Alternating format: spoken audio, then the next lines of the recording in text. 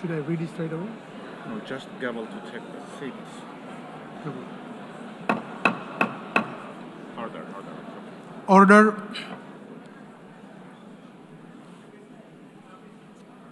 The plenary meeting, the 10th plenary meeting of the General Assembly is called to order.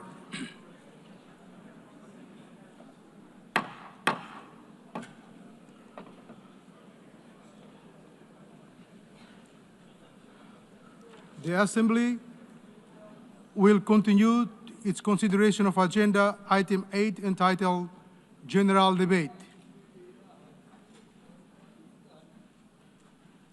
The Assembly will hear an address by His Excellency Benjamin Netanyahu, Prime Minister of the State of Israel. I request protocol to escort His Excellency and invite him to address the Assembly.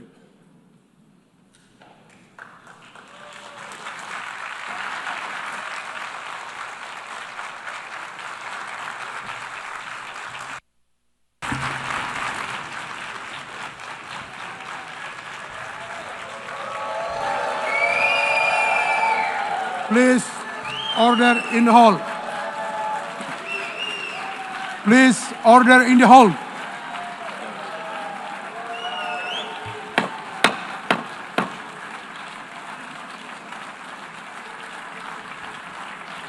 Please, order in the hall.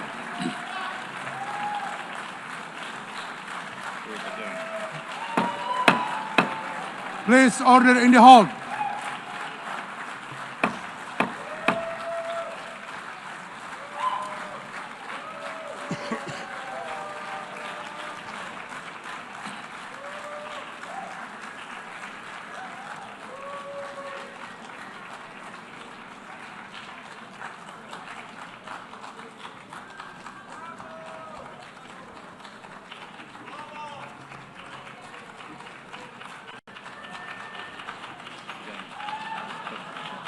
Please, order in the hall, and please be seated.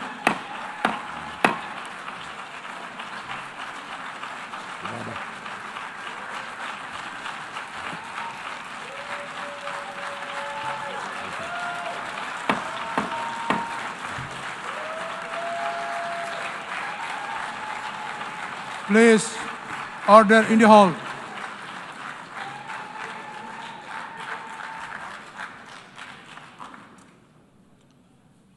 Mr. President, the families of our dear hostages languishing in the dungeons of Gaza, ladies and gentlemen, last year I stood at this podium and I showed this map. It shows the curse of Iran's terror axis. This axis threatened the peace of the entire world. It threatened the stability of our region and the very existence of my country, Israel. Iran was rapidly developing a massive nuclear weapons program and a massive ballistic missile program. These were meant not only to destroy Israel, they were meant also to threaten the United States and blackmail nations everywhere. From Gaza, Yahya Sinwar dispatched waves of Hamas terrorists. They stormed into Israel on October 7th and committed acts of unspeakable savagery. From Lebanon, Hassan Nasrallah had launched thousands of missiles and rockets at our cities, terrorizing our citizens. In Syria, the murderous dictator Assad hosted Iran's forces, tightening a noose of death around our throats. In Yemen, the Houthis launched ballistic missiles at Israel while choking global trade at the mouth of the Red Sea. So what's happened over the past year? We've hammered the Houthis, including yesterday. We crushed the bulk of Hamas's terror machine. We crippled Hezbollah, taking out most of its leaders and much of its weapons arsenal. You remember those beepers, the pagers? We paged Hezbollah. And believe me, they got the message. And thousands of terrorists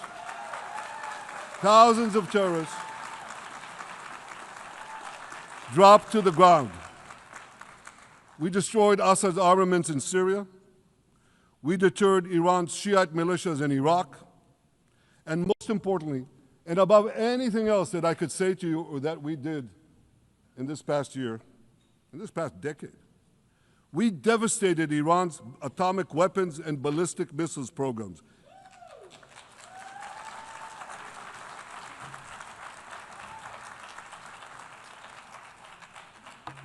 So here's where things stand today.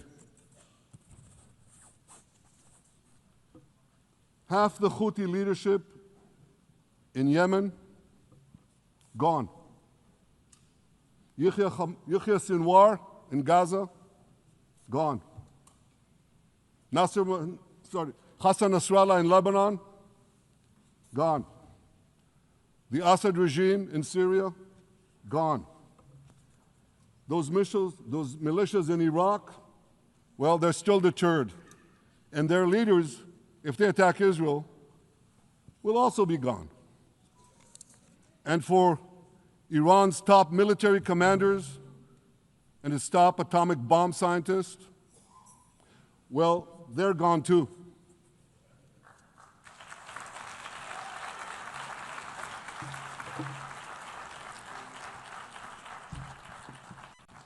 Israel's 12-day war with Iran, which I renamed Operation Rising Lion, that's from the Bible.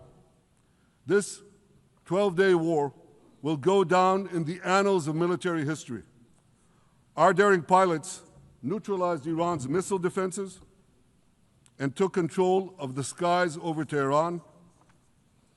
And you saw this. Israeli fighter pilots and American B-2 pilots bombed Iran's nuclear enrichment sites. I want to thank President Trump for his bold and decisive action.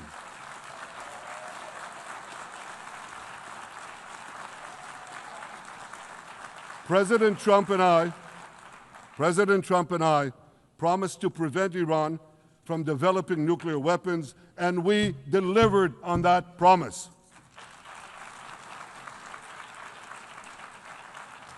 We removed an existential threat to Israel, and a mortal threat to the civilized world. We lifted a dark cloud that could have claimed millions and millions of lives. But, ladies and gentlemen, we must remain vigilant. We must remain absolutely clear-minded and vigilant. We must not allow Iran to rebuild its military nuclear capacities. Iran's stockpiles of enriched uranium, these stockpiles must be eliminated. And tomorrow, UN Security Council sanctions on Iran must be snapped back.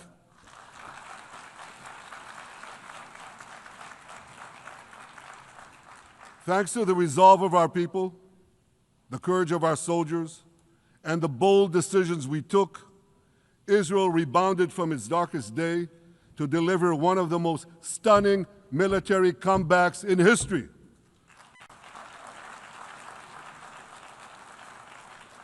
But we're not done yet.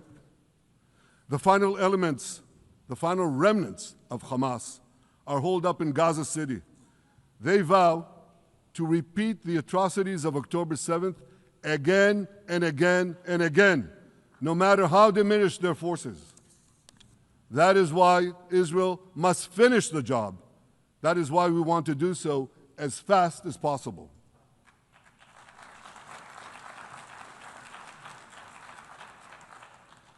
Ladies and gentlemen, much of the world no longer remembers October 7th, but we remember. Israel remembers October 7th. On that day, well, I'll tell you, you can remember October 7th too. You see this large pin here?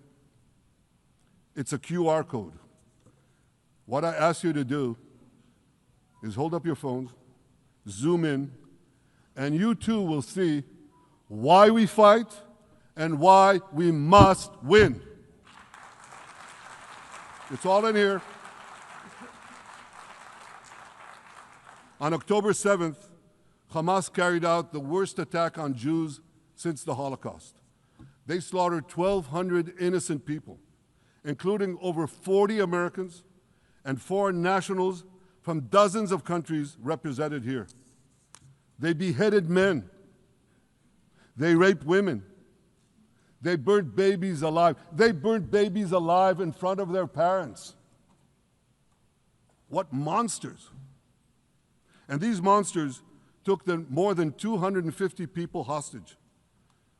And those included Holocaust survivors, grandmothers and their grandchildren. Who takes hostage grandmothers and grandchildren? Hamas does. So far, we've brought home 207 of these hostages, but 48 still remain in the dungeons of Gaza.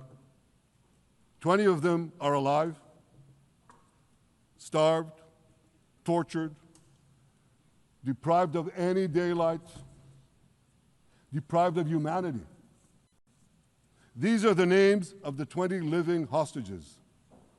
Matan Angrest, Gali and Zerv Berman, brothers, Elkanah Buchbot, Rom Braslavsky, Nimrod Cohen, Ariel and David Cunyo, another pair of brothers, Guy Gilboa Dalal, Evyatar David. You saw the picture of Evyatar David, emaciated, forced to dig his own grave. Maxim Herkin, Eitan Horn, Segev Kalfon, Bar Kupperstein, Omri Meran, Eitan Moore, Yosef Chaim Ochana, Alon Ohel, Avinatam Or, and Matan Tsengarker. Now, ladies and gentlemen, I want to do something I've never done before. I want to speak from this forum directly to those hostages through loudspeakers. I've surrounded Gaza with massive loudspeakers connected to this microphone in the hope that our dear hostages will hear my message.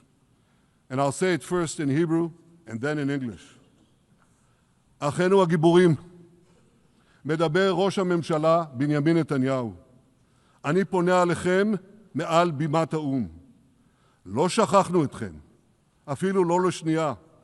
העם כולו איתכם, ואנחנו לא נשקוט ולא נרפה עד שנחזיר את כולכם הביתה, החיים והחללים כאחד.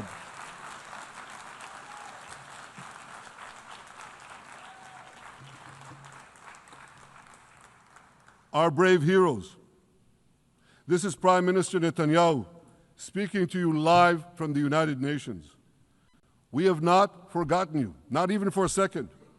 The people of Israel are with you.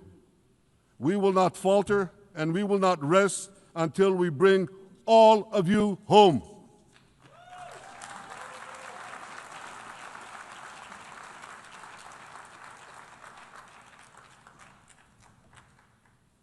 Ladies and gentlemen, thanks to special efforts by Israeli intelligence, my words are now also being carried. They're streamed live to the cell phones of Gazans.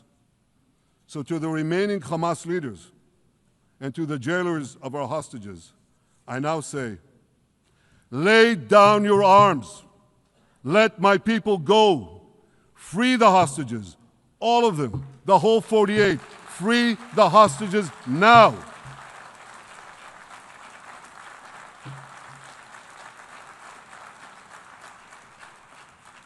If you do, you will live.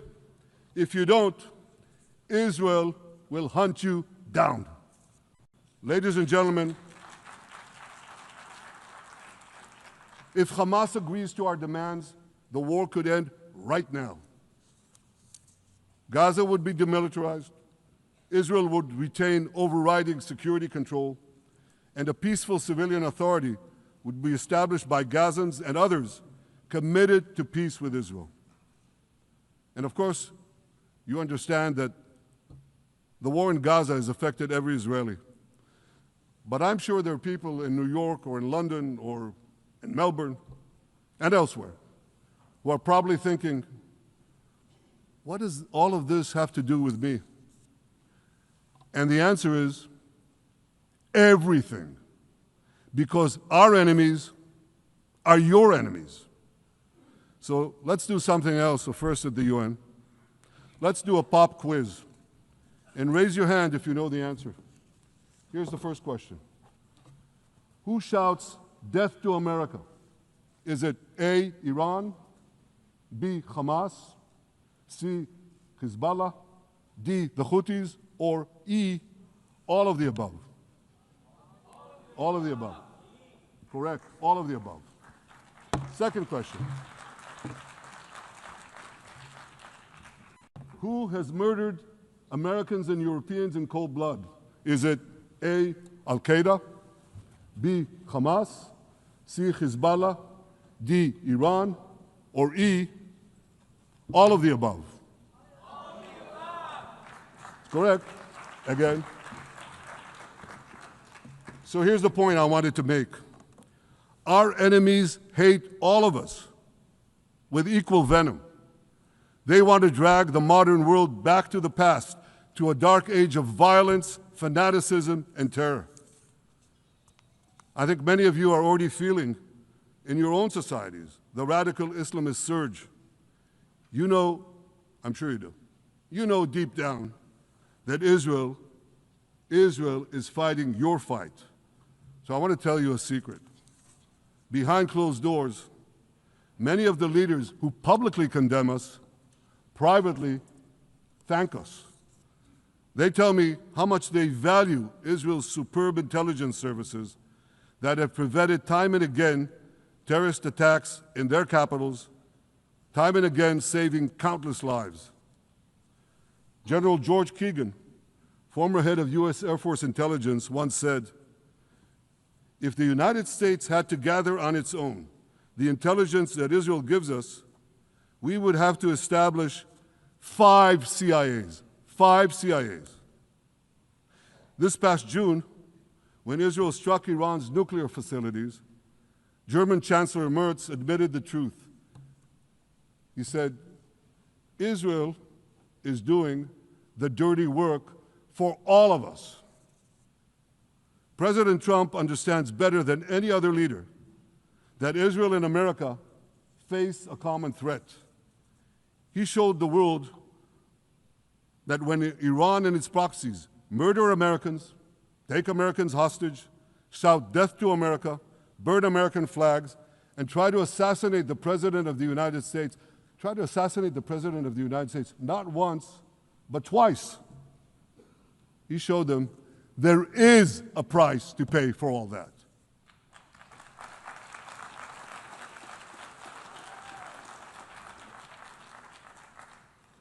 But regrettably, many leaders who are represented in this hall, they send a very different message. Sure, in the days immediately following October 7th, many of them supported Israel. But that support quickly evaporated when Israel did what any self-respecting nation would do in the wake of such a savage attack. We fought back. Now just imagine, just sit back for a second and imagine an attack against America proportioned to the attack against Israel on October 7th. Imagine a regime, a terror regime, dispatching thousands of terrorists to invade the United States. They massacre 40,000 Americans. They take 10,000 Americans hostage. What do you think America would do? You think America would leave that regime standing? You don't think that. No way, not a chance. The United States would wipe out that terror regime and ensure that such savagery would never threaten America again. This is precisely what Israel is doing in Gaza.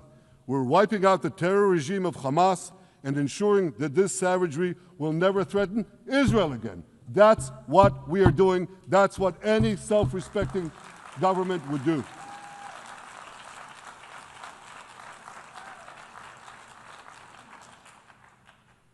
Yet, and it's a yet that I'm sorry to say here, yet over time, many world leaders buckled. They buckled under the pressure of a biased media, radical Islamist constituencies, and anti-Semitic mobs. There's a familiar saying, when the going gets tough, the tough get going. Well, for many countries here, when the going got tough, you caved. And here's the shameful result of that collapse. For much of the past 2 years, Israel has had to fight a 7-front war against barbarism with many of your nations opposing us. Astoundingly, as we fight the terrorists who murdered many of your citizens, you are fighting us. You condemn us, you embargo us, and you wage political and legal warfare, it's called lawfare, against us.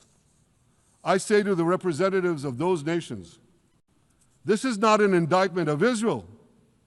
It's an indictment of you.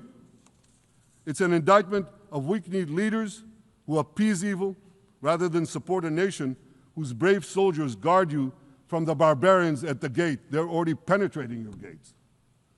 When will you learn? You can't appease your way out of jihad, and you won't escape the Islamist storm by sacrificing Israel. To overcome that storm, you have to stand with Israel. But that's not what you're doing. As the prophets of Israel foretold in the Bible, you've turned good into evil and evil into good. Now I want to drill down on this.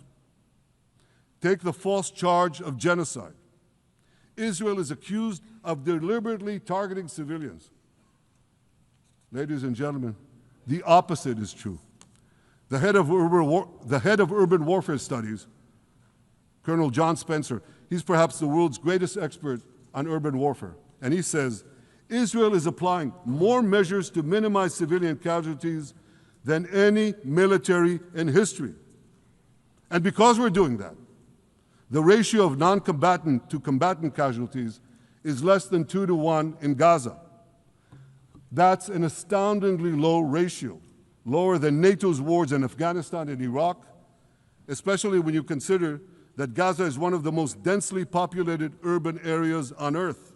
It has hundreds of miles of terror tunnels underground, and it has countless terror towers above ground, and thousands of terrorists embedded in the tunnels and in these towers in civilian areas.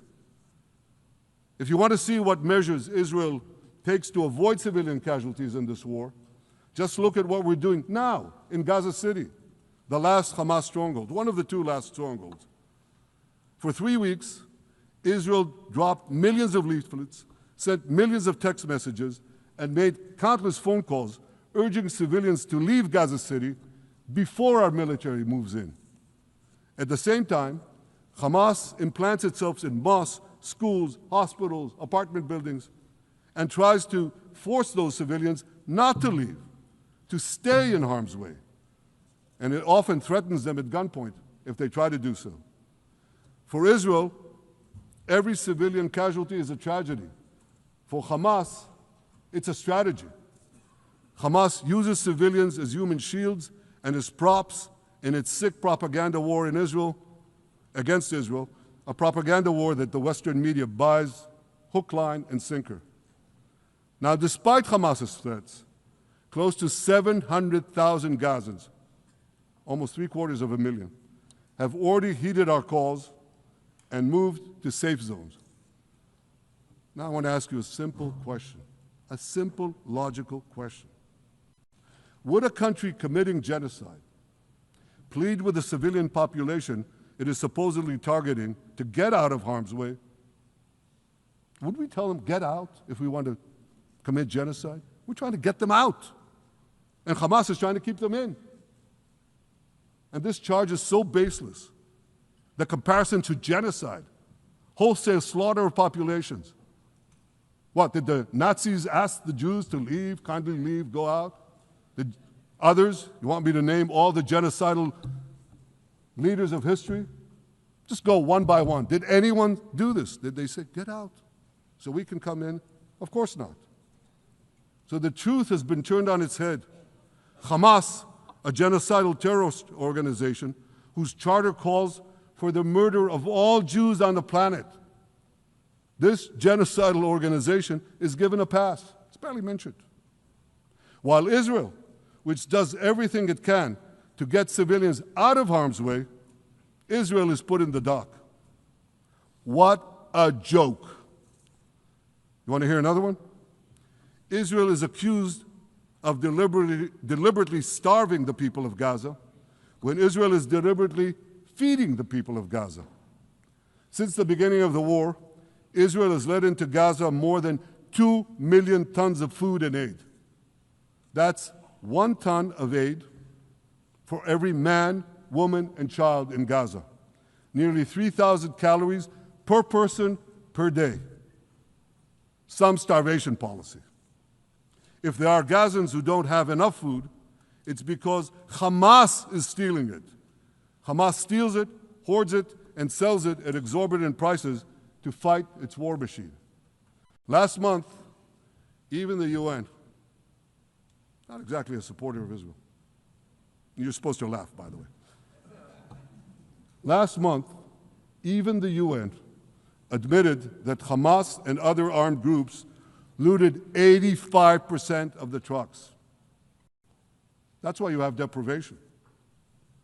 Those who peddled the blood libels of genocide and starvation against Israel are no better than those who peddled blood libels against the Jews in the Middle Ages when they falsely accused us of poisoning wells, spreading plague, and using the blood of children to bake Passover matzahs.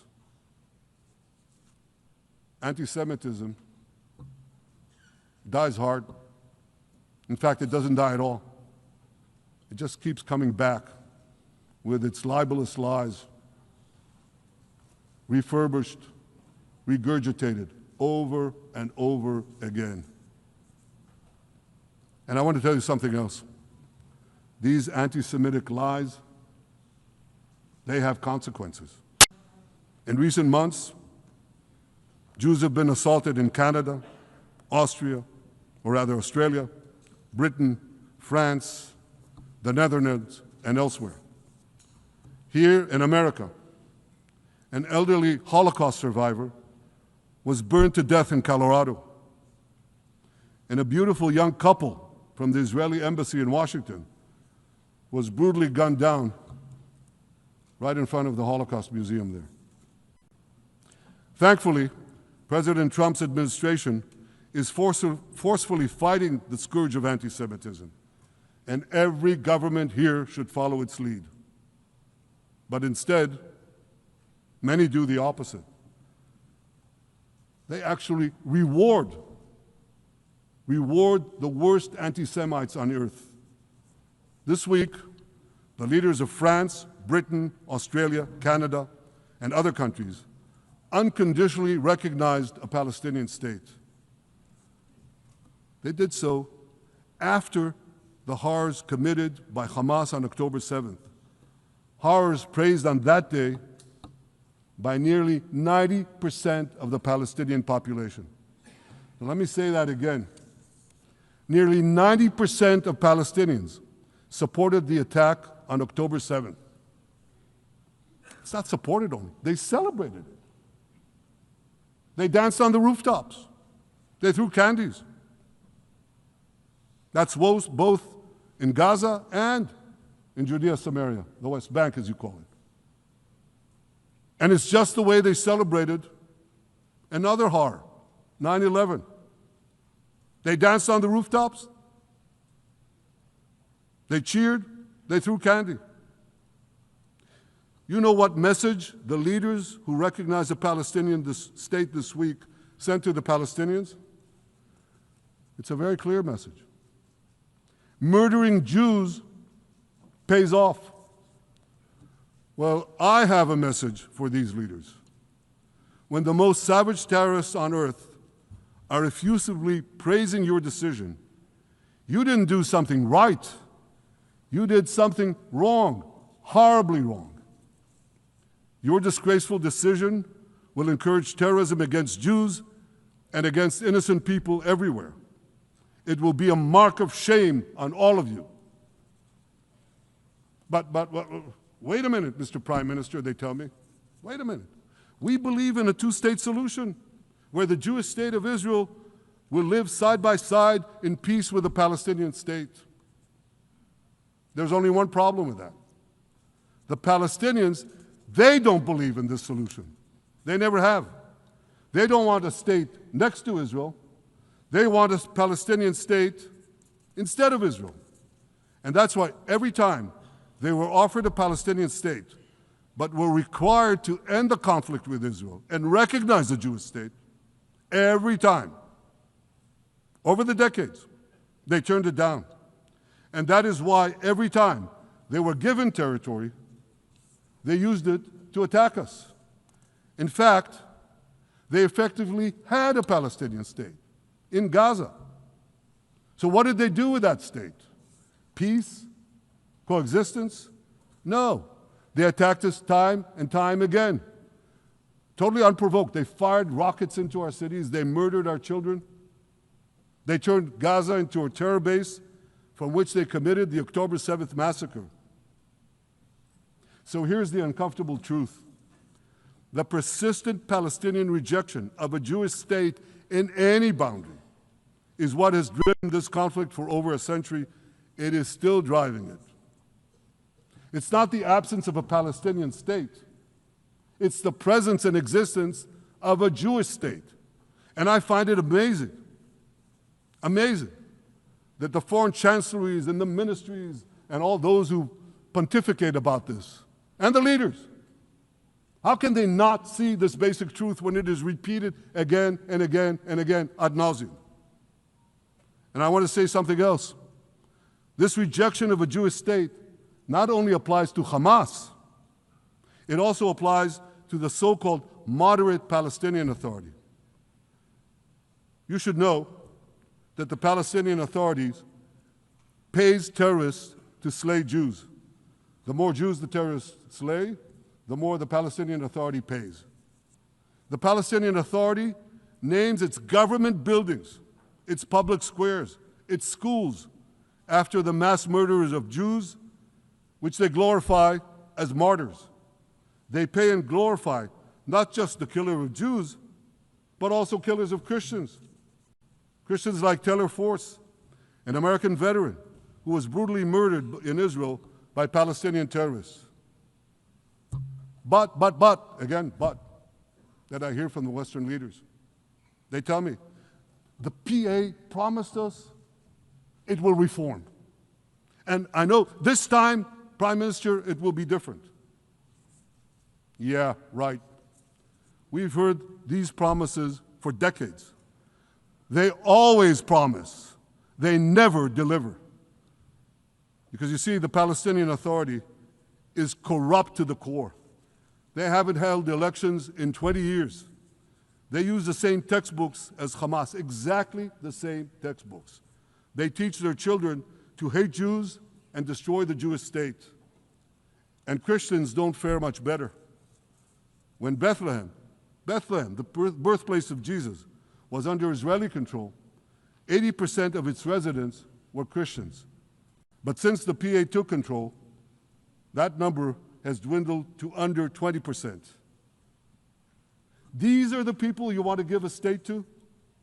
What you're doing is giving the ultimate reward to intolerant fanatics who perpetrated and supported the October 7th massacre. Giving the Palestinians a state 1 mile from Jerusalem after October 7th is like giving Al-Qaeda a state 1 mile from New York City after September 11th. This is sheer madness. It's insane, and we won't do it.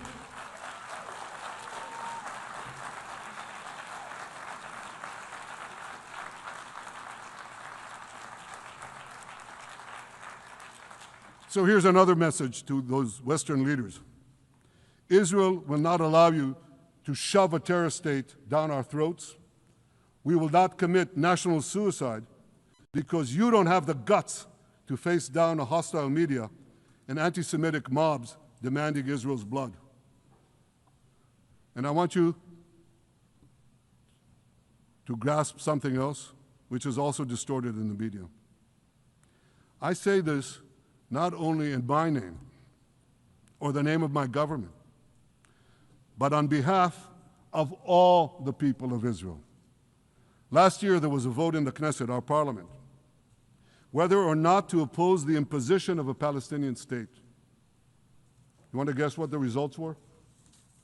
Out of 120 members of our parliament, 99 voted against and only 9 supported. That's over 90%. It's not a fringe group. It's not the prime minister who himself is extreme or he's held hostage by extreme parties to his right. It's over 90% of Israelis. My opposition to a Palestinian state is not simply my policies or my government's policy. It's the policy of the state and people of the state of Israel.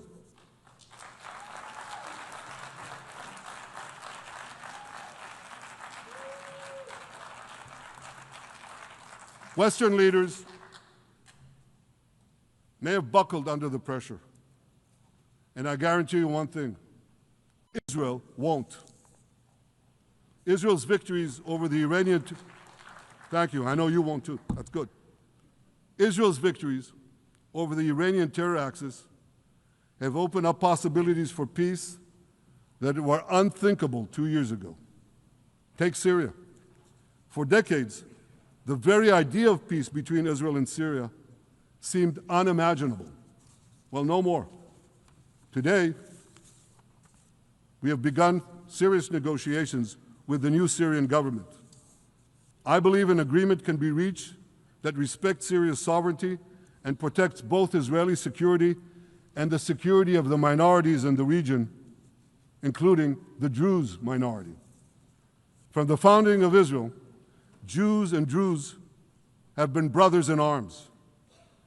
We have fought together, we've bled together, we built our lives together. When I was a young commander in Israel's Special Forces, my own life was saved by the invaluable advice given to me by a great friend, Salim Shufi, a heroic Druze IDF veteran. And that's why I couldn't sit idly by, nor could Israel sit idly by, while the Druze were being slaughtered by jihadists. And I instructed our forces to stop the massacre, which they promptly did. Peace between Israel and Lebanon is possible as well. I call on the Lebanese government to also begin direct negotiations with Israel. I commend it for its declared aim to disarm Hezbollah. But we need more than words. If Lebanon takes genuine and sustained action to disarm Hezbollah, I'm sure we can achieve a sustainable peace. Of course, until that happens, we will take whatever action we need to defend ourselves and to maintain the conditions of the ceasefire which was established in Lebanon. Our goal is not merely to monitor Hezbollah's actions, but to prevent them from violating the ceasefire and attacking us at any time. But I'm sure that if the Lebanese government persists in its goal of disarming Hezbollah, peace will come very speedily and very readily. Victory over Hezbollah has made peace possible with our two Arab neighbors in the north. Victory over Hamas will make peace possible with nations throughout the Arab and Muslim world. Our victory would lead to a dramatic extension and expansion of the historic Abraham Accords, which President Trump brokered between Arab leaders and myself 5 years ago. And I took note, as I'm sure you did too, of the encouraging words spoken here by the President of Indonesia. This is the country with the largest Muslim population of all nations. And it's also a sign of what could come. Forward-looking Arabs and Muslim leaders know that cooperating with Israel will provide them with groundbreaking Israeli technologies, including in medicine and science, in agriculture and water, in defense and AI, and so many other fields. I believe that in the coming years, the Middle East will look dramatically different. Many of those who wage war on Israel today will be gone tomorrow. Brave peacemakers will take their place. And nowhere will this be more true than in Iran. The long-suffering Iranian people will regain their freedom. They will make Iran great again. And our two ancient peoples,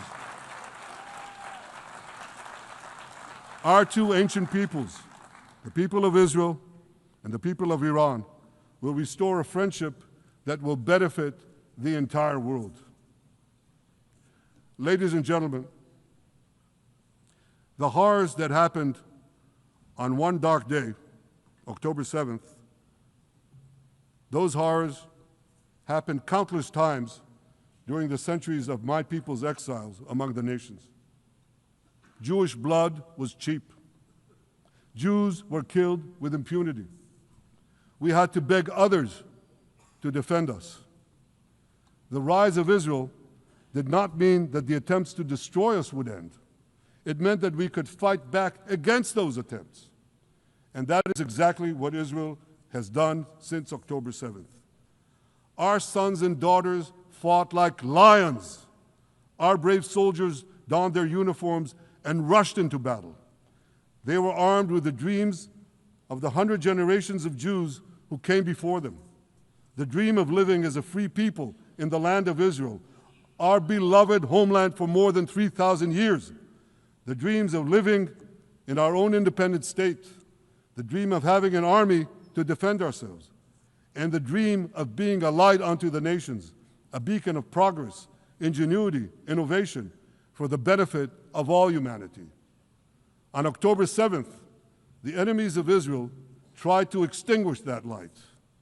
2 years later, the resolve of Israel and the strength of Israel burned brighter than ever. With God's help, that strength and that resolve would lead us to a speedy victory and to a brilliant future of prosperity and peace. Thank you very much.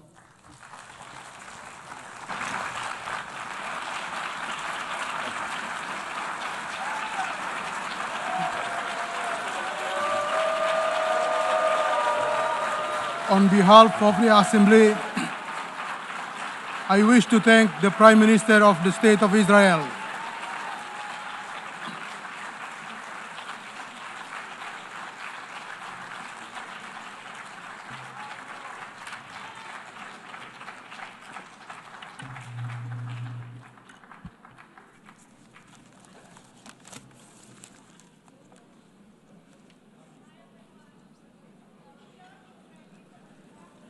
There's a pen also. Okay.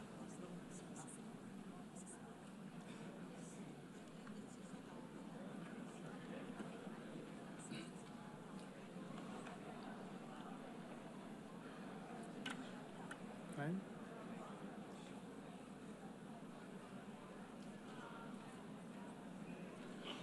The Assembly will now hear an address by His Excellency Muhammad Shehbaz Sharif, Prime Minister of the Islamic Republic of Pakistan.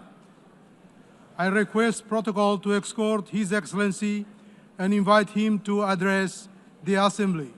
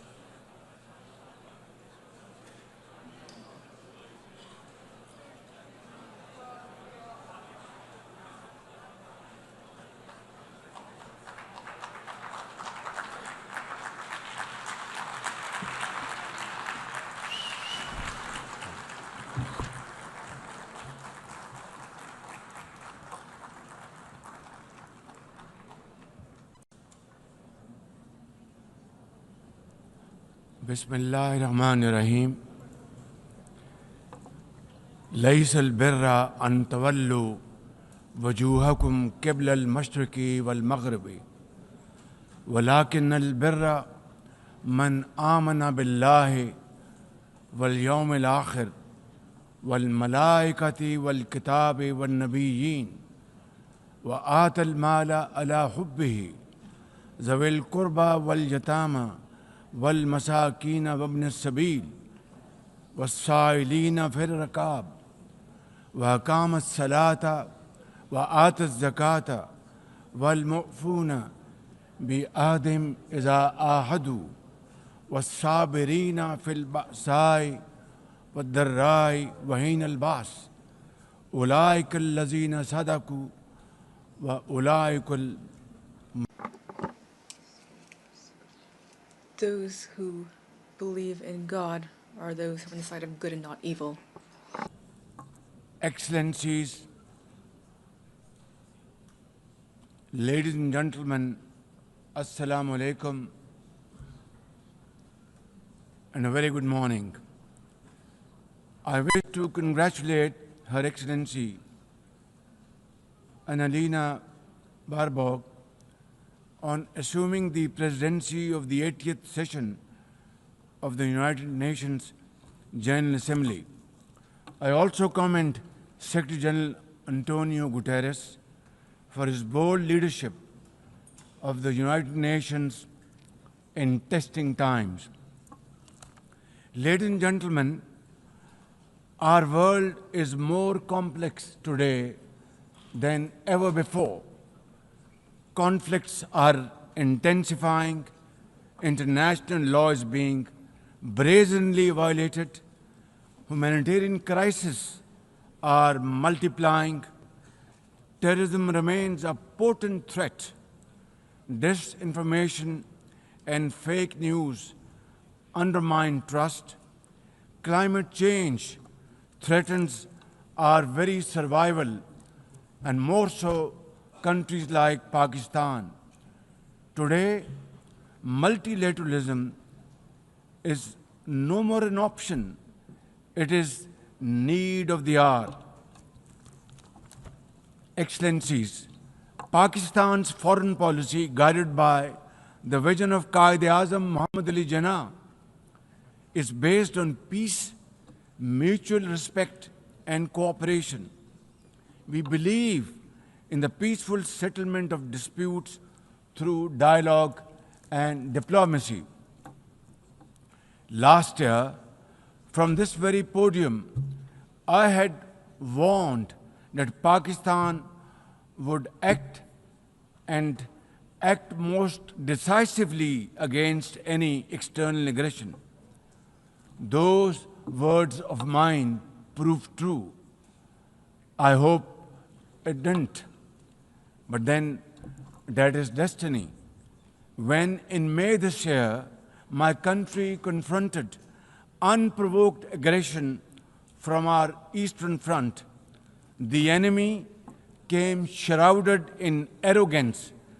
We sent them back in humiliation, delivering our bloody nose. Excellencies, India sought to extract political gains from a human tragedy by spurning my sincere offer of an independent international investigation into the Pahalgam incident. Instead, it attacked our cities and targeted our innocent civilians. When our territorial integrity and national security were violated, our response was in accordance with the right of self-defense under Article 51 of United Nations Charter. Our valiant armed forces, under the stellar leadership of Field Marshal Syed Asim Munir, mounted an operation of stunning professionalism, bravery, and acumen, repulsing the enemy's attack under Air Chief Marshal Zahir Babar Sidhu. Our falcons took flight and etched their answer across the skies, resulting in 7 of the Indian jets turned to scrap and dust. A decisive response.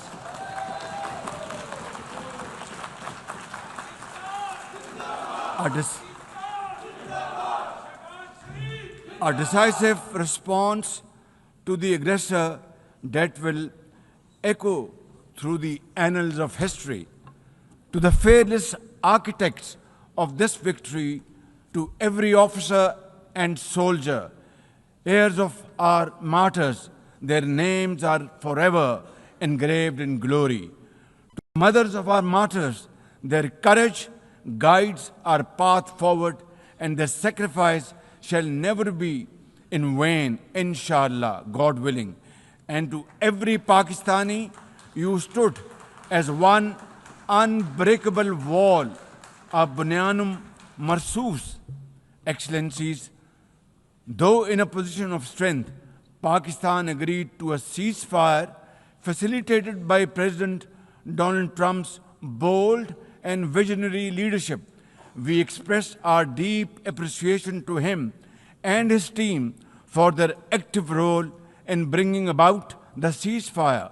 President Trump's efforts for peace helped avert a more threatening war in South Asia.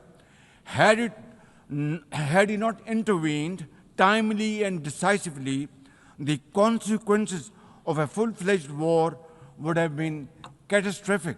Who would have lived to tell what happened?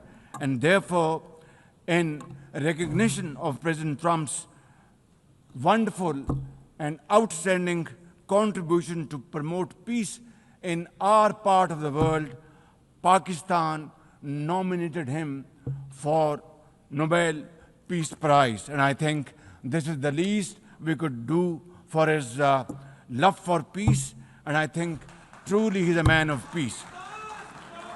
Ladies and gentlemen, we're also grateful to our friends and partners, including China, Turkey, Saudi Arabia, Qatar, Azerbaijan, Iran, UAE, and of course, UN Secretary General for extending their diplomatic support to Pakistan at this crucial time. Excellencies, we have won the war, and now we seek to win peace in our part of the world. And this is my most sincere and serious offer before this August Assembly of the World Nations.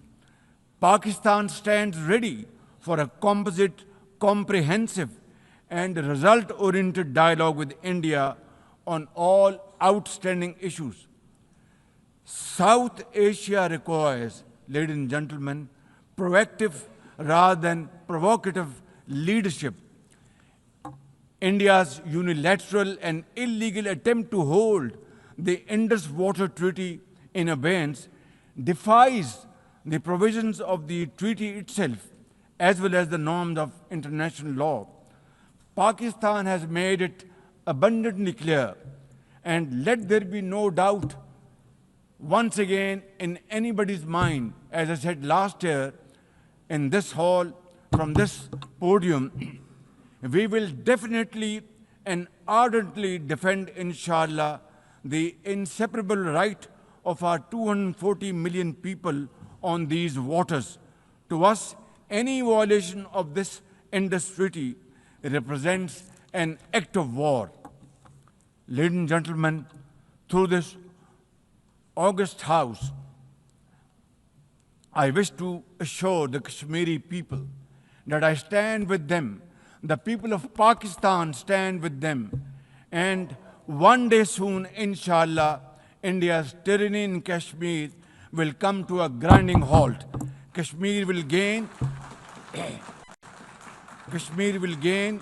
its fundamental right to self-determination through an impartial plebiscite under the auspices of this very organization, United Nations. Excellencies, the plight of the Palestinian people is one of the most heart-wrenching tragedies of our times. This prolonged injustice is a stain on the global conscience and our collective moral failure. For nearly 80 years, the Palestinians have courageously endured Israel's brutal occupation of their homeland in the West Bank. Each passing day brings new brutality, illegal settlers who terrorize and kill with impunity, and nobody can challenge them and question them. And in Gaza, Israel's genocidal onslaught has unleashed unspeakable terror upon women and children in a manner we have not witnessed in annals of history. In blind pursuit of its nefarious goals, the Israeli leadership has unleashed a shameful campaign against the innocent Palestinians, which history will always remember as one of its darkest chapters.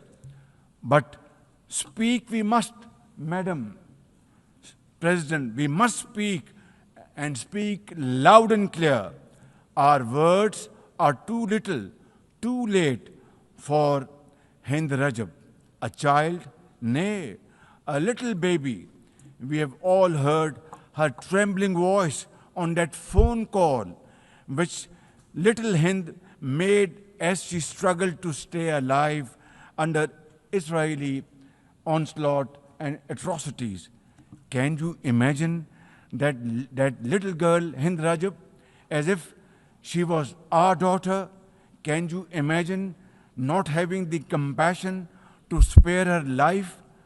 My agony and the agony of the entire Muslim Ummah, indeed, I think, the agony of all the nations on the planet is that we failed Hind Rajab, and she will not forgive us in this world and the world hereafter. As they say, ladies and gentlemen, the smallest coffins are the heaviest to carry. I, for one, would know, for I too carried the tiny coffin of a 7-year-old Irtiza Abbas during the recent confrontation with India. He was only 6 years old. Therefore, we cannot and we must not fail these children of Gaza or any child anywhere in the world. We must find a path to a ceasefire now and just now. Pakistan firmly supports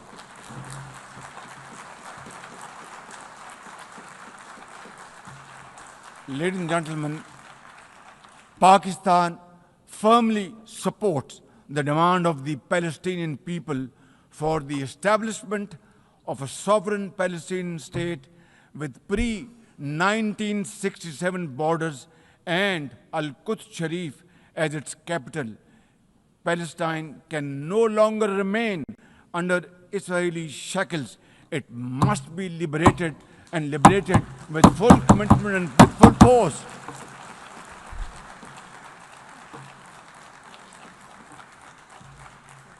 Excellencies, as far as Pakistan is concerned, we were among the first to recognize Palestinian statehood in 1988. And now we welcome the recognition of the state of Palestine by a number of countries recently around the globe, and urge others to also follow suit, because time and tide wait for none. We are further grateful for President Trump's timely initiative to invite Arab Islamic states 3 days ago here in this building for a consultative session at the United Nations. And I was also part of that consultative process.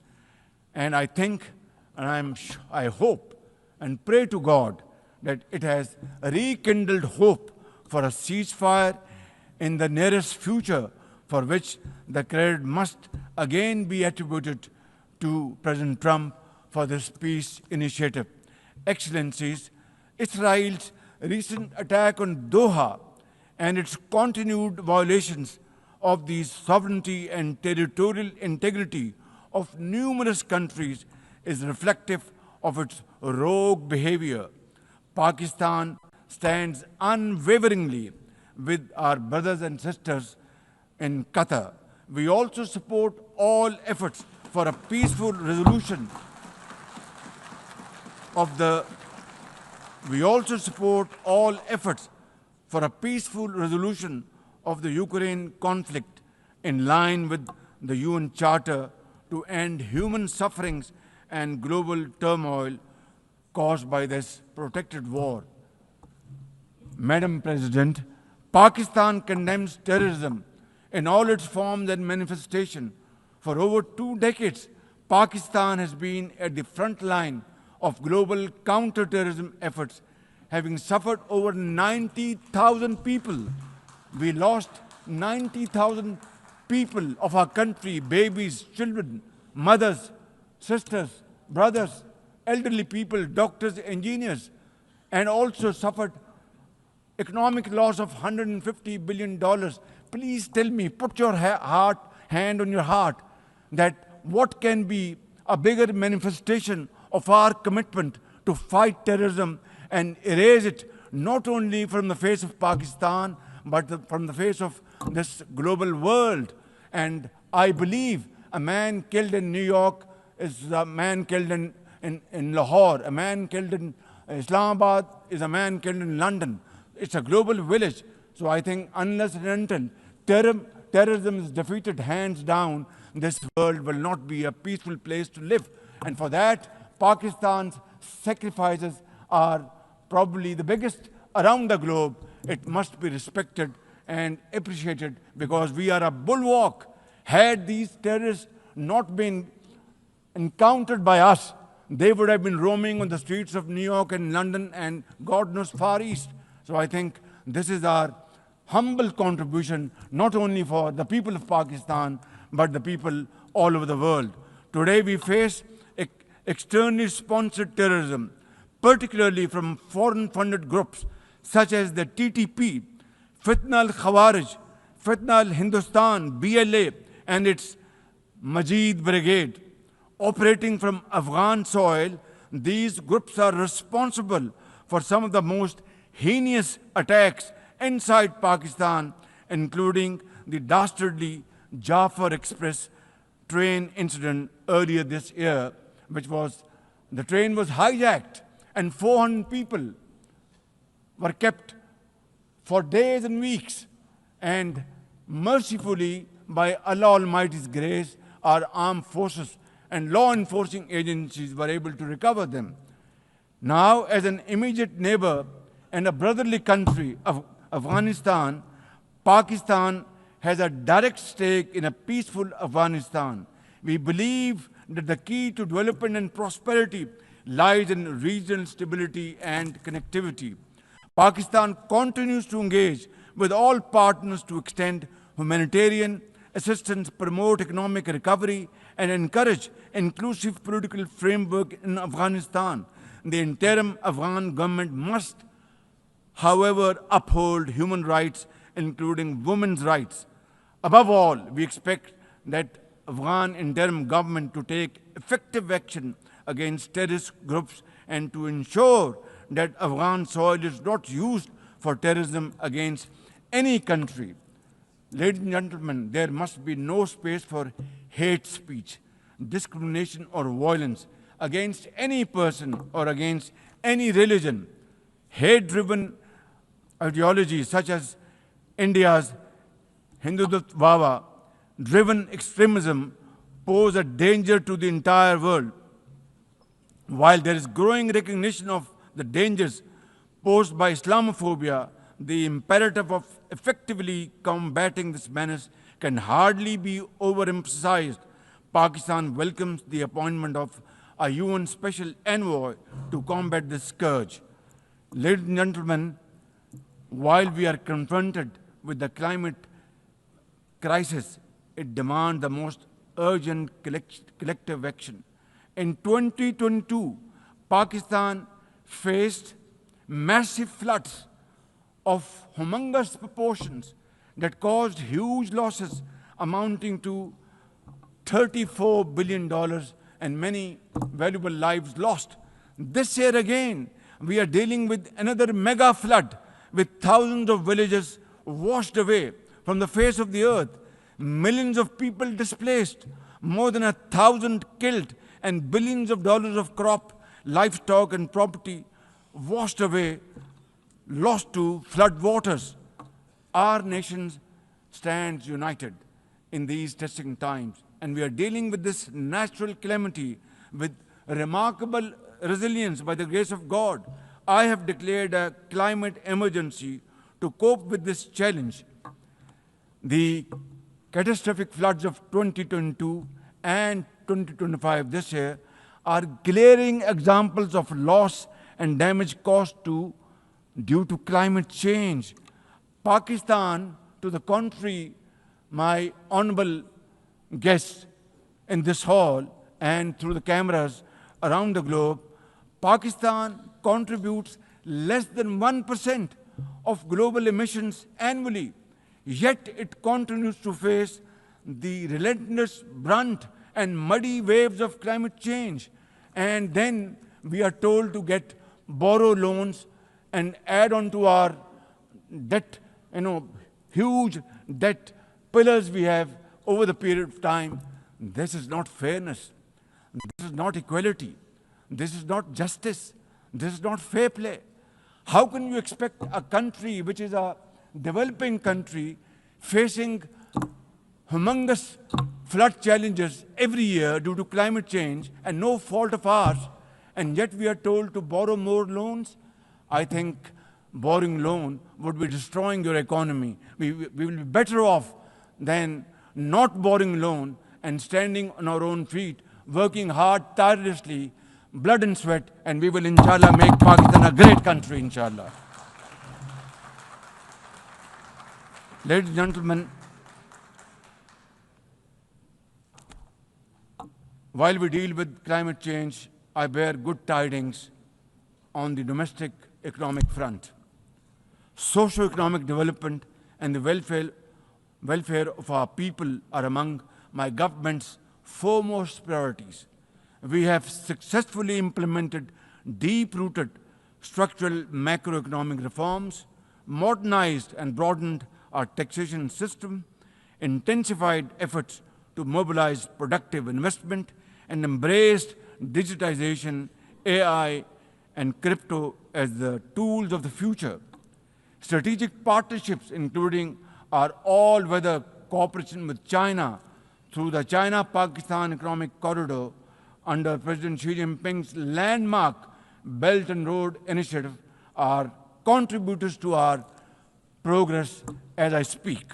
I admire the vision and foresight of President Xi Jinping, whose recently launched Global Governance Initiative, along with other global initiatives, offers a comprehensive framework for a more just, fair, and inclusive development. Excellencies, as a non-permanent member of the UN Security Council, Pakistan is playing its constructive role in conflict prevention. The unanimous adoption of Resolution 2788 under our presidency of the Council has renewed our collective commitment to multilateralism, respect for the UN Charter, and effective implementation of UN Security Council resolutions. Excellencies, at the end, let me assure you that Pakistan will always stand for peace, justice, and development, for a revitalized United Nations, and for cooperative and multilateralism that is fair and inclusive and delivers for all. Therefore, let this 80th anniversary not simply commemorate history, let us make history and chart a future for the next 80 years with these United Nations as enduring hope for global good.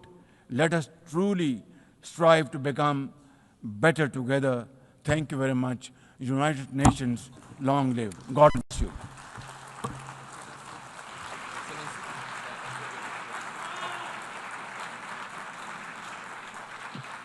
On behalf of the Assembly, I wish to thank the Prime Minister of the Islamic Republic of Pakistan.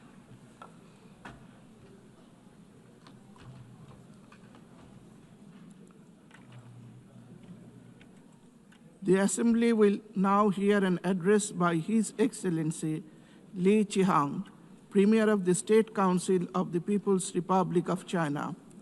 I request protocol to escort His Excellency and invite him to address the Assembly.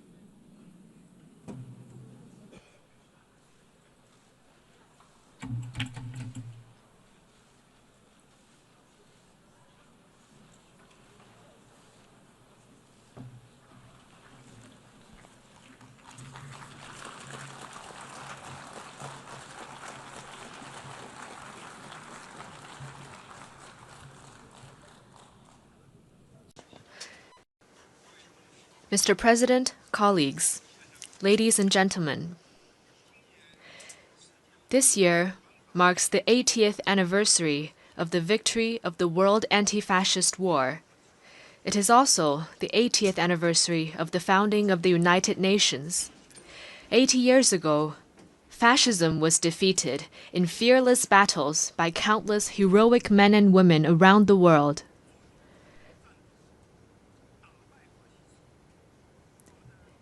And the United Nations was created upon their ideal of a world free of war, marking the beginning of an extraordinary journey of building the post-war international order and pursuing peace and development. The past 80 years have been tortuous but purposeful. Today, the UN is the world's most universal, representative, and authoritative intergovernmental organization. With an international system centered around the UN and an international order based on international law, human society has realized overall peace and achieved unprecedented levels of development and prosperity. The past 80 years have witnessed tectonic changes in our world.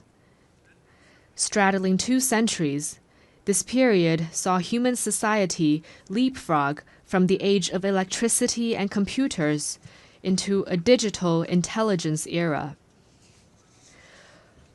While the world we live in has changed enormously, the ideal of making it a better place remains unchanged. Looking back, we can draw a number of valuable inspirations. First, peace and development are the strongest aspiration shared by the people of all countries.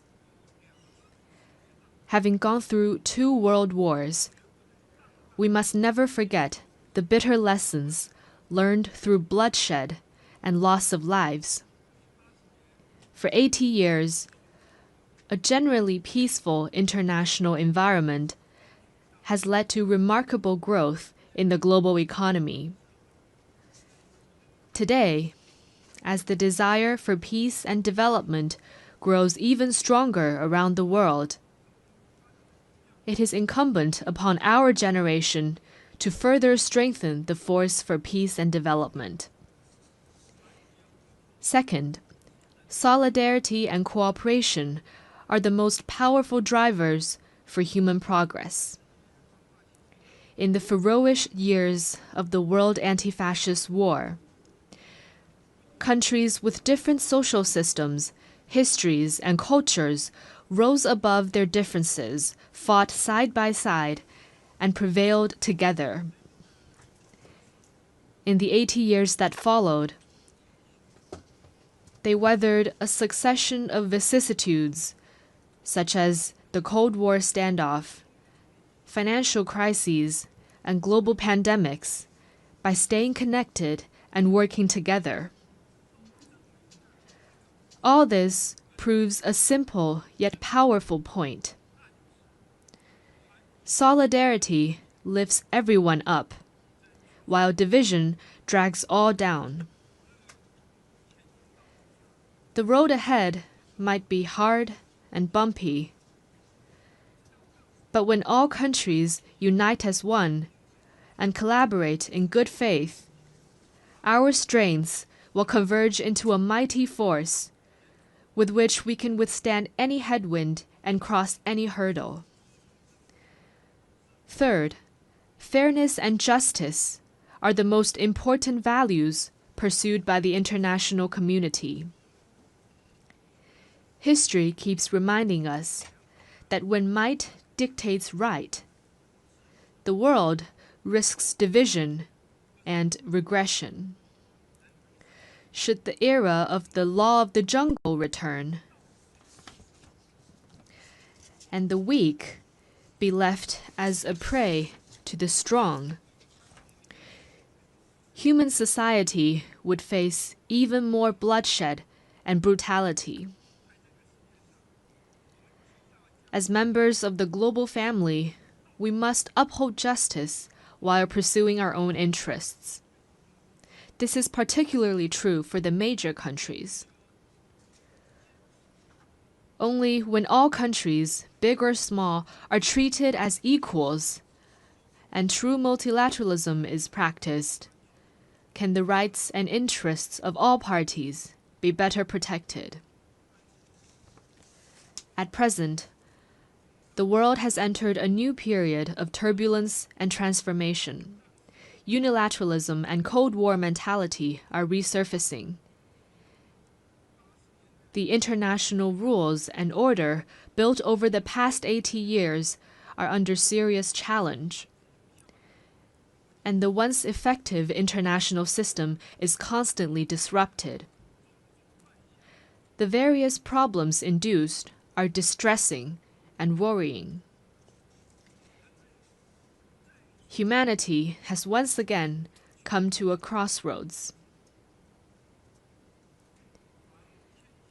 Anyone who cares about the state of affairs in the world would want to ask, why couldn't we humans, having emerged from tribulations, adopt a greater sense of conscience and rationality, and treat each other with kindness and coexist in peace?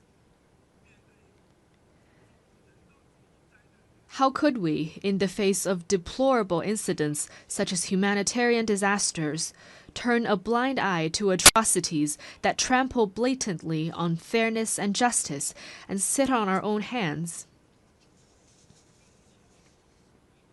How could we, when confronted with unscrupulous acts of hegemonism and bullying, remain silent and submissive for fear of might?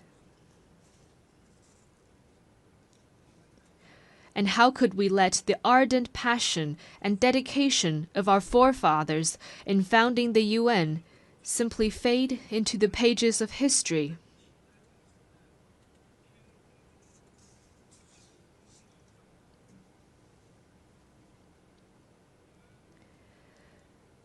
We Chinese people often say, never forget why you started, and you can accomplish your mission. Arriving at the UN headquarters this time, I saw over 190 national flags lined up in front of the building and fluttering in the breeze.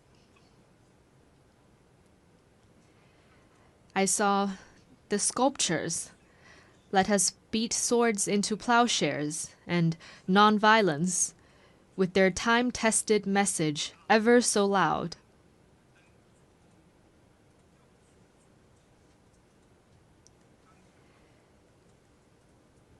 And I saw staff members from different regions, of different races, and with different skin colors, working in collaboration for the common goals of humanity. What I saw got me thinking. Those people, objects, and scenes that embody peace, progress, and development are exactly why we choose to commemorate victory. They are also what inspires us to forge ahead, hand in hand. While we may not be able to go back in time and relive the victory, we can definitely create a better future together.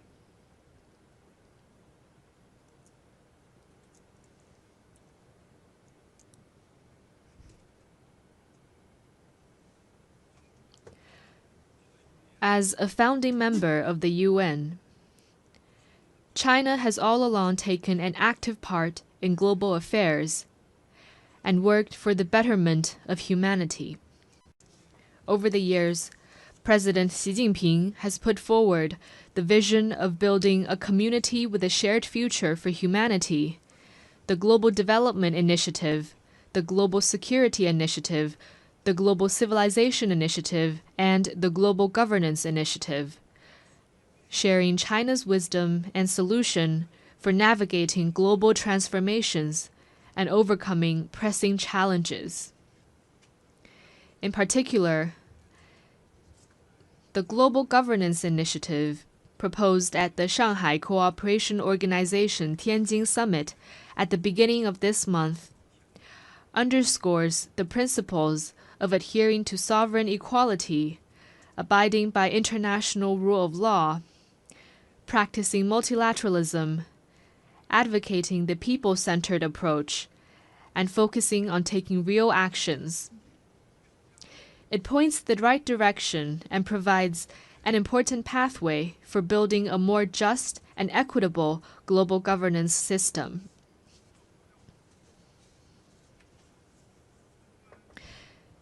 China is ready to take coordinated and effective actions together with all sides to offer more concrete solutions and promote world peace and development.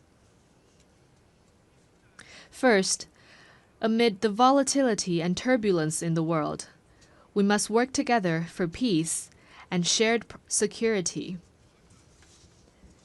All countries belong to the same global village and rely on each other for security. We should uphold the vision of common, comprehensive, cooperative, and sustainable security, and respect the legitimate security concerns of all countries. We should settle differences and disputes peacefully through dialogue and consultation. Persisting in camp-based confrontation or willful resort to force only drives peace further away. China has all along acted as a staunch defender of world peace and security. China is the second largest contributor to UN peacekeeping budget and the largest provider of peacekeepers among the permanent members of the Security Council. China has been working actively to promote peace talks on hotspot issues such as the Ukraine crisis and the Palestinian-Israeli conflict. China will continue to play a constructive role in promoting the political settlement of hotspot issues. Second, amid sluggish global growth, we must reinvigorate cooperation and pursue win-win results. A major cause of the current global economic doldrums is the rise in unilateral and protectionist measures, such as tariff hikes and erection of walls and barriers. We should collaborate more closely to identify and expand convergence of interests, promote universally beneficial and inclusive economic globalization, and help each other succeed by moving forward in the same direction. China has always been a key driver of global common development. Over the years, the Chinese economy has maintained steady development, contributing around 30% to global economic growth. China has consistently opened its door wider to the world. It has lowered its overall tariff level to 7.3% and remained the world's second largest importer for 16 consecutive years. China has also advanced high-quality Belt and Road cooperation with over 150 countries. Currently, China is taking solid steps to promote high-quality development at home. with a focus on expanding domestic demand. China has the confidence and capability to keep its economy on an upward trajectory and continue to provide important support for global economic growth. Third, amid dynamic interactions among civilizations, we must champion dialogue and mutual enlightenment.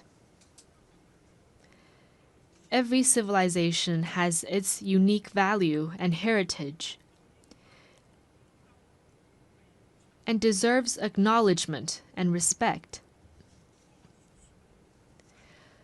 Obsession with so-called civilizational superiority or ideology-based circles only breeds more division and confrontation. Adopting an inclusive attitude and engaging in exchange and mutual learning is a sure way to build more consensus and collective strength. China has all along engaged in active civilizational exchange and mutual learning. Over the next 5 years, China will carry out 50 development cooperation programs in the field of culture and civilization for fellow developing countries, and host 200 thematic training and seminar programs, contributing its part to inter-civilizational dialogue and the progress of civilizations. Fourth, amid emerging challenges, we must respond with concrete efforts and protect our shared home. Climate change is a major challenge confronting all of us. We should uphold the principle of common but differentiated responsibilities, promote the effective implementation of the Paris Agreement, and enhance international collaboration on the green economy. In recent years, technologies such as artificial intelligence, network communications, and biomanufacturing have advanced rapidly. Along with the benefits, they also bring potential risks.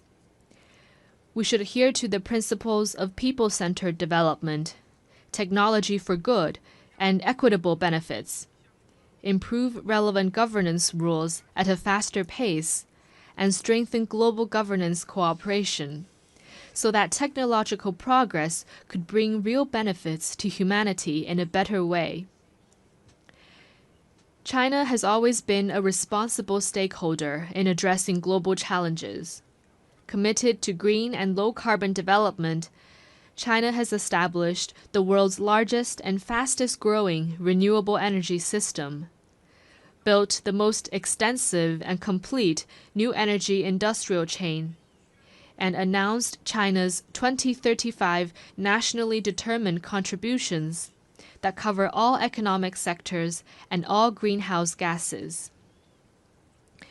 China has proposed the Global AI Governance Initiative and advocated the establishment of a World AI Cooperation Organization. This time during the 80th session, China will present to the UN the lunar soil samples collected by Chang'e 6 from the far side of the moon.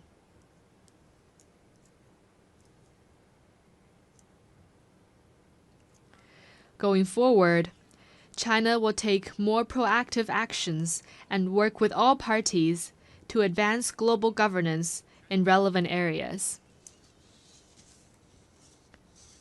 Colleagues, China stands ready to work with all members to uphold the standing and authority of the UN, safeguard the purposes and principles of the UN Charter, support UN reforms to improve its efficiency and capacity to fulfill its mandate, and advocate greater representation and voice of developing countries. China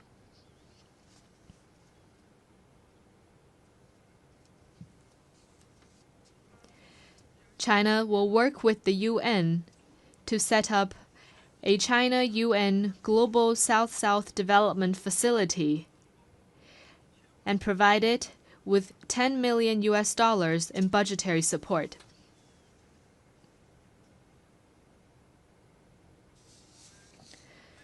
China will also partner with the United Nations Development Program to establish a global center for sustainable development in Shanghai to accelerate the implementation of the UN 2030 Agenda for Sustainable Development. The tide of history surges forward, and the Great Way remains smooth and steadfast. Going forward, China will continue doing its best to contribute to global peace and development. China hopes to work with the rest of the world to uphold the ideals of the UN, carry forward the spirit of multilateralism, actively implement the 4 major global initiatives, advance toward the lofty goal of building a community with a shared future for humanity, and make our world a more harmonious and beautiful place. Thank you.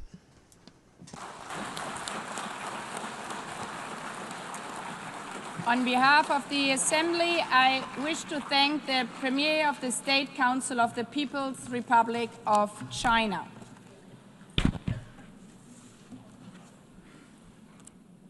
The Assembly will hear an address by His Excellency Ralph Gonsalves, Prime Minister and Minister for National Security, Legal Affairs and Information of St. Vincent and the Grenadines.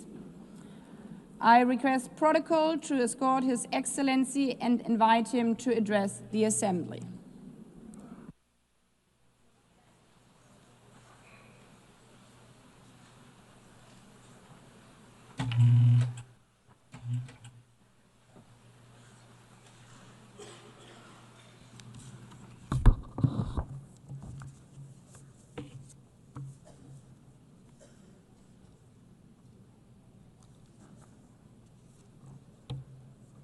Madam President, Excellencies,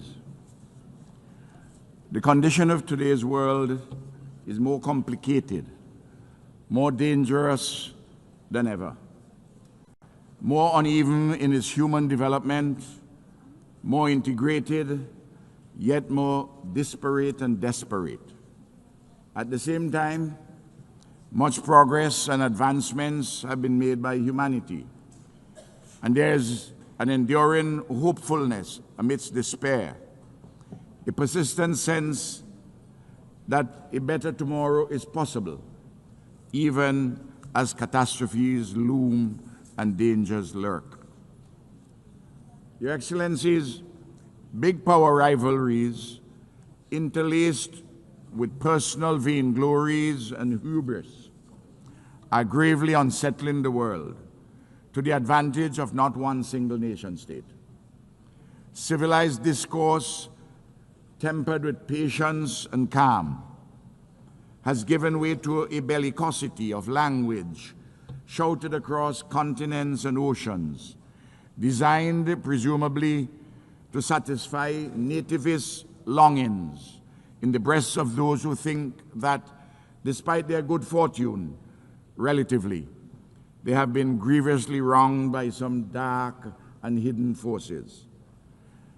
Can none of these persons pause and reflect upon the question posed and answered by all the world's great religions, but in particular through the words of the Hebrew prophet Micah? What does the Lord require of us? To do justly, to love mercy, and to walk humbly with our God. The intractable problems facing humanity cannot be solved by any one nation unilaterally. A mature multilateralism is required to address satisfactorily rampaging climate change in the age of the Anthropocene, to resolve the threats posed by nuclear weapons and their further spread, to pursue peaceful coexistence rather than conflict, terrorism, and war, to reform the system of financing for development, inclusive of a just climate financing, to tackle successfully the growing challenges of artificial intelligence, to achieve the 17 Sustainable Development Goals by 2030, be guided by the Global Digital Compact and the Pact for the Future, and to reshape global governance more inclusively. It is thus of the highest importance for this august body, the United Nations, and the overwhelming majority of nation states within it, to continue our efforts to persuade the powerful to act equitably, honorably, and multilaterally, to tackle efficaciously the extant and looming challenges facing the global community. Oftentimes, it is frustrating and disheartening to those of us who are committed to this necessary and desirable path of mature multilateralism, because our Herculean efforts seemingly deliver correspondingly negligible results.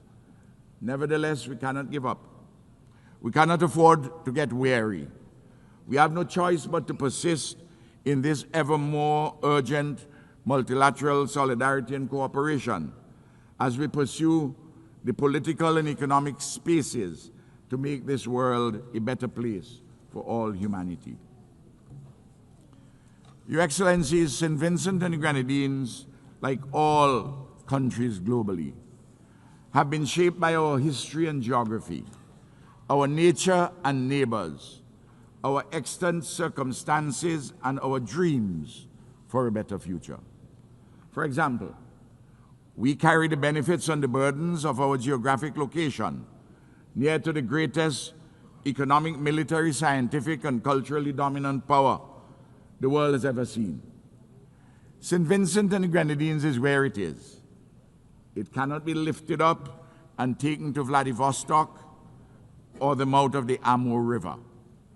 Yet, as a free and independent people, we have the right to pursue peacefully and securely our quest for shared prosperity without domination, interference, or intervention from any of our neighbors or from any power that comes from afar.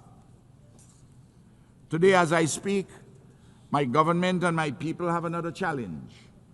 From the nefarious activities of the agents of a rising or risen hegemon from another hemisphere, and from some greedy, unprincipled, non-state operators in Europe, acting in concert, seeking to pollute and interfere in our democracy, our free and fair elections, which are scheduled to be held later this year. Their conduct is unacceptable and hugely injurious to our people. Your Excellencies, the raging genocide and neocolonial oppression being committed against the Palestinian people in Gaza and the West Bank before our very eyes on global television and are continuing affronts to the elemental rights of the Palestinians, to civilized conduct, and to international law. How can one state, a member of this august body, act with such impunity against defenseless men, women, and children? Surely, the hottest part of hell is reserved for those perpetrators of genocide and those who are complicit in it. Over 200 years ago, the British committed large-scale genocide against the indigenous people of my country. And we are still suffering, enduring the historical legacies of underdevelopment therefrom. Similarly, the genocidal enslavement of African bodies in our Caribbean, in our hemisphere. It will take centuries for the pain, suffering, and legacies of the current genocide of the Palestinians to be repaired. We in the Caribbean are today demanding justly reparations on native genocide and the enslavement of African bodies, which occurred centuries ago. This tragedy, this madness that has been unfolding unabated in Palestine must stop.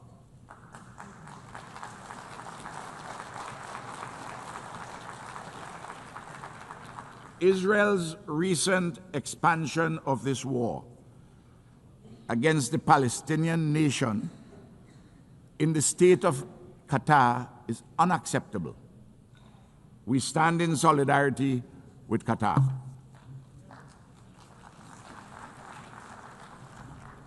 Your Excellencies, St. Vincent and the Grenadines calls urgently for a lasting peace across the Taiwan Straits and the participation of Taiwan in the specialized agencies of the United Nations. It is a continuing absurdity that this country of 23 million people, a functioning democracy with a settled yearning for self-determination, a legitimate institutional expression of the Chinese civilization, with first world living standards, a land of peace and ingenuity, cannot be properly accommodated in the global bodies concerned with health, climate change, civil aviation, policing, and so forth.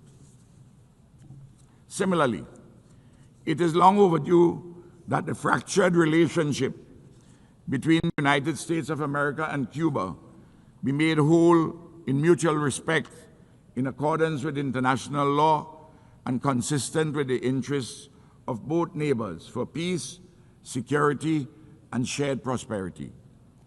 St. Vincent and the Grenadines implores the great American nation, and it is a great nation, to listen and act upon the near unanimous advice of this General Assembly, which has repeatedly called for an end to the oppressive, unlawful embargo against Cuba.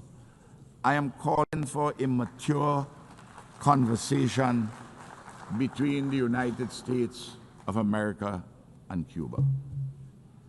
Likewise, the recent ramping up of tensions between the USA and the Bolivarian Republic of Venezuela is most unhelpful to peace and stability in our Caribbean and Latin America. St. Vincent and the Grenadines calls for the scaling back of actions and rhetoric which are so inimical to cordial neighborly relations. In particular, we find the foreign militarization of the waters around Venezuela exceedingly troubling.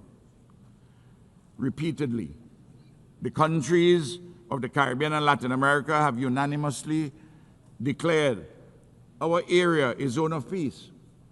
We urge our American friends to abide by this declaration.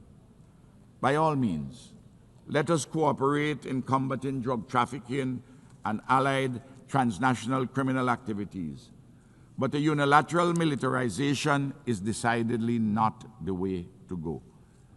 Also, again, I'm imploring my American and Venezuelan friends to sit down maturely and talk through these problems so that we can have a resolution. In Haiti, matters political, economic, and social continue to deteriorate. Gang violence continues unabated, and a veritable Hobbesian state of nature exists in which life is nasty, brutish, and short. Haiti's political and economic elites have been found wanting, but it is true, too, that the international community with the means to assist has not as yet summoned up the will to do so. A solution is required in accord with the Haitian people's deepest longings for peace, security, and a normal civilized life and living. The UN Security Council, with CARICOM's full support, is seized of this matter, but an insufficiency of resources and will have attended it. So too, the pain and suffering in South Sudan demand immediate relief and more. Your Excellencies, in November this year, the Conference of Parties under the United Nations Framework Convention on Climate Change gather once more, on this occasion in the great nation of Brazil. The issue of climate change is urgent and existential. The science is clear, and there has been a growing, even overwhelming global consensus as to what is required to be done. But sadly, some powerful and other influential countries are backsliding and reneging on their earlier commitments. Excellencies, just over a year ago, on July the 1st, 2024, a Category 4 Hurricane Beryl devastated my country. lives were lost, and damage and loss amounting to 1/3 of our gross domestic product was incurred. In particular, 20% of our houses were either severely damaged or destroyed. We have been rebuilding and recovering stronger and better than ever. We thank our regional and international partners, including worthy non-governmental entities, for their solidarity, without which our tasks of reconstruction would have been even more onerous. We thank, too, our diaspora. But to tell the truth, we have had to rely mainly on our own efforts at home. There's much, much more left to be done. And I again plead for the enhanced support of our friends, our allies, and Good Samaritans. Our people's resilience, creativity, and disciplined endeavors have been a marvel to behold. This is a testimony to our people's genius and the coming to the fore of our people's hidden rationalities, their hitherto submerged resources and abilities, a renaissance of their spirit, and the reaffirmation of the idea of St. Vincent and the Grenadines. Madam President, I concluded 5 reaffirmations for those from the dominant metropoles of the West and the East who may possess the good sense to listen to some friendly advice from a spokesperson from the periphery. First, do not think ever that our mouths would be muzzled by the food that we eat to live.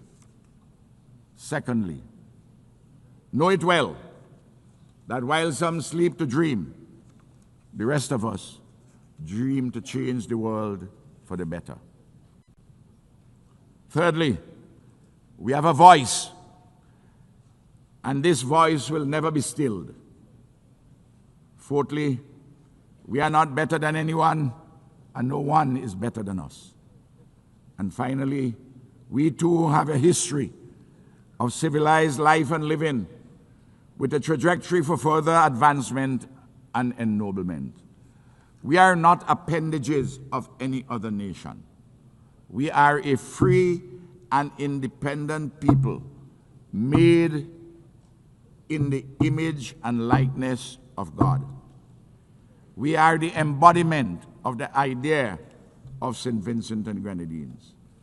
We are friends of all, and we strive for a better world.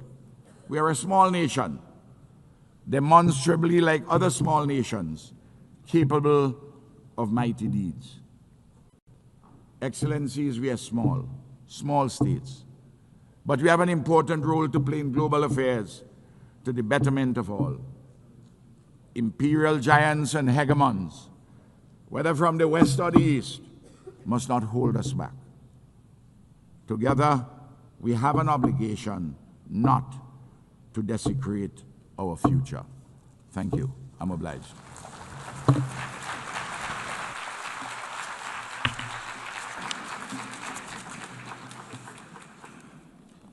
On behalf of the Assembly, I wish to thank the Prime Minister and Minister for National Security, Legal Affairs and Information of St. Vincent and the Grenadines. The Assembly will hear an address by His Excellency Luc Frieden, Prime Minister of the Grand Duchy of Luxembourg. I request protocol to escort His Excellency and invite him to address the Assembly.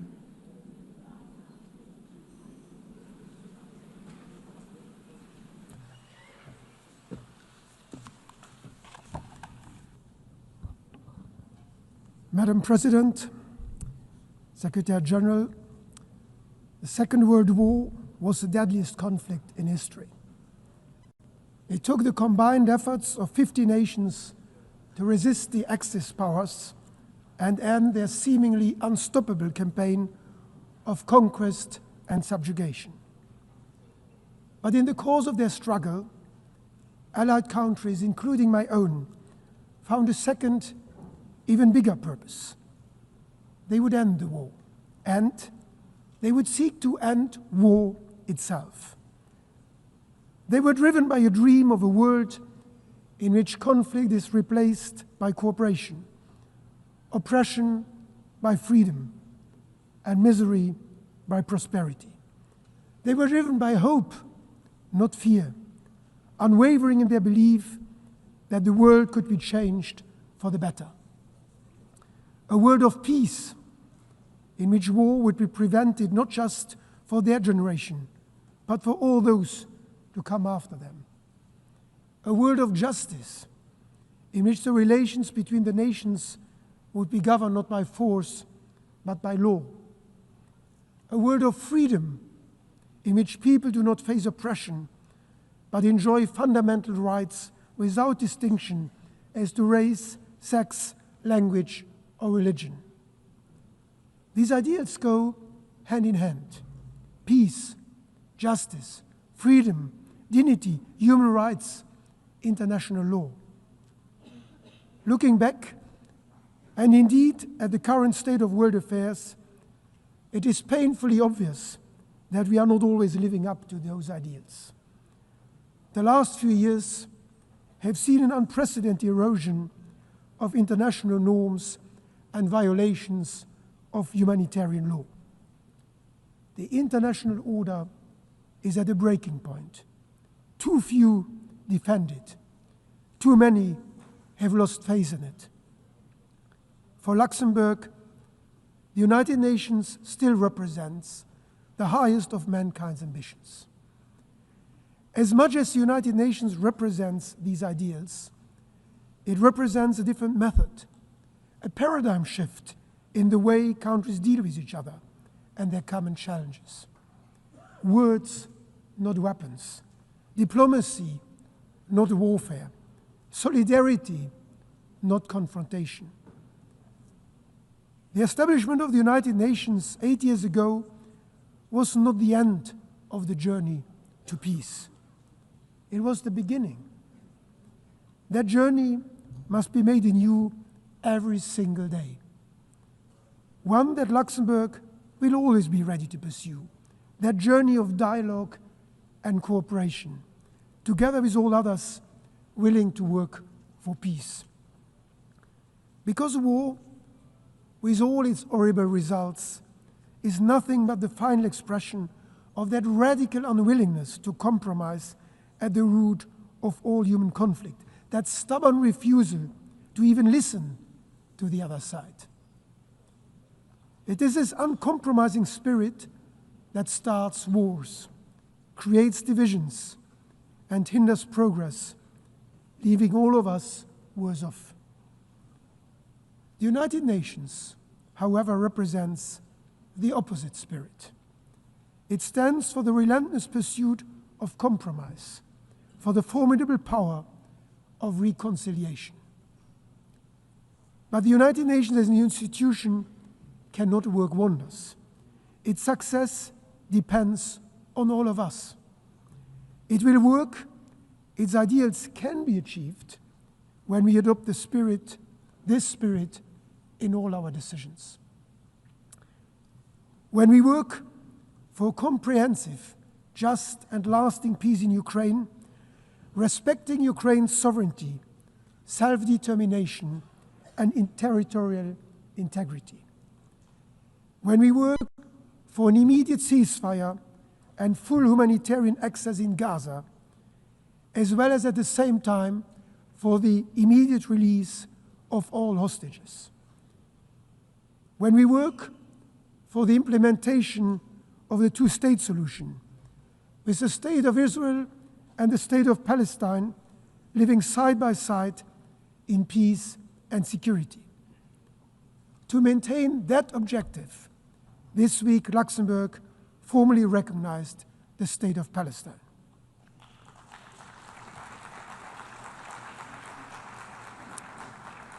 When we work to ensure equal rights, to educate all children, to eradicate hunger and disease, and to protect our cultural heritage.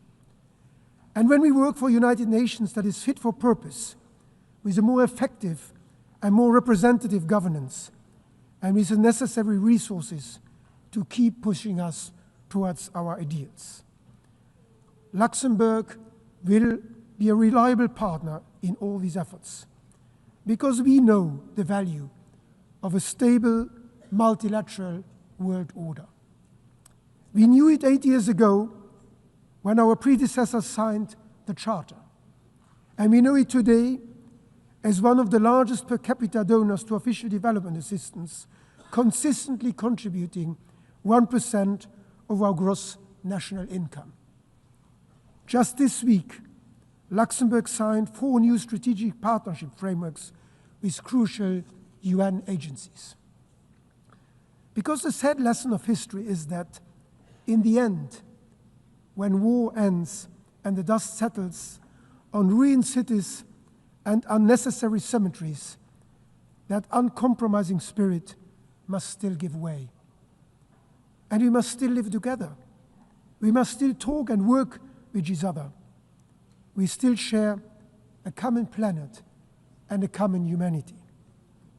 That realization lies at the origin of this great institution, giving those who lost the war the opportunity of a new start was one of the most far-sighted, even if the least intuitive decision of the 20th century.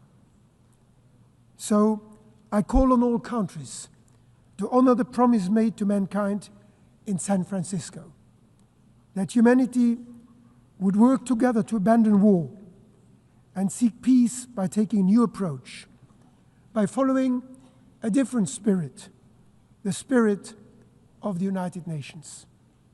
One that puts dialogue first and makes every effort to settle differences by peaceful means, through mutually acceptable compromises. Let's do it to honor those working here and across the world in the interest of all of humanity, for food security, for refugee protection, for global health, for our environment. Let's do it to honor those generations before us who built this institution, giving us the opportunity to turn their legacy of hope into reality. And above all, let's do it to honor the generations yet to come, who have every right to expect growing up in a world of peace, freedom, and prosperity. Let's recall this spirit today, and let's remember it every day. Every day is a new opportunity to match our words with action, because ultimately, history will judge us by what we do. The United Nations can continue to count on Luxembourg in word and in deed. Thank you.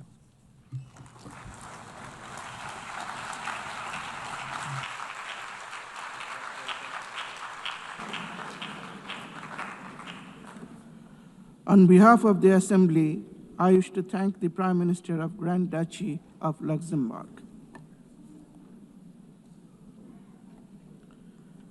The Assembly will hear an address by His Excellency Micheál Martin, Taoiseach of Ireland. I request protocol to escort His Excellency and invite him to address the Assembly.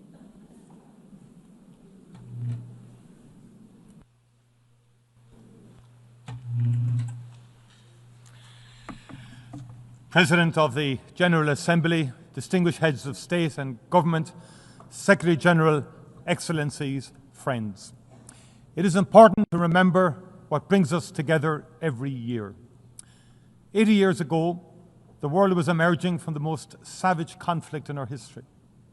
80 million people lay dead.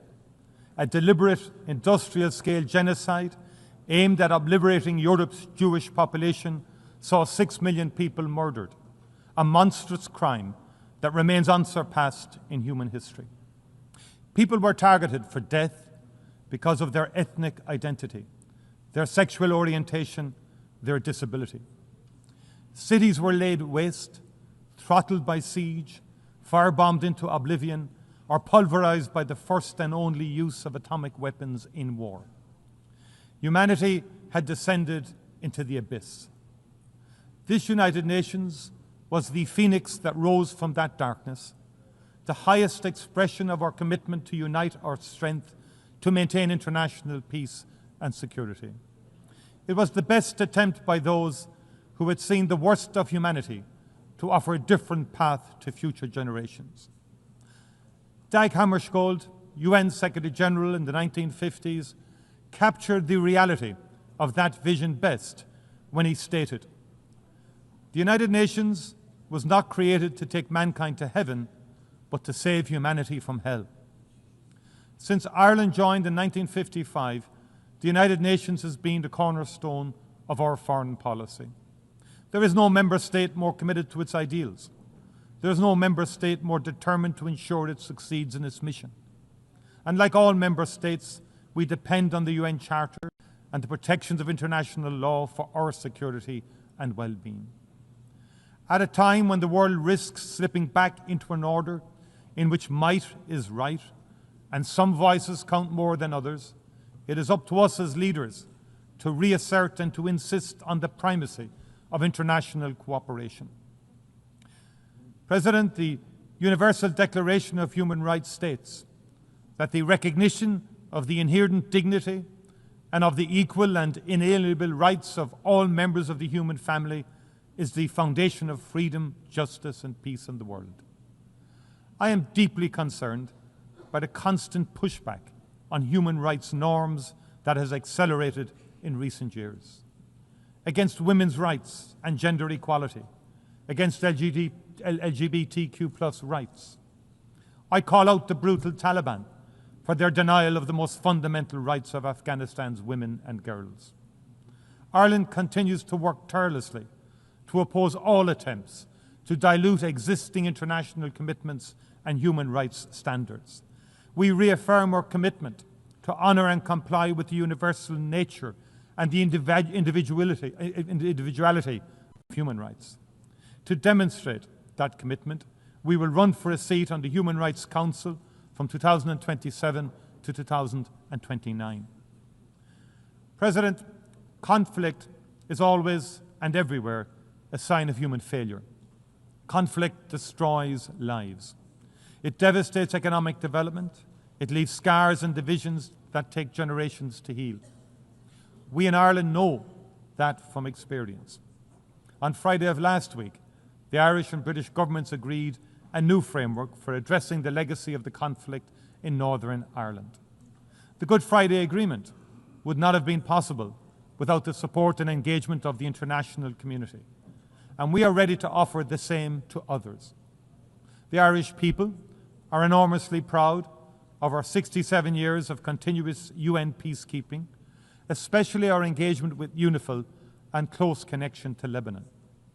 We remember the members of our defence forces who paid the ultimate price. Continued support for UNIFIL will be essential over the next 15 months to support the efforts of the Lebanese authorities, given the complexity and scale of the challenges in the region. President, in Sudan, a grave humanitarian catastrophe is unfolding. It is more than 2 years since war broke out, and it has unleashed the most unimaginable human suffering on the civilian population. More than 150,000 people are already dead. 12 million people displaced. Vicious sexual violence against women and children. Famine declared throughout the country. The world has failed Sudan. To our collective shame, we have not given this most destructive of wars the same focus and attention as conflict in other parts of the world. But a child in Sudan has the same value, the same right to life and a peaceful childhood as a child born anywhere else in the world.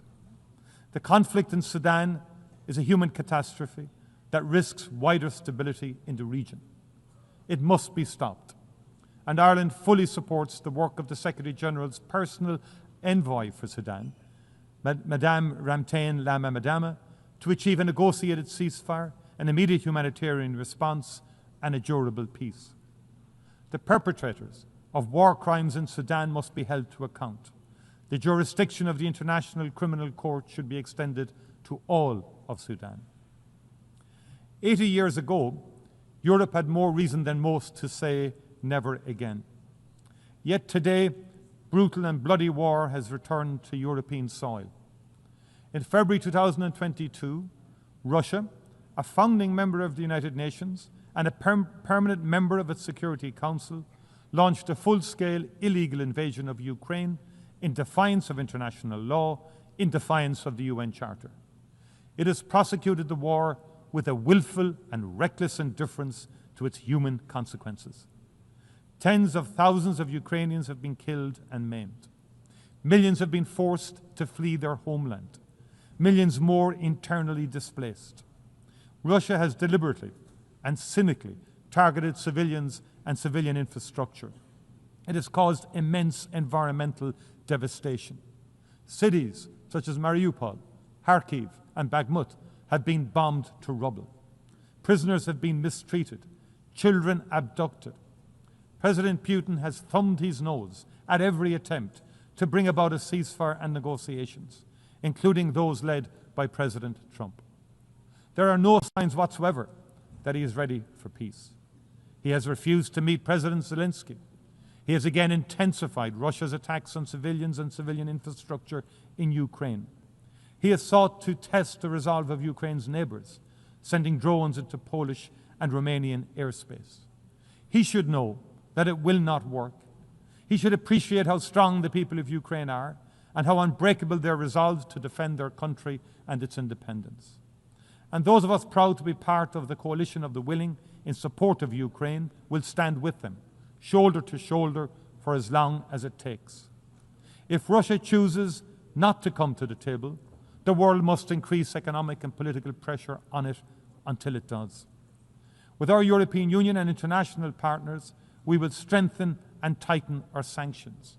And we will also work to increase support for Ukraine. We will put in place the security guarantees that Ukraine needs to underpin any future peace agreement. Ireland strongly believes that Ukraine is part of the European family and that its future lies within the European Union. We will continue to work with our EU partners to ensure its journey towards membership advances as quickly as possible. President, I come now to Gaza, a catastrophe of the most monumental and consequential kind.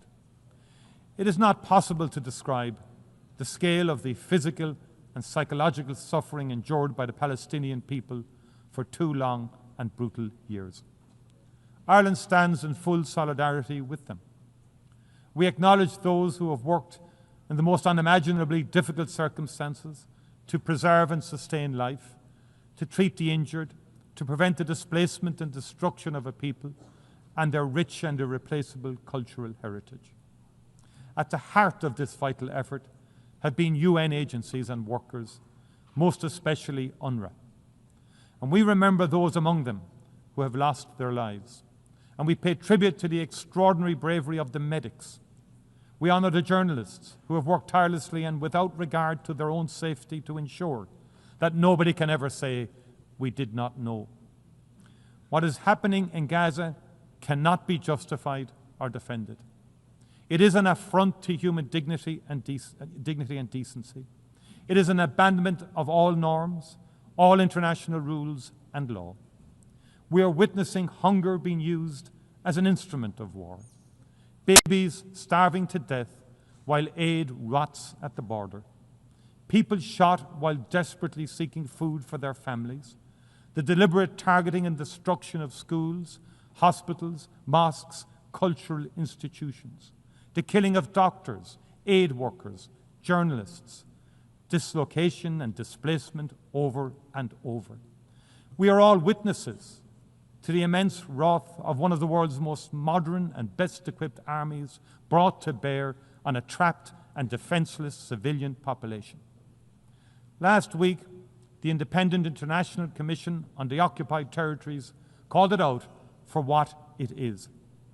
Having examined carefully Israel's conduct of the war since 2023, as well as the actions and statements of senior Israeli military and political figures, it concluded that Israel is responsible for the commission of genocide in Gaza.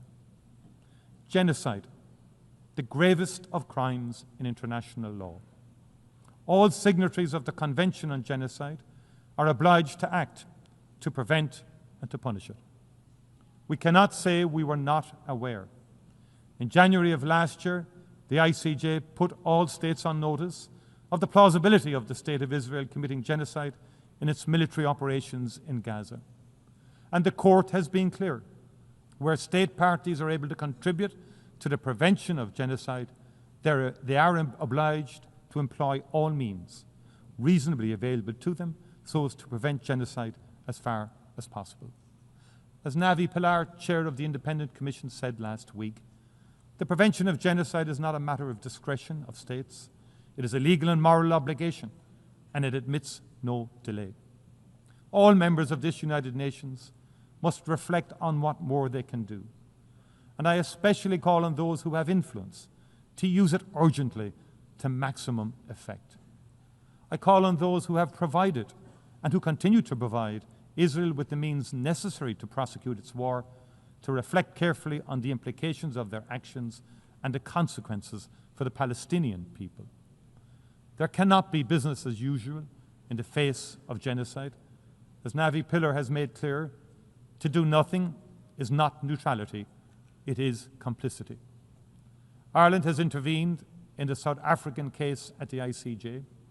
We have recognized the state of Palestine. We are legislating against the import of goods from the occupied territories. We will act to prevent those members of the government of Israel who have been instrumental in fomenting the unfolding disaster in Gaza from entering our country. We will continue to work with like-minded partners across the world to bring this human catastrophe to an end. There must be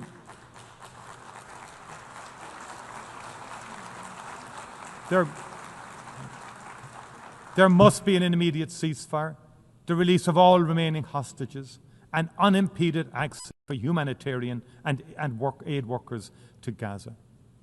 Those responsible for war crimes must be held accountable. There can be no impunity.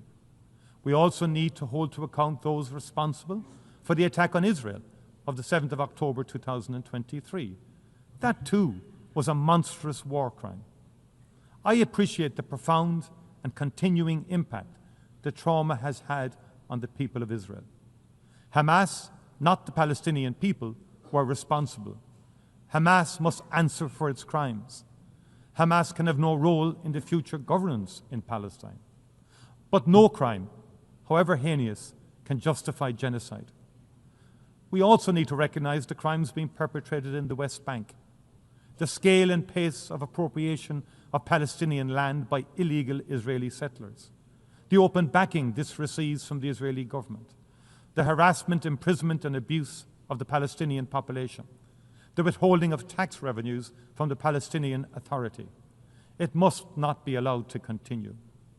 In its advisory opinion published in July 2024, the ICJ was clear that all states are under an obligation not to recognize as legal the situation arising from the unlawful presence of the State of Israel in the occupied Palestinian territory and not to render aid or assistance in maintaining the Palestinian territory.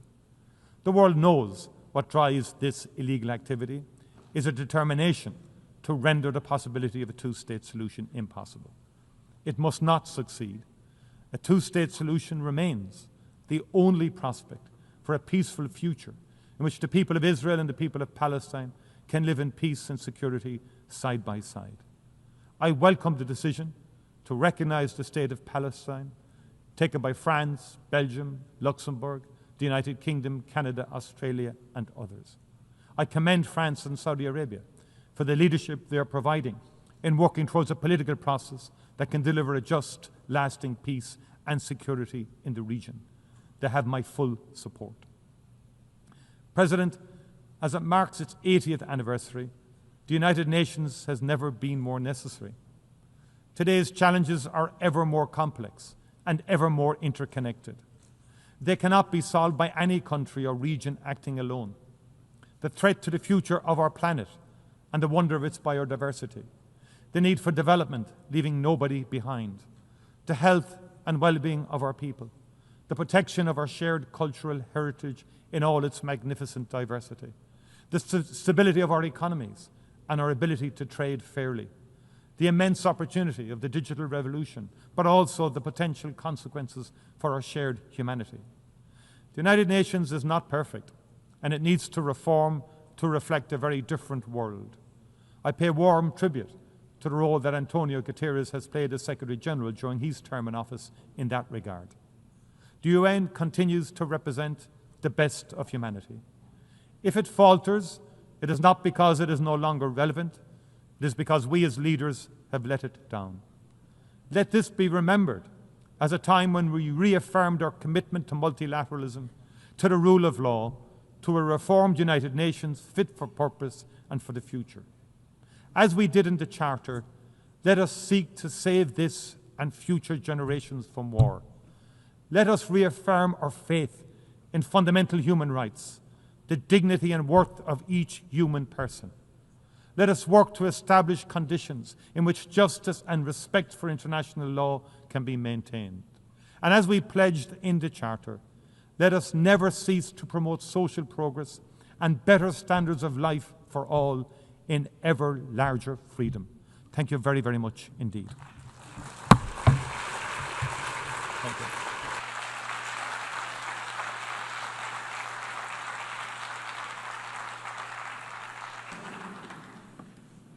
On behalf of the Assembly, I wish to thank the Taoiseach of Ireland.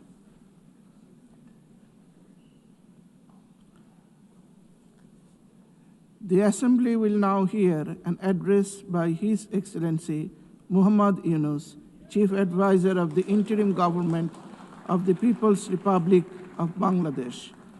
I request protocol to please escort His Excellency and invite him to address the Assembly.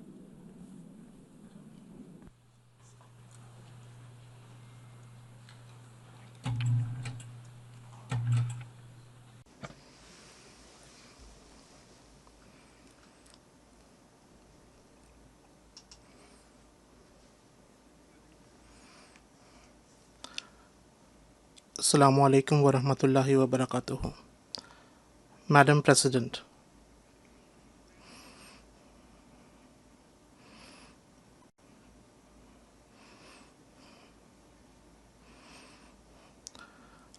I congratulate all member states on the 80th anniversary of the UN Charter.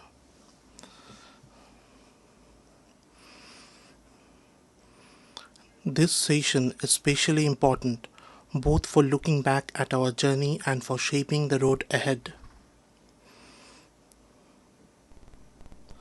Over the past 8 decades, the UN has steadily expanded its scope of work and deepened its engagement in many areas.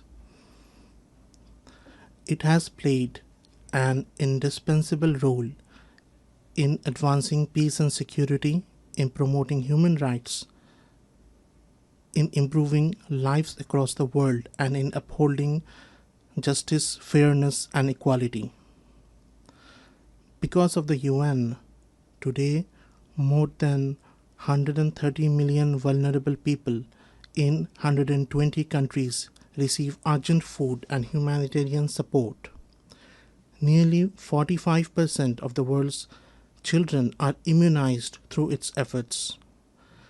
Its agencies stand by those in distress, delivering food, clean water, sanitation, vaccines, and other life-saving services in every corner of the world.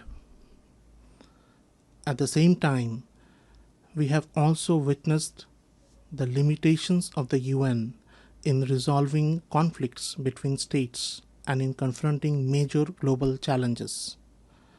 Yet, on the whole, its role has been overwhelmingly positive and beneficial for humanity. Madam President, last year, in this August Assembly, I spoke to you from a country that had just witnessed a popular uprising. I shared with you our aspirations for transformation. Today, I stand here to tell you how far we have come on that journey. Out of every 100 people on this planet, nearly 3 live in Bangladesh. But our story is not important because of our numbers, nor because of our geopolitical location. Our story matters because it is a reminder of the extraordinary power of ordinary people. It matters because it inspires hope among nations everywhere that no matter how deep the crisis, no matter how impossible the solution may seem, the path to renewal is never lost. Madam President, Bangladesh was born in 1971 through a bloody struggle for equality, for human dignity, and for social justice. Yet the very rights for which we shed blood so much, the very freedoms for which we sacrificed so much, have been denied again and again over the past 5 decades. Time and again, spearheaded by our youth, the people of Bangladesh have risen, endured sacrifice, and reclaimed those rights. This year, we mark the first anniversary of the July uprising. It was our youth who stood up. It was our youth who defeated tyranny, and it was our youth who opened the path to a new journey of building a just and equal society. The responsibility to carry that vision forward was placed on my shoulders and those of my colleagues. Rebuilding a devastated economy and state demanded nothing less than profound institutional reforms. We could have chosen the easy path, reforms imposed by executive order. But we chose the hard path, reforms built through inclusion and sustained through consensus. We chose the path that endures. Our goal is clear: to create a democratic order where power is balanced, where no autocrat can ever return, where no elected leader can destroy democracy, and where those who are meant to protect the people can never again prey upon them. To realize this vision, we established 11 independent commissions on governance, judiciary, elections, public administration, law enforcement, anti-corruption, women's rights, and other vital areas. These commissions consulted citizens, studied deeply, and produced detailed proposals for reform. To anchor these reforms in permanence, we created a National Consensus Commission, which brought together more than 30 political parties and coalitions. Its aim was simple yet historic: to forge a collective pledge that transcends party line. That effort succeeded. On the first anniversary of July uprising, we stood together on one stage and announced the July Declaration, a time-bound commitment to reform. That commitment means that no matter who wins the next election, the reform process will not stop, will not reverse, and will not be undone. Now, as we prepare for next elections in February next year, we remain steadfast in carrying forward reforms that place citizens at the center. Our focus is unchanging: transparency, accountability, and the rule of law. Madam President, within weeks of assuming office last year, I invited the UN High Commissioner for Human Rights to Bangladesh. The task was clear: to investigate and document human rights violations and atrocities committed by the fallen autocracy. Their team carried out field investigations and submitted a detailed report. Along with their findings, they made important recommendations to ensure that such crimes are never repeated. We have incorporated those recommendations into our national reform process. Even before the last General Assembly session, Bangladesh acceded to the International Convention for Protection of All Persons from Enforced Disappearance. we are now drafting necessary legislation to give full effect to its provisions at the national level. This year, we joined the optional protocol to Convention Against Torture, and we are working to establish an independent national mechanism to prevent torture in line with its requirements. To strengthen our transformation from a repressive authoritarian system in a democratic order that protects human rights, we have also authorized a 3-year mission of the Office of the High Commissioner for Human Rights in Bangladesh. This mission has already begun its work, providing technical support to help us build strong and lasting safeguards. All these steps and commitments reflect the aspirations of our people, and those aspirations are clear: to build a democratic, inclusive, and pluralistic society. Madam President, at the heart of our development strategy lie 3 guiding principles: good governance, social inclusion, and sustainable development. From the bitter lessons of the past decade and a half, we know this truth. Without accountability, development is temporary. Without accountability, development is fragile. Infrastructure projects driven by corruption and narrow political interests not only burden the economy, they fail to serve the people. When we assumed responsibility, we uncovered the vast scale of corruption and theft of public resources and the severe economic vulnerability it had created. We are determined to put an end to this so that development is never again used as an excuse to plunder the wealth of the people. To stabilize the fragile economy, we have taken difficult but necessary reform decisions. Among the most important reform is the revenue collection system. For the first time, legislation has been enacted to separate policy-making body from the implementing authority. This ensures transparency and accountability, and it will expand our revenue base. These measures are fully aligned with the severe commitment adopted at the recent FFD4 conference. Just as Bangladesh is striving to implement reforms in line with the severe commitment, we hope that the developed world will also honor their responsibilities under that collective pledge. We also believe that reform of decision-making and governance in global financial institutions is urgently needed. Equally vital are an inclusive framework for international tax cooperation, coordinated global measures against illicit financial flows and corruption, and stronger international cooperation for the recovery of stolen and illicit assets. Madam President, recovering the illicit assets stolen from our country is now one of our highest priorities. In the past 15 years, billions of dollars were siphoned abroad through corruption.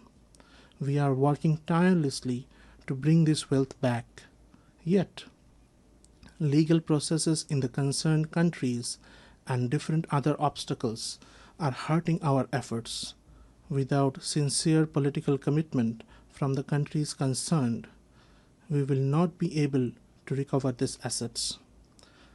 The current global financial system has failed to prevent the illicit transfer of resources from developing nations. In some cases, the very rules of international financial institutions have enabled the movement of vast sums of illegal money into tax havens around the world. I call upon those countries and institutions that shelter such stolen assets: do not be complicit in this crime. Return the wealth to its rightful owners, the farmers, the workers, and the ordinary taxpayers.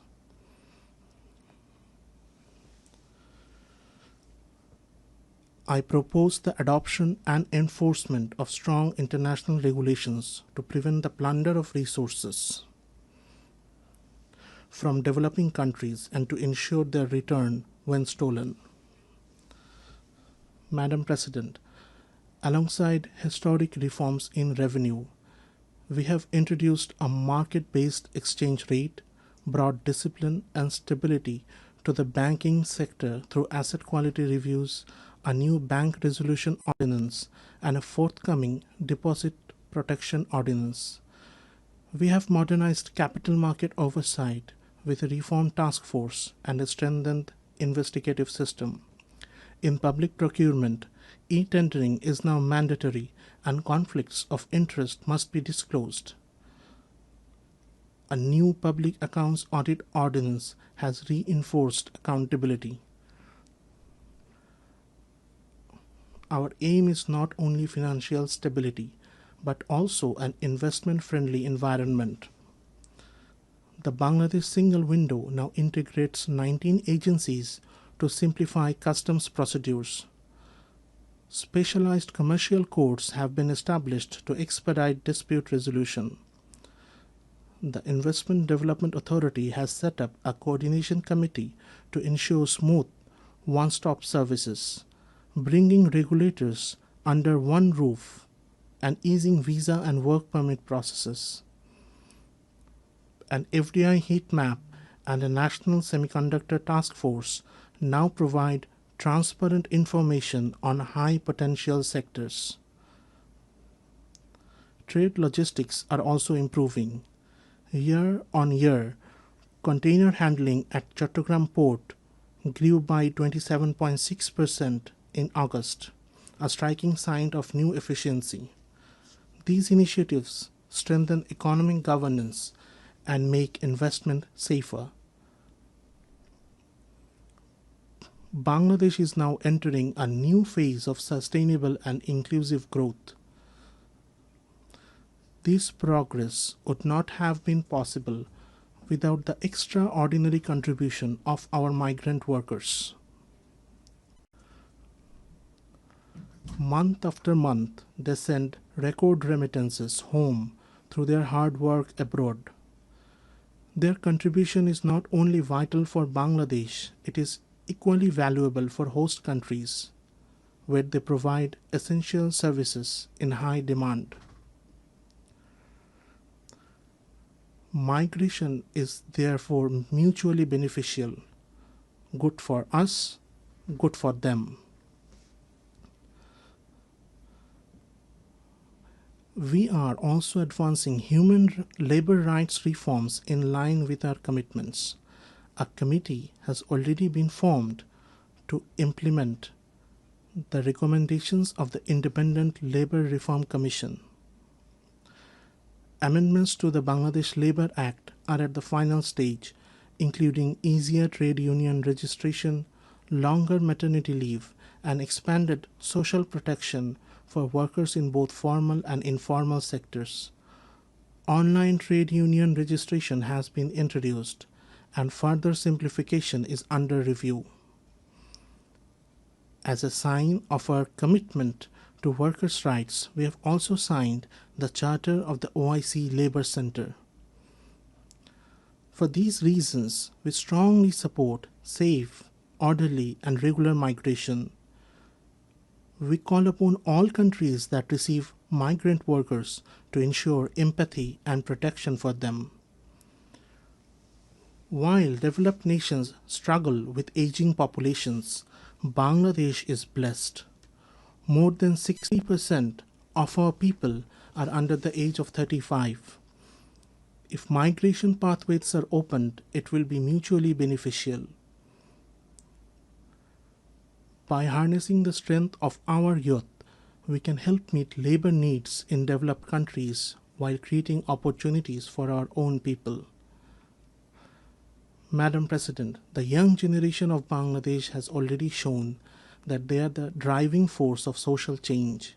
We are investing in their skills in information technology, artificial intelligence, renewable energy, and green innovation. Our goal is clear: to shape every young person not only as a job seeker but also as a job creator. To this end, in partnership with the UN, we are launching a permanent platform to connect young people at the grassroots with senior policymakers of the government. Across the country, consultations have already begun. Today's youth want to be directly connected to their representatives from the local to the national level through online and offline forums, surveys, and campaigns. They demand greater opportunities for leadership, skills development, and digital literacy. They call for accountability in this process with regular progress reports and continuous dialogue. Above all, they insist that the process be inclusive with equal space for women, minorities, persons with disabilities, and marginalized groups. This year is especially significant for youth policy as we celebrate the 30th anniversary of the World Programme of Action for Youth. It is not only a moment to address the challenges of today's young people, but also to anticipate the crisis they will face tomorrow and to begin shaping the solutions. In this fast-changing technological era, one of our deepest concerns is the widening digital divide facing youth in developing world. Quantum computing, artificial intelligence, large language models, modern communication systems, these must not be biased, and their benefits must be shared fairly with all.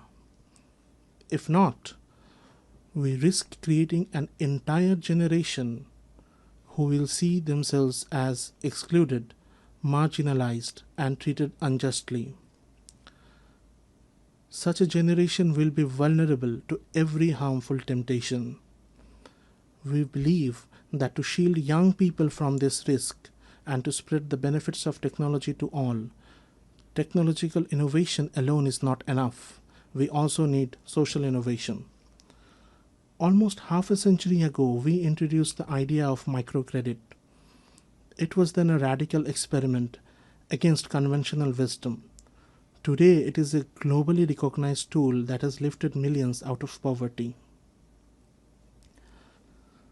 In the US, for example, Grameen America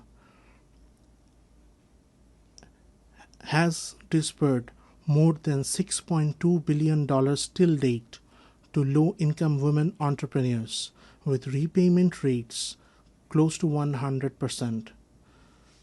Today, in Bangladesh and across the world, we are advancing the idea of social business.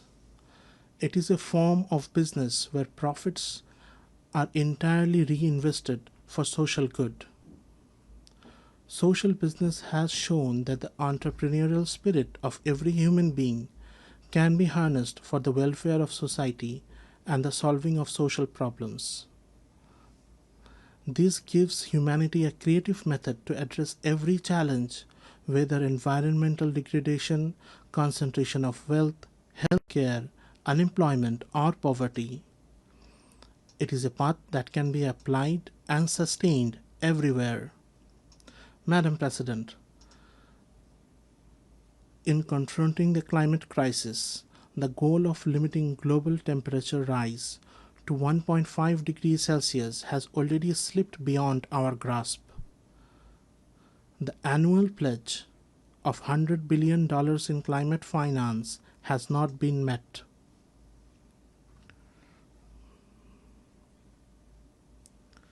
Worse still, the small sums that are dispersed are often shown on paper as many times larger than what they really are.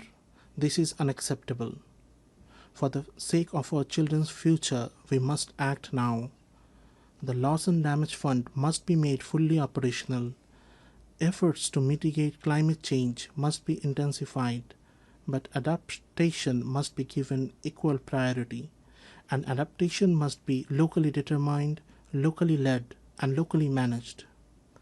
Bangladesh has already embraced locally led adaptation as a guiding principle.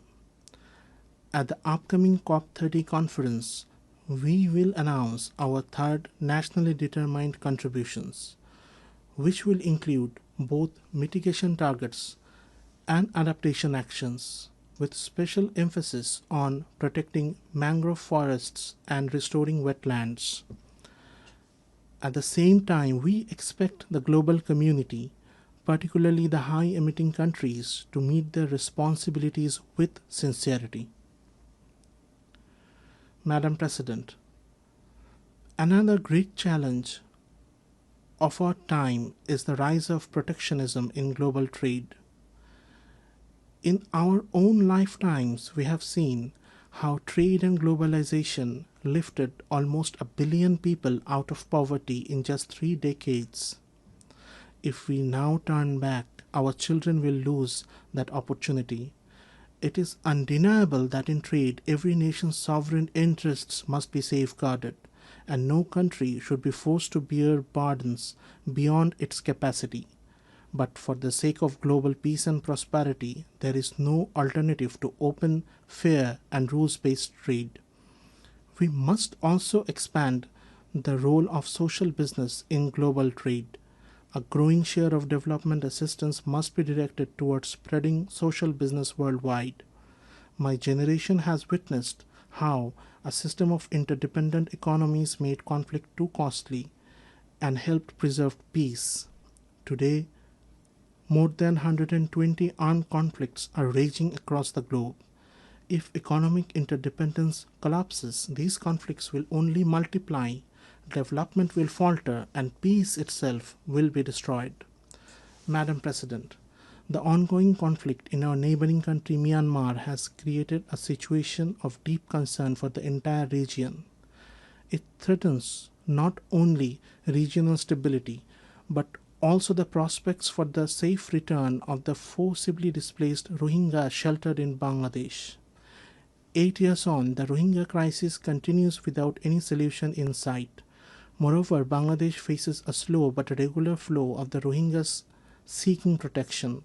Evidently, deprivation of rights and persecution of the Rohingya rooted in cultural identity-based politics continue in Rakhine. Reversal of the process of marginalization of the Rohingya cannot wait any further.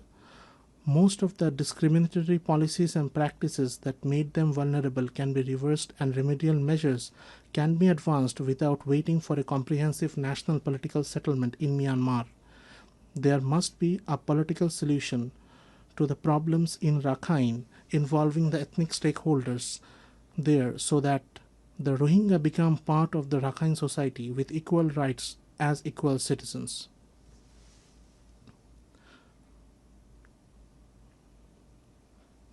Towards this end, a sustainable repatriation in safety and security must lead the process for restoration of their rights and their ultimate reintegration with dignity. Bangladesh has been drawn into this crisis as the second victim after the persecuted Rohingya. Yet, we must remember that the Rohingya crisis is not a bilateral issue with Myanmar. Bangladesh has been realizing its part of obligation as a responsible neighbor and a committed member of the international community. But our collective goal of maintaining a minimum standard of living in the camps face a situation of potential collapse given the funding crunch. The World Food Programme warns of a critical funding shortfall for its emergency response. Without urgent new funding, monthly ration may have to be halved to a paltry $6 per person, pushing the Rohingya deeper into hunger, accentuating their malnutrition, and forcing them to resort to desperate measures. Further cuts will no doubt intensify protection and security risks transcending much beyond the camps. Hence, I call upon existing donors and to come forward with enhanced contribution and potential donors to make announcements of generous contribution to prevent this catastrophic situation. The international community, beyond new and enhanced funding for humanitarian assistance, must apply pressure on Myanmar or the non-state actor in Rakhine to bring positive changes there and to seek political solutions urgently. The neighboring countries must assume their responsibilities. Bangladesh will remain available for any assistance or contribution needed towards stabilization of Rakhine that the international community collectively agrees.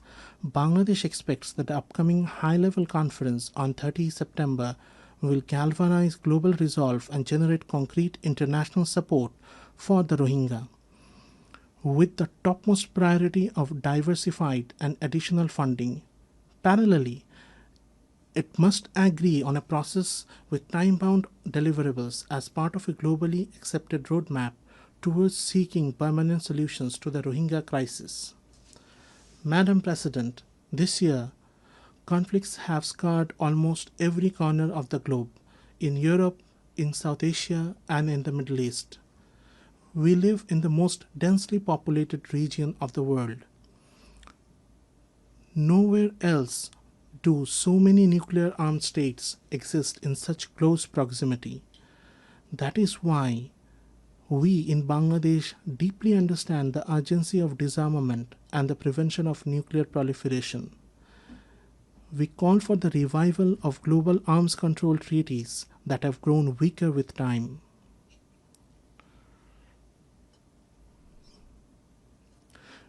We renew our call for the establishment of nuclear weapon-free zones, particularly in the Middle East and South Asia. At the same time, we reaffirm the right of every nation to use nuclear energy peacefully, with full transparency.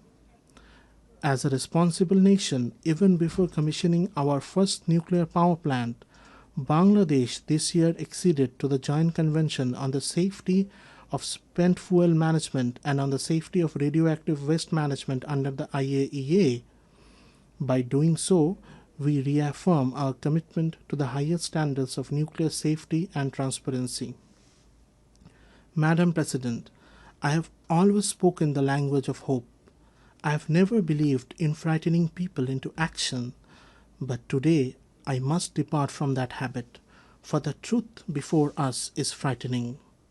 I must warn, extreme nationalism, geopolitics that thrive on suffering of others, and indifference to human pain are destroying the progress humanity has built through decades of struggle. Nowhere is this tragedy more visible than in Gaza. Children are dying of hunger, civilians are being killed without distinction. Entire neighborhoods, including hospitals and schools, are being wiped from the map. We do agree with the UN Independent International Inquiry Commission that we are witnessing a genocide happening live. Unfortunately, on behalf of the humanity, we are not doing enough to stop it. If this continues, neither future generations nor history will forgive us. On behalf of the people of Bangladesh and of conscientious citizens across the world, I once again make a strong appeal. The two-state solution must be implemented now through the establishment of an independent state of Palestine with East Jerusalem as its capital. Only on the basis of the pre-1967 borders, with Israel and Palestine living side by side in peace, can justice be done. Madam President, in Bangladesh, we believe that we must build a culture of peace, one that rests on the values of tolerance, non-violence, dialogue, and cooperation at every level of society. For more than 3.5 decades, Bangladesh has stood among the leading contributors of UN peacekeepers.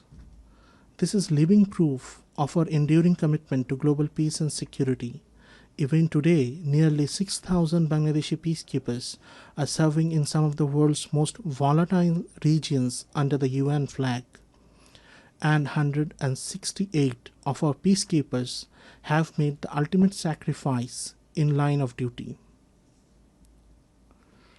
Research has consistently shown that UN peacekeeping missions are more sustainable and effective than unilateral interventions. We therefore call for clear and achievable mandates and adequate funding for peacekeeping operations.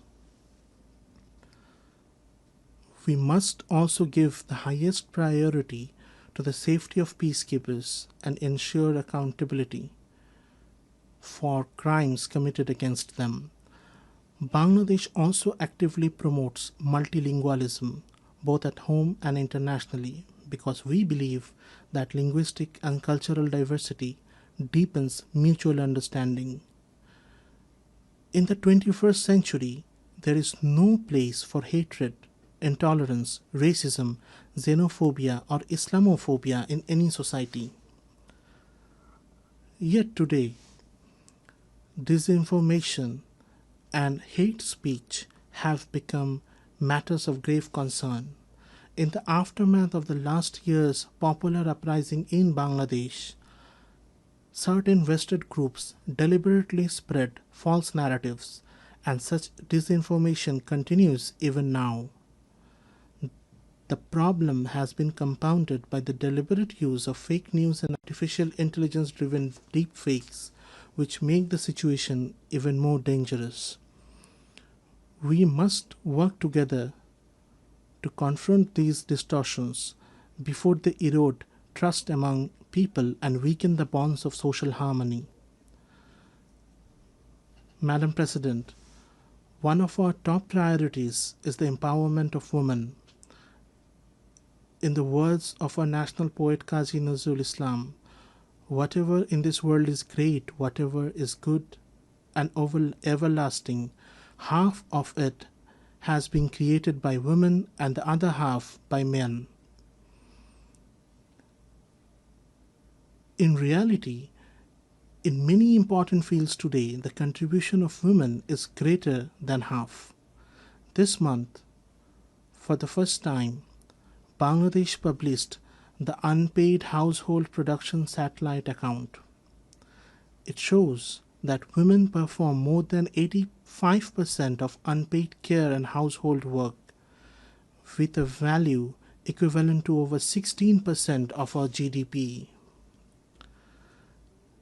Despite many obstacles, our girls are succeeding everywhere, from classrooms to boardrooms, from laboratories to sports fields. Recently, our women's football team won a regional championship, qualified for the Inter-Asian competition, and inspired millions across the country. My government's efforts to ensure women's safety, dignity, and equal opportunity continue. This year, we celebrate the 30th anniversary of the Beijing Declaration. On this occasion, we have strengthened our commitment to women's empowerment by announcing 4 national pledges under the Beijing Plus 30 Action Agenda to be implemented in the next 5 years. They include enacting a law to prevent and protect against sexual harassment, recognizing and valuing women's unpaid care and household work, increasing women's participation in politics and public life, and strengthening gender-responsive budgeting. Madam President, Bangladesh is committed to regional cooperation based on mutual respect, transparency, and shared prosperity. Through initiatives such as BIMSTEC, BBIN, Asian Highway, SASEC, we are advancing regional connectivity and trade. At the same time, we have expressed interest in joining effective regional forums like ASEAN, and we are working toward that goal. We also call for the revitalization of the South Asian Association for Regional Cooperation, SAARC. Established 4 decades ago, SAARC achieved notable progress in its early years and laid a strong foundation for regional cooperation. Despite political deadlock, its institutional structure remains intact. We believe SAARC still holds the potential to deliver welfare to the hundreds of millions in our region, just as ASEAN has done in its own. For shared development, there is no alternative to regional cooperation among neighbors. And when it comes to the use of shared natural resources, fairness and compassion must guide us. Bangladesh is firmly committed to peaceful regional cooperation in this area. That is why, as the first country in South Asia, we have recently joined the UN Water Convention. Madam President, centuries of political exploitation, plunder of resources, and structural inequalities have created today's stark realities of uneven development. A decade ago, when we agreed on the 2030 agenda, we were filled with hope that the world would change course and move toward the right path. Yet the reality today is sobering. Progress toward the SDGs has fallen dangerously behind. The gap in development financing continues to grow, while the flow of official development assistance is shrinking.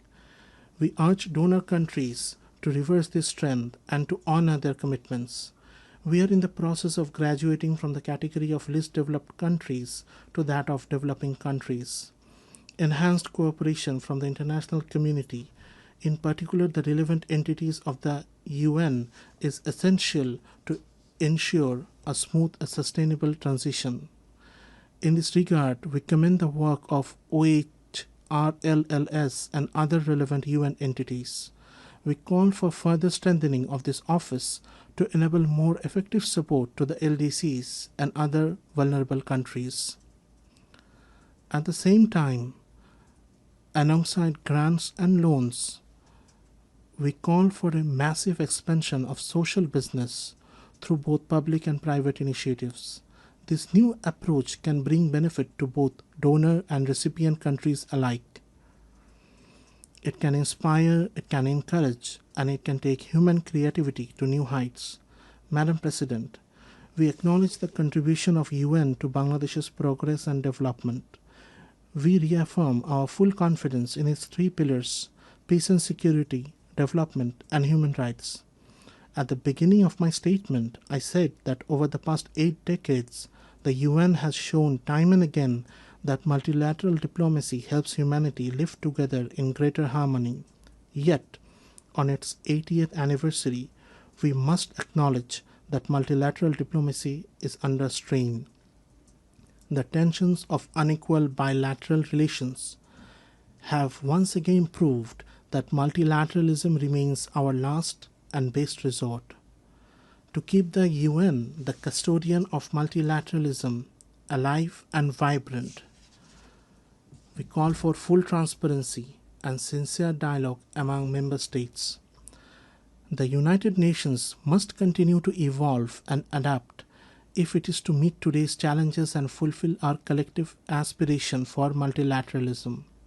In this spirit, we welcome the Secretary General's UN 80 initiative, but we must also insist reform must not weaken multilateralism or silence the voices of developing countries. Reform must have one goal only: to bring about real and positive change on the ground. Madam President, last year our people proved that injustice in this world is not eternal. They proved that change is not only possible, it is inevitable. We must remember that the challenges ahead cannot be met by any single country alone. And we must also remember that in today's world, where one nation falls into crisis, when crisis erupts in one corner of the globe, the security of the whole world is put at risk. We must move forward with the dream of building a world of 3 zeros. Our young generation will grow as the soldiers of that dream. Before them will stand 3 goals: zero carbon, zero wealth concentration, and zero unemployment. On this foundation, they will build their world. Let the dream of a 3-0 world be the dream of all nations united in this assembly. With this hope, I conclude my statement. I thank you all.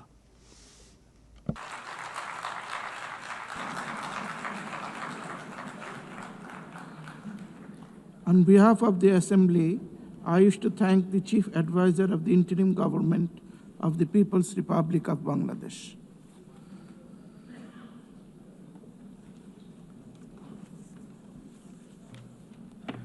The Assembly will now hear an address by His Excellency Robert Blair, Prime Minister of Republic of Malta. I request protocol to please escort His Excellency and invite him to address the Assembly.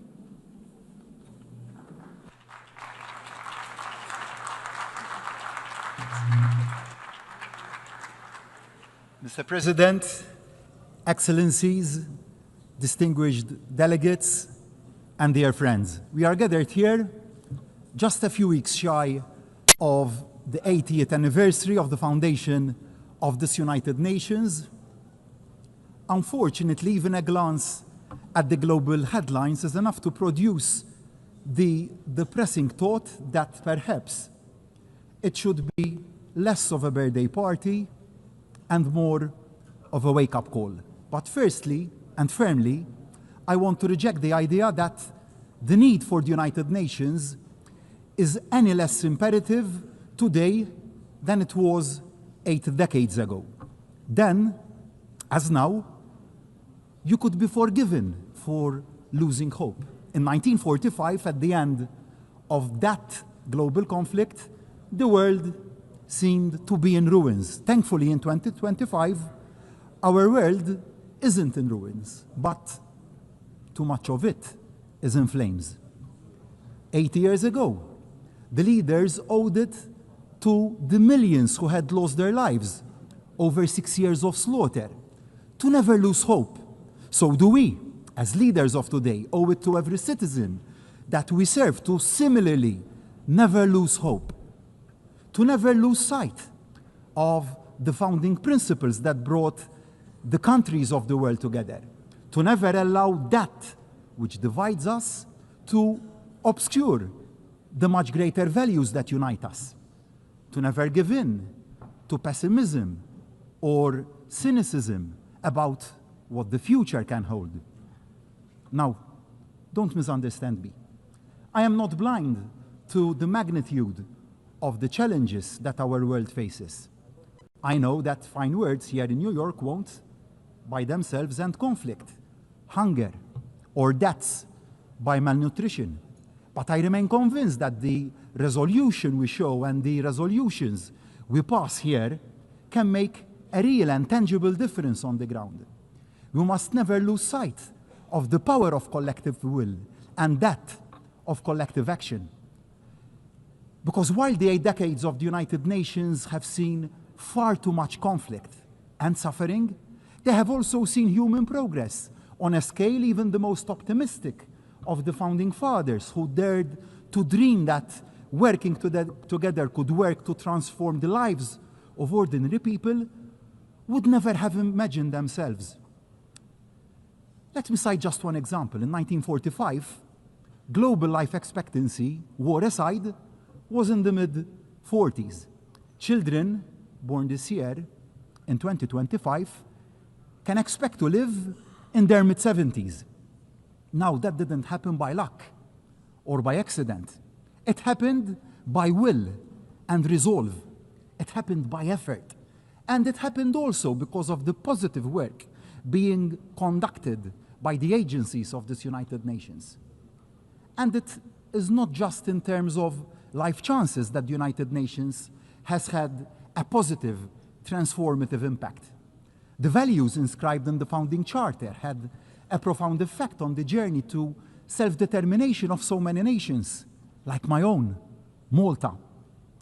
In 1945, Malta was still a colony, a British military and naval base.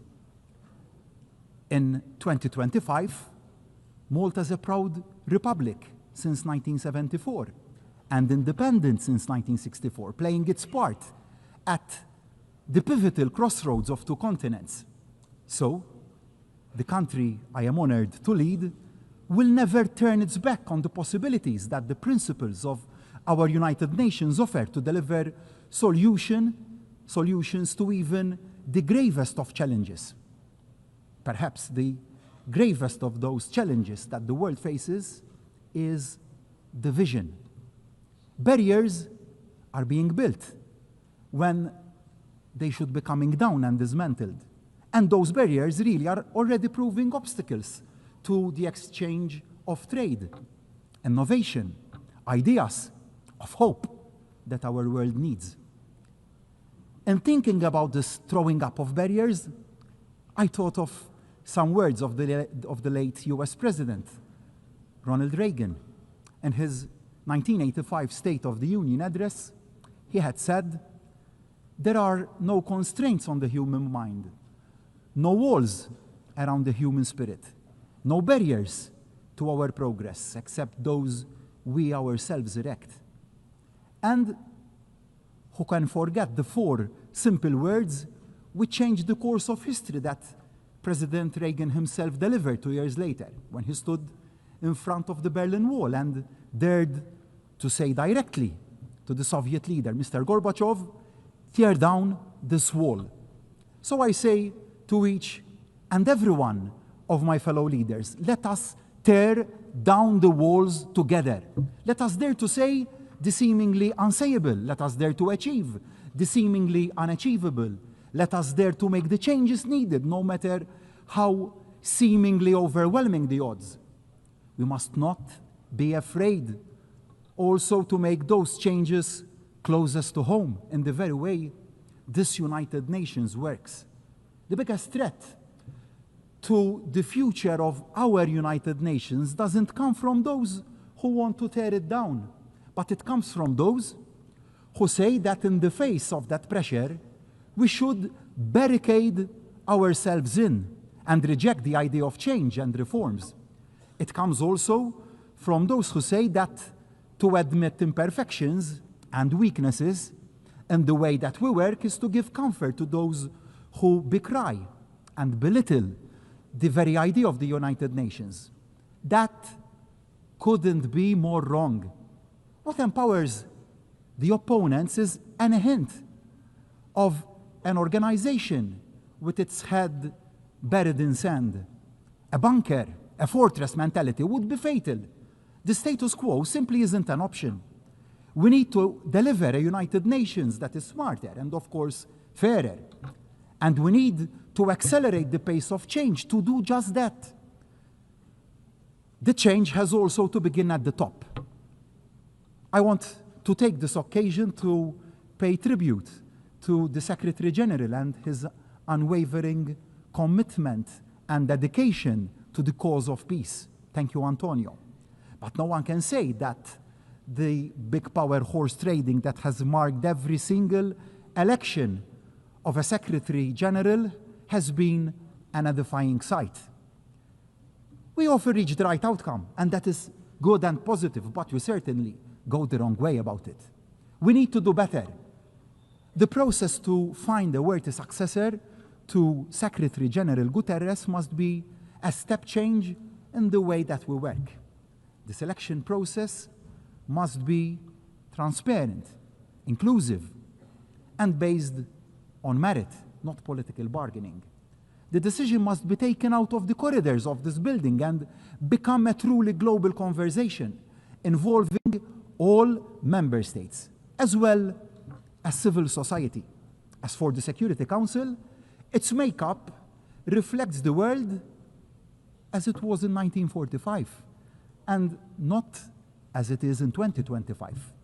Malta begs the clamor for expansion and fairer regional representation. But it isn't just the composition that needs to change. The role of the Security Council needs to be elevated. It must serve as a greater counterbalance to the dominance of the larger powers. It must also be a genuine platform for all the nations of the world to have our voices heard. And change needs to come not just to political structures, but to the way the United Nations works. All around the world, including in Malta, my country, citizens are rightly pressing governments to do more with less, better value for money. The United Nations, like any other publicly funded organization, needs to make sure that it ruthlessly focuses not on protecting the way things are not done now, but on the way things can be done differently to deliver better outcomes for the same investment. No area of the United Nations can remain untouched. No vested interest left untackled. The United Nations must embrace digital diplomacy for the artificial intelligence age. Every system must be streamlined, every process scrutinized to ensure it delivers for the front line. Every program assessed against its actual impact. We shouldn't be afraid to ensure that the United Nations stops doing things it does badly and starts doing those things it does well even better and even more efficiently. Too often, global relations, like much of life, can seem merely a numbers game. Of course, the biggest states will always have the loudest voices, and that is understandable. But there can be no doubt that small states and developing countries are often underrepresented and underheard when key decisions are taken and made. Unless our unique experiences are taken into account and our needs, we won't put in place solutions that can actually deliver across the whole world. It is a self-defeating mistake for the Big Boys Club to crowd out the added value that small nations can bring to the table. We bring innovation, credibility, and moral authority to any concerted global action. To exclude the small is to damage the big. We all lose, which is why, although Malta may be one of the United Nations' smallest members in terms of geography, we have always been determined to be one of the UN's biggest voices. Malta remains as committed to the goals of peace, dialogue, diplomacy, and global cooperation as we were on that day in 1964 when we took our seat for the first time in this United Nations. As we've grown as a nation, found our feet on the European and world stage, and developed a fast-growing economy, so too have we found our role in the work of the UN. Small nations, like ours, have to be realistic about how we can add value. But I firmly believe that Malta has a combination of two major factors that makes our country an asset to the global conversation. Firstly, Malta has a deep commitment to the power of multilateral engagement. We bring to the table the recent experience of both chairing the OSCE and serving on the UN Security Council, alongside the insight gained from our current presidency of the Committee of Ministers of the Council of Europe. I am particularly proud that Malta's presidency coincides with the 75th anniversary of the Convention, of the European Convention on Human Rights, rising, like the United Nations, from the ashes of the Second World War, guaranteeing for hundreds of millions of Europeans and other peoples the fundamental human rights for which so many people lost their lives in their fight for them. Secondly, Malta offers a unique platform for peace. We offer a unique mix that leaves Malta particularly well placed to host dialogue and discussions between parties, between countries, no matter how far apart they are. Our geography at the crossroads of two continents, our neutrality enshrined in our constitution, our diplomatic tradition as a respected and knowledgeable fair broker. Together, they make Malta the ideal location to come together to try and find solutions to even the most intractable of disputes. So, today, I renew my open offer to the warring parties of the world and those working to bridge those divides. Malta stands ready to welcome you, to facilitate, and to support you in finding ways forward. Now, nobody disputes how deeply entrenched are the barriers to peace, but that doesn't mean that the search for solutions should ever be paused. Thinking back and going back to President Reagan when he dared to call for the walls, physical and political, that were dividing Europe to be torn down, many had dismissed it as an impossible dream, unrealistic, never going to happen. But it did. The seemingly intractable Cold War came to an end. As global leaders, we must equally never give up, never say peace can't be achieved, never give in to defeatism, even the most outwardly unresolvable of conflicts. Sadly, on Malta's doorsteps, to such conflicts, wars, are raging: Ukraine and Gaza. The world must not turn its back on either or tackle them with double standards, as this would undermine our credibility and effectiveness. We must never wring our hands and consign any conflict to the too difficult to deal with pile. It is now 3.5 years since Russia's unprovoked and illegal invasion of Ukraine. Malta remains resolute now as it was then in demanding a lasting and just peace that guarantees Ukraine's sovereignty.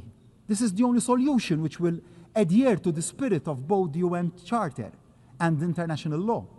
But that can only come about following a full and unconditional permanent ceasefire and the full participation of Ukraine in any future peace talks and decision-taking.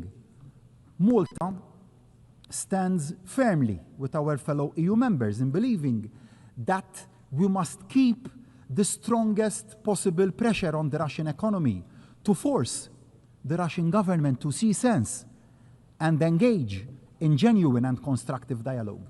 Slava Ukraini. So too must there be an immediate and permanent ceasefire in Gaza. The suffering of so many thousands of innocent civilians must come to an end now. It must come to an end now. Yes, the remaining hostages must be released immediately by Hamas. International humanitarian aid must be allowed to flow in Gaza without impediment. It is so morally wrong and inhuman that so many innocent people are dying of hunger and severe malnutrition. These atrocities must stop now. We cannot allow the further killing of thousands of innocent people, babies, children, youth, the elderly, and the frail to continue and turn our heads the other way because of improper considerations. We cannot remain silent. Decisive and effective action needs to be taken without any further delay. I cannot bear to see anymore the physical and psychological pain and suffering in the eyes of the young children we bring over to Malta from Gaza to give them a better future. Children, young children with mutilated bodies who are supposed to be celebrating the innocence of their youth and the best period of their lives. The parents who have lost their young children. And I ask, why? When leadership should be about humanity and empathy, and not about who can inflict maximum damage to win a war or wipe out a nation or its people. I was proud this week to stand with other world leaders and add Malta to the growing list of allies recognizing Palestinian statehood. After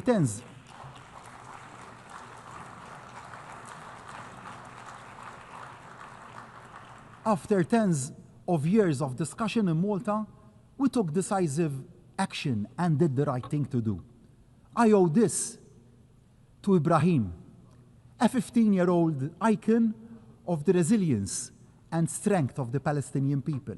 Ibrahim is now receiving the best medical care and prosthetics in Malta after having both his legs blown off and severely injured by a missile fired from a drone in Gaza. His friends were killed in the same accident. These are the daily realities in Gaza, and we have to stand up and be counted. Not doing so would mean that we are complicit in what is happening. Now, a viable two-state solution, no, isn't a reward for Hamas. It is the exact opposite. It is the only way, in actual fact, to finally banish evil of Hamas. It is the only solution that can deliver the sustainable and peaceful future that both peoples wish for and deserve. Of course, the road to a fair two-state solution is a long one, fraught with difficulties. But just because something is hard doesn't mean it is impossible. The world owes to Israelis and Palestinians alike to pursue this path to peace. Indeed, the world faces a stark choice. In too many areas of life, too many barriers are being erected. When too many countries pull up the shutters and turn in on themselves, it is small island nations like Malta that pay the highest price and take the biggest hit. Let me be clear, security is the first duty of any government. Being against barriers doesn't equal being against sensible safeguards. Every nation has the right to take necessary steps to protect itself, but isolation doesn't make anyone safer, because as all the evidence of history shows, the greater the cooperation across borders, the greater the protection we can afford to our citizens. And a threat to global prosperity is a threat to global security. So, I urge the United Nations to redouble its efforts to safeguard the connectivity that trading nations like Malta have to rely on. It is incumbent on all of us to resist the trend to protectionism and fight for open markets. The alternative of a world of trade barriers will only make us all poorer. Of course, it is equally important that we work to tackle the downsides of globalization to ensure that none of our citizens are left behind. But there can be no turning back of the clock.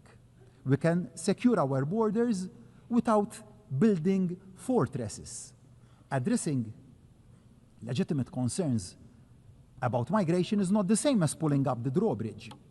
Clearly, the current growth of irregular migration is not sustainable. Yet, it will only be truly addressed by a truly global solution and response.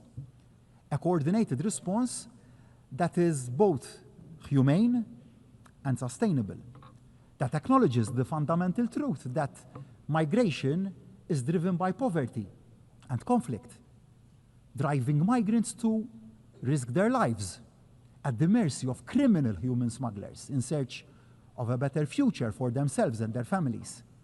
Every country has a right to secure its borders, but every country equally has a duty to play its part in tackling the root causes of irregular migration. You might say, tough on irregular migration, tough on the root causes of irregular migration. Underpinning all this is the need for every member of this United Nations to recommit to the primacy of international law and the value of international cooperation.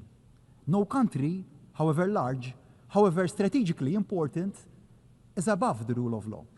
Might does not automatically equal right.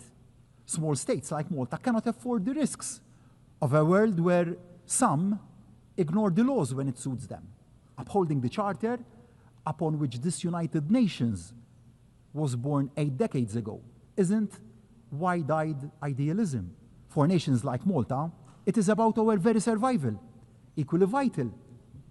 For the survival of small island nation states is the absolute necessity of stemming down the impact of man-made climate change. It would be too easy for a world waylaid by war to shrug its shoulders and claim it lacks the bandwidth to keep taking the actions needed to keep down the Earth's temperature. Malta, however, will keep working to amplify the voices of the small islands across the globe. As a small island state, we are at the front line of rising temperatures and rising sea levels. This isn't some theoretical threat. It is a challenge to our very existence. So Malta will continue to support indices like Corvi that bring home just how vulnerable small island states are to climate change.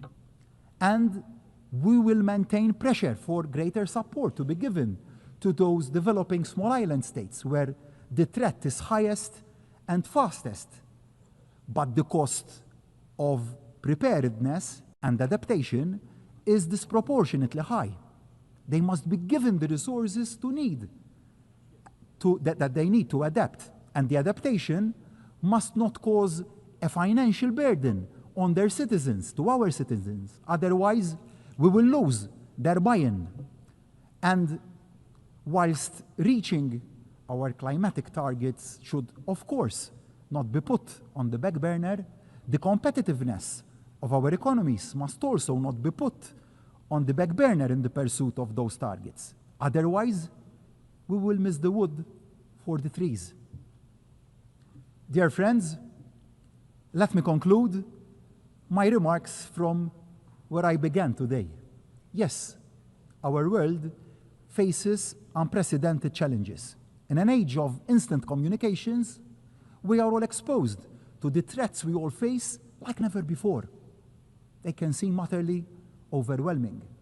But as a world, we face two choices. We can give up hope, give up trying, or we can double down, step in and step up and never give up. Multilateralism is more important today than it was even in 1945.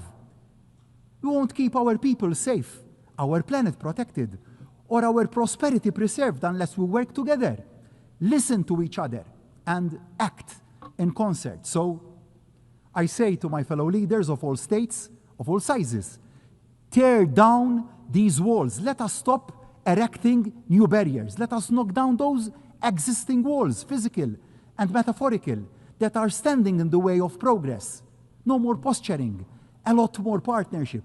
We owe it to those who had the vision 80 years ago. We owe it to the people who put their trust in us to lead them. United Nations isn't perfect, but it is indispensable. So let us commit loud and clear to making it better, better focused, better value, better at tackling the challenges of the next 80 years. And let that commitment start today. Thank you all.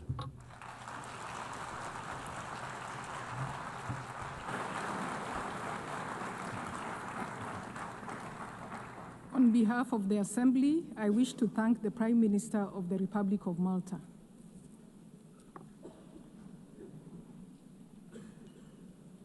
The Assembly will hear an address by His Excellency Kyriakos Mitsotakis, Prime Minister of the Hellenic Republic.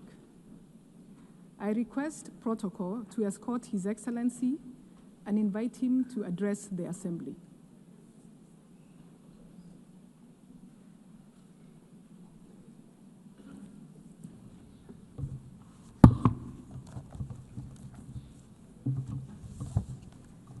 Madame la Présidente, heads of state and government, ladies and gentlemen, it's an honor to address this assembly for the 7th time as Prime Minister of Greece.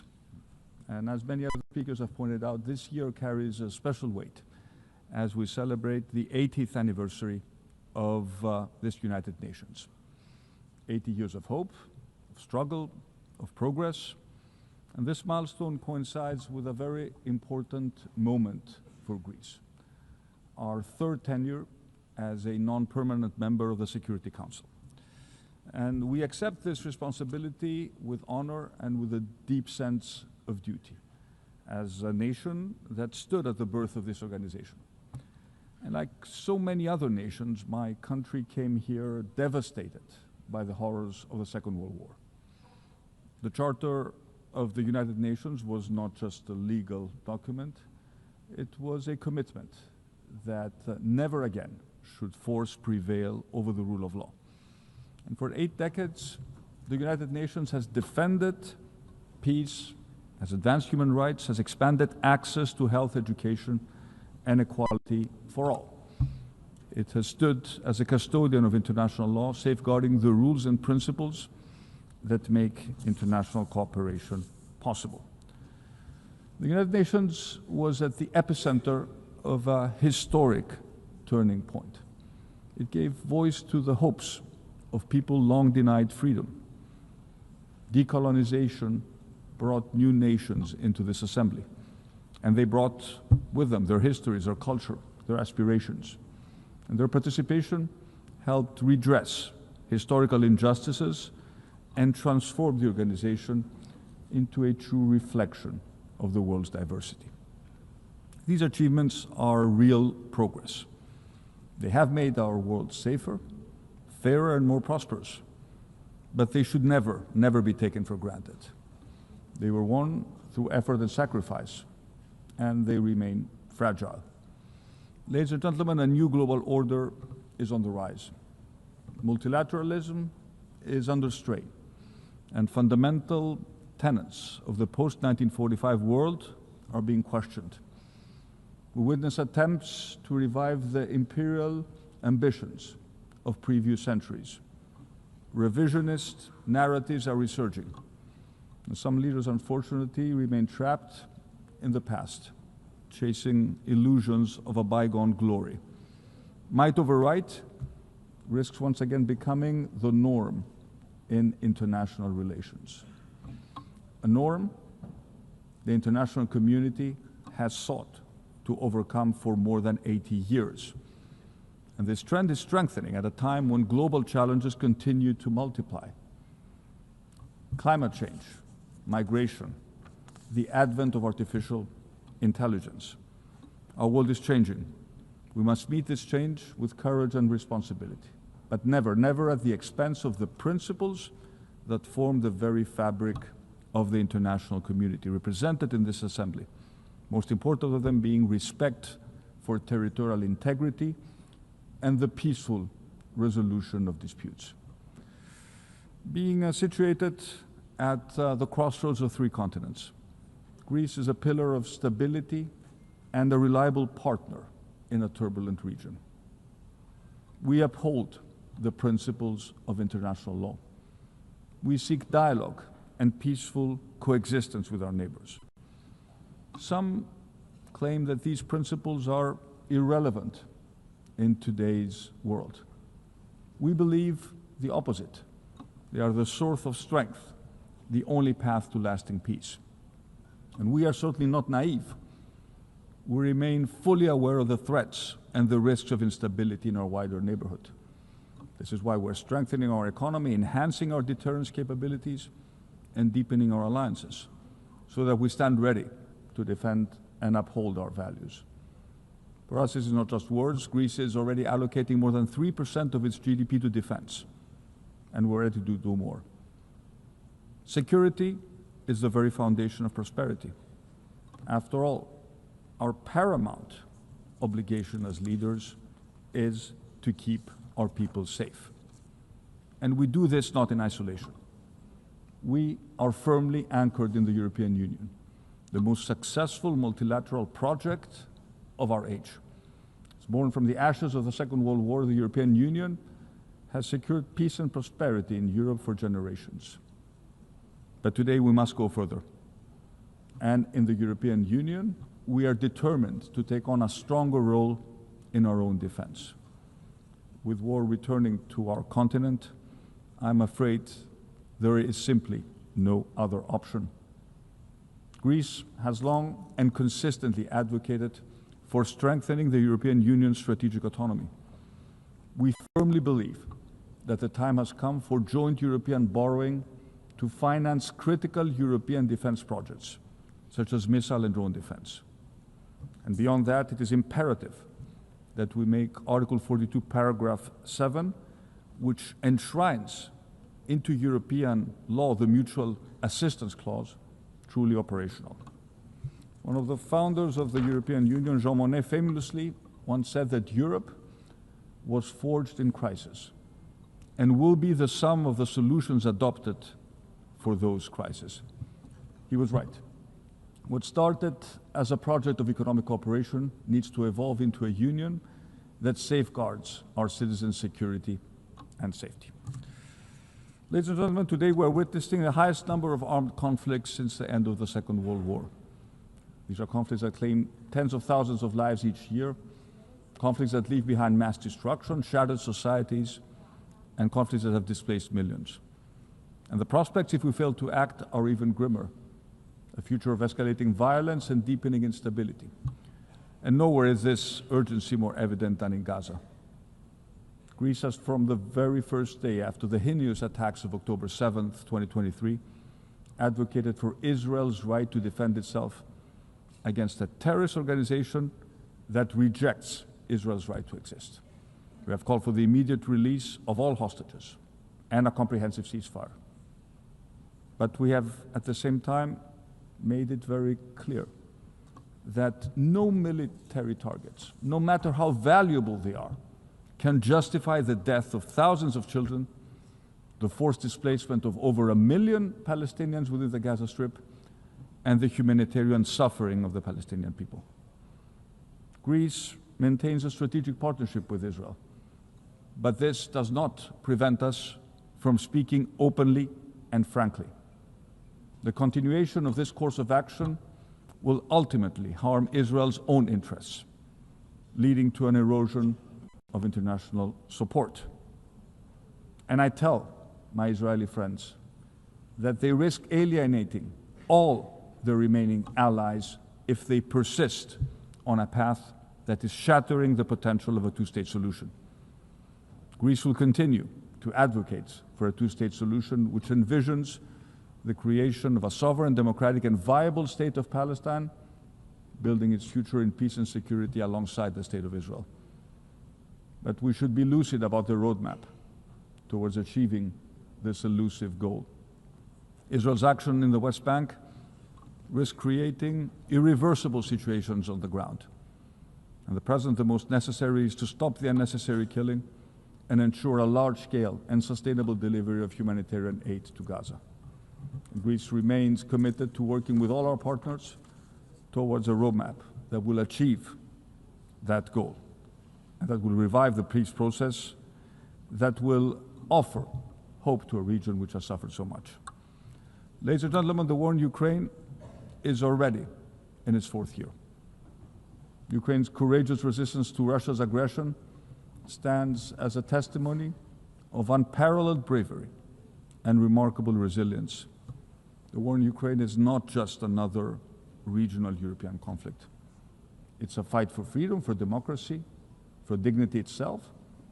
It's, above all, a defense of the rules-based global international order. We stand firmly and unconditionally with Ukraine in this struggle, and we will continue our unwavering support to the Ukrainian people who have the right to live in peace, in security, and freely determine their own future. And we appreciate President Trump's effort to reach peace, and we reiterate that the genuine peace process cannot begin without an immediate ceasefire. Let us be even clearer, there can be no peace formula without Ukraine at the table, and there can be no acceptance under any circumstances of borders redrawn by force. Gaza and Ukraine have monopolized the interests of this assembly, but another humanitarian catastrophe is unfolding, and unfortunately, it does not receive the attention it deserves. And I'm referring to Sudan. 2.5 years into a devastating war, civilians are paying the highest price. Millions are left without safety, dignity, or protection. The figures are horrifying. Almost 12 million people have been forced from their homes, creating the world's largest displacement crisis. More than 30 million could require humanitarian aid.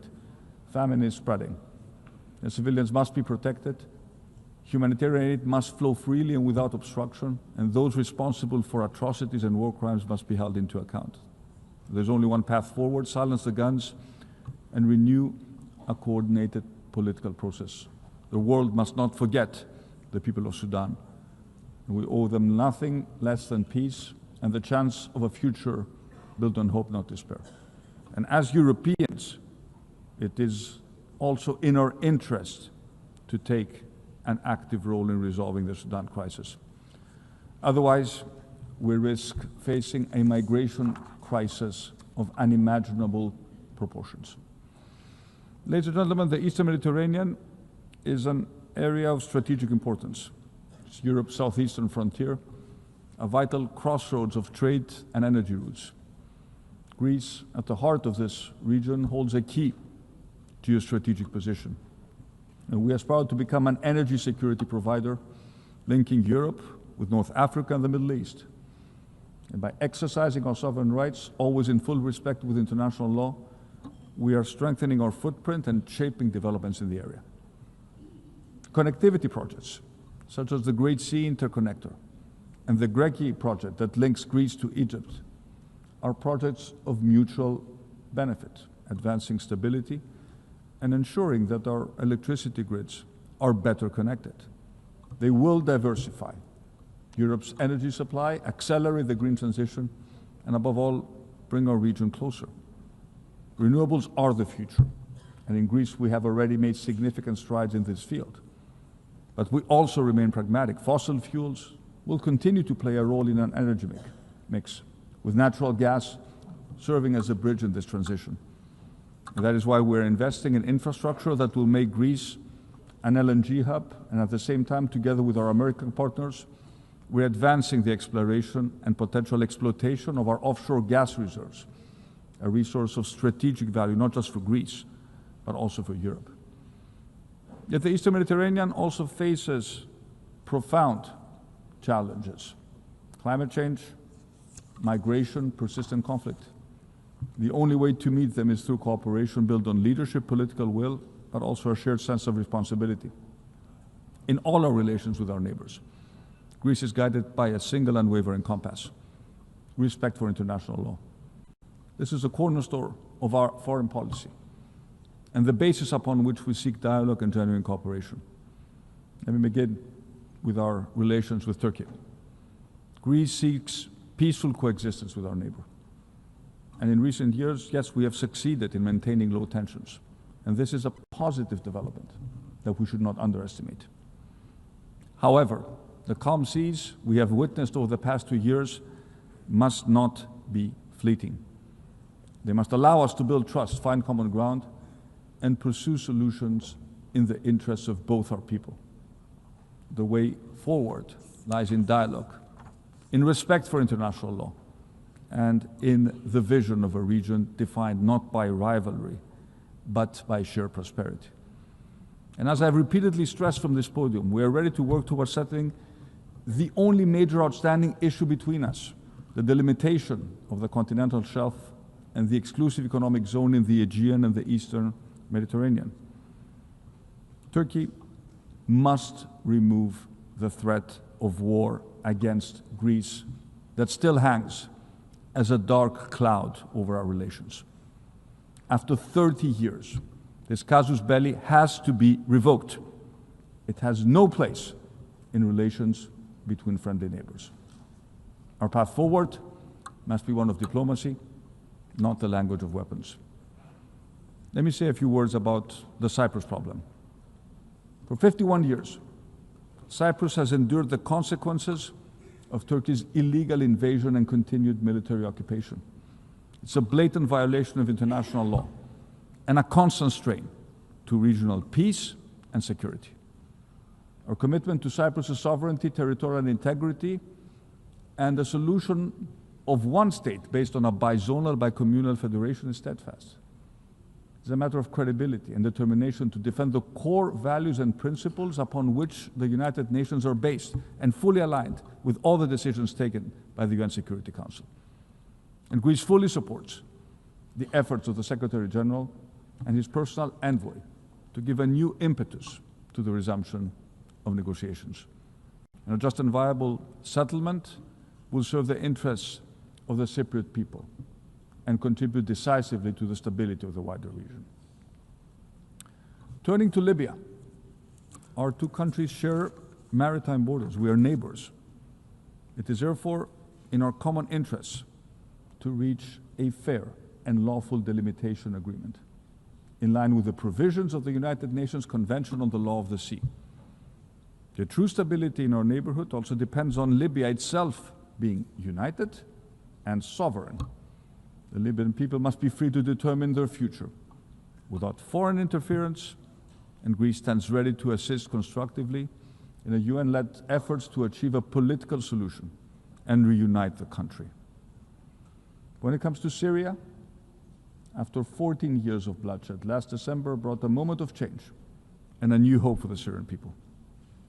The future of the country must be built on tolerance, dialogue, and full political representation for all religious and ethnic communities. Only then can Syria's diverse society find peace and prosperity, free from sectarian violence and external interference. I made it clear to the Syrian president that our support regarding Syria's rapprochement with Europe is conditional upon the protection of religious and ethnic communities, in particular, the Christian Orthodox minority, which has been repeatedly targeted by Muslim extremists. At the same time, we expect Syria and its authorities to act in full accordance with international law, including the United Nations Convention on the Law of the Sea. Finally, let me turn to the Western Balkans, our immediate neighbors, our strategic partners of the European Union, and candidate members of our common family. This region has made remarkable progress over the past decades, yet the balance remains delicate, with the risk of backsliding always present. The future of the Western Balkans lies within the European Union. Greece has been a pioneer in this endeavor through the Thessaloniki Agenda, which set the path for the region's European perspective. And this path must be grounded in full respect for international law, for existing international agreements, the rule of law, human rights, but also minority rights. Most of all, it requires rejecting revisionist agendas and building trust among neighbors. The ghosts of Balkan nationalism have haunted this region for centuries. They must not be allowed to re-emerge. And it's up to the leadership of the Western Balkans to assume their responsibilities and secure a future of peace and prosperity for all their people. Ladies and gentlemen, let me conclude by returning to a topic I also addressed in my speech at the General Assembly last year. Technology is both our greatest shared opportunity and one of the defining challenges of future prosperity. Last year I spoke about artificial intelligence and its extraordinary transformative promise, but I also warned of the danger it breeds. Today, Greece is pursuing a visionary yet practical AI strategy through pilot programs in areas such as education, healthcare, and natural disaster prevention. Teachers and students will soon engage with custom-designated AI teaching assistants. Digital screenings, telemedicine, predictive diagnostics are already making care not just more personalized, but also more accessible. At the same time, AI is helping us detect and contain wildfires at their earlier stages. And the promise of AI making governments more efficient in serving their citizens is materializing at breakneck speed. However, AI in the wrong hands and without safeguards can become extremely dangerous.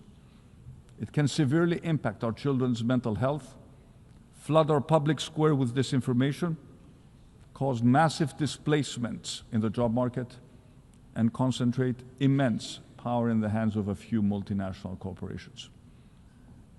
And this is why I welcome the United Nations establishment of the Independent International Scientific Panel on AI and the Global Dialogue on Artificial Intelligence Governance. These institutions lay the foundations of a global architecture where artificial intelligence can be steered by science and guided by cooperation. The most urgent task is to protect the mental health of our children. The scientific evidence is damning. We are running a massive, unsupervised experiment with the brains of our children and teenagers. And what was envisioned as a space of connection and creativity has too often become a landscape of manipulation where harmful content reaches even the youngest users. Addictive scrolling is addictive by design, not by accident. And every time I talk to parents, I hear the same story. We're scared about online bullying, adult content, unrealistic standards of beauty, the promotion of self-harm. We feel powerless and helpless. We don't want our kids to share their intimate thoughts and feelings with an AI chatbot. Greece has decided to do something. We have banned our phones in schools, but we have also launched the Kids Wallet, the first government-backed application giving parents simple, effective control over their kids' smartphone while enabling platforms to verify the age of their users. And our proposal for a pan-European digital age of majority to access digital platforms has already won the support of 13 EU member states. It's examined by the European Commission. But this is not a debate for governments and parents alone. Just as society once set firm rules for smoking, drinking, and wearing a seatbelt, we must now confront today's challenge with equal clarity. Big platforms can no longer profit at the expense of our children's mental health. A business model built capturing our kids' attention through addictive algorithms that feed them what can justifiably be labeled as digital junk is simply not acceptable. And let me repeat what I said last year. Digital technology is no different than any other industry that needs to operate under health and safety regulations. The overarching principle, the golden standard, is one and the same: do no harm. Ladies and gentlemen, looking back at the foundation of the UN means to recall and acknowledge that the need for effective multilateralism is as necessary in 2025 as it was in 1945. And there's no doubt that multilateralism must be reinvigorated. We must make it fit for the challenges of the third decade of the 21st century, but we must do it without disrupting its core, the rules-based order. These rules were agreed for a reason: to save humanity, to ensure progress and prosperity for all. Humanity has paid a very heavy toll through blood, destruction, and suffering to learn this lesson. And we must assume our responsibilities to future generations. Let us not be remembered as those who once again led the world to the brink, and let us not be the sleepwalkers of our time. This time there may be no way back. Instead, let us prove that we have the vision, courage, and resolve to build a world of peace, of security, of shared prosperity, worthy of generations to come. Thank you very much for your attention.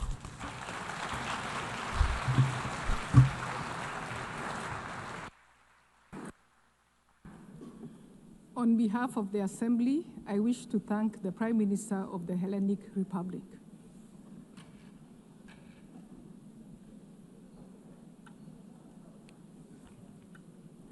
The Assembly will hear an address by His Excellency Sering Tobgay, Prime Minister of the Kingdom of Bhutan.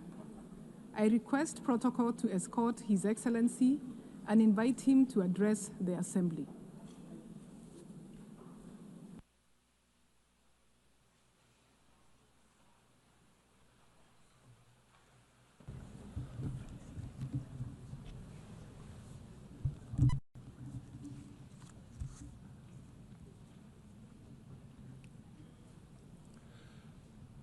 Kuzuzangpo.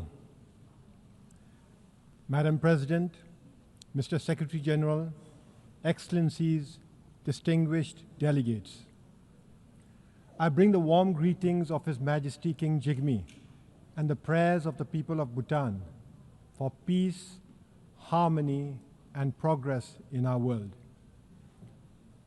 Excellencies, 80 years ago, from the devastation of the Second World War, the founders of the United Nations dared to imagine a world at peace. They chose cooperation over conflict, dialogue over division, and hope over despair. They built an institution to protect humanity from its worst instincts and higher risks. Today, our challenge is different, but no less urgent.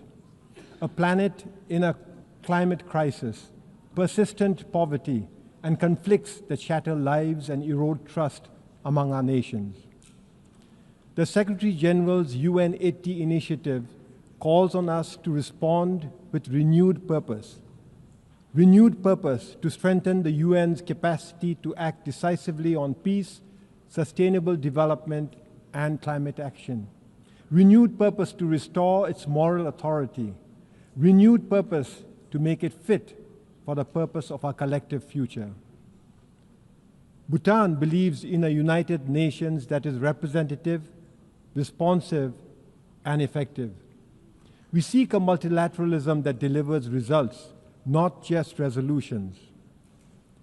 That is why Bhutan supports reform of the United Nations, including reform of the Security Council, expanding both permanent and non-permanent membership.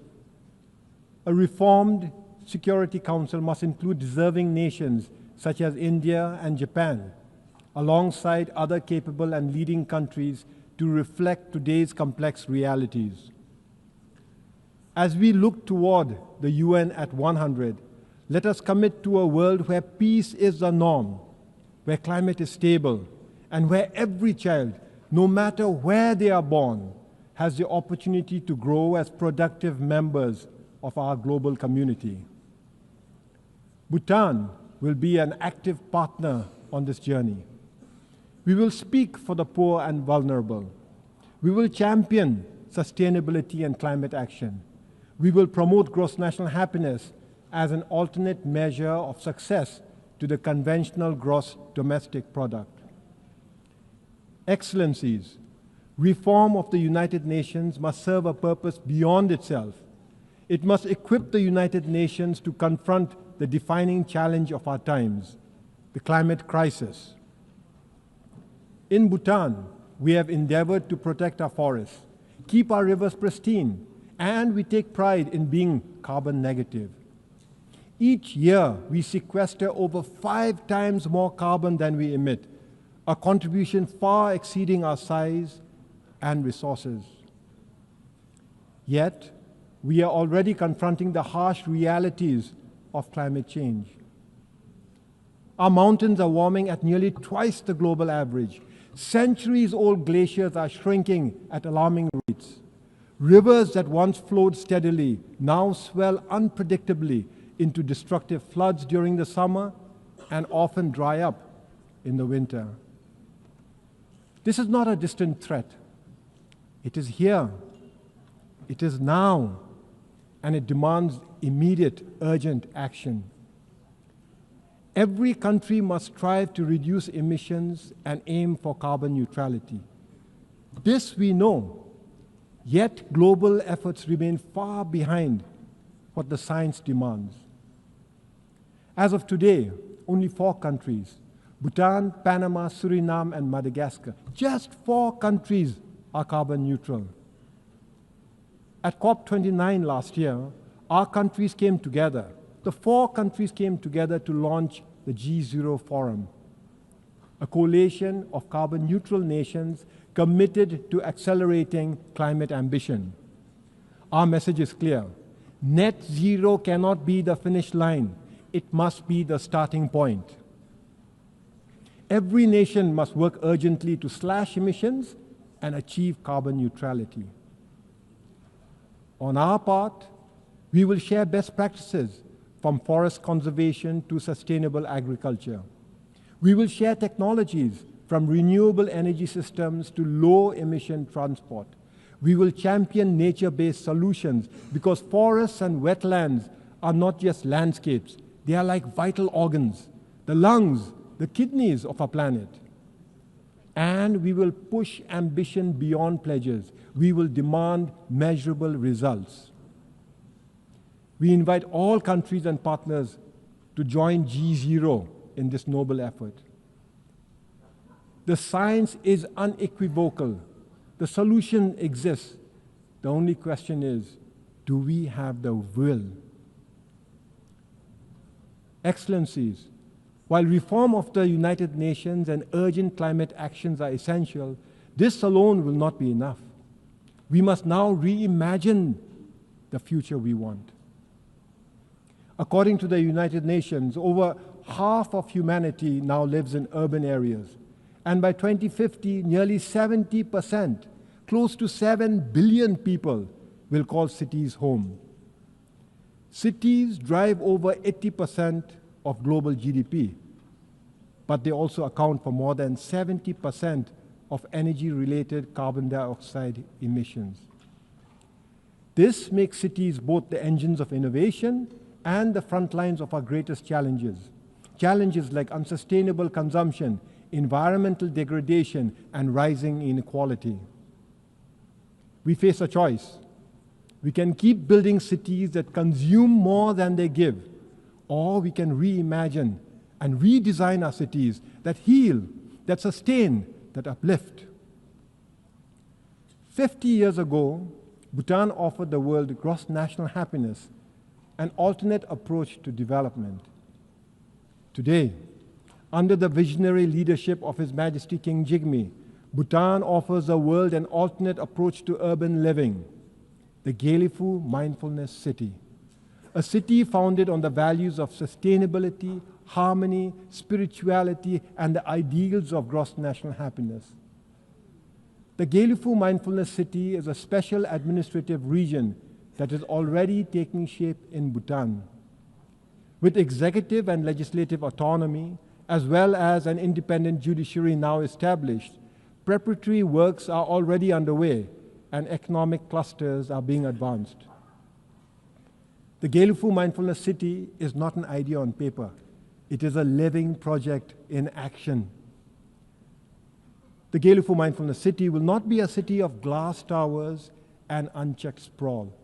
Instead, it will be a place where modernity and tradition meet, where nature is the foundation of urban living. Powered by renewable energy, built with sustainable materials, and designed for low-carbon living, it will offer inclusive housing, green public spaces, and meaningful jobs. For Bhutan, the Mindfulness City is a strategic step, a step towards taking gross national happiness to the next level, a step towards advancing prosperity, and a step towards fostering deeper global engagement without losing our identity or our bond with nature. But the Gelifu Mindfulness City is not just Bhutan's project. It could serve as a forerunner in rethinking urbanization, a model city built on the values of mindfulness, sustainability, and shared harmony. I extend a warm invitation to all of you to join us in this exciting journey. A journey to bring a royal vision to life. A vision of how cities and urban living can heal, can inspire, and can sustain both humankind and nature. Excellencies, the founders of the United Nations gave us more than an institution. They gave us an inheritance of hope and the solemn responsibility to carry that hope forward. In this spirit, and mindful of the troubled times we live in, I have the pleasure of announcing that Bhutan will host the Global Peace Prayer Festival later this year. From the 4th to the 17th of November this year, the Global Peace Prayer Festival will unite spiritual masters, scholars, and practitioners from across the world and across traditions in a common aspiration for peace, healing, and harmony. Through the recitation of the Melam Chemo, or Global Peace Prayers, the sacred Bazaguru Mantra, the Kala Chakra Empowerment, and the powerful Jabji Gep ritual, Bhutan seeks to offer not only a spiritual event, but also a diplomatic and cultural contribution to world peace. For Bhutan, it is both a privilege and a prayer that in these turbulent times, the voice of a small Himalayan nation can help nurture the great cause of peace for all humanity. We extend a warm welcome to all who wish to join the Global Peace Prayer Festival. Excellencies, this is our moment. Let ours be the generation that reforms the United Nations, the generation that confronts the climate crisis with urgency and unity, the generation that makes peace not merely the absence of war, but the presence of justice, opportunity, and dignity for all. And when the United Nations marks its 100th anniversary, we will proudly affirm that we honored the vision of those who came before us and inspired hope for those who will follow. Thank you for your kind attention. Tashidele.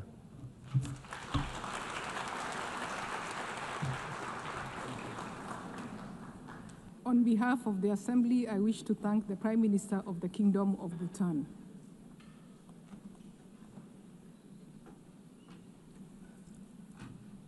The Assembly will hear an address by Her Excellency Mia Amo Motley, Prime Minister and Minister for National Security and the Public Service, and Minister for Finance, Economic Affairs and Investment of Barbados. I request protocol to escort Her Excellency and invite her to address the Assembly.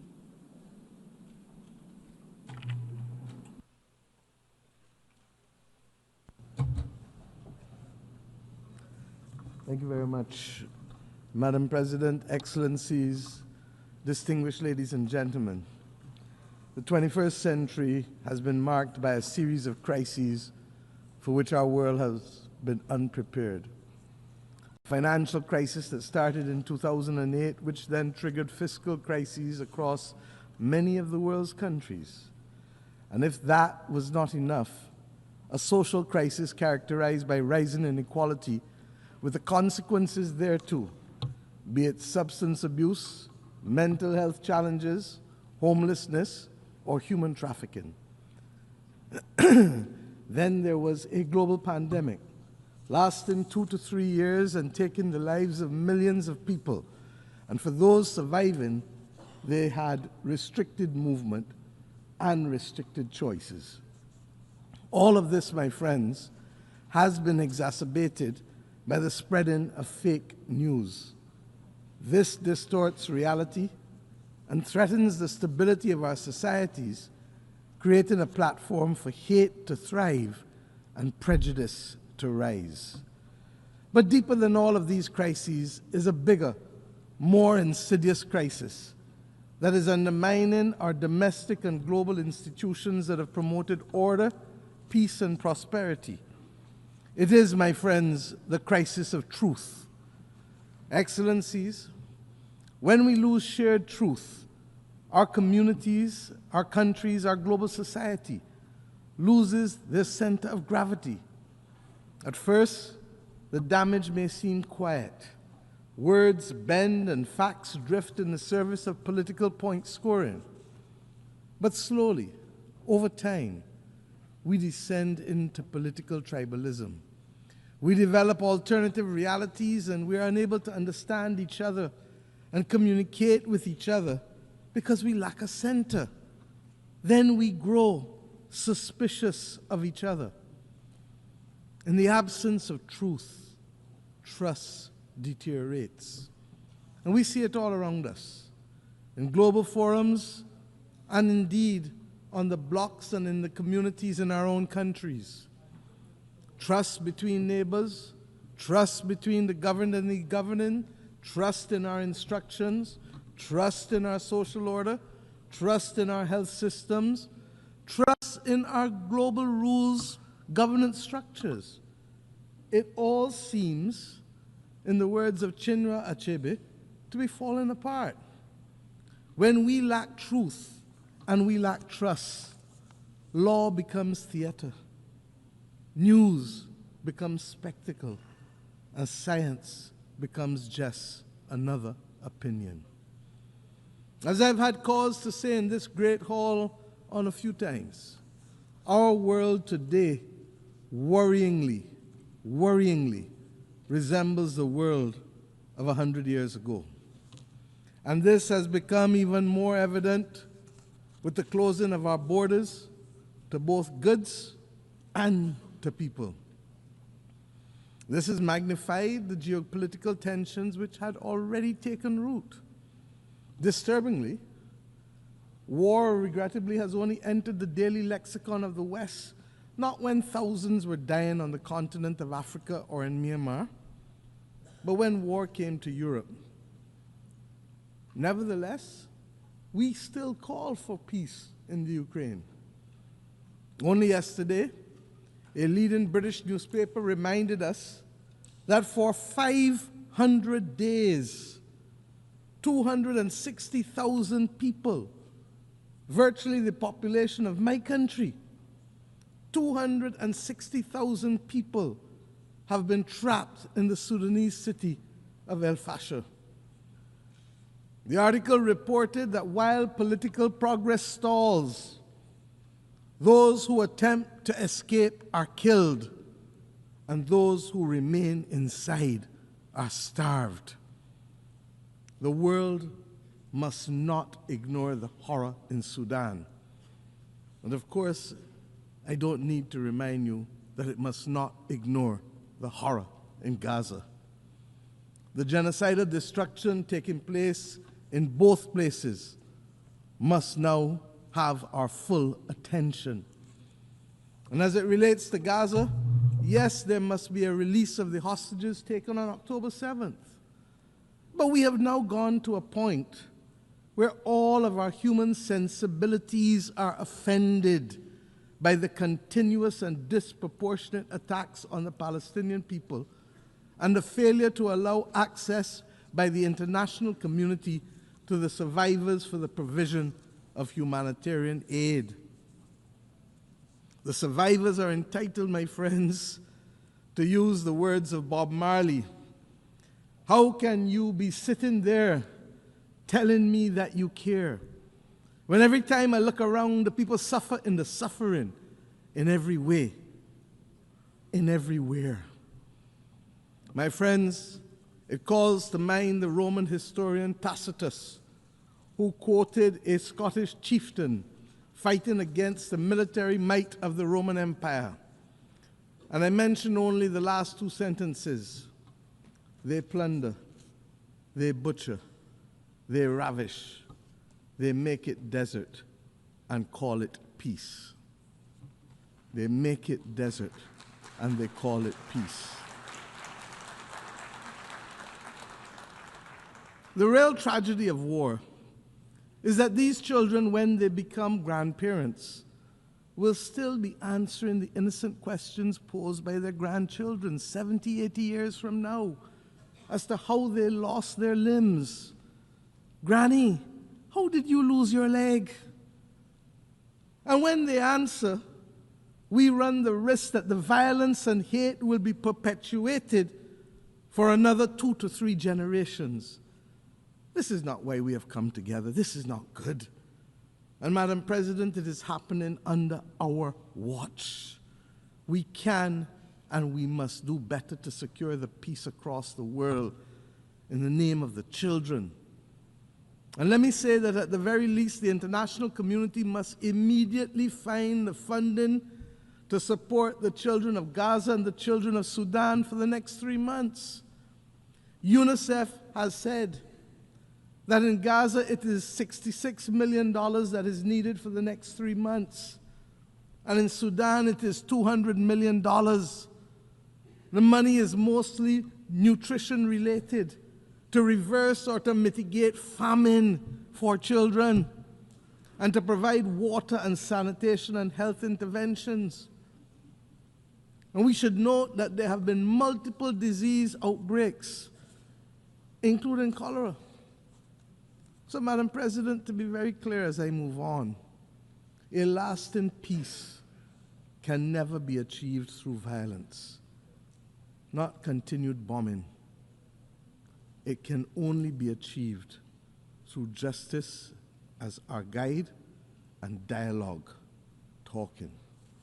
And lest we forget, where others are seeking to build the peace and to preserve humanity in Gaza, as we saw, the international community must not condone the bombing of those states who look to facilitate peace. It is a red line that we must never cross. Madam President, I say simply again, another year, the world needs a reset. We must find, first and foremost, whether we still agree on the same values that inform our charter. As simple as this seems, this is necessary in any reset, for values we all know have changed over the last 80 years, and we cannot assume that it is business as usual. And if it is not available to all of us to agree to those values, then we must at least know who does and who doesn't. In addition to our inability to bring about peace in multiple conflicts, there really still are a number of issues that threaten our way of life and the stability of our planet beyond war. The climate crisis, food insecurity, water scarcity, mass flow of refugees and displaced persons, poverty and increasing inequality within and between societies. It has become so insidious that people don't even talk about it sufficiently. And of course, the failing spectacle of the SDGs for too many of our countries and people across the world. and of course, unregulated AI, which, while it has tremendous promise, poses unregulated significant risk. Many of our people ask every day, why has the United Nations not done better recently? The simple truth, my friends, is that countries have lacked the political will to live by the Charter and to do what is right for humanity. Countries of different sizes, capacities, and cultures can only survive in this world in which we live if we maintain a rules-based system. It is no different to what we have to do in our own countries to maintain and protect the vulnerable and the weak. In fact, it's no different than what has to be done in a child's playground. The rules-based system is what protects us from bullying and from rogue behavior. Our charter was designed to promote compassion, equality, fairness. And this is why it is imperative that we maintain a rules-based system. I speak as a leader of a small country. Our future is placed at risk unless we preserve this rules-based system. The law of the jungle does not guarantee any of us a future on a livable, or indeed doesn't guarantee us a livable planet. We have simply to step up to the plate. And unlike the West Indian Federation, when one country left and the maths of the day was 1 from 10 leaves 0, we must remember that if there are those who don't want to be inside at the dance, that 1 or 2 or 3 from 193 does not leave 0. Does not leave 0. Those of us who remain can continue to pursue our vital interests. And we don't criticize countries for making sovereign decisions, because that's what governments were elected to do. If that's not what they want, that's not what they want. But let us get on with the business and protect our vital interests of preserving a rules-based system, to strengthen us, to build peace, to allow us to better face challenges from climate to pandemics to unregulated AI, and generally to build a better life for our people. There is no doubt that there is a case for efficiency gains to be made in this United Nations institutional framework. We know that. But once we finish the efficiency gains, member states who want or need a rules-based order must put their money where their mouth is. If we are to be protected by a rules-based system, then we must step up to the plate and provide the funds to bridge the gap, to deliver the results that we desire.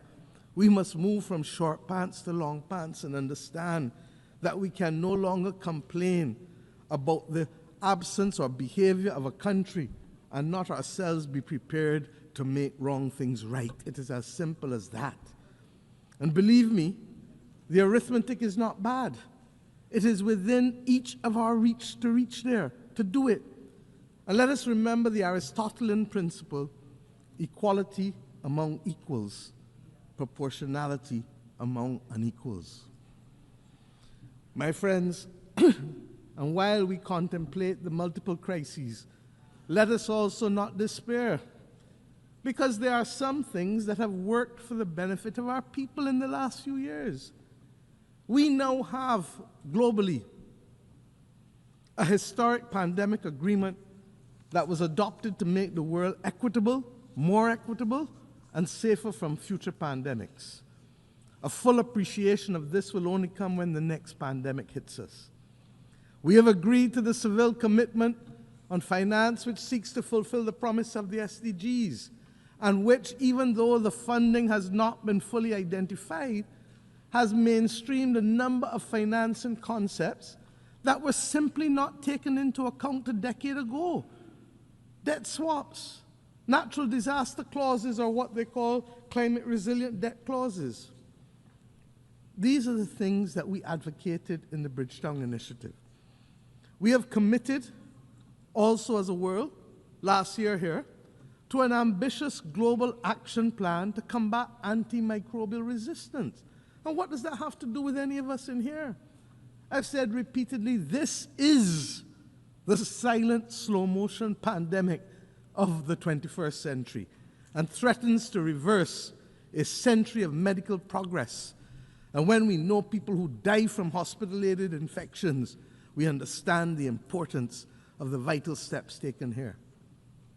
Earlier this week, we successfully brought into force the Beyond Boundaries and National Jurisdiction Treaty. As a large ocean state, as Barbados is, I am acutely aware of the critical importance to protect our oceans and its marine biodiversity as part of the ecological balance of the planet. And last year, we adopted the ambitious Pact for the Future, which provides a roadmap, a North Star, for our work to protect people and planet of the future. The two instruments mentioned on Tuesday morning by our Secretary General for regulating AI must now be our priority if we are to avoid the severe deepening inequality of our times and to avoid leaving our people exposed to the risk and exploitation of AI and the distortion of facts. I must tell you that regrettably, I have experienced on a well-known commercial AI platform examples of censorship that seek to deny access to the details of our history in this hemisphere, in terms of the Barbados Slave Code, in terms of the South Carolina Slave Code. So we must be vigilant. Speaking as a small country, therefore, we see no future without a rules-based system. And before I go on, let me recognize the outgoing President of the General Assembly, His Excellency Philemon Yang, for his impactful presidency last year. And let me also congratulate Her Excellency Annalena Baerbock for assuming the presidency, particularly in this year when we celebrate Beijing +30. Barbados looks forward to working with you, ma'am, to execute your vision. The fact that you are only the 5th woman to occupy this post over the last 80 years is a cause both for profound concern, but I say renewed optimism. This is a testament to the very point that I'm seeking to make. The organization is working, even if not at optimal levels, but we still have so much to do. Madam President, on climate finance, climate and finance, I should say, there's a real danger that debates in this great chamber, at the conference of the parties and elsewhere, risk being reduced to mere performative exercises. We have watched the widely celebrated green wave which swept Europe in 2019. We've seen it now recede, and in its backwash, that continent now faces deep division over the scale, scope, and speed of delivery on commitments made to eliminate climate-harming pollution by 2050. We've seen others withdraw from the Paris Agreement. At a time, Madam President, when we should be conducting an audit of the achieved targets and accomplished deliverables, we continue for the most part to receive IOUs and statements of deferred intent. Even as we have witnessed this vacillation that I just referred to, we've also seen a rededication to breathing new life into high-carbon and high-polluting forms of energy. And we have witnessed a redoubling of efforts to fund military buildups, even at the expense of financing our way to sustainability and that of a livable planet. Barbados does not treat climate science as a mere conjecture, and neither does the International Court of Justice nor the Inter-American Court of Human Rights. Their advisory opinions have affirmed the legal rights and entitlements of citizens who must on a daily basis confront the impact of the climate crisis. In this regard, we especially welcome the International Court of Justice's ruling to the effect that states have obligations to protect the climate system and other parts of the environment from emissions, and that those obligations can be enforced against other states. Given this new reality, as we look ahead, we must seize the opportunity to find common ground, given the diversity of opinions on this question of the climate crisis. I propose that one possible way forward is to focus on emissions rather than focusing on the fossil fuel industry. As I've said before, the fossil fuel industry is not the enemy. It is the emissions. In this regard, we should consider working towards a globally legal binding framework on methane, which could contribute to reversing global temperatures, I'm told by the scientists, by as much as 0.5 degrees, while purchasing time for the fossil fuel industry to scale up to a commercial level the use of decarbonizing technology. This is possible. The Baku to Belém roadmap must also ensure that the necessary resources, $1.3 trillion annually by 2035, are not only committed, but delivered. It is the political will and the ingenuity of countries and financial institutions that will ensure that these sums can be delivered.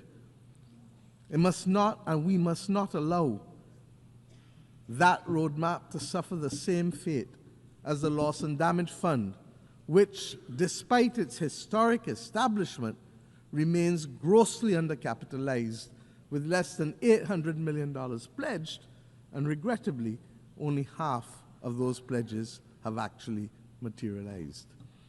This ambivalence towards finance and fiscal space, my friends, is what gave birth to the Bridgetown Initiative. Its latest iteration, Bridgetown 3.0, will shortly be reviewed, given the rapidly changing global environment in which we live. We still need to expand liquidity support and to close the financing gap to assist vulnerable countries, especially the V20, many of whom still face the possibility of a debt crisis. They need it to build their resilience and to adapt to the new climate reality. I am conscious of the progress by which multilateral institutions have taken on board some of our arguments in the Bridgetown Initiative, especially as it relates to climate finance and to the issue of vulnerability. I referred earlier to debt swaps and the climate resilient debt clauses. Madam President, all of these goals and many more can be achieved by a fully functional rules-based system, one that is ambitious in its goals, effective in its delivery, and fair in its organization. As UN80 process seeks to enhance the functioning of this organization, we must ensure that we put in place the initiatives that are not the exclusive outgrowth of budget constraints and cross-cutting exercises, but are instead initiatives that are people-focused, delivery-driven, providing the global population with the peace and the security and the quality of life that they deserve and that they are increasingly demanding. To this effect, the Security Council, we know, must be reformed. It must reflect the multipolar world that we now live in, and it must give an opportunity to recognize that there have been substantial geopolitical shifts since 1962 when you had your last reform, 3 years before I was born, and I turn 60 next week. Permanent seats for Africa and a seat that revolves for small island developing states are an essential part of that reform, because we all have perspectives that must be heard. You cannot ask us really to show up for family photos and votes when you need them, and then exclude us from the family's decision-making as if you are the grown-ups and we are the children. We are not minors. We are independent, sovereign states with full capacity, and we insist on being treated as such.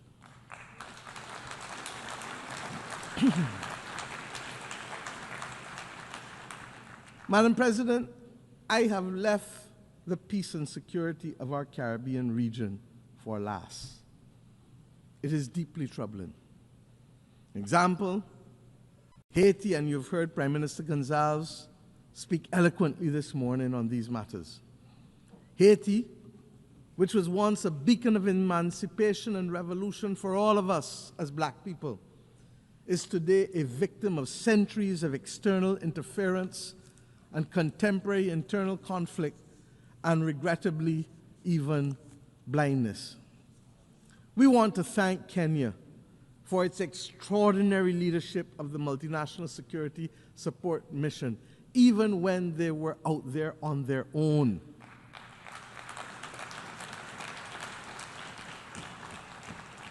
We look forward to the enhanced support of the UN Security Council and the Organization of American States, even as we maintain a strong watch and brief for this valued member of our Caribbean community as CARICOM.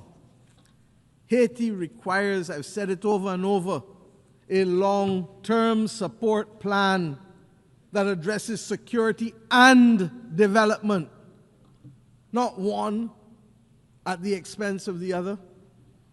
With the requisite political will, the UN Security Council and the international development system are well equipped. They have the resources and power to deliver. We also want to urge dialogue with our friends and partners, especially in the United States, on the inescapable issue on the flow of small arms and light weapons, not only to Haiti, but indeed across this entire hemisphere, especially in the Caribbean with small states.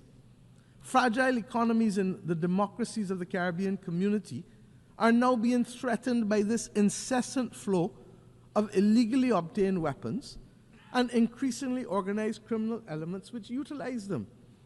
But we will use the systems to deal with them collectively and in accordance with due process. We thank Secretary General Guterres for his unswerving support with respect to Haiti, and we now need others on board to ensure that Haiti can turn the corner and prepare itself for free and fair democratic elections. Madam President, Cuba has long been a source of support for many across the globe in times of conflict, health crises, and indeed colonial resistance, particularly in Africa. Cuba has paid, however, a high price for insisting on its right to self-determination. And again, yet again, we must be prepared to engage in dialogue in order to stop the disproportionate suffering and the deprivation that is being inflicted on the Cuban society by what is now globally seen to be an unjust embargo and other unilateral coercive measures. Barbados, my friends, reiterates its call for the end of the embargo and the removal of Cuba from the list of state sponsors of terrorism. This is unjust.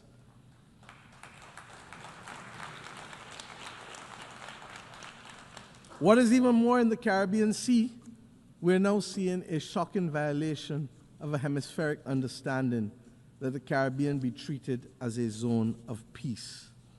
There has been a buildup in military assets in the last few weeks in the Caribbean by both sides, by the United States of America and by Venezuela. We believe that any such buildup could occasion just an accident. And if it does, a simple accident can put the Southern Caribbean at disproportionate risk. I need not tell you, therefore, what a war can do. It is not acceptable for our islands, our countries, to be viewed as collateral damage. I say simply, for all who can hear and for all who read and can listen, full respect for the territorial integrity of each and every state in the Caribbean must be respected, and that includes all states. Almost all wars end as a result of dialogue. Let us make a greater effort to have the necessary conversations to prevent war. It is too simple. As I close today, I leave you with an image that has stayed with me for the last week of a young Palestinian girl of 6 or 7 years old walking in the midst of the rubble in Gaza. Her eyes were hollow and full of despair. It was clear that she was in great pain, but she carried her sister on her shoulders, both shoulders. clearly recognizing that it was she who would have to carry the burden of taking them to safety. My friends, this is the ultimate picture for me of hope and resilience. Let us be inspired that even in the face of the greatest adversity and challenges that the world faces, that we too can rise. For if a 6-year-old can push past the pain, all the physical and emotional pain, and still find hope that there's a better moment ahead of her, then we as leaders and members of the global community have a duty to summon that spirit. The world needs it now more than ever. It is not beyond us to forge a better world that is fair and just. 80 years ago, it was just a few countries that summoned that will. Today, those of us who were denied the right to be heard then must now be the core responders to this critical clarion call. I leave you inspired by the words of my own anthem as I think about the world. Inspired, I say, upwards and onwards we shall go, inspired, exulting, free, and greater will our world grow in strength and unity. If a 6-year-old child can summon the will against all that she faced, then we, with much, much, much more, and with a commitment and an obligation to many, many, many, many more, must summon that will. I thank you.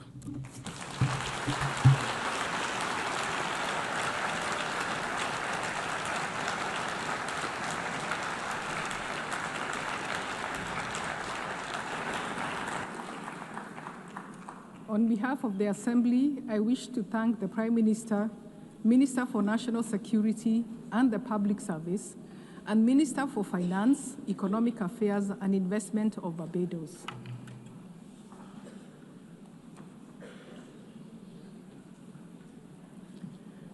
The Assembly will hear an address by His Excellency Jeremiah Manele, Prime Minister of Solomon Islands. I request protocol to escort His Excellency and invite him to address the Assembly.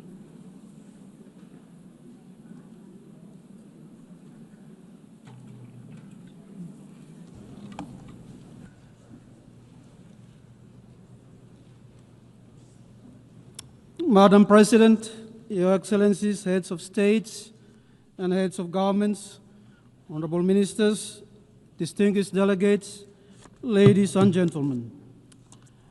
Madam President, I bring to you and all members of this august assembly warm island greetings from the government and people of the Happy Isles. We congratulate you, Madam President, on your assumption of office as President of the 80th session of the United Nations General Assembly. Let me also commend your predecessor, His Excellency Mr. Philemon Yang, for his sterling leadership of the 79th session of the General Assembly. Solomon Islands further acknowledge the Secretary General of the United Nations for his courage and strength in defending multilateralism.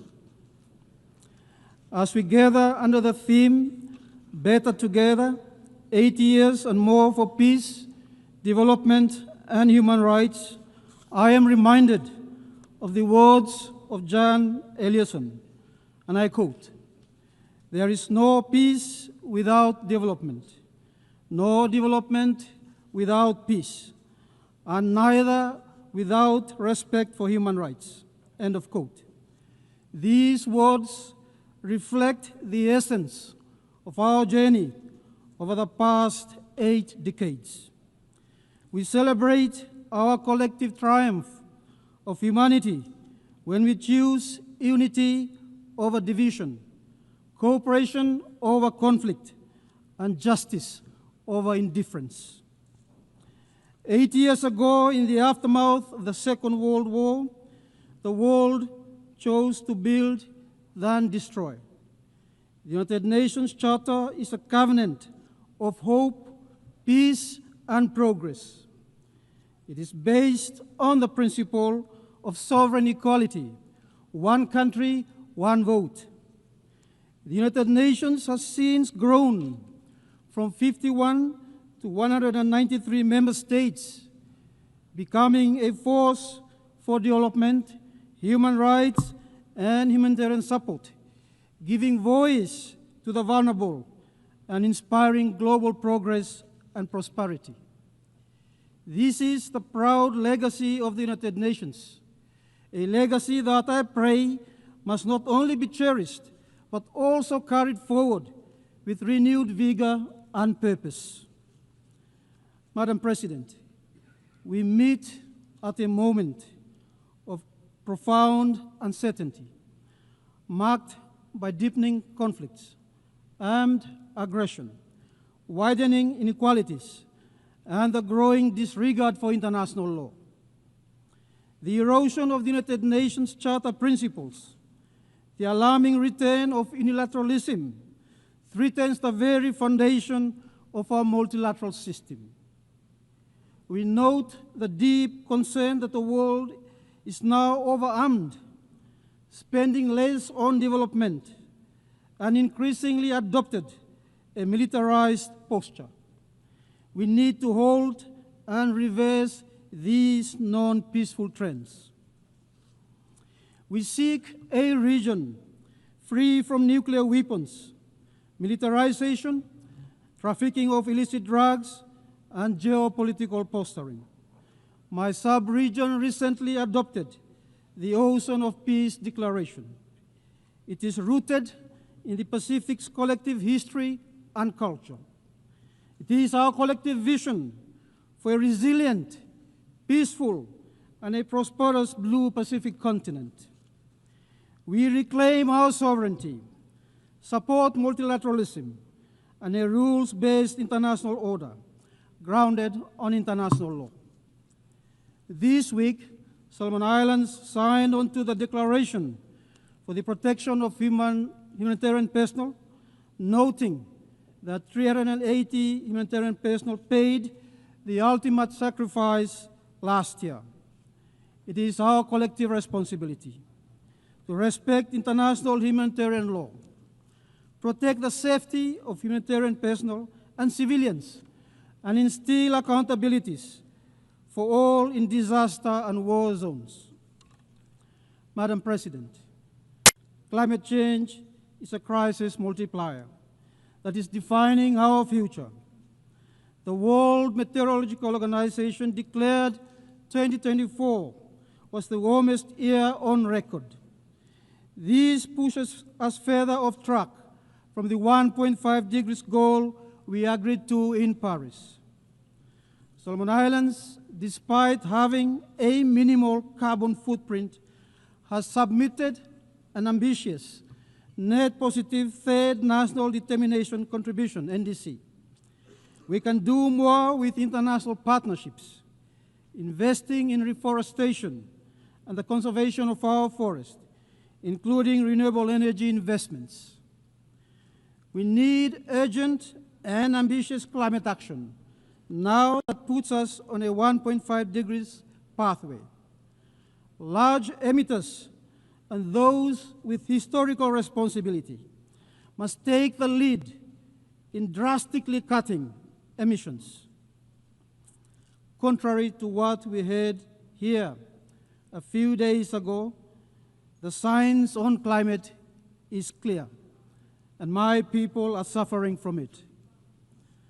On 23 July 2025, the International Court of Justice, ICJ, issued a landmark advisory opinion in response to a request by the United Nations General Assembly under Resolution 77276. The court was asked to address two interrelated questions. First, the obligation of states under international law to protect the climate system from harmful greenhouse gas emissions, including duties owed to both present and future generations, in keeping with the principle of intergenerational equity.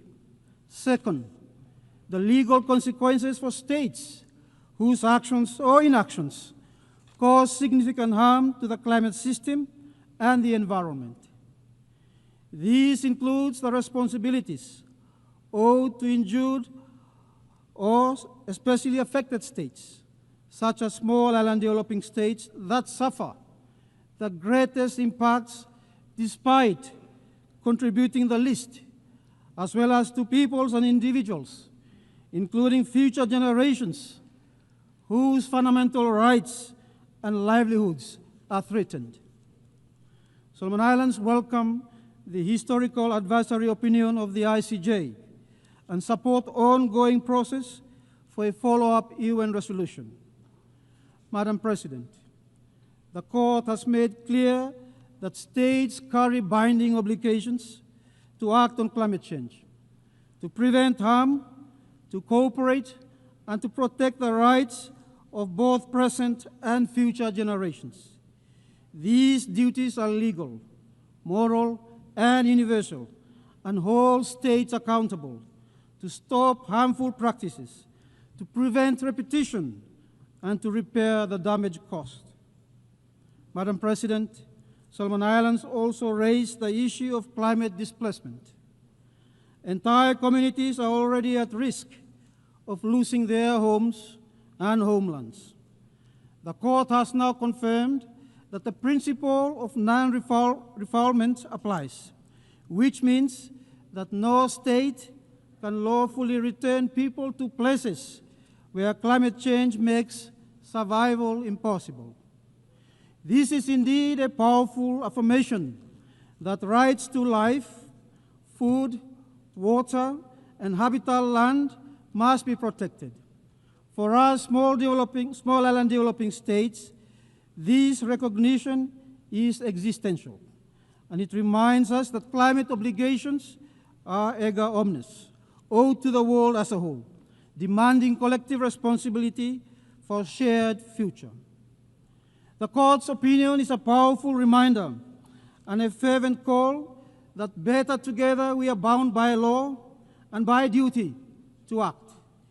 It rejected narrow interpretations that limit obligations to the Paris Agreement, affirming instead that all states must cut emissions under human rights law, the law of the sea, customary international law, and other treaties.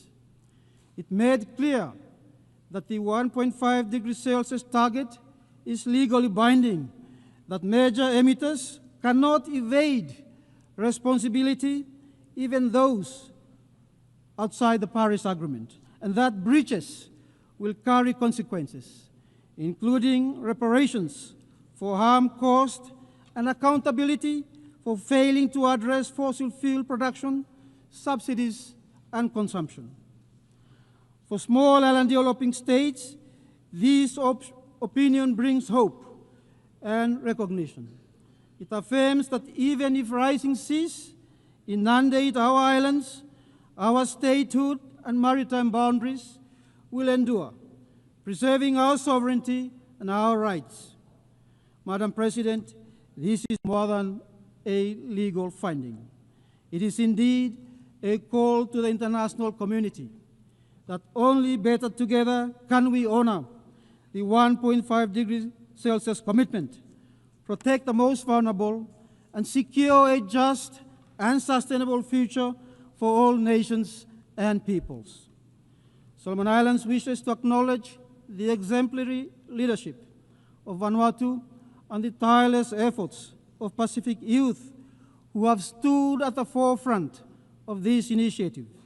Their voices and vision have carried the urgency of our cause onto the global stage, reminding us that the strength of the Pacific lies in our unity. Though small in size, our island nations are large in purpose, and when we stand together, governments, communities, and young people alike, we embody the very theme of this assembly: better together, 80 years and more for peace, development, and human rights.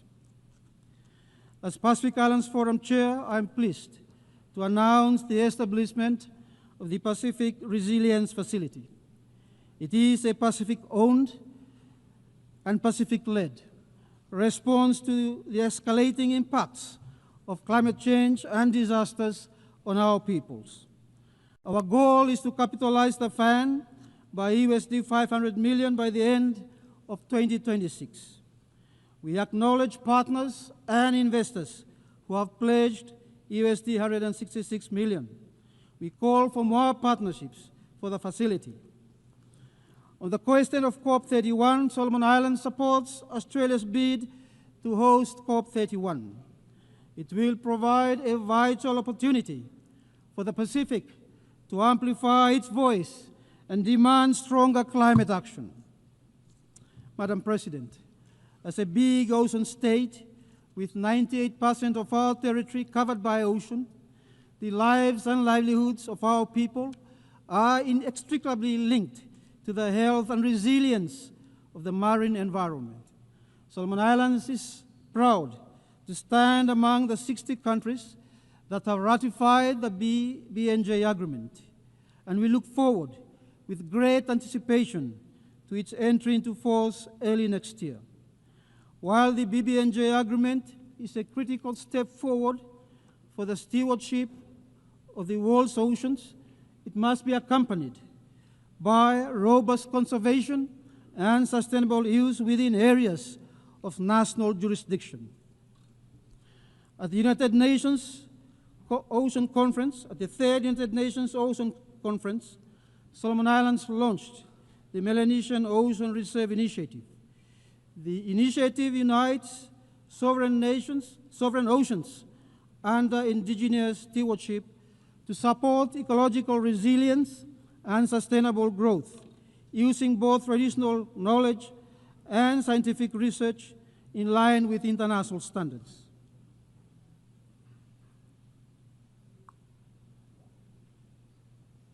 We are also actively advancing community-based conservation initiatives and undertaking significant efforts in ocean management in alignment with our national ocean policy. This year, Solomon Islands co-hosted a summit on SDG 14.4 with several UN and regional partners. The event gathered Pacific leaders, fisheries organizations, the private sector, and scientists to assess global health of tuna stocks, climate impacts, and strengthen partnerships on small-scale fisheries. Its conclusions were presented at the third UN conference in Nice. Over half of the world's tuna is caught in Pacific waters, and all 4 species, albacore, yellowfin, bigeye, and skipjack, remain biologically healthy. Our region stands ready to collaborate with the international community and share our experience in fisheries management and restoring fishing zones to sustainable level based on science. This is proof that when we act together as stewards of the ocean. Solomon Islands is an archipelagic state that shares maritime border with 5 neighboring countries. Earlier this year, Solomon Islands made 2 continental self-submissions to the United Nations Commission on the Limits of the Continental Shelf, a bilateral submission with Fiji concerning the Melanesian border plateau, and a trilateral submission with Fiji and Vanuatu for the North Fiji Basin. Solomon Islands looks forward to engaging constructively with the Commission on these matters in the spirit of cooperation and mutual respect. The alarming rate of pollution in the ocean is endangering marine life and the ocean's health. We have banned the use of certain single-use of plastic in 2023. But we remain very concerned that negotiations on a legally binding treaty on plastic pollution has stalled. We have a collective interest to finalize that treaty and protect our ocean. On deep-sea mining, Solomon Islands is taking a precautionary approach and has placed a moratorium on it. On the same note, we support a regional approach on deep-sea mining as agreed to by our forum leaders early this month. Madam President, only 35% of SDGs are on track to meet their targets by 2030. The Pact of the Future was our collective commitment to turbocharge sustainable development. We can and must deliver on this pledge. Solomon Islands government's policy to achieve the SDGs and address our development challenges centers on 4 pillars: unity and stability, economic transformation, game-changing infrastructure development, and human capital development. These priorities are supported by reforms, responsible investments, climate-resilient infrastructure, and human resource development. We are prioritizing the productive sector to drive economic transformation with strategic focus on agriculture, fisheries, tourism, and mining. This is reflected in our national budget to enable private sector-led growth. As Solomon Islands prepares for LDC graduation in 2027, strengthening trade relations and these development areas remain critical. The COVID-19 pandemic highlighted the importance of global cooperation in health, including the sharing of medical technology. In this connection, Solomon Islands welcome the endorsement of the Pandemic Treaty adopted at the 78th session of the World Health Assembly and looks forward to its full implementation. Non-communicable diseases, NCD, has reached crisis level in the Pacific. In the case of Solomon Islands, 87% of deaths are NCD related. NCD accounts for 84% of Solomon Islands adult hospital admission, placing stress on our health system. This year, we have significantly increased our health budget to restore health services and manage NCDs and neglected diseases. Solomon Islands welcomes the convening of the high-level meeting on NCDs and mental health. The Pacific is confronted with rising mental health and abuse of drugs. Integrating the 2 health issues into primary health care, supported by trained health workers to support, screen, manage the well-being of our people. Madam President, my delegation welcomes the Secretary General's reform agenda, the UN8 initiative, and the vision to revitalize the United Nations and its operations. The UN must evolve with the new realities and remain responsive to the special circumstances and needs of SEEDs and LDCs. We support China's global governance initiative to strengthen multilateralism, preserve sovereign equality of states, observe international law, and placing people-centered development with an action-oriented approach. Solomon Islands support ongoing efforts to develop a governance framework to manage responsible use of artificial intelligence for development, combat misinformation, cybersecurity challenges, protection of data and privacy. These are new and emerging issues we cannot ignore. Madam President, Solomon Islands reiterates its call for an elevated UN presence. The time has come to review the UN regional architecture to ensure it remains connected to the members that need it most. Solomon Islands remains underrepresented within the UN staff establishment. We call on the UN to consider convening in-country competitive recruitment exams in Solomon Islands. On Security Council reform, we seek a more democratic, expanded council that reflects today's geopolitical realities. The use of the veto by the Council continues to undermine peace, international law, and expose the vulnerable to harm. The veto must be eliminated as part of the reforms of the Council. We hope to see proposals shift into text-based negotiations under your presidency. Solomon Islands is seeking, for the first time in 46 years, a non-permanent seat in the UN Security Council for the period 2032 to 2033. We registered our interest 11 years ago. Let me thank countries who have confirmed their support for our candidature over the years. As a peace-loving country, Solomon Islands is keen to contribute to UN peacekeeping missions this year. Ladies and gentlemen, we must do more for peace, protect civilians, especially children and women, and hold those accountable for such action. Inaction puts a human face to the sad situation in Gaza, where more than 60,000 lives have been lost. Solomon Islands condemn Hamas attacks on Israel and for all lives lost. We also call for the release of all remaining hostages and an immediate ceasefire in Gaza. This is critical for regional stability and global peace. Solomon Islands reaffirms its consistent support for a peaceful and permanent solution to the Israeli and Palestine conflict.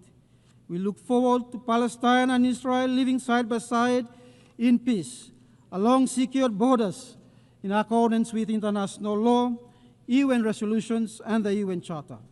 Let us give peace a chance and put an end to one of the world's unyielding conflicts, marked by displacement, occupation, and the unnecessary loss of lives.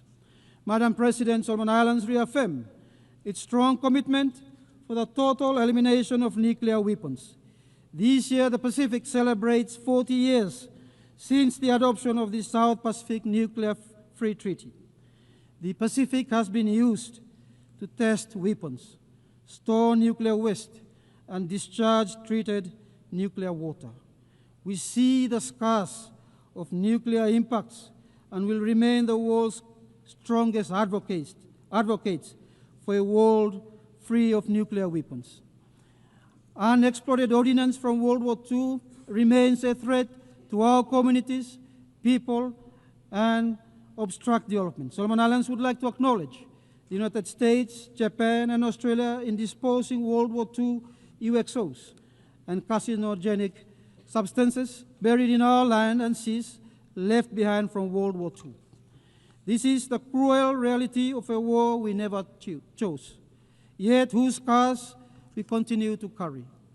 Justice demands that those responsible accept their duty to help heal the wounds they left behind. And it is only by standing better together in solidarity, with shared responsibility and compassion, that we can finally close this painful chapter of history and build a safer, more just future for our people. Madam President, Solomon Islands continue to value the partnerships we share with all countries and institutions for development. These partnerships have been crucial to our development in the past 47 years. We express gratitude to Australia's long-standing partnership and support to Solomon Islands across all development objectives of our national development strategy. China's infrastructure projects in health, transport, and communication are enabling economic growth and transforming lives. We thank the government and people of the People's Republic of China for this growing partnership. Solomon Islands reiterates and reaffirms its respect for the One China principle. New Zealand's support to expanding and upgrading airports across the country and the fisheries sector addresses our key development areas. Japan's work on one of our key provincial hospitals, economic infrastructure, and capacity development is very much appreciated. Complementing these efforts, we acknowledge support from Papua New Guinea, Indonesia, Saudi Arabia, the United Arab Emirates, the European Union, and India. We acknowledge the support through partnership with the UN system, multilateral development banks such as the Asian Development Bank, World Bank, the IMF, and look forward to new partnerships, including with the OPEC Fund for International Development and the Asian Infrastructure Investment Bank. On the same note, Solomon Islands' journey thus far has been supported by our private sector, state-owned enterprises, and NGOs.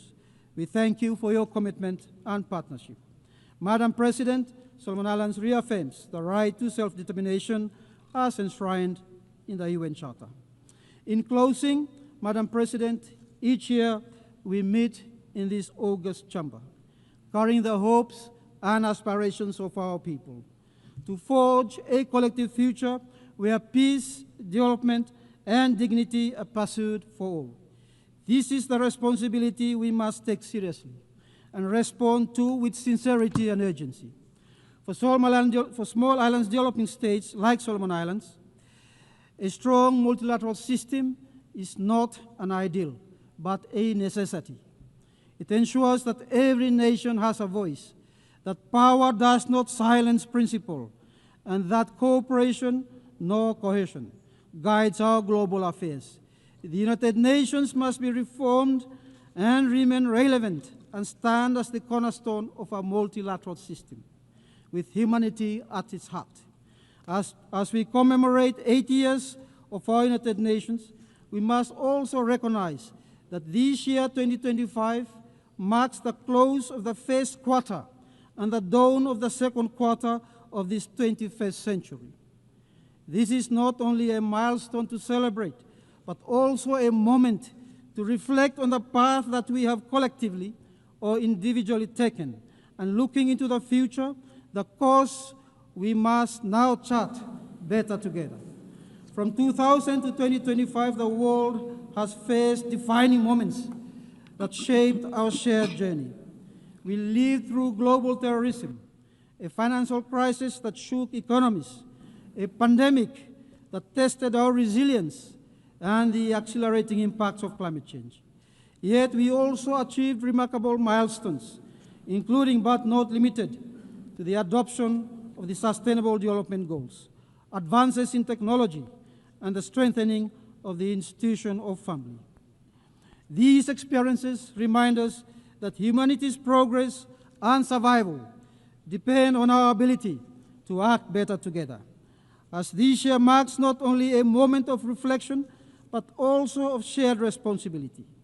What we do today to secure peace, to drive sustainable development, and to uphold human rights will set the path for the next 25 years. Our choices now will define whether we stand united in hope or divided in regret. Come 2025, when future leaders gather in this assembly, what will we present to them? Let it not be scars of missed opportunities, but a legacy of courage and cooperation. Let it be proof that when the world chose to act better together, we secured a safer, peaceful, fairer, and a more sustainable future for our children. Madam President, Excellencies, Imi together, Tage Tumas, I thank you for your attention.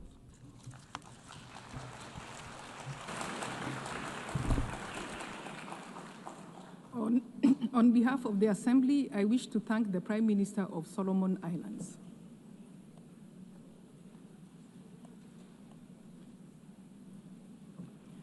The Assembly will hear an address by His Excellency James Marape, Prime Minister of the Independent State of Papua New Guinea. I request protocol to escort His Excellency and invite him to address the Assembly.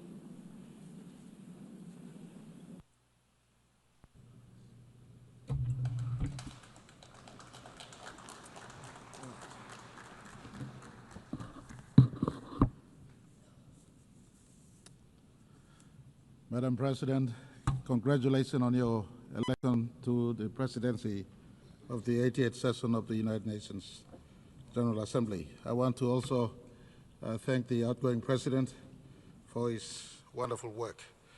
Secretary General, Excellencies, distinguished delegates, ladies and gentlemen. Firstly, on behalf of my country, Papua New Guinea, I want to say thank you to Almighty God, the Creator God, for the care of my country the last 50 years. It is truly with deep honor that I bring to this assembly warm greetings from the 10 million people of my country. Just a few days ago, we celebrated 50 years of our independence, and very soon, on the 10th of October, we will mark 50 years since we joined the United Nations. And I want to say, 50 years on, we have been proud participant in the United Nations family, and we have stood to the principles of the United Nations Charter. Deep in the core of my nation's continued success, we have maintained our nation under our Constitution. At independence, the founding fathers and mothers of Papua New Guinea gave us a single constitution, something that we value to the core. Our constitution has kept our diversity together. It protects total human rights, affirms our Christian heritage, it guides the way we live and govern. Despite being Christian, for instance, we protect the freedom of religion of every sort in our country. It safeguards our culture and it protects our environment. Papua New Guinea is home to extraordinary diversity. Since time past, over 1,000 tribes have lived, over 850 languages thrive in the 600 islands that we call Papua New Guinea today. It is this one constitution that binds my country into a symphony of one nation, one people, one country. And I want to say thank you very much to the fathers of my country and to the mothers of my country who have given this wonderful constitution that protects the democracy we have today. I want to also acknowledge the work of our churches, who alongside state has delivered education, health, and community services that has contributed to holding my country together. For this, we are forever grateful. I want to say deep in the heart of this Constitution, it preserves human rights and human dignity. And we coexist amongst ourselves. If you look into PNG today, we got mosques for our Muslim brothers and sisters. We have Hindus who practice their Hindu faith. We have many religions in our country. Our Constitution, whilst pronounced our Christian faith, tolerates diversity of religion, diversity of people's opinion, diversity of individuals' choice in as far as their practice of worship and how they want to live. In a world of so much divergence, Papua New Guinea has one or two lessons to teach the world. One of them is living amidst diversity, coexisting and living in unity. Our second lesson we possibly want to speak to the world is a lesson of peace. Papua New Guinea, like many parts of the world, also has known conflicts for a decade. In fact, 14 years after independence in 1975, Bougainville Island in our country suffered extreme violence. But through dialogue under the oversight of United Nations, we've achieved the 2001 Bougainville Peace Agreement. And since then, I am happy to say not a bullet has been fired since the peace agreement was signed. We continue to resolve questions around Bougainville's future through dialogue, our Melanesian conscience, our Christian brotherhood sitting together on the table, and through our consensual process. And I want to say Bougainville reminds us that peace can be achieved. In a world today where we struggle to find peace, I want to say peace can be found on the table of peace. I remind all who are in conflict, different conflicting parties, needless to name, peace can be found. Why don't you give peace a go? Sit on the table of peace. This morning I was pleased to hear Israel Prime Minister saying for the first time, or in fact he's been saying but re-emphasized again this morning, that Hamas, if you let go those who you capture, they could stop the war right now and then. That's a construct of peace. And I want to say, why don't we give peace a go? Hamas, for Israel conflict with you, you have the opportunity to give your people a moment of peace. This morning, Israel Prime Minister uttered that if you let go the hostages, including those that have been killed, they could stop the war now, right now.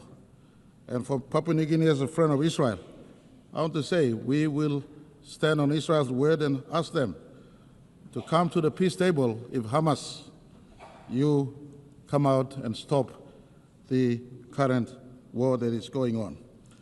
Give peace a go. To the other conflicts happening around the world, peace can be sought, peace can be arrived at. And I want to ask, give peace a go, sit at a table of peace. That could be something that the world can learn from Papua New Guinea after 10 years of civil conflict, we decided, under UN supervision, that we will give peace a go. 24 years on, no bullet has been fired. We're working through the process. And I want to thank the Secretary General. We were honored. Very recently, he did visit us. He visited us, spent 3 nights and 4 days in Papua New Guinea. He praised our leadership on climate change, on biodiversity, preservation of natural environment, and of course, our diversity of people living together as one people, one nation, one country, despite the 1,000 tribes and 840 or 50 languages we have. And he also praised us for the maintenance of peace in PNG through the Bougainville peace model. And he also, the same breath, reminded us that much work remains in PNG, including fighting corruption, including giving development to all parts of my country. And I want to assure him at this August Hall that we are working. PNG is a work in progress. We committed to leaving no citizens behind. We committed to transforming our country. We committed to growing our economy to a scale where we can be able to look after each citizen of our country. And I want to say to the Secretary General, Papua New Guinea commits to the goal of leaving no person or no child behind, and we give that assurance in the 80th anniversary of the United Nations. Papua New Guinea is also a good global citizen. We are not insignificant in as far as global discourse is concerned. Our forests and our oceans are great global assets. We have one of the biggest parcel of forest on planet Earth. We have over 3 million square kilometers of ocean or sea space. Our tropical forest absorbs carbon as well as produce oxygen, as I've been saying in this August Hall many times. Our vast waters, part of the great Pacific waters, are big carbon sink. Our rivers, our reefs, our ecosystems shelter unique biodiversity. In fact, we hold 6 to 7% of world's biodiversity. Why do I bring this up? I bring this up simply to point all of us that our planet is boiling. Our planet is in destruction mode. We must work to save our planet. Unless you have a second planet to run off to, science tells us in the observable universe, you look 93 billion light years into the observable universe, there is no other planet that is livable like planet Earth. And so why destroy this one planet that has trees, that has sea, that has water, that has oxygen, that is livable for all of us? Our ancestors passed on this livable planet to us. Why are we destroying this planet? We must preserve it and pass on a livable planet to our descendants. And in this vein, I want to put to all of you, those of us who are forest nations like PNG, and even ocean nations, where in our oceans biodiversity exists. PNG, with many of our Pacific Island nations, including Australia, home to one of the largest, in fact, the largest coral sea, the Coral Triangle passes through our waters. We, custodians of these global resources, ask the big carbon footprint holders, especially the G20s and the industrial nations, cut your emissions. Reform the global financial system to support those of us who hold biodiversity and are biodiversity nations, and take responsibility for your carbon footprint. Unless, and again, you have a second planet to run off to. Doesn't matter what Elon Musk does. You can look to the outer space. In your lifetime, it is not feasible to fly to the nearest planet. And so let's save this one planet we have. As we face COP30 in Brazil, Papua New Guinea offers support to forest nations and ocean nations to talk about sustainable development and just due in as far as us maintaining our forest is concerned. Our carbon footprint is minimal. PNG, for instance, produces 10 million metric tons of carbon a year. yet we subsume over 100 million metric tons of carbon. Someone producing those excess carbon out there must assist me preserving my forests or our forests for the upkeep of our planet. This is a conversation very close to all of us, and I want to put to all of us in this session. This planet is destroyed. Doesn't matter what you say. Don't live in ignorance. Ask your own scientists. Scientists and scientific finding tells us our planet is warming. In fact, it is boiling as we speak. And I want to ask that the United Nations, in fact, Secretary General, His Excellency Antonio Guterres has been a strong advocate in this space. Why don't we come out and support him fully? And on this, I want to thank the United Nations for continual embrace of Papua New Guinea's aspirations and views since 1975. I want to say thank you to all our bilateral partners and multilateral partners for standing with us since 1975. I want to thank Australia for being our strongest bilateral partner to date, including allowing us to be independent peacefully in 1975. I want to say thank you to all investors who've stood with PNG since 1975. Most of you know my line of thought. It is not aid and grant, but trade for PNG as we build our economy to sustain the over 10 million people that stays and call PNG home. I want to thank all NGOs and churches and individuals for their enduring support to my country in our 50th year of independence and democracy. Your solidarity has kept Papua New Guinea united thus far. In closing, I want to say 50 years ago we entered this assembly as one of the youngest members. Today, 50 years on, we stand tall as a free, vibrant democracy, nation that is still united amidst our diversity, resilient and strong, working to grow our economy so that our people can be prosperous and to improve our region as well as contribute to the world around us. On behalf of Papua New Guinea, I want to congratulate United Nations for turning 80 this year, and to the world, 80 years may have passed. Some things don't change. Core values of humanity don't change. United Nations is the meeting place of the diversity we have called planet Earth, rather. Papua New Guinea has diversity in ourselves. Our diversity finds our meeting place in our national parliament, in our constitution. Likewise for humanity. Many of you may think that the United Nations is irrelevant, but Papua New Guinea at the 80th year of United Nations want to say the Charter is relevant. We must keep the sanctity of the United Nations running. In this place, humanity can meet. In my closing message, I want to say, unity can be found in diversity, like PNG maintains our unity in diversity. It is better together than being alone. Peace is built and sustained through dialogue and not through war. This one planet must be preserved for all generations. Thank you very much. Thank you too much. On behalf of Papua New Guinea, I say thank you all for listening.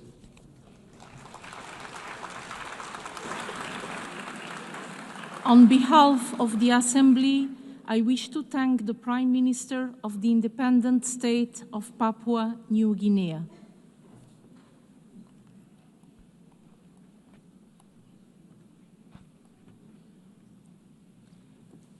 The Assembly will hear an address by His Excellency Andrew Holness, Prime Minister, Minister for Defense, and Minister for Economic Growth and Job Creation of Jamaica.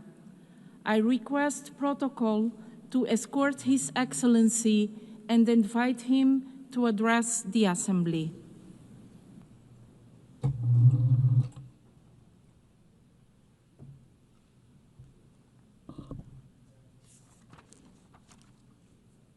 Madam President, Excellencies, on behalf of Jamaica, I extend warm congratulations to you, Madam President, on your election to preside over this landmark 80th session of the General Assembly. Just last week, Jamaica marked 63 years as a proud member of the United Nations. As we celebrate the UN's 80th anniversary, we reaffirm our unwavering commitment to the principles of the UN Charter. From decolonization to peacekeeping, from eradicating diseases to promoting human rights, the UN has achieved remarkable success over these past 8 decades. Yet, as we confront global challenges, including pandemics, climate change, armed conflict, and persistent poverty, we must acknowledge that our multilateral system requires urgent reform and revitalization to meet the needs of the 21st century. The UN 80 initiative is an opportunity to strengthen multilateralism with concrete action, institutional reform, and renewed political will. We must build a system that is more democratic, representative, and responsive to evolving challenges. Jamaica is honored that our permanent representative is co-chairing the working group on UN 80 mandate implementation review, along with the permanent representative of New Zealand, and we look forward to meaningful outcomes. Madam President, Jamaica believes in a future where multilateralism works for all, where no country is too small to be heard, where the concerns of small islands facing rising seas are addressed, where the benefits of globalization are equitably shared, and where international cooperation is based on respect for the sovereignty of each nation. Climate change, Madam President, is not a distant threat or an academic consideration. It is a daily reality for small island developing states like Jamaica. Frequent hurricanes, droughts, and erratic rainfall destroy infrastructure, displace communities, and set back decades of hard-fought progress. Jamaica has demonstrated unwavering leadership in climate action despite our limited resources. We have committed to achieving net zero emissions by 2050 and have implemented our national adaptation plan with specific measures to build resilience across key sectors, and we are on track to achieve our renewable energy target of 50% by 2030. However, our efforts and those of other SIDS are severely constrained by the lack of predictable access to financing. The promise of $100 billion annually remains unfulfilled. The Loss and Damage Fund, established at COP28, was historic, yet its initial capitalization of $800 million is grossly inadequate.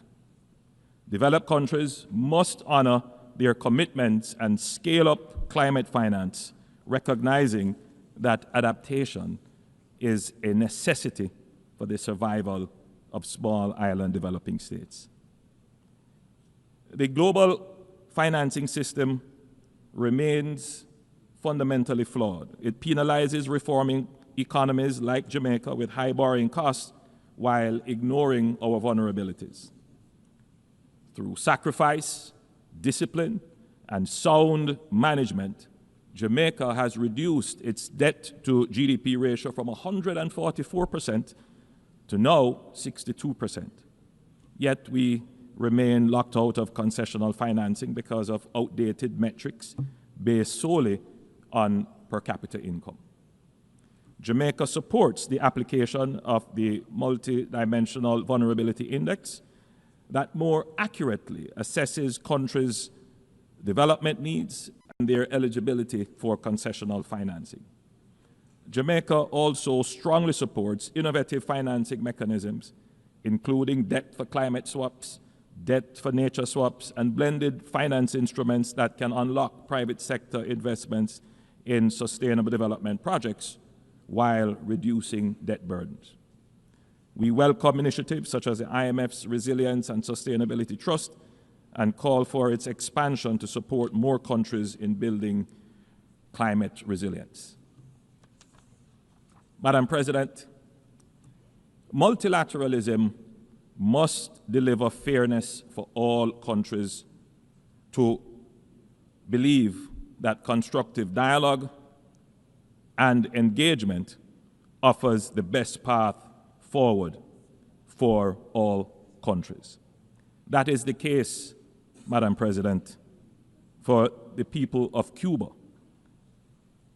so that they may be able to fully participate in the global economy.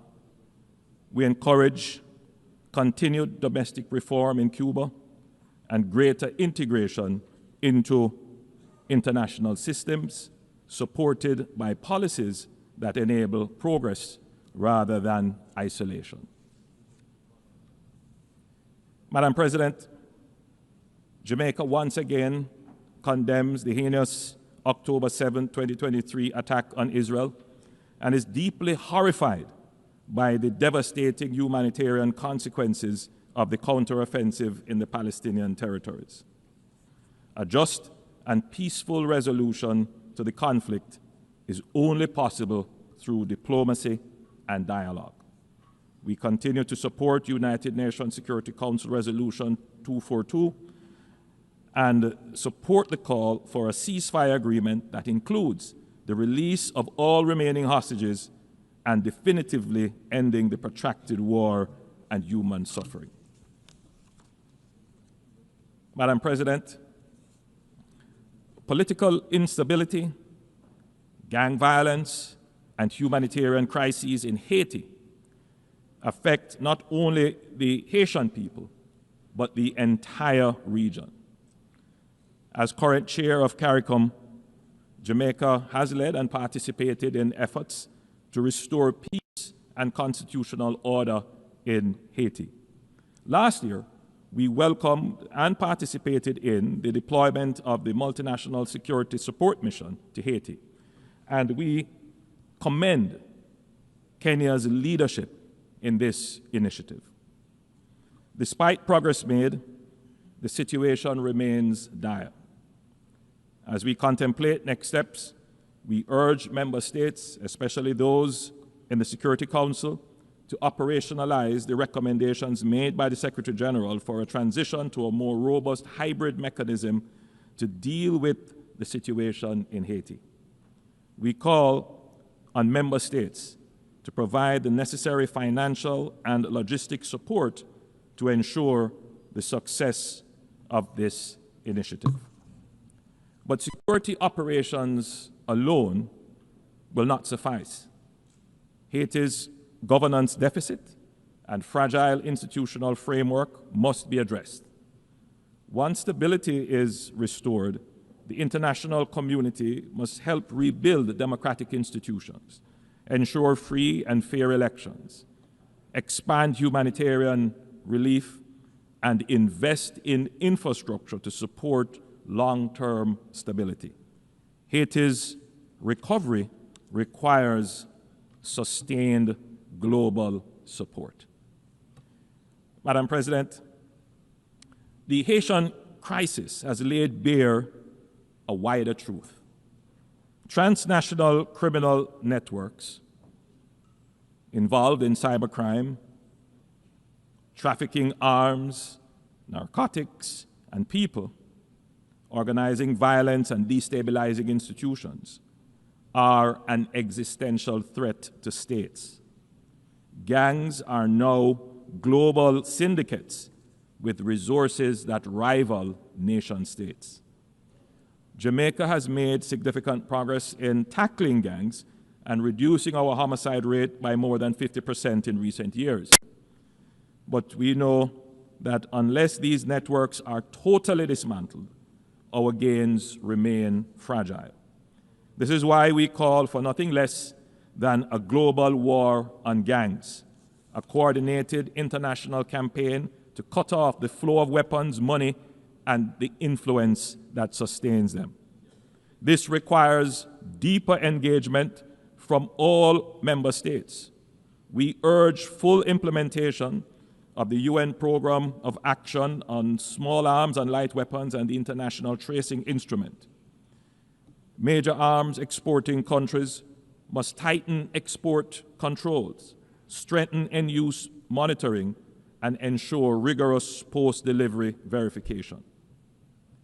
Jamaica welcomes cooperation with all partners in this fight, including the interdiction of drug trafficking vessels, provided that such operations are carried out with full respect for international law, human rights, and with the coordination and collaboration of the countries of the region. The Caribbean has created regional security mechanisms, but these efforts alone cannot match the scale of the threat. What we need is a unified front with the same urgency, resources, and coordination the world has applied to terrorism. Only then can we turn the Caribbean, and indeed the wider region, into a true zone of peace. Madam President, at this 80th session, let us revitalize multilateralism and recommit to building a more resilient, equitable, and sustainable world. The challenges before us, climate change, debt, poverty, conflicts, and crime, are formidable. But our capacity for collective action is greater. Jamaica has shown that with sound policies, fiscal discipline, and good governance, small nations can achieve great progress. But to build on this progress, we need an international system that is fair, inclusive, and responsive. Let us not leave this assembly with words alone, but with commitments that deliver real change. Jamaica stands ready to work with all member states in partnership and solidarity to create a future defined by peace, prosperity, and dignity for all. Thank you, Madam President. Thank you, members. On behalf of the Assembly, I wish to thank the Prime Minister, Minister for Defense, and Minister for Economic Growth and Job Creation of Jamaica.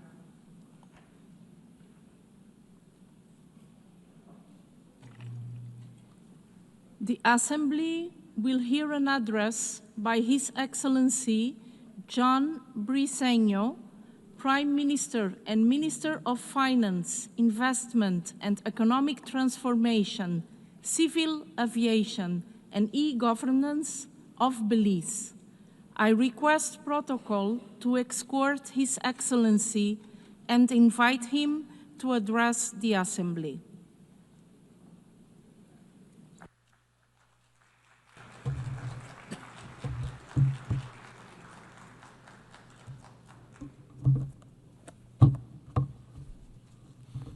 Thank you, Madam President. For 8 decades, the United Nations has endured, a beacon of hope for the world, a defender of dignity and freedom, a shield against aggression, whether for the mighty or the small, and a foundation for cooperation that has lifted millions out of poverty and given humanity a chance to move forward together. Yet, the vision penned 80 years ago remains unfulfilled. Peoples and nations continue to suffer under oppressive regimes. We face new threats, from criminal networks to planetary and technological challenges that overwhelmed natural systems, economies, and even basic human rights. These are global challenges. They don't stop at borders. And no matter how powerful a nation may be, none of us can meet them alone. Now, more than ever, we need to work together. Now, more than ever, we need the United Nations. And if the UN has fallen short of its promise, it's not because the idea is flawed. It's because too often its members, including the most powerful among us, have failed to act. And we see the cost of that failure today. The world is facing more conflicts than at any time in recent decades. This year alone, 6 nuclear powers have been drawn into conflict in Asia, in Europe, and in the Middle East. Military spending has rose by 9% to $2.7 trillion last year, even as global insecurity deepened. That is more than half the GDP of all the countries of Latin America and the Caribbean.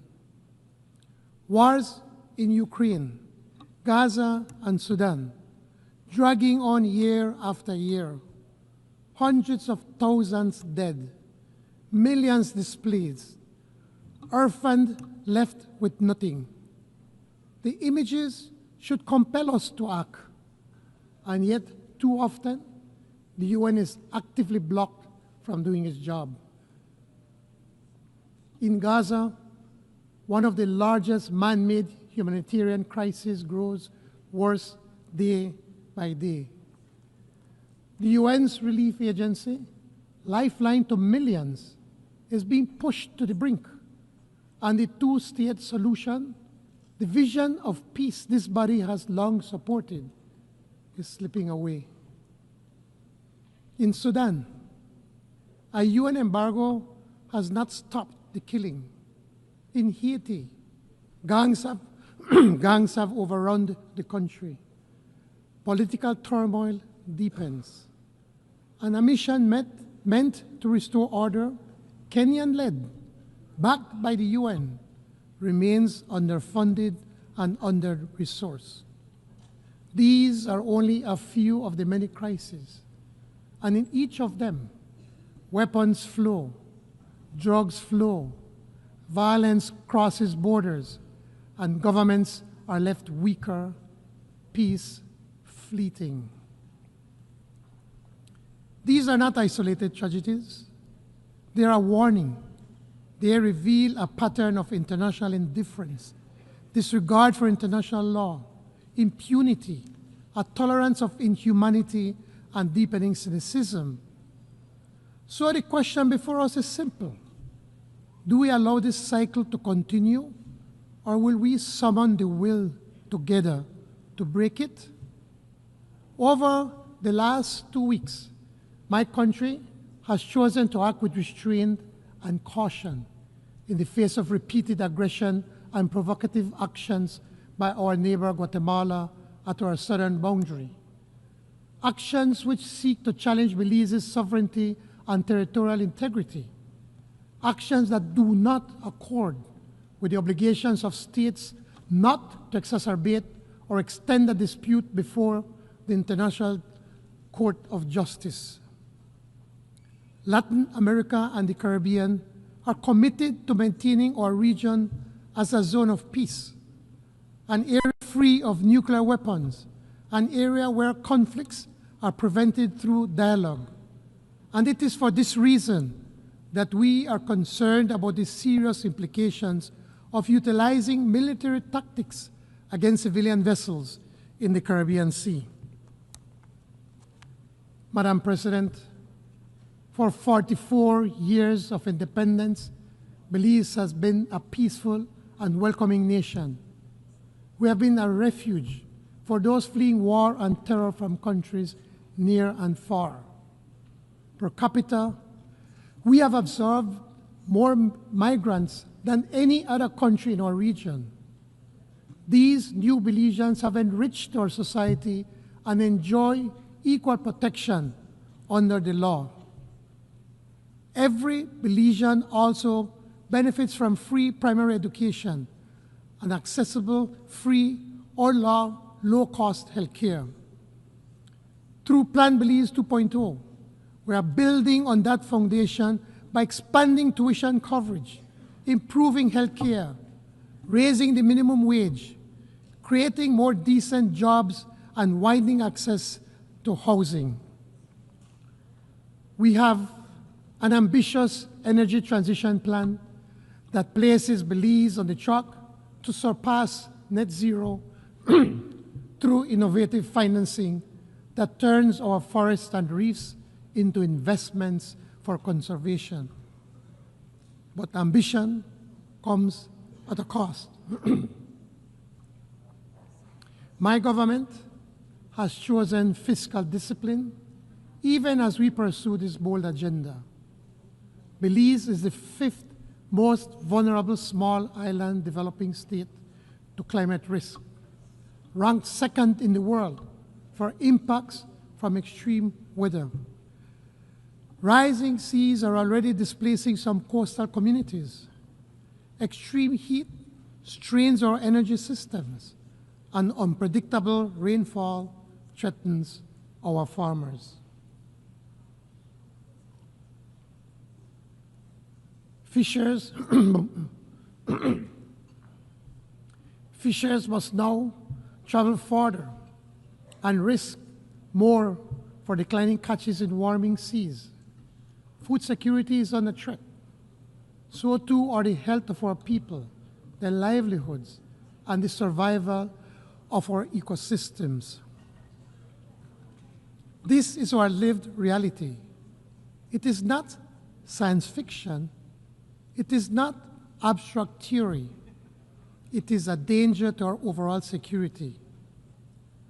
Excellencies, our world is so intricately interconnected. Disruption anywhere reverberates everywhere. Geopolitical and geoeconomic competition are consequential globally. So too is the persistence of disease, hunger, poverty, and the inequalities among peoples and nations. Small states like my own then must vigilantly guard against restive neighbors seeking to sustain territorial claims through military provocation or aggression. This is not the world that the founders of the UN envisioned. Instead, it is a world embattled, a world divided, and yet it is not a world without solutions.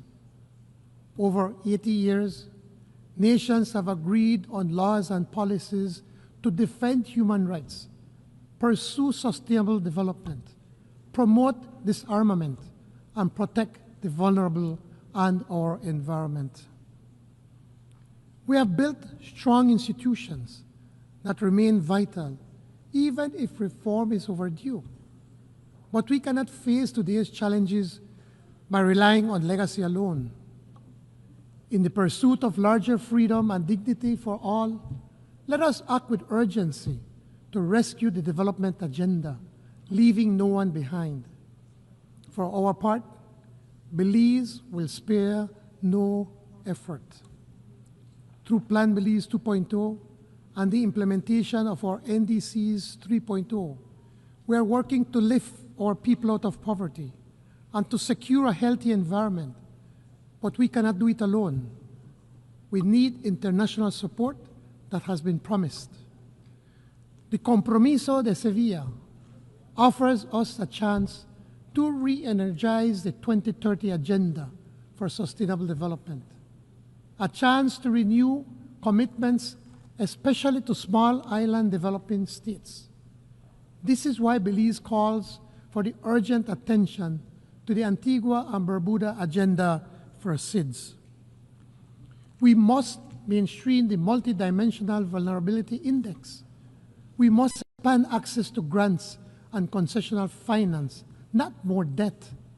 And we must strengthen SIDS participation in global financial decision-making. In COP30 in Belém, Belize urges the G20, responsible for 80% of emissions, to commit to more ambitious emission reduction targets.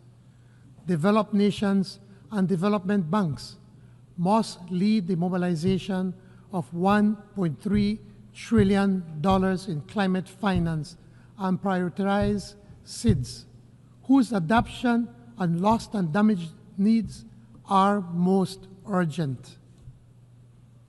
It is high time, past time, for the global financial system to reward environmental stewardship, to recognize the true value of these natural assets for long-term resilience. Consider this. 30% of the world's ocean lie within the jurisdiction of small island developing states, much under some form of protection. These marine environments help regulate the global climate, yet we receive little for our efforts. Only 1% of climate finance flows to SIDS, half of which are loans. Meanwhile, the fossil fuel industry, with trillions of dollars in subsidies annually, is not just perverse, it is dangerous. Let us reverse this by investing more, much more in nature-based and nature-positive solutions. With only 5 years remaining to achieve the SDGs, urgency is paramount. Madam President, realizing the ambition of leaving no one behind requires the involvement of everyone. Yet, the UN still excludes one critical actor, the people of Taiwan. Taiwan is a thriving democracy with global leadership in high-tech innovation, semiconductors, AI, biotechnology, renewable energy, all vital to global supply chain security and sustainable development. Taiwan already contributes to the SDGs, assisting partners with advanced technology. We therefore urge the United Nations to find appropriate ways to recognize Taiwan as an indispensable partner in our shared pursuit of sustainable development. Madam President, the people of Haiti deserve our urgent and united support to completely expunge the criminal gangs that have attempted to overrun that country and to ensure that they are brought to justice. A workable path forward for Haiti exists, but it requires sustained security assistance, resources, and a coherent international response. We must act now. Excellencies, each nation must be free to define its own path. The International Court of Justice has affirmed that self-determination is a preemptory norm. We must end the denial of this right to the people of Western Sahara, whose plight the world continues to ignore. The economic, commercial, and financial blockade imposed by the United States of America against Cuba must end, and Cuba must immediately be removed from the list of countries that allegedly sponsor terrorism. It is illegal, inhumane, and contrary to the UN Charter. And the genocide in Palestine must stop now.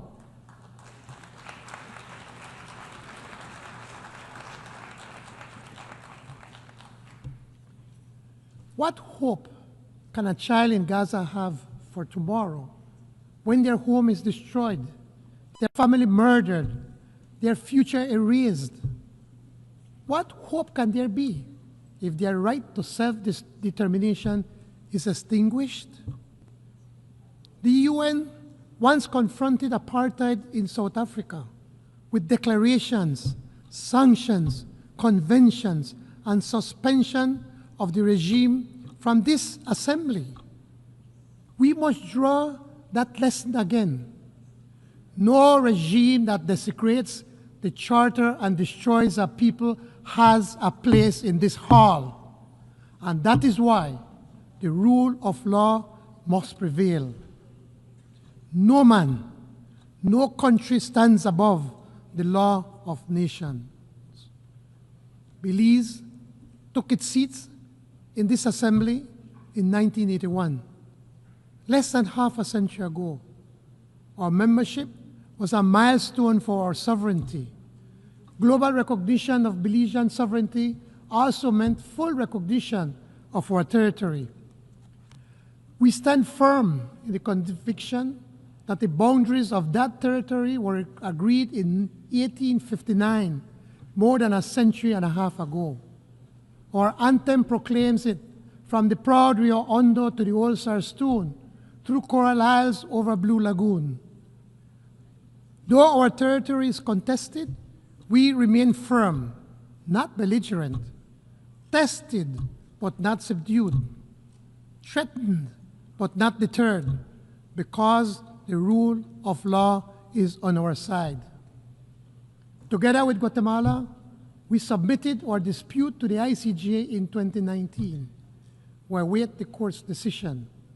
We trust that justice will prevail.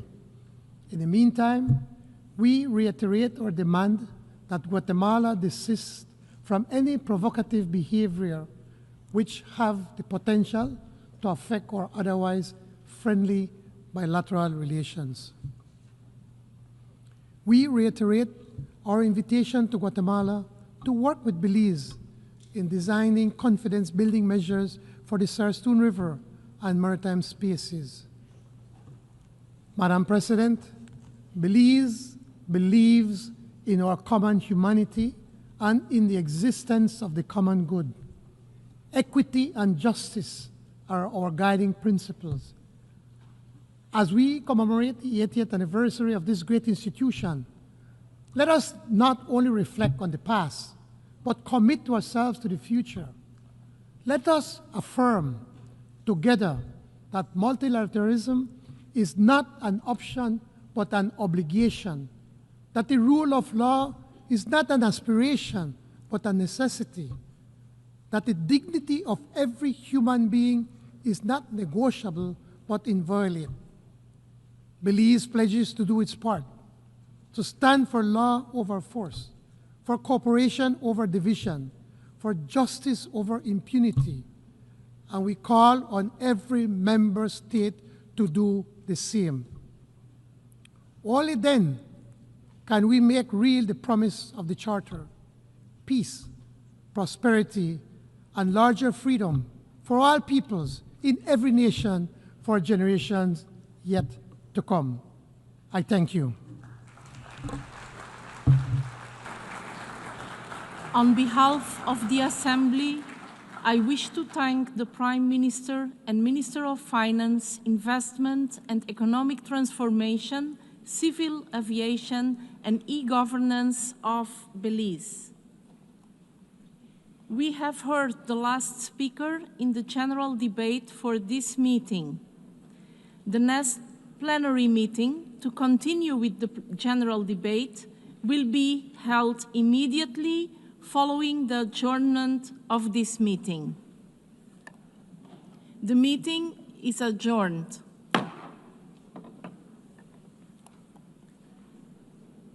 The 10th plenary meeting of the General Assembly is called to order.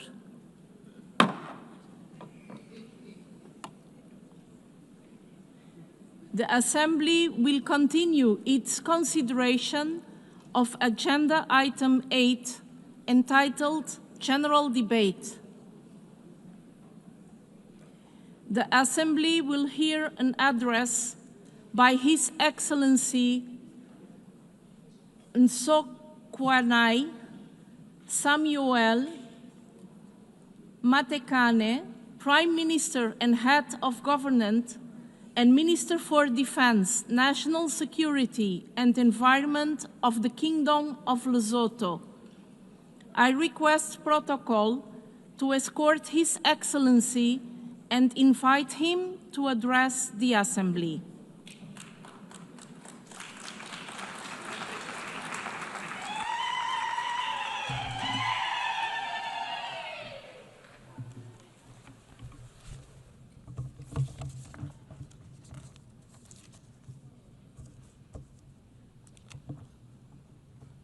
Madam President of the 80th session of the General Assembly, Your Excellencies, Heads of State and Government, Mr. Secretary General of the United Nations, I extend heartfelt congratulations to you, Madam President, on your election as President of the 80th session of the United Nations General Assembly. Your assumption of this esteemed office as the 5th woman since the founding of the United Nations 80 years ago stands as a powerful affirmation of member states' enduring commitment to the principle of gender equality and women empowerment, which are the essential pillars of the United Nations. As one of your vice presidents, my delegation pledges its full support and cooperation to ensure a successful and impactful tenure of office as the president of the 80th session of the General Assembly. We also take this opportunity to commend your predecessor, His Excellency Mr. Philemon Yang, for his distinguished leadership during the 79th session. Africa takes its pride in his exemplary service and the values he brought to the global stage. To the Secretary General, Mr. Antonio Guterres, we express our profound appreciation for your unwavering dedication to the multilateral system and to the service of humanity, particularly in these challenging times underpinned by rising global tensions and trade wars. Notwithstanding these selfless contributions, we remain deeply concerned by the budgetary constraints facing our organization, which should derail the work of the organization and the attainment of its goals. The ongoing volatility in global trade and the unilateral measures, including the selective adherence to the principle enshrined in the Charter of the UN, constitute the main challenges to the multilateral system. In addition, the apparent disregard of the United Nations General Assembly decisions by some of the powerful members undermines the credibility and effectiveness of the United Nations. All these challenges require our collective and concerted efforts to achieve the objectives of the UN. Madam President, I wish to inform this August Assembly that since 2014, the Kingdom of Lesotho has embarked on a path of comprehensive national reforms aimed at addressing the legacy of political and security instability.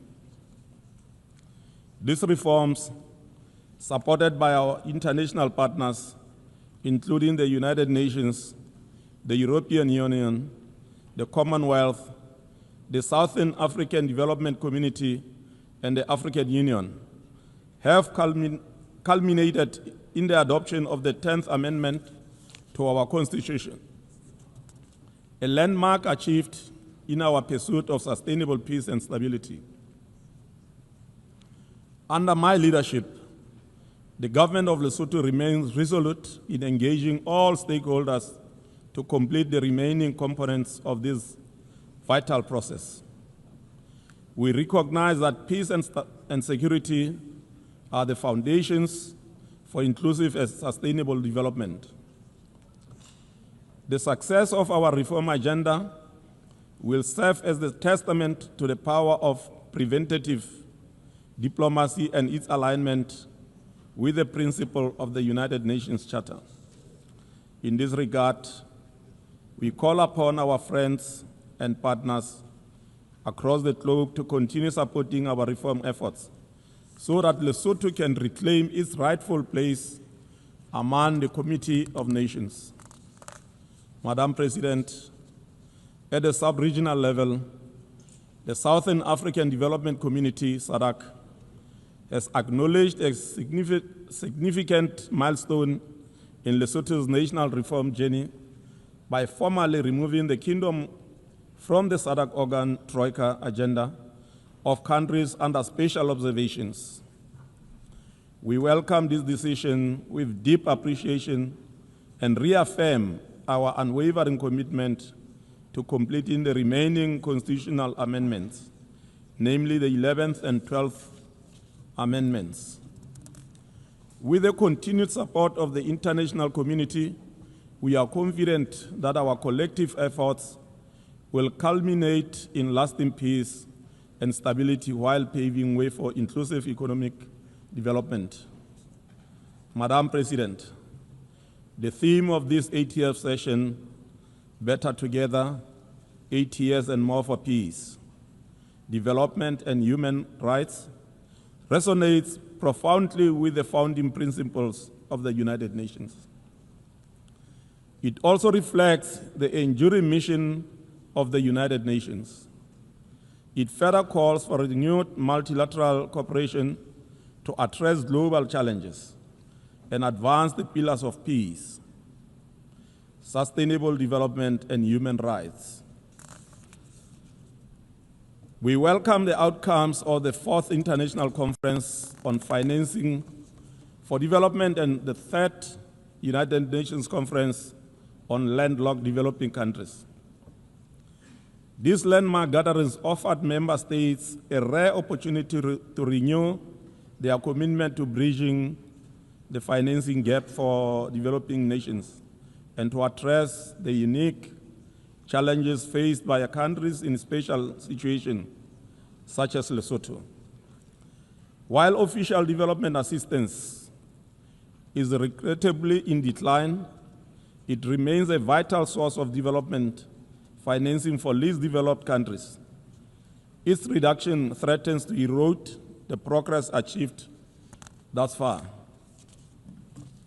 We therefore make a clarion call to development partners to honor their ODA commitments, thereby safeguarding vulnerable nations from the risk of entrenched poverty and underdevelopment. At the national level, Lesotho is intensifying efforts to mobilize domestic resources by curbing illicit financial flows and enhancing revenue administration. This includes improving the efficiency of our tax systems and broadening the tax base through aggressive industrialization. We are also embarking on a transformative path through the Just Energy Transition Initiative, a visionary program championed by His Majesty King Letsie III. As we may all be aware, Lesotho is endowed with the pristine mountains water, strong winds, and a year-round sunshine that's offering unique potential for hydro, wind, and solar energy. Our goal is to harness these resources to achieve our domestic and regional energy security and climate adaptation.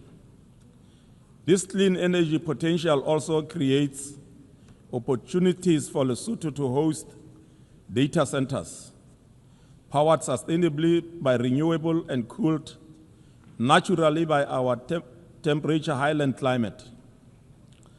Such facilities would not only advance Africa's digital transformation, but also do so in a way that is environmentally responsible and cost-effective.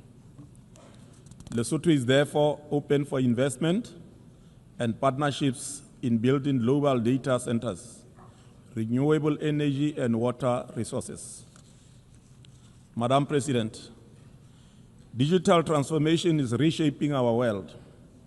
For developing countries like Lesotho, the implementation of the Global Digital Compact is not a luxury, it is a necessity.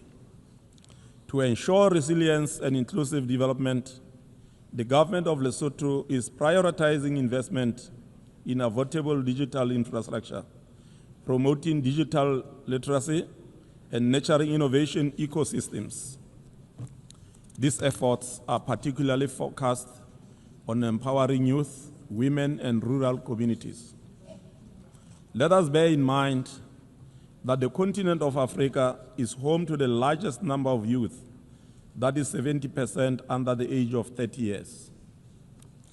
Our collective ability to harness their potential in different productive sectors of our economies remain one of the most viable solutions to our structural challenges. In this regard, We invite all and sundry to ensure youth participation in governance, entrepreneurship, and decision-making processes. Madam President, agriculture remains the cornerstone of economic activity in landlocked, least developed countries. However, it is affected by climate shocks. To mitigate these impacts, greater investment in adaptation and resilience are essential. We warmly welcome the proposal to establish regional agricultural research hubs under the AWASA Program of Action for LLDCs to mitigate the impact of climate change. Such centers have the potential to provide access to sustainable agricultural practices and innovation critical for enhancing agricultural security and reducing poverty. I am happy to reaffirm Lesotho's interest in hosting such a center for the African region. Madam President, addressing the global climate emergency and ecosystem degradation demands coordinated international action. Extreme weather events, erratic rainfall, and drought threaten food systems, water resources, and financial stability. The preservation of biodiversity and sustainable management of natural resources on land and at sea are critical to climate adaptation. Though landlocked, Lesotho recognizes the integral role of oceans in the global climate system. In this spirit, Lesotho signed the agreement on the conservation and sustainable use of marine biological diversity of areas beyond national jurisdiction, BBNJ agreement, on 13 June 2025, during the United Nations Ocean Conference in France. This act reaffirms our belief that stewardship of the high seas is a shared responsibility of all humankind. Madam President, a healthy population is the bedrock of a resilient and prosperous nation. Lesotho remains committed to ensuring equitable, accessible, and quality health care for all, regardless of age, gender, or location. We continue to expand primary health care services with emphasis on sexual and reproductive health, maternal and child health, communicable diseases such as HIV/AIDS and tuberculosis, and the growing burden of non-communicable diseases. Lesotho also recognizes that universal health coverage cannot be achieved without addressing gender equality. We remain steadfast in mainstreaming gender equality, strengthening women's rights, and eliminating gender-based violence. Madam President, as we mark 80 years of the United Nations, the UN institutional reforms are indeed essential for relevance and efficiency. 8 decades since its founding, the United Nations must evolve to meet contemporary challenges. Reform of the UN Security Council must not remain a distant aspiration eternally. Deliberate efforts by all of us must be made towards ensuring that negotiations garner the requisite support so that the historic injustices of the past are corrected. For us as Lesotho, we reaffirm our support for the common African position, which is commonly known as Esulini Consensus. We also welcome the Secretary General's UN 8 initiative aimed at enhancing the organization's effectiveness. As this initiative unfolds, we emphasize the importance of equitable representation within the Secretariat and sensitive to the vulnerabilities of developing states. We trust that member states will duly consulted throughout this process. Madam President, Lesotho remains committed to the maintenance of international peace and security, a core mandate of the United Nations. Yet, we are deeply troubled by ongoing armed conflicts around the world, which pose grave threats to global stability. Of particular concern is the protracted conflict in Gaza, which has resulted in immense human suffering, especially among women, children, and other vulnerable groups. We commend efforts by member states to pursue peace in the Middle East conflict and call for the immediate and unconditional release of all remaining hostages. We further call for a permanent ceasefire to prevent further loss of innocent lives. The resolution of international dispute must be grounded in dialogue, justice, and equality. Lesotho continues to advocate for a two-state solution in accordance with the relevant United Nations resolutions.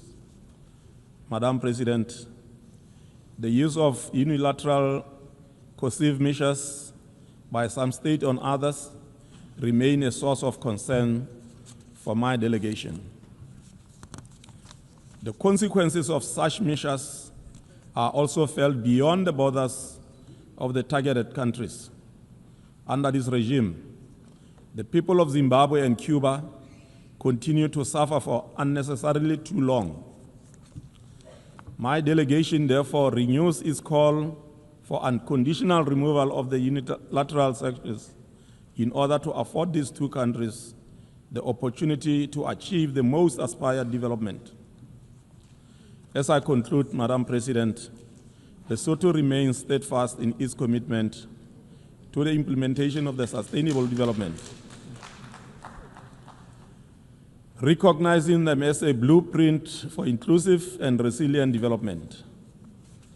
Through a whole of government and whole of society approach, Lesotho has integrated the SDGs into its national development frameworks and continues to align sectoral policies accordingly. The country has demonstrated transparency and accountability by regularly submitting voluntary national reviews to the United Nations, showcasing progress, identifying challenges, and reaffirming its dedication to leaving no one behind. The last of these reports was presented in July 2025. The 80th anniversary of the United Nations marks a profound milestone in the collective journey of humanity towards peace, development, and the protection of human rights. Over 8 decades, the organization has stood as a beacon of multilateral cooperation, guiding member states through moments of triumph and adversity. As we commemorate this legacy, we must also look ahead with renewed purpose and resolve. The future demands a United Nations that is more inclusive, responsive, and equipped to address emerging global challenges, from climate change and digital transformation to rising inequality and geopolitical tensions. The next chapter must be defined by bold action, strengthened solidarity, and a shared commitment to leave no one behind. I thank you for your attention. Thank you. On behalf of the Assembly, I wish to thank the Prime Minister and Head of Government, Minister for Defense, National Security and Environment of the Kingdom of Lesotho. The Assembly will hear an address by His Excellency José Ulisses Correia e Silva, Prime Minister and Minister of Reform of the Republic of Cabo Verde. I request protocol to escort His Excellency and invite him to address the Assembly.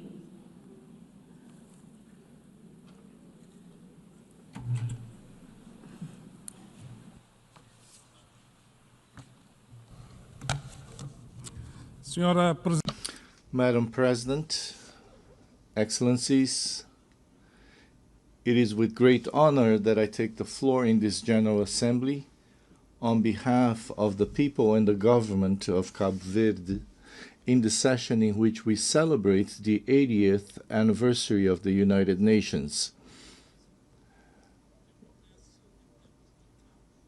This is taking place during turbulent times marked by devastating wars and armed conflicts, humanitarian crises of enormous magnitude, expansion of populism and extremism, a structured anti-system that fights to impose a system that eliminates the boundary between democracy and autocracy, as well as between truth and lies.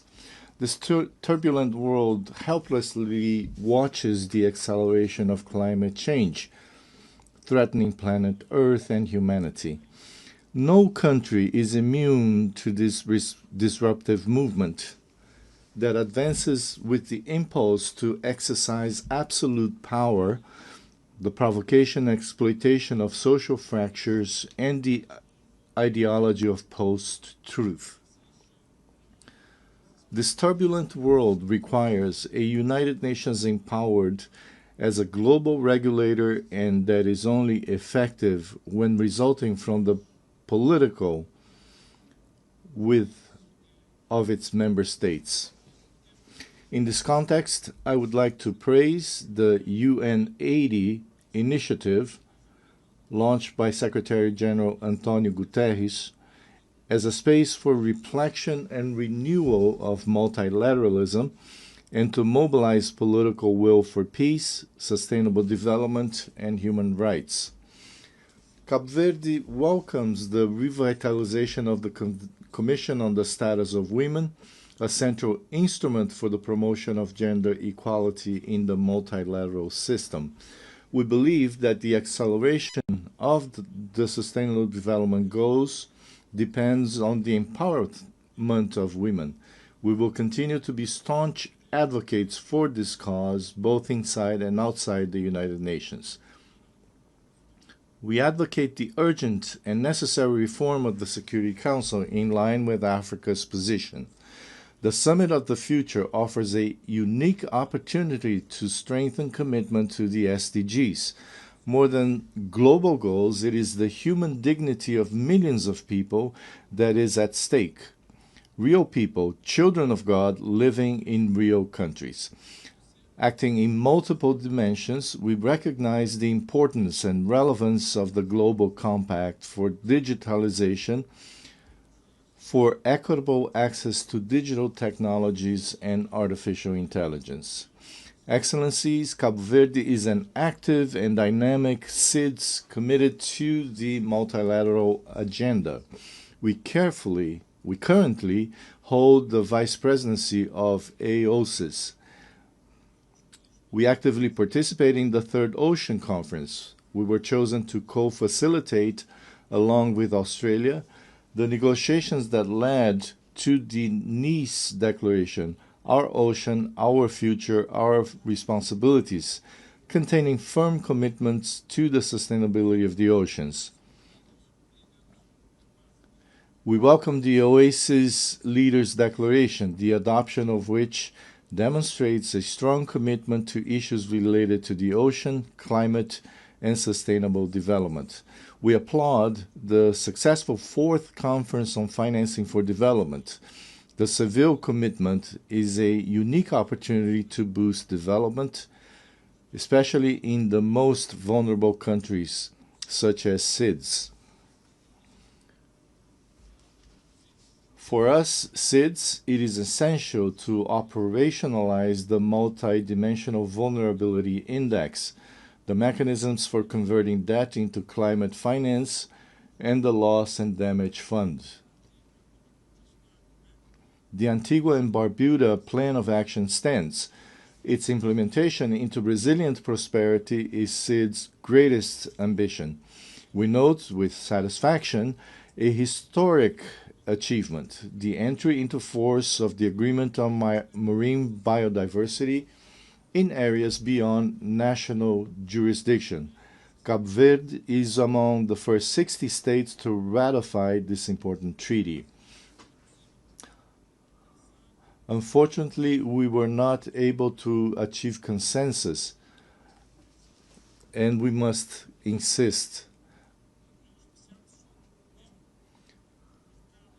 The special meeting on climate convened by the Secretary General and Brazil's President Lula as a preparation for COP30 in Belém, and it is a crucial moment for the full implementation of the Paris Accord.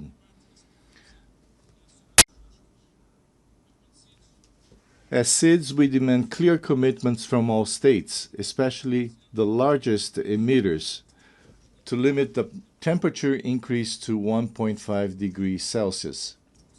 This is not a mere claim. It is a matter of survival for all and all. Excellencies, Madam President, global peace and security remain threatened, increasingly threatened. Cape Verde's position has been clear, predictable, and consistent. We condemn coup d'etat, we condemn terrorism, we condemn genocide, we condemn assaults on the territorial integrity of countries. We advocate for dialogue and diplomacy for the prevention and resolution of conflicts. We support a just and durable peace for the resolution of the war in Ukraine. We support the two-state solution with Israel and Palestine living side by side in peace and security. We advocate a strong commitment to preventing and combating terrorism and conflict in Africa. We advocate for multilateralism and a strong and effective UN, converging with the principles of the Chinese Global Governance Initiative. We are democracy based on the rule of law and political freedom, freedom of expression and economic freedom, and we want to continue like this. We belong to ECOWAS, a space of economic integration and neighborhood, and to the CPLP, a space for the Portuguese language and cultural affinities. We have a special partnership with the European Union, anchored in shared values of democracy, freedom, and good governance, a region with which our currency has been linked with a fixed parity to the euro since 1998, and with which we have strong economic relations. Due to our location between the African continent, Europe, and the Americas, the EU, the USA, and Brazil are our first-line partners in cooperative maritime security, preventing and combating drug trafficking, human trafficking, maritime piracy, illegal fishing, and cybersecurity. It is this democratic, stable Cape Verde, open to the world and guided by trust in the relations with our partners, that we want to preserve and develop in this troubled geopolitical world.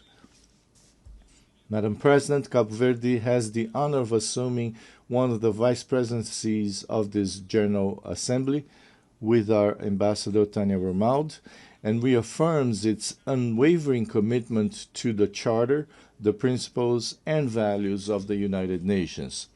We will continue to be a constructive voice, an active partner, and a country committed to being useful to the international community. Together we are better. Together we can honor the 80th anniversary of the UN and face the future with renewed hope for more peace, more development, and more human rights. Thank you very much. On behalf of the Assembly, I wish to thank the Prime Minister of Cabo Verde. Senhor Primeiro-Ministro, muito obrigada. The Assembly will hear an address by His Excellency Rosen Dimitrov Gelyaskov, Prime Minister of the Republic of Bulgaria. I request protocol to escort His Excellency and invite him to address the Assembly.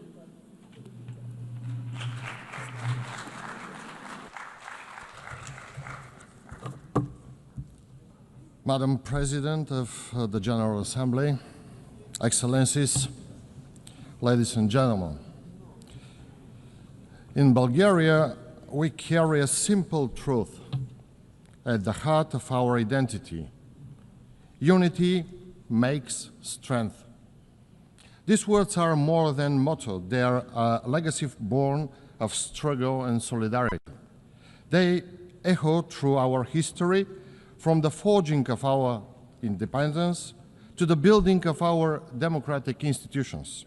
And today, in a world shaken by division and conflicts, this principle feels more urgent than ever.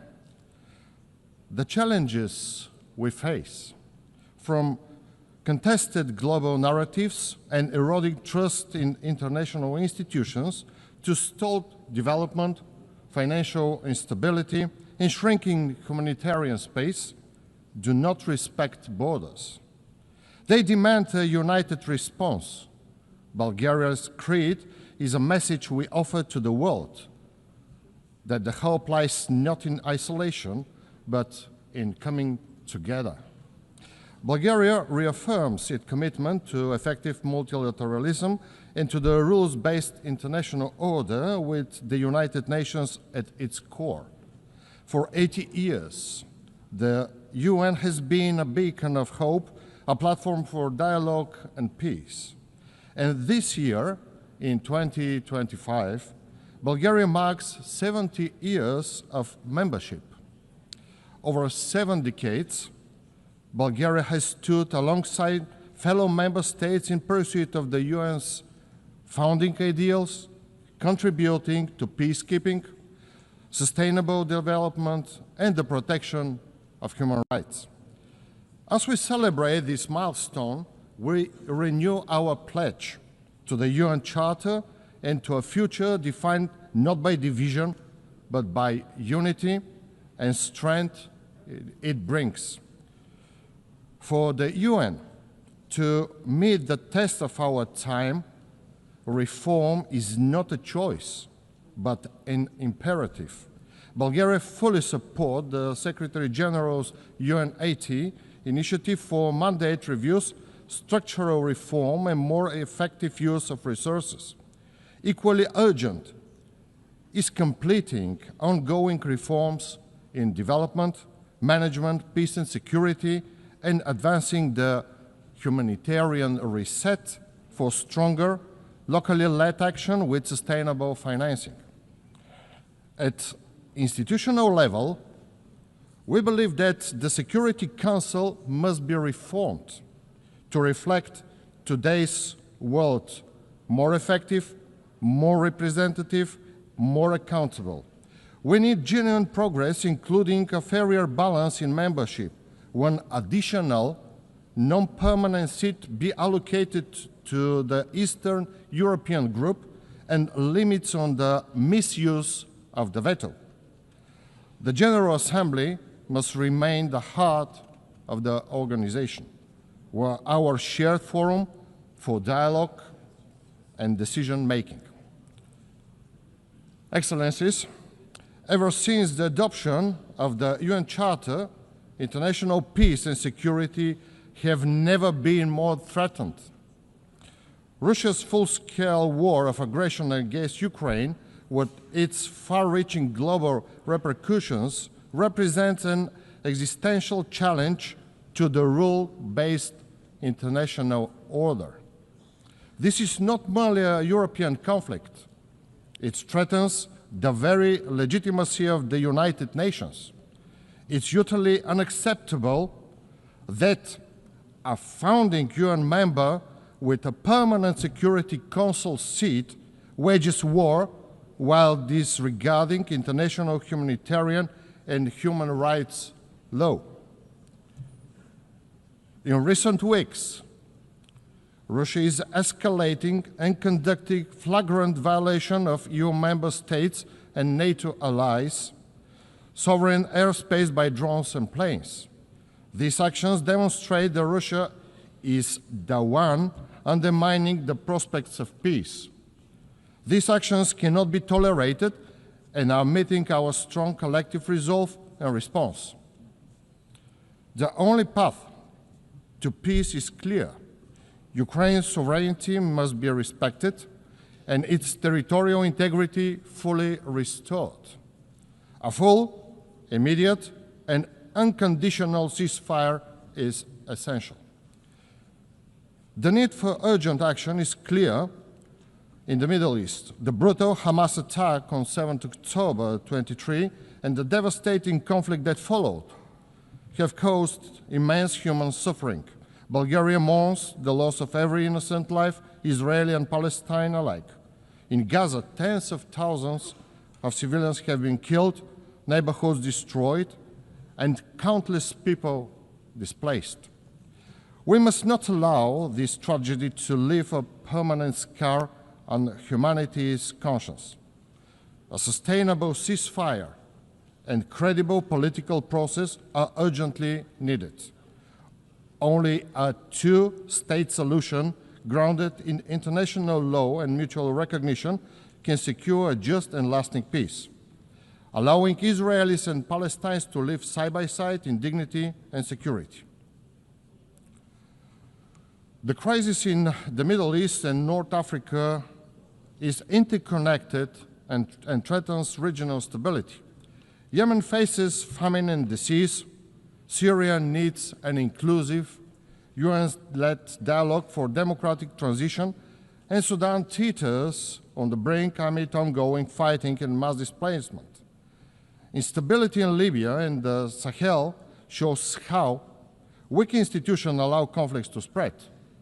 Bulgaria calls for a new regional security architecture led by UN, grounded in diplomacy, respect for sovereignty, and long-term investment in peace and development. Nuclear non-proliferation, disarmament, and arms control remain central to our collective security. We condemn rhetoric and actions that threaten stability and stress the need for renewed diplomacy.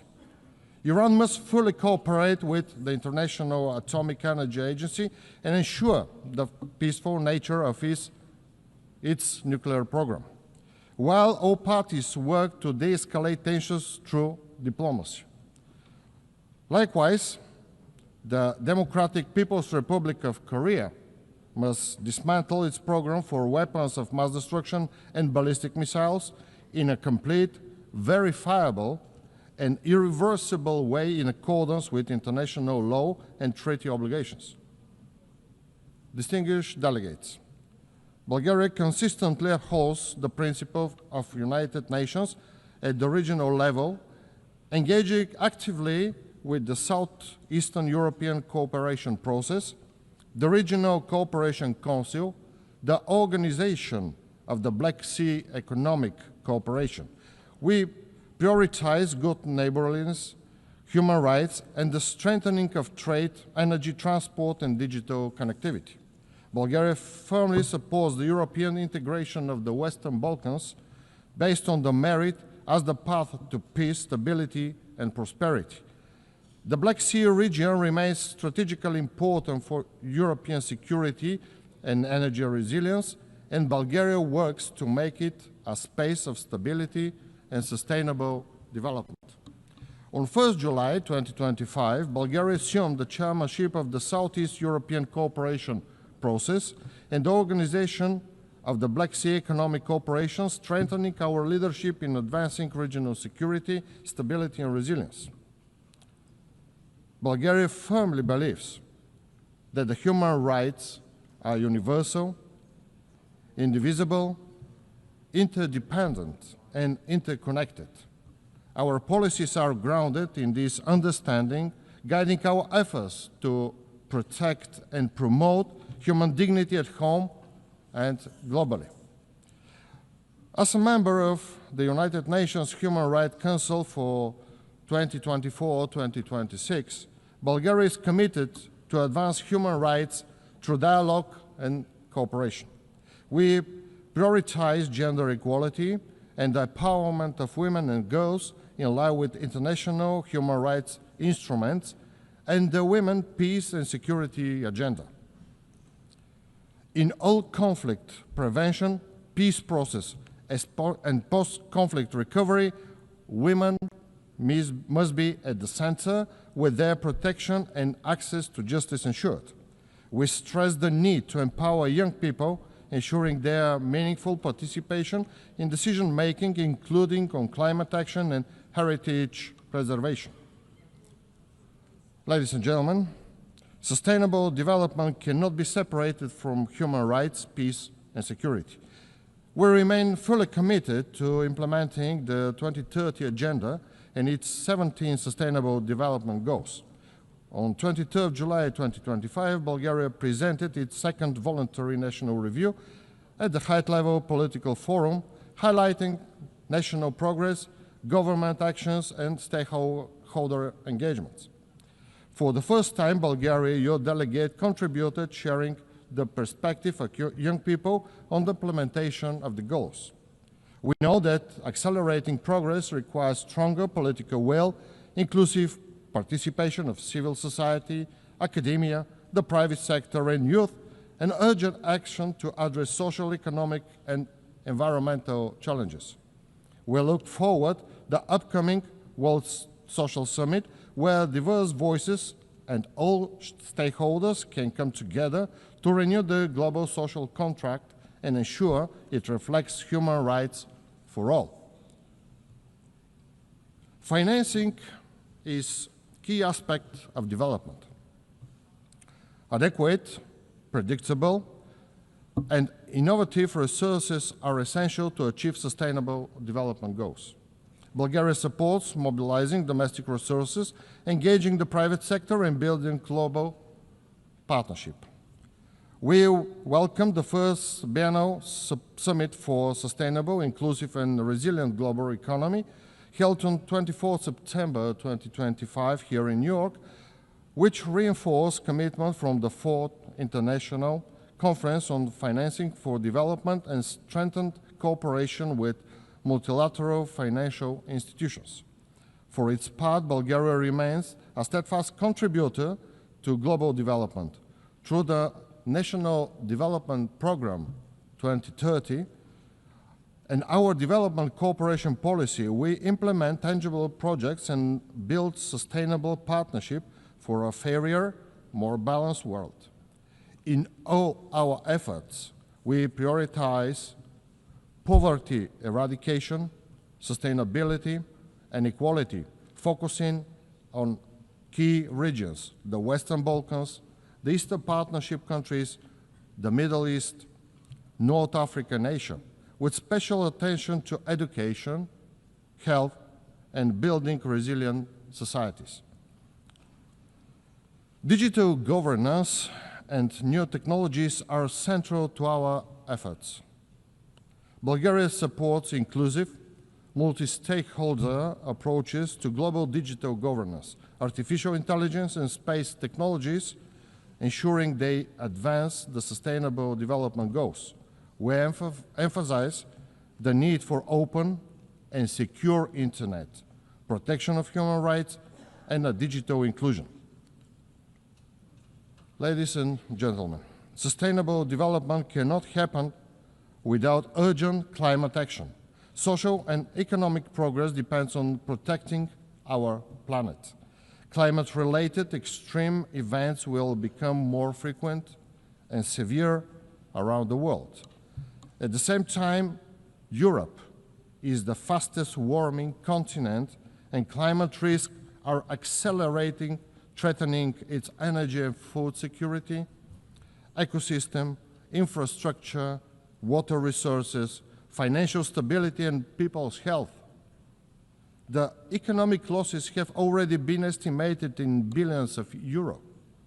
My country, Bulgaria, is not exception, and it is among the most affected countries by droughts, forest fires, and floods.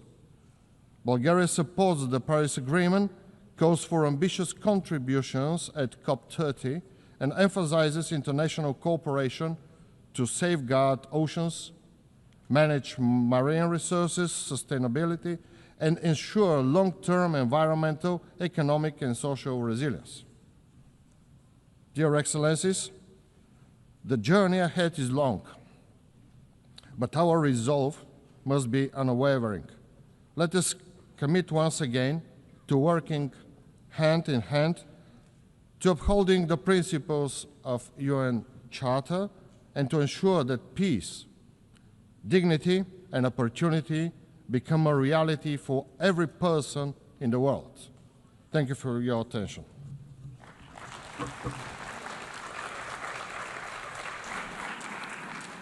Au nom de l'Assemblée générale, je remercie Monsieur le On behalf of the General Assembly, I thank the Prime Minister of the Republic of Bulgaria. The General Assembly will now hear an address by His Excellency Mr. Abdullahi Maiga, Prime Minister, Head of Government and Minister of Territorial Administration and Decentralization of the Republic of Mali. I request protocol to please escort His Excellency, who I invite to address the Assembly.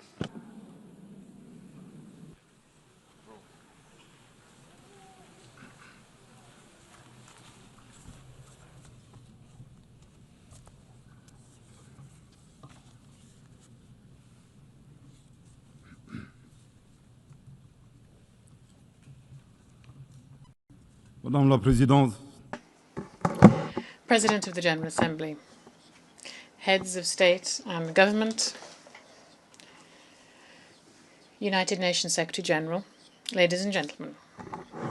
As I begin my statement, I have the honour to extend to you the cordial greetings and the message from the founding fathers of the Alliance of Sahel States, Their Excellencies, Army General Assimi Goïta, President of Transition Head of State of Mali, and the President of the Alliance of Sahel States, Captain Ibrahim Traoré, President of Burkina Faso, Head of State,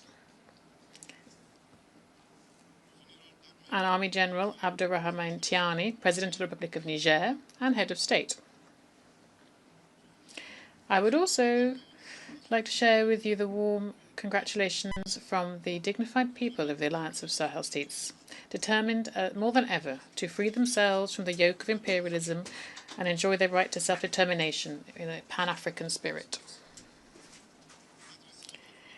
As we wish you every success in your election to preside over this 80th session of General Assembly, Madam President, the Alliance of Sahel States would also like to congratulate your predecessor, His Excellency Mr. Philemon Yang from the Republic of Cameroon, and congratulate him on his exemplary leadership of the work of the 79th session.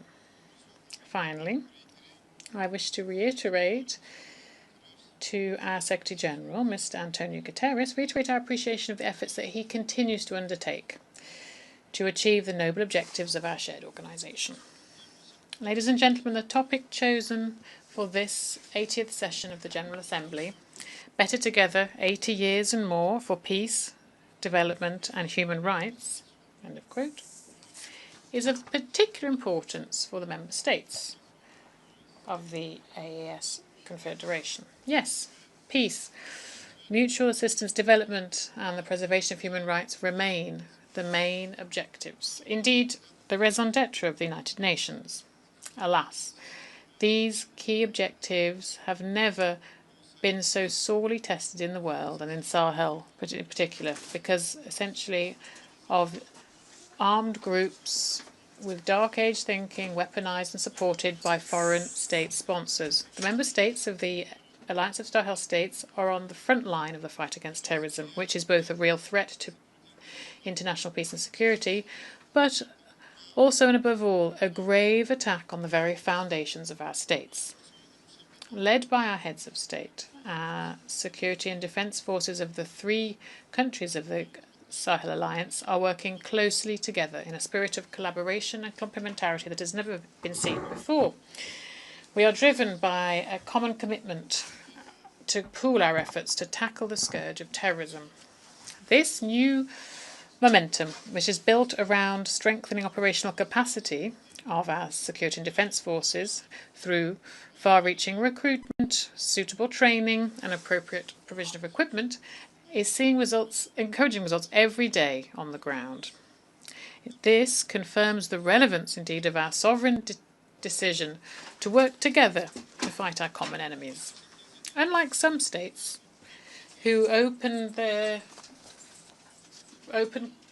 safe passage corridors onto their territory for terrorists so that they can attack other countries to use their territory as a rear base, the founders of the alliance, through, again, this Pan-African spirit and concerned as they are to preserve the interests of their people, decided to make their countries more safe, trying to stop this threat spreading to other African countries and indeed around the world, doing a real public service for security in the region and the world. There is no shadow of a doubt that through their sacrifice, the valiant security and defence forces are contributing to the security of other regions, particularly countries on the West African coast. We take this opportunity to pay tribute to the memory of the civilian and military victims of insecurity in the Sahel. The sovereign approach that's been implemented is part of a vision borne by the heads of state of the Alliance of Sahel State, which is dedicated to safety and security of our states following the withdrawal of international forces. Against all the odds and far from scuttling our plans, our country showed ingenuity and was able to benefit from the historic geographic characteristics and the resilience of their people who, despite more than a decade of security and humanitarian crisis, continue to show exceptional strength and patriotic engagement. Overall, 3 countries were able to provide a coordinated, homegrown response to this war that was imposed on us. Here I wish to reiterate the determination of the Confederation of the Alliance of Sahel States to become a Pan-African regional power, to continue and step up our actions, to put a stop to terrorism once and for all in our shared home. We are also determined to consolidate the authority of the state, to protect our people and their property, and ensure our own prosperity. The Alliance of Sahel States reiterates strongly its condemnation of the open, blatant, sometimes public support of foreign state sponsors, who, for imperialist reasons, are destabilizing our entity on the one hand, providing advice to terrorist groups as well as logistical support, arms and ammunition, and on the other hand providing political support to them, providing them with rear bases located in some neighbouring countries in violation of all international rules. Ladies and gentlemen, though it may seem far away, the war in Ukraine and terrorism in the Sahel are connected. Let us remind you that following the terrorist attack against the Malian Security Defence Forces patrol on the 24th to 26th of July 2024 in Tenzawaten in the region of Kidal, Mali denounced this incident, by the way, in its statement on 2024 here in this room, and we condemned the attitude shown by Ukrainian officials who publicly affirmed their participation in this terrorist attack. This outrageous conduct, which we thought was simply that the Ukrainian officials unfortunately confused the international stage with theatre stage. 1 year later, the situation has worsened, and the Ukrainian regime has become one of the main suppliers of kamikaze drones to terrorist groups around the world. In this context, some Western states should stop supplying arms to Ukraine because they risk contributing to the promotion of international terrorism. For others, including the French regime, who's nostalgic for the colonial era and concerned by their loss of influence in the Sahel, support for the Ukrainian regime is a maneuver that's consistent, which aims to occupy the attention of the international community, focusing the attention on the war in Ukraine, at the same time sponsoring terrorist groups who are growing in number in the Sahel. Loyal as we are to the principles of the United Nations Charter, on the 15th of August 2022, the Mali seized the Security Council to ask for a meeting of the Council so that my country could provide irrefutable proof of France's support for terrorist activities. So far, this request has not been followed up on, whereas their sabotage continues on various levels. It is time to act so that those responsible for this violence be identified and brought to justice, and resolutions be translated into concrete commitments, and the Saharan Spell should be safe once and for all, and the resources of the Sahel should benefit the people of the Sahel. International institutions, the UN chiefly, were created after the Second World War to protect people against violence and destruction and silent genocides. It is high time that the global conscience wakes up and that international organisations take their share of the responsibility and provide a real response to the distress cries of oppressed people who are clamouring for their sovereignty. The Alliance of Sahel States reiterates its commitment to cooperate with all states, regional organisations, international organisations, and any partners that respect our sovereignty, our sovereign political choices, our security priorities, our priorities in terms of countering terrorism, our priorities for social and economic development. This should be part of a win-win partnership so that our people's aspirations can be met. Ladies and gentlemen, in addition to our efforts to secure our countries and see peace return, the governments of the Alliance of Sahel States are working to implement a comprehensive and integrated strategy. This includes political measures, economic and social development measures, as well as work on justice and reconciliation.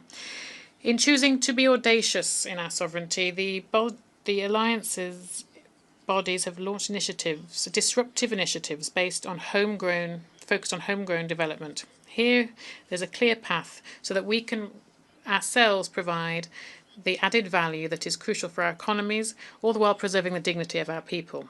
This choice, which we own fully, shows how unwavering we are in our wish to be masters of our own fate. In the same vein, we have included in our national priorities in strategic investment policy in different priority fields, such as infrastructure, energy, industrialization, and the diversification of our economy.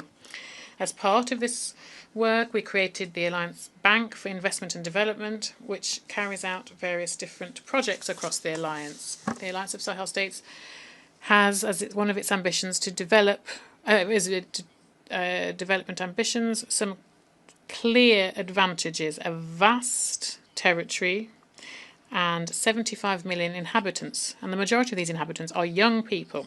In addition, we have a strong, committed and active diaspora. We also have fertile lands, a lot of water, energy resources, reservoirs and mining resources, which are amongst the richest in the world. Ladies and gentlemen, the third dimension of the theme for this UN General Assembly session is human rights.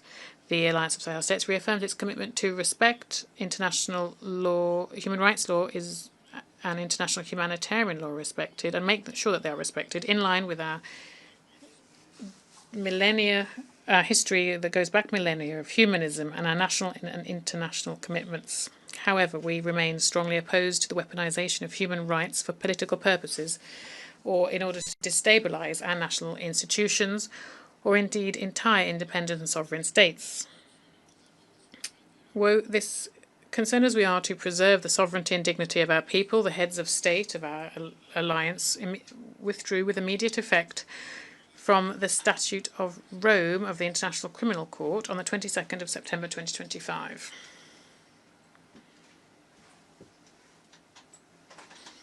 With this withdrawal, we are seeking to prioritise, as of now, homegrown justice mechanisms in line with our social values and mechanisms that are in the interest of our peoples. We also denounce the double standards that we've seen by some international players, whose morals are flexible depending on their interests. They like to give lessons, teach others lessons, but they're not themselves the best example for respect for human rights. We call on our partners to prioritise dialogue and cooperation, which remain the best tools for promoting human rights around the world.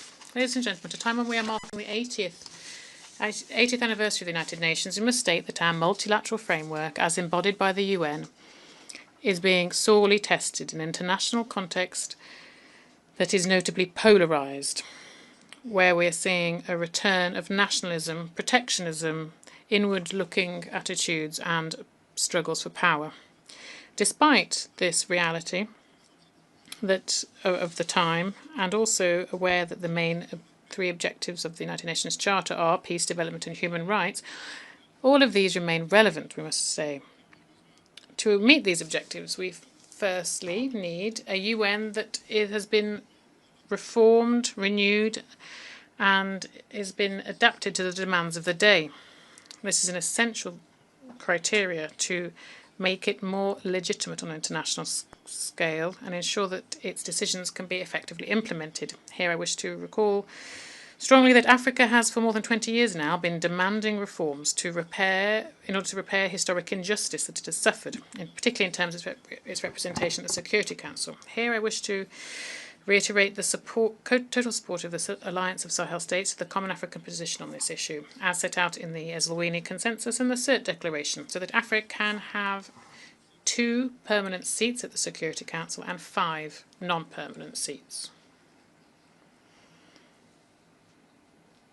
Secondly, we need a United Nations that can guarantee the respect for international law for all. We are concerned to see flagrant violations of international law around the world with complete impunity. At this 80th anniversary of the UN, for us, Member States, this provides us with the opportunity to reaffirm our unwavering commitment to the multilateral framework that is based on the law and not on force. Thirdly, we need robust follow-up and implementation mechanisms for the outcomes of international conferences.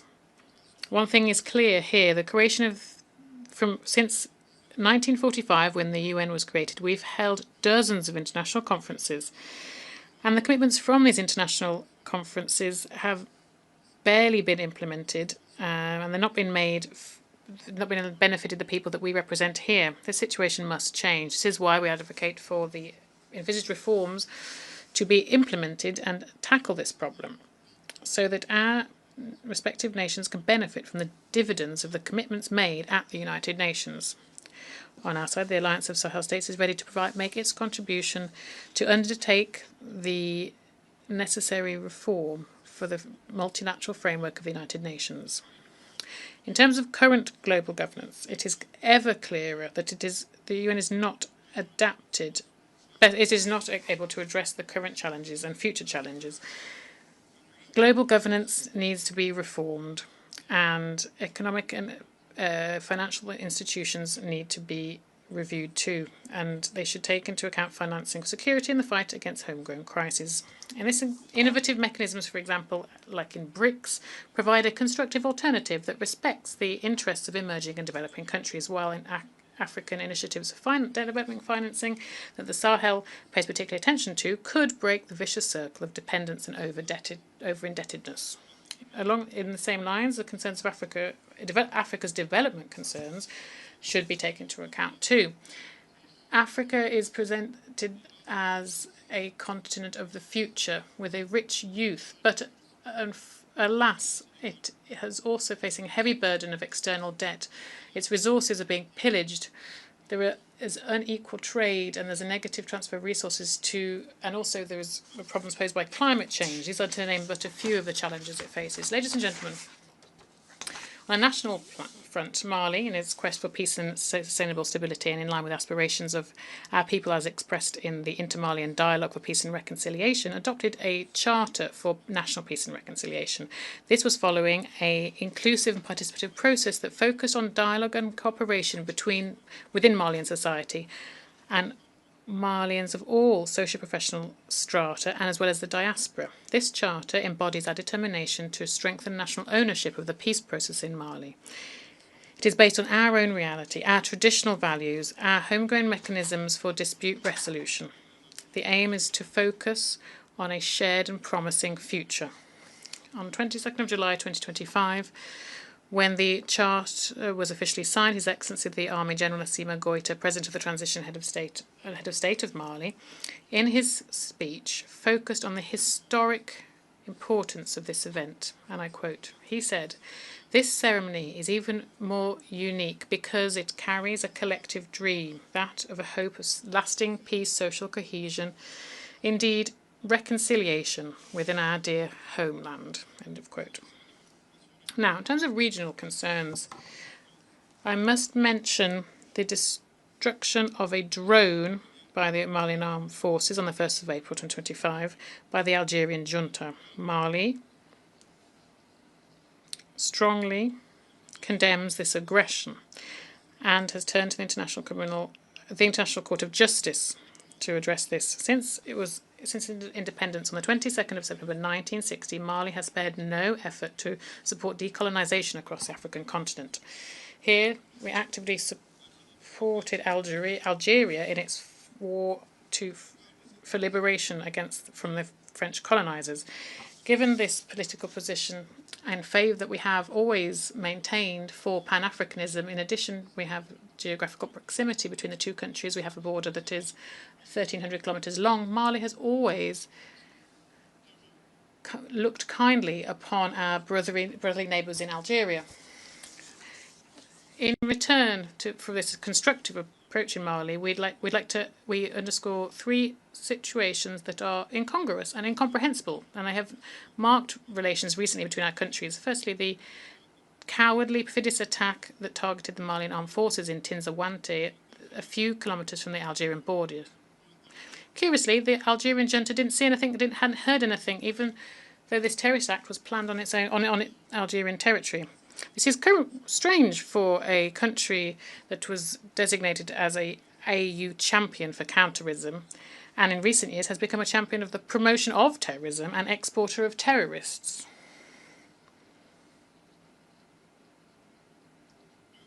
Two, as announced, the Algerian junta shot down a Malian drone thrown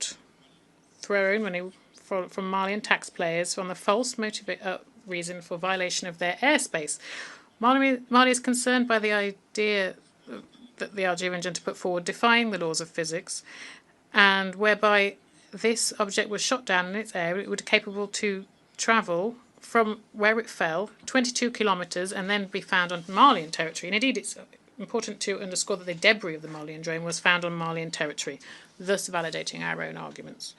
On the 4th of September 2025, the Malian government informed that they had submitted an investigation at the International Court of Justice against Algeria concerning the destruction of this drone. In a communique from the Algerian Ministry of Foreign Affairs from the 19th of September 2025, we learn, and we're perplexed to learn, that there was an allegation whereby this investigation request from Mali was motivated by the press conference of the Algerian Foreign Affairs Minister on the 3rd of September 2025, during which he denied that Mali had submitted a request to the International Court of Justice. We would like to share with the Minister that the request submitted by Mali on the 4th of September has never meant that it was automatically registered by the International Court of Justice. Mali would recall that the aim of diplomacy is to defend your country's interests. In presupposing that the Malian complaint was launched by this press conference, the maniacs of Algeria show that their vision of diplomacy is to push other states to prosecute their country and international fora, thus scoring an impressive own goal, as we call in Mali, Yabe. Concerning, I would say. In passing, Mali is paying a vibrant tribute to the Minister of Foreign Affairs of the Algerian junta. Indeed, lies corrupt everything. They've lost all their version of the Algerian version of the destruction of the Malian drone has lost all credibility. And then, surprised by how events turned out, the Algerian junta refused to give their consent to the jurisdiction of the ICJ following the drone destruction case, thus fearing being publicly unveiled as an aggressor and supporting a sport of international terrorism. With these 3 points in mind, Mali recommended to the Algerian junta to share this quote from Amadou Hamtaba, who in Life and the Teachings of Tierno Bocca, Wisdom of Bandigara, said, "Some truths may seem unlikely to us simply because our understanding is not able to grasp them. We would like to invite them to get to know Mali and the values embodied by Mali Denra. Thus, faced with attacks and faced with adversary, we will not be simply spectators. For every shot fired against us, we will reciprocate. For every insult, we will reciprocate. On the other hand, it is strongly recommended to the Algerian junta to organise in Tin Zawatin in Algeria and their international annual festival on the artifice of human intelligence.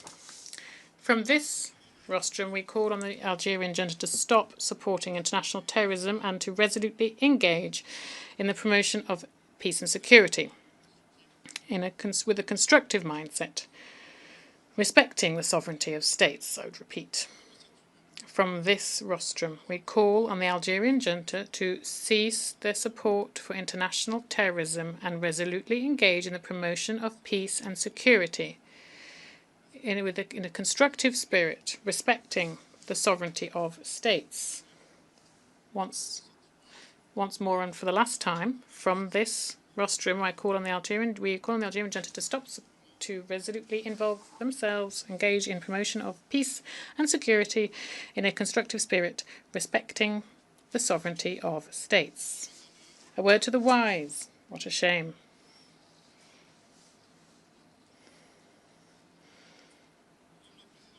President, ladies and gentlemen, here I would like to share the view of a citizen, the raised fist of the dawn of our sovereignty, shared by the people of the Alliance of Sahel States. Our alliance is made up of fighting nations, a land of resistance. What we're facing is not simply a domestic conflict, it's a hybrid war supported by imperialist interests where enemies of peace often wear suits and ties. If the UN continues to feign ignorance, it will stop being just a summit of the world and it will be simply the passive arm of global injustice. As we say this here, the Alliance of Sahel States is not afraid. We will not give up. We will resist still, and we will continue to do so. However, the Alliance of Sahel States is giving the UN a historic opportunity to take the side of truth, to recognise that the people of the Alliance are being victims of aggression, a choice to support the Alliance, which is fighting for themselves, but also for Africa, for the stability of a continent, and therefore indirectly for the stability of the entire world. History will be our judge. It will judge those who armed the forces of evil. It will judge those who looked away. It will judge those who forgot that justice is the only path towards lasting peace. The Alliance of Sahel States is not asking for alimony, it's asking for conscience raising. To conclude, I'd like to reiterate here the commitment of the Alliance of Sahel States to the values, purposes and principles of the UN Charter. Thus, the Alliance of Sahel States would say that we cannot be better together unless we work collectively for multilateralism with a human face, multilateralism based on dialogue, right, the law, cooperation and solidarity between peoples, one that promotes peace and development, one that respects the sovereignty of states. However, we must not continue to do the same thing over the years to come and hope for different results. There is an urgent need for reform within our existing multilateral framework, the framework that is embodied by our shared organisation. The 80th anniversary of the UN provides us with this historic opportunity to adapt the organisation to the realities of the time, one that can effectively respond to current and future challenges. The Alliance of Sahel States remains ready to play its part, its full part in the quest for collective responses to save future generations from the scourge of war, to ensure harmonious development for all, and to promote and protect human rights. God bless the Alliance of Sahel States, and may He save our people from the dark age and destructive forces of the world. May God bless Mali and spare Malians from dark age forces and those who seek to destroy the world. God bless Africa, and let it save Africans from dark age forces and those that seek to destroy the world. And may God bless the world and preserve humanity from dark age forces and those who seek to destroy the world. Thank you very much for your kind attention. Au nom de l'Assemblée générale. On behalf of the Assembly, I wish to thank the Prime Minister, Head of Government, and Minister of Territorial Administration and Decentralisation of the Republic of Mali. The Assembly will now hear an address by His Excellency Mr. Xavier Espot Samora, Head of the Government of the Principality of Andorra. I request protocol to escort His Excellency and invite him to address the Assembly.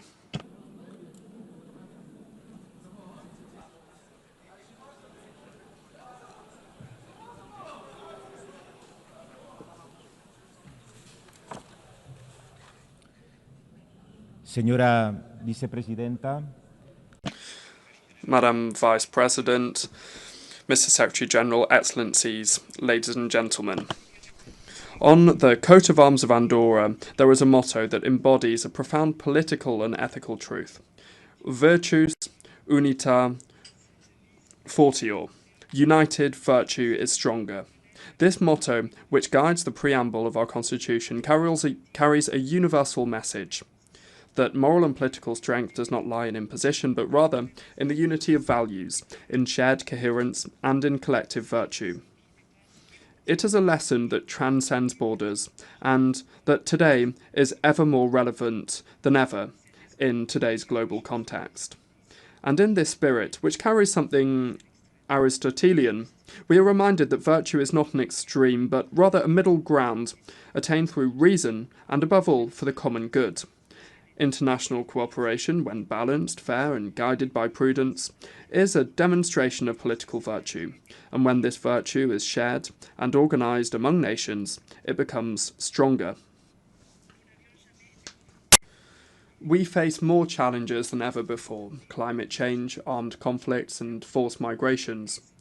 Where we once saw horizons, we are now seeing walls rise. For this reason, now is the time to bring to the international stage the spirit that guides a country like ours. With more than 7 centuries of peace, we must uphold the essence of multilateralism, the raison d'etre of this United Nations, which is an organisation of the peoples and for the peoples. Ladies and gentlemen, it is a great honour and a profound responsibility for me to address this General Assembly today on behalf of the Andorran people and government. I wish to begin this speech with a double expression of gratitude. First, to Her Excellency Miss Annalena Baerbock, who I congratulate upon her election as President of this 80th session of the General Assembly. We wish her every success in her role. Second, I wish to say that for Andorra, it is a privilege to serve as one of the vice presidencies of this symbolic session. This year's theme, Better Together, 80 years and more for peace, development and human rights, is a theme that really speaks to us, and not just as a declaration of intentions, but as an urgent need. We live in difficult times, times of conflict, polarisation and uncertainty.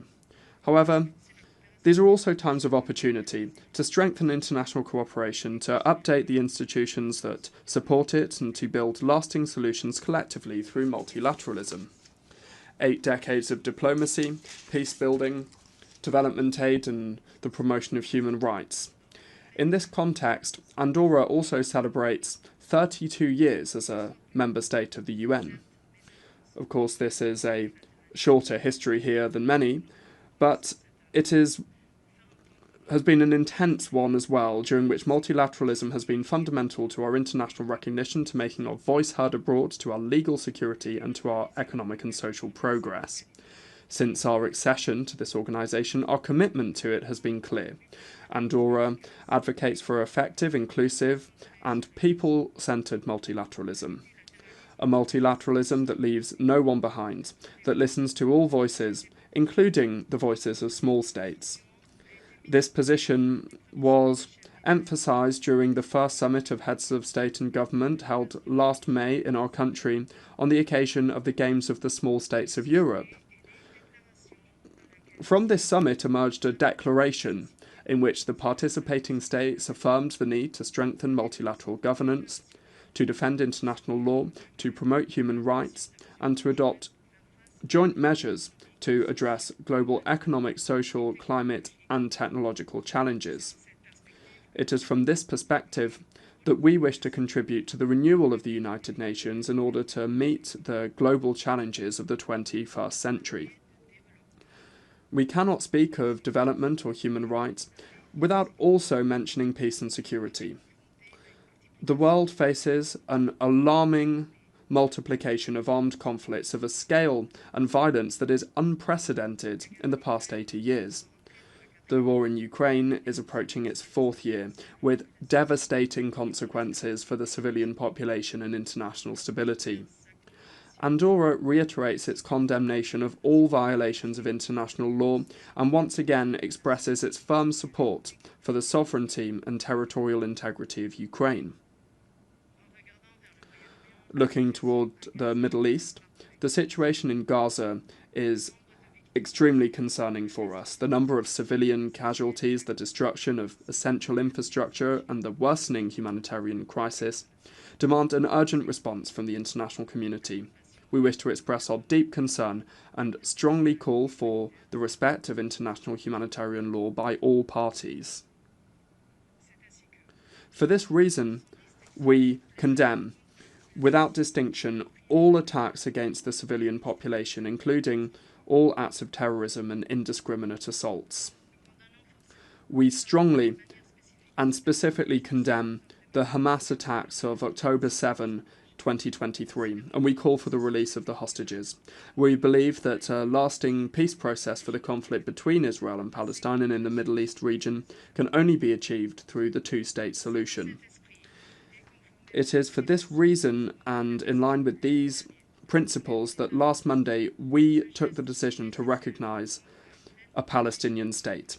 This much-needed gesture will take full diplomatic effort once a series of conditions are met, such as the release of hostages, the disarmament of Hamas, and the establishment of a Palestinian government that excludes this organisation, Hamas. Andorra reaffirms, on the other hand, its support to the United Nations Relief and Works Agency, UNRWA. This agency, through its education, health and humanitarian assistance services, is an essential pillar for the protection of millions of Palestinian refugees. In the absence of a political solution, it represents the only institutional support that ensures minimal stability and dignity in the region. As a state committed to multilateralism, Andorra underscores that only dialogue, diplomacy and the pursuit of shared solutions can lead us towards a just and lasting peace. Ladies and gentlemen, the founder of Save the Children, Eglantine Jebb, once said that all wars, just or unjust, disastrous or victorious, are wars against children. That was more than 100 years ago, and sadly, we have still not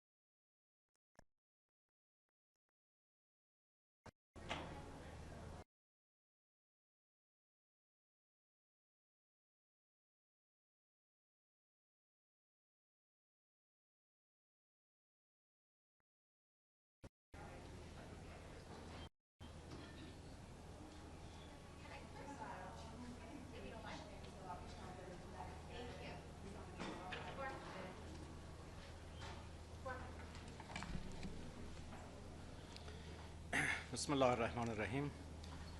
Good afternoon, everyone, and thank you for being here. The Security Council just voted on a draft by China and Russia to give diplomacy another chance. Under US pressure, unfortunately, the Council refused. This is the second time in 1 week that diplomacy has been blocked. In my address to the Council, I highlighted an armed conflict, with whom we had the privilege of cooperating in support of this cause. I also wish to thank the many states represented at the highest level this Wednesday at the side event of this conference for showing that the protection of children in armed conflicts concerns us all.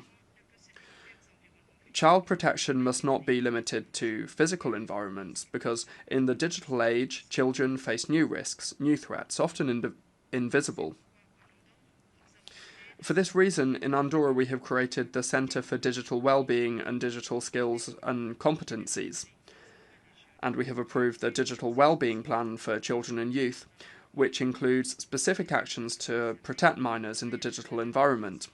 All stakeholders are actively working on these actions and tools required to ensure the digital well-being of our youth. Above all, they seek to understand from an adult perspective the key factors shaping the lives of today's children and adolescents in order to educate them on the responsible use of new technology. To reinforce these measures, Andorra has decided to join the New York Declaration for the Protection of Children Online. We advocate for a safe, inclusive digital environment that places children's rights at the very heart of it. We work with the ITU and other agencies to ensure regulatory and technical frameworks that make the Internet a tool for development and child protection. Women, unfortunately, remain another voice that is too often silenced.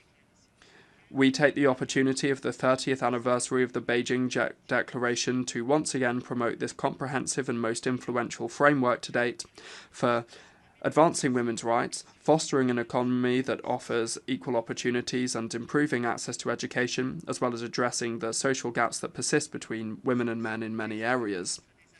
In this regard, the Minister of Foreign Affairs participated in the high-level meeting of Beijing Plus 30, where she reaffirmed Andorra's commitment to ensuring that all girls born today grow up in a world where their rights and leadership are fully recognised. In this sense, we also believe that the time has come to see a woman as Secretary-General of this organisation. Ladies and gentlemen, exactly a decade ago, the General Assembly adopted the 2030 Agenda for Sustainable Development, with 17 Sustainable Development Goals and 169 integrated and indivisible targets across economic, social, and environmental domains.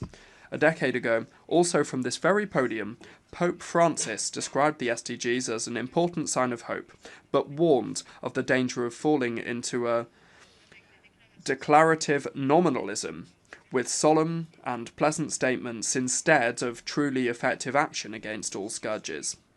In his encyclical Laudato Si, he invited us to reflect on the concept of integral ecology, because nature cannot be seen as something that is separate from us or merely a setting in which we live. For this reason, our interactions with the environment are always intertwined with economic, political, social, cultural, and ethical dimensions, as the Pontiff affirmed. Andorra has sought to lead by example. We were the first to complete the initial cycle of enhanced transparency under the Paris Agreement and to submit the third nationally determined contribution, NDC, which increases our ambition in climate action. On a domestic level, we promote a balanced development model, protecting 30% of our territory, because our national heritage is the legacy that was handed down to us from previous generations, to which we are obliged to preserve. In March 2026, we will host the 7th global meeting of the Mountain Partnership under the theme Mountains for the Future, Responsible Tourism, Prosperous Communities. This will be an opportunity to bring the voice of mountain countries to the centre of global negotiations on climate change and biodiversity, to jointly address the challenges of mountain areas and their populations, and specifically their shared strengths and vulnerabilities. The 13th World Congress on Snow, Mountain and Wellness Tourism is also another global event, a significant global event hosted by our country aimed at fostering broad discussions on tourism models and exploring how we can move towards a balance between quantity and quality, a balance that should allow us to ensure the future continuity of tourism from a sustainable perspective. Specifically, the Ministry of Tourism and Trade is working closely with UN Tourism on our General Tourism Law, a pioneering piece of legislation that places particular emphasis on governance, sector training, digitalisation, and sustainability. Climate change, excessive pressure on ecosystems, overcrowding during peak seasons, difficulty in accessing housing and economic dependence on a limited number of sectors are some of the warning signs that call us to action. For this reason, the guiding principles of our commitment to advancing a sustainable tourism model are limiting to protect, desynchronizing to diversify, and achieving better mobility. It is a shared commitment to make our country a benchmark in the area of sustainability. Ladies and gentlemen, in the financial sphere, we support the Compromiso de Sevilla, adopted at the 4th Conference on Financing for Development, and we affirm the need for a deep and inclusive reform to the international financial architecture in order to build a more just and representative global financial system. The international financial system must be capable of responding to the needs of the most vulnerable, including small states and territories with specific special characteristics. It is in this regard that Andorra has issued green, social and sustainable bonds and created a green fund for the energy transition. These policies not only serve as examples of best practices, but also demonstrate that, despite our size, we can be a relevant actor in the fight against climate change and in promoting sustainable development. We also reaffirm our commitment to official development assistance, ODA, and continue to explore new ways of technical cooperation that enable us to share the knowledge and best practices of our administration. We welcome, with a sense of hope, the upcoming World Social Summit scheduled to take place in Doha. It's a unique opportunity to renew the global social contract. Andorra will attend with the intention of defending cohesion, intergenerational solidarity, and social justice as transformative pillars. In the field of health, we continue to work closely with the World Health Organization. We wish to underscore the importance of protecting cultural and linguistic diversity. Multilingualism is not only a symbolic source of wealth, but it is a condition for truly equitable participation within the multilateral system. As co-facilitators of the resolution on multilingualism, we propose establishing an open and inclusive monitoring platform to build bridges and synergies, and we welcome the launch of the Group of Friends of Multilingualism at the United Nations with the support of the OIF. The expression of cultural diversity and therefore of multilingualism facilitates inclusive dialogue and helps bring positions closer together and connect with the citizens we serve. Diversity is our strength, and consequently we must continue to promote multilingualism, especially in a context of homogenization and digitalization where gaps may leave people behind. Excellencies, Andorra, as an active member of the United Nations since 1993, fully embraces its firm commitment to peace, dialogue, respect for international law and solidarity as non-negotiable principles. It is not only about taking an interest in our own affairs, but also about assuming a sense of global responsibility. Let us remember that virtue, when united, becomes strength, and that strength, when born from virtue, builds a more just world. This is the motto, as I mentioned at the beginning of my speech, that appears on the coat of arms of Andorra, which is a country that is small in terms of its size, but and population as well, but mighty in terms of our values, which has made coexistence, peace, and balance its way of life. My country affirms today its firm commitment to the founding values of this institution: peace, freedom, justice, and dignity for all people. We advocate for active, inclusive, efficient, and transformative multilateralism that places people and the planet at its core. We cannot allow indifference to paralyze action. It is time to renew the pact between peoples and governments, between present and future generations. It is time to move from words to action. That is why we leave this assembly with renewed hope and renewed responsibility. May our actions be consistent with our words, and may the future that we desire be the result of the commitment we make today. Thank you very much. Moltes gràcies, senyor cap de govern d'Andorra. On behalf I wish to thank the head of government of the Principality of Andorra. The Assembly will hear now an address by Her Excellency Kamla Persad Bissessar, Prime Minister of the Republic of Trinidad and Tobago. I request protocol to escort Her Excellency and invite her to address the Assembly.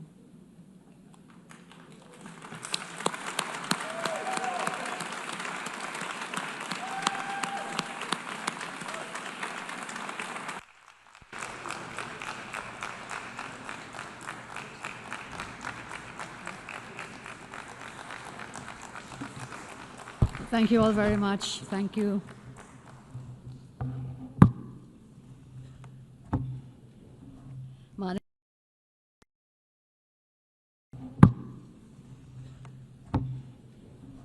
Madam President, Excellencies, distinguished delegates, friends. It is an honor for me, on behalf of Trinidad and Tobago, to address this Assembly on the 60th anniversary of the United Nations. I congratulate you, Madam President, on your election, and I thank your predecessor for his service. Madam President, I'm very happy to see the escalator actually worked today. I'm very happy to see the teleprompter is also working. So as I address you, thank you all very, very much. So I've had some blessings coming to the UN today. The UN has been much more than diplomacy. It is a lifeline to many countries, bringing education to classrooms, care to clinics, recovery to villages, and growth to fragile economies. On this milestone anniversary, we must face a very hard truth. The spirit of multilateralism is under strain, the effects of which has begun to undermine the foundations of stability and peace. Trinidad and Tobago confronts conflicts that seriously threaten our stability and peace. The notion that the Caribbean is a zone of peace has become a false ideal. The reality is stark. No such peace exists today. For too many in the region, peace is not daily life, but an elusive promise, glimpsed and never grasped. In its absence, our citizens pay a terrible toll. In 2024, for example, Trinidad and Tobago, a tiny nation in the Caribbean of 1.4 million persons, we recorded 623 murders in 1 year last year. 41%, 100,000. That's about 40%, and many of them are gang-related. So the reality is being a zone of peace is still an elusive dream that we're pursuing.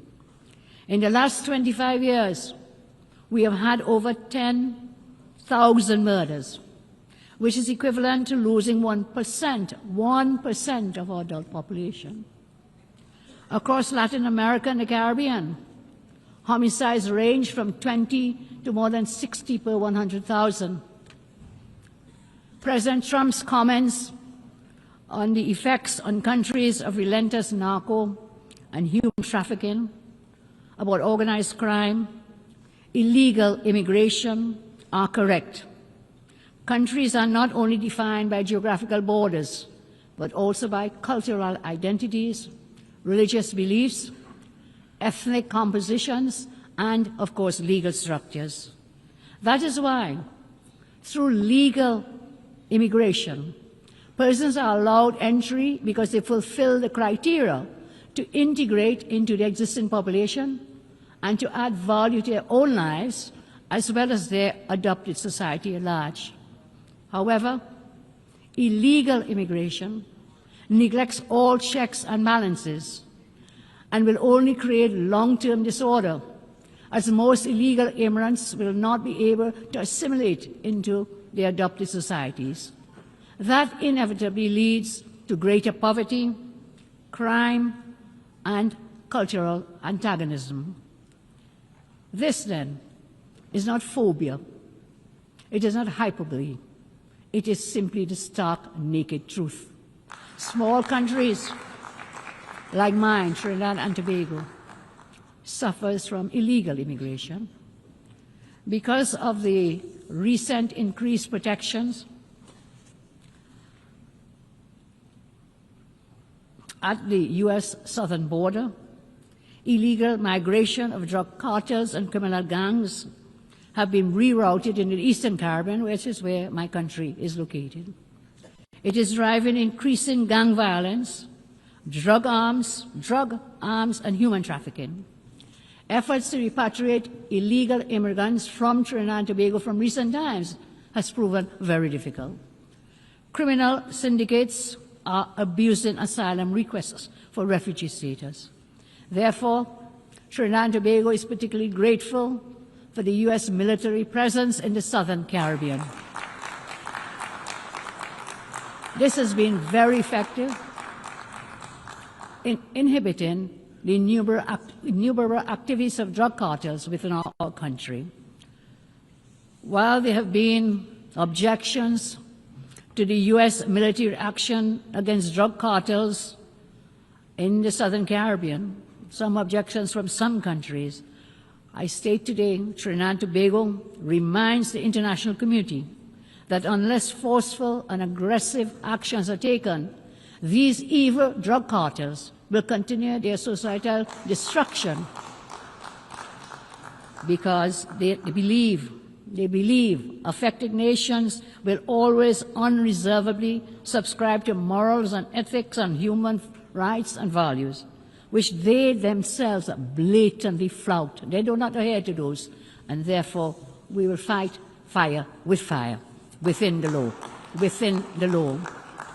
That is why we willingly supported the International Security Alliance announced by U.S. Secretary of State Marco Rubio, involving the U.S. and several countries in South America, and of course including Trinidad and Tobago, to combat drug trafficking in the hemisphere.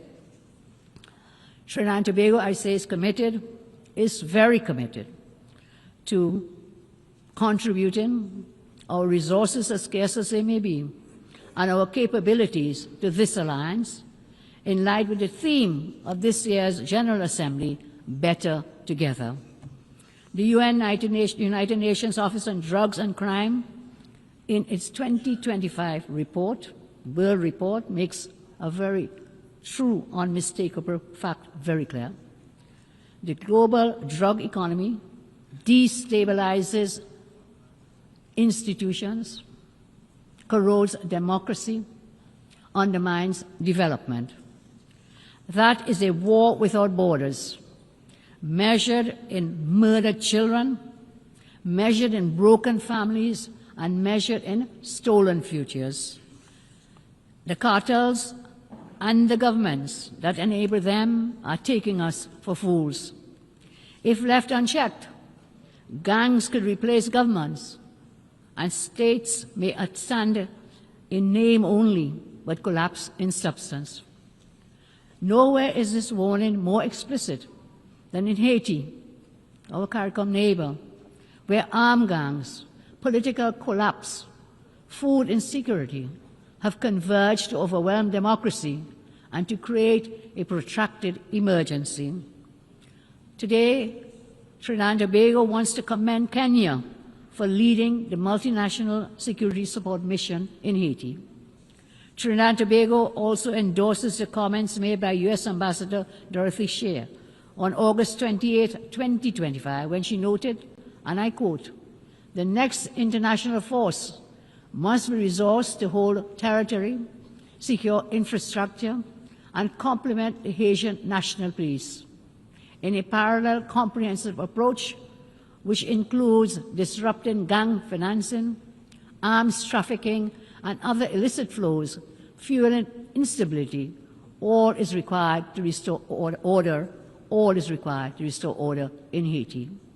As member states, consider the form of greater support as we urge the international community to support us, to support the United States, to support Panama's proposed gang suppression force, to allow the deployment of 5,500 member force to subdue the gangs and restore order in Haiti. The theme before us, as I said before, and we all know for today, better together. We go from principle to practice. This principle, better together, is not just a slogan, it's a call to action. It signifies the collective effort required to combat transnational crime, to uphold democracy, and to restore peace and security in our nations. Therefore, despite being a very small country with limited resources, we are committed to sharing the burden with the United States, with Panama, and all countries willing in assisting the gang suppression force to bring some semblance of peace to Haiti. I turn now to the climate agenda. This week, the climate agenda has been at the forefront of many speeches. I say with the greatest of respect, the antagonistic approach adopted by some climate activists towards the implementation of their climate agenda sometimes does more harm than good.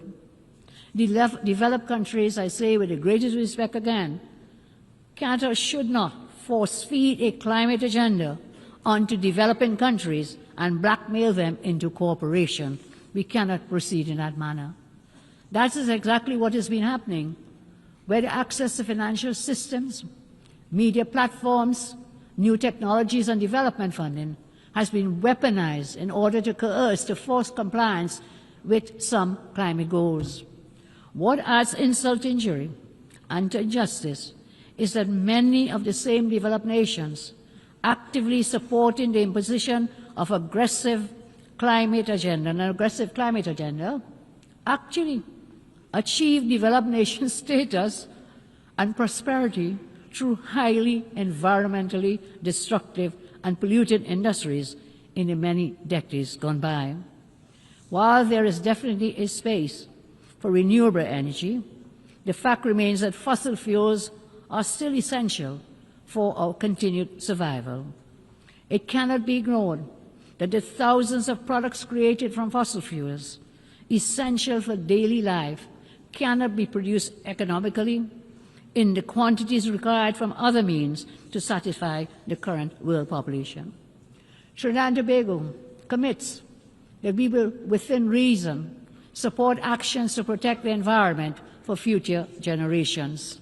However, independent nations must be free to create a climate policy which is crafted to balance their development goals and poverty eradication with policies dealing with environmental protection. In my respectful view, this balance is a pragmatic necessity for food security, for civil order, and for economic growth. As we progress, Madam President, into a multipolar world order, where power is diffused across regions, it will be impossible to coerce all actors to adhere to the current climate agenda being advocated. Trinidad and Tobago will not adopt unbalanced and unreasonable imposed climate practices that will simply lead to the exploitation of our jobs, lowering our standard of living, and stunting our economic development, punishing our people into poverty, while many larger countries completely ignore their responsibilities.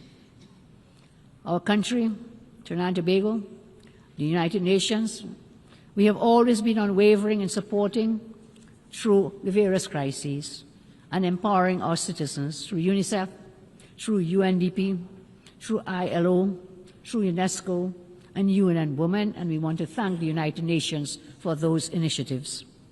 In return, we have sought to repay that trust by advancing the proposal for the International Criminal Court in 1989, by introducing Resolution 6569 on women and disarmament, and we also signed up very early the Non-Proliferation Arms Control in 2010, and we signed the Arms Trade Treaty early in 2013.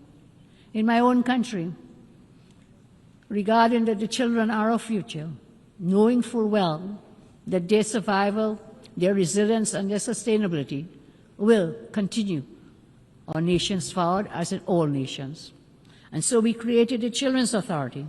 We created a Children's Life Fund. We expanded early childhood education.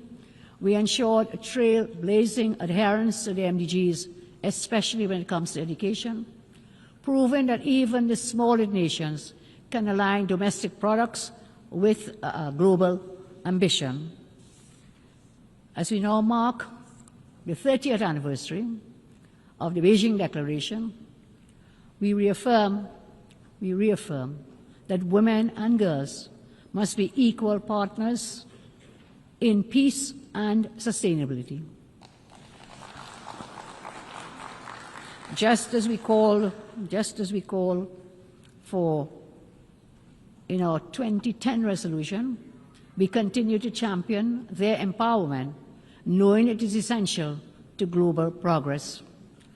Our commitment to the United Nations is clear, and our voice is steady.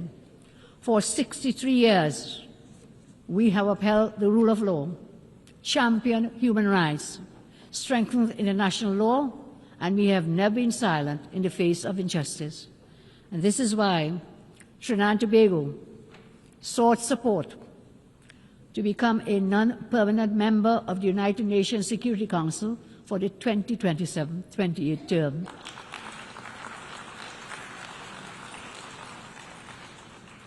We are happy that there was a non-objection to that, and we willingly take on the mantle on that United Nations Security Council for the coming year. So, my friends, all colleagues, we say, Madam President, during our term, we will build on our record, amplifying unheard voices to ensure that justice and equality anchor lasting security. Madam President, colleagues, Trinidad and Tobago may be small in size, but we are large in conviction. We continue to ask for your support so that this Council reflects not only the interests of the powerful, but also the voices and aspirations of all people. Trinidad and Tobago is firmly committed to the tenets of multilateralism. I want to take a moment to especially thank Saudi Arabia, the United Arab Emirates, Qatar, Turkey, Kuwait, Bahrain, Ghana, and all others who have been actively working with us to increase cultural and economic cooperation. The United States, Canada, the United Kingdom, India, China, and the European Union remain always reliable partners, as they have been for decades. On this 63rd anniversary, let us agree to strive for greater cooperation, to strive for more openness to respecting free speech, and also at the same time respecting dissenting opinions. Over the past decade, there has been an inclination to cancel views that are not fashionable to dominating narratives. Today I ask, let us pledge to listen to each other with an objective mindset. Peace and progress can only be fulfilled through honest, sometimes uncomfortable decisions, and this is a place for that. This honest communication is even more important, as I said, in a multipolar world order, where military and economic power is now disseminated across the globe. Madam President, Trinidad and Tobago commits to the work of this body, not for conquest, not for power, but the sake of all humanity. I thank you very much, Madam President. En nombre de la Asamblea, on behalf of the Assembly, I thank the Prime Minister of the Republic of Trinidad and Tobago.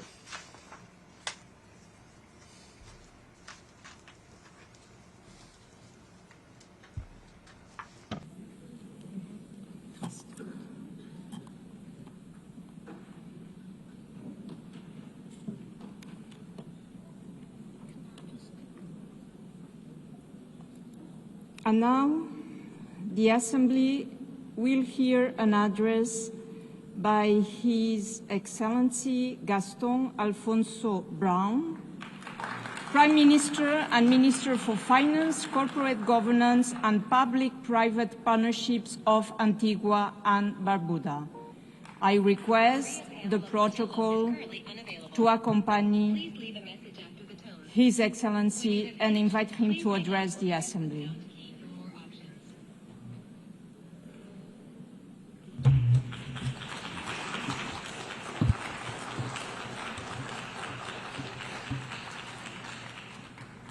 Madam President, Secretary General, Excellencies, Antigua and Barbuda speaks as a small microstate on the front line of the climate crisis, exposed to grave shocks and with restricted access to affordable financing.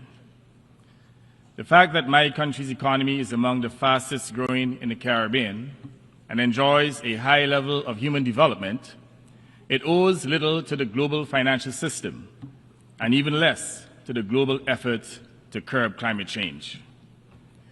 While there have been some benefits, neither have helped to achieve the transformation that they promoted. Yet, my people know that a brutal hurricane could destroy the progress that they have achieved in just a few agonizing hours. We have lived this reality before. Each year we fear we may live it again. Therefore, while my small country readily agrees that the nations of this world will be better together, as this year's theme proclaims, we must also remind this Assembly that 80 years after the Charter, better together remains an aspiration, devoutly to be wished and yet to be achieved. Madam President, our world is at an inflection point. A retreat from multilateralism, from the tenets of international law, and from respect for human rights and freedoms warns us that we have reached a pivotal point. The conflicts we witness, the disregard for human life, the refusal to lay down arms and engage in dialogue, the disrespect, neglect of the poor, the small and vulnerable, these trends sketch a dystopian future, more divided than together. This, then, is precisely the moment to resummon all nations to the purposes and principles of the Charter set down 80 years ago. Without international cooperation, universal peace will not be achieved. What humanity needs at this time is not only peace, but compassion, solidarity, justice, and love reigning in our hearts. The climate crisis is not a weather forecast, certainly not for small island states. It is our daily plight. Shores retreat, reefs bleach, storms intensify, while droughts destroy our crops and animals. This is not fate. Science has proven that it is the product of sustained high emissions which imperil small states and also damage the environment, economies, and health of the very nations that produce them.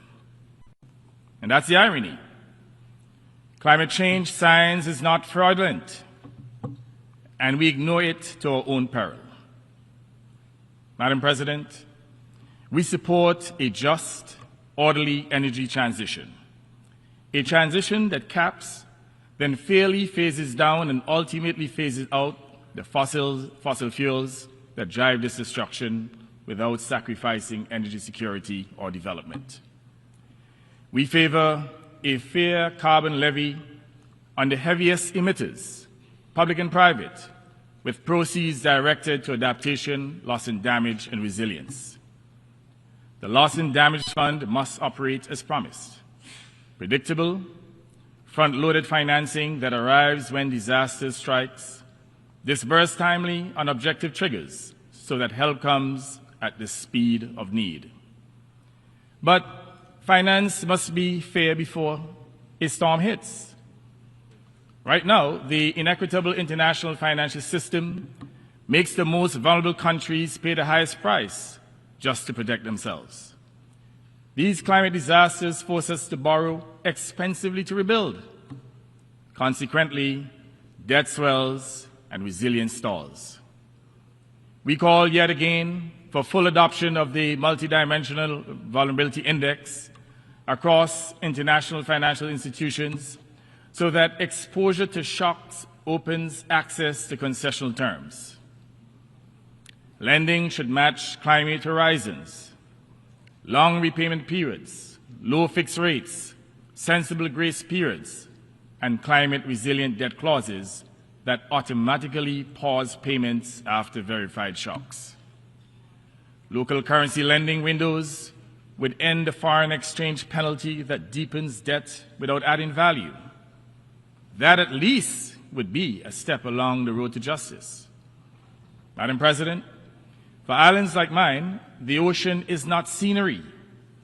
It is the source of food and jobs and the opportunity for new chances of growth and development. But it must be protected.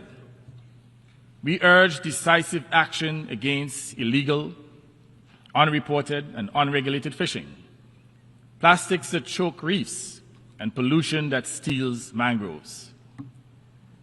As custodians of vast exclusive economic zones, small islands offer partnership and stewardship. Let us back robust global plastics and fossil fuel non-proliferation treaties. Expand the blue carbon finance for mangroves and seagrass, and make maritime domain awareness and the provision of satellite and data sharing services standard support for SIDS. Until independent science proves no serious harm, we support a moratorium on seabed mining. No one should mortgage the ocean to pay, or the ocean floor to pay for short-term bills. Madam President, law must be our guardrail. Consequently, Antigua and Barbuda and Vanuatu have sought and successfully obtained from ITLAS and ICJ legal clarity on climate obligations. Legal advisory opinions now define duties of states to prevent harm and protect the most vulnerable. If major emitters will not cut greenhouse gas emissions in line with science, victim states must retain the right to pursue legal remedies consistent with international law for climate harm. And I want to make the point here that this is not hostility. It is the logic of the law. It is justice. Antigua and Barbuda supports UN reforms to include the participation of small island states having a regular, structured voice in Security Council deliberations and climate-related security risk. Excellencies, last year the world came to Antigua for the 4th International Conference on Small Island Developing States and adopted the Antigua and Barbuda Agenda for SIDS, the ABAS, a 10-year contract for resilient prosperity. We launched the SIDS Center of Excellence on Antigua with a global SIDS data hub to turn promises into projects, better data, more investments, and the achievement of debt sustainability. Those who invoke partnership should help fund and implement it. If better together means anything, it means delivering where need is greatest and fiscal space narrowest. Small states are not asking for charity. Let me make that abundantly clear. We ask for equity, for finance that fits risk, for peace grounded in law, for rights that protect the vulnerable. We are seeking the chance to protect our lives and preserve our livelihoods. In a similar vein, Madam President, we assert that justice cannot be complete without addressing historic injustices. In the Caribbean, the stain of colonialism, slavery, and native genocide is still branded in the legacies we were left. The transatlantic slave trade was and still is the most heinous crime committed against humanity. We seek reparatory justice from those who committed those atrocities, who kept our forebears in physical chains and mental slavery for hundreds of years. Colonialism and slavery have imposed the rigid trade routes with which we now live, the underdevelopment from which we are seeking to rise up, the constraints that make us suppliers and not producers. Reparatory justice is not charity. It is principled restitution for wealth extracted, for unpaid labor, barbaric killings, and physical abuse endured by our forebears. We invite partners to engage this agenda in good faith as part of building a fairer global economy for all. Madam President, in the Middle East, we insist that Israeli hostages be released by Hamas. And I said here that civilians must not be pawns in any conflict. At the same time, we condemn the forced removal of people in Gaza from their homeland and the genocide that has occurred there. Humanitarian access must be guaranteed and the protection of civilians made non-negotiable. Antigua and Barbuda maintains its position in favor of a two-state solution, Israel and Palestine living side by side in security and dignity, consistent with the United Nations resolutions. We regret that the chairman of the Palestine Liberation Organization was denied a visa to attend this assembly in person. While we welcome the Assembly's decision to allow him to address this session by video, we remind everyone that the United Nations is, above all, a chamber for voices to be heard, not to be muzzled, especially during times of war and conflict. Shutting out voices does not shut down underlying issues. Similarly, in Europe, the war in Ukraine must end in peace and with justice, not in the battle fatigue of the besieged. We urge a return to diplomacy anchored in the Charter and call on all states to refrain from actions that prolong conflict or profit from it. Peace with law is the only peace that lasts. Madam President, I now come to Haiti. This beleaguered country demands sustained attention, not cycles of improvisation. Funding has arrived in fits and starts while suffering has grown. We support a single Haitian-led plan, executed under a single Security Council mandate and financed through a single transparent Haiti fund, aligning the United Nations, the Organization of American States, and the Caribbean community behind one budgeted program with public accountability. Disbursements should follow results such as roads retaken from gang control, extortion stopped, arms and illicit finance interdicted, civilians protected, and essential services restored. Haiti needs one mandate, one Haitian-led plan, one fund, accountable and transparent. We urge every member of the Security Council to support the proposed resolution on increased security assistance for Haiti that is now before it. Action is long overdue. The Council must act to help Haiti and its long-suffering people. Madam President, we also address the conduct of counter-narcotics operations in the Caribbean Sea. Without judging facts not before us, including reports of lethal incidents off the coast of Venezuela, we restate a simple principle. The fight against drug trafficking must rest on cooperation and law. Interdictions should proceed under clear legal authority and rules of engagement that minimize risk to life, respect for sovereignty and the law of the sea, and prompt information sharing and review. Whereas Antigua and Barbuda stands ready to work with all partners against traffickers, we are concerned with the buildup of military assets, including a nuclear submarine indicating the possibility of military conflict. We remind everyone that our hemisphere should be respected as a zone of peace, not a theater of military conflict. Madam President, we also address Cuba. For more than 6 decades, the Cuban people have lived under a suffocating trade embargo, and Cuba remains listed by one country as a state sponsor of terrorism. Now, we all know that that classification is a hoax. It is in our hemisphere's interests to move towards normalized relations consistent with sovereign equality. Normalization is not a concession. It is a pathway to dialogue and to fashioning a way forward that ensures regional stability through negotiated binding agreements. Now, Madam President, I come to the issue of public health that affects every family everywhere in the world.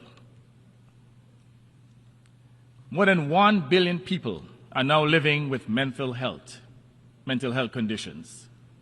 Yet, median government spending remains at about 2% of health budgets. Treatment gaps are widest in low and middle income countries, fueling a growing mental health epidemic among them. Suicide claims nearly 1 million lives each year. It is among the leading causes of death for young people.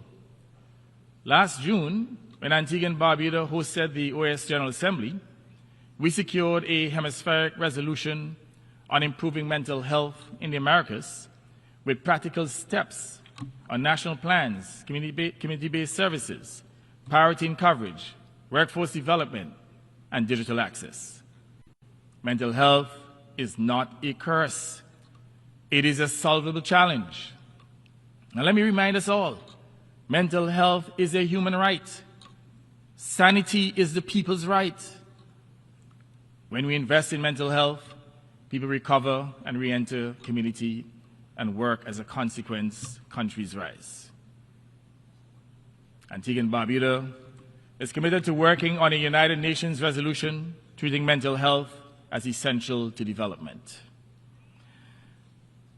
The other issue that I'd like to address is non-communicable diseases such as hypertension, diabetes, and various forms of cancer. They account for 75% of all deaths in the Caribbean. They are the most significant cause of death globally, creating a silent global health crisis. We need to urgently address this crisis with the same urgency of infectious diseases.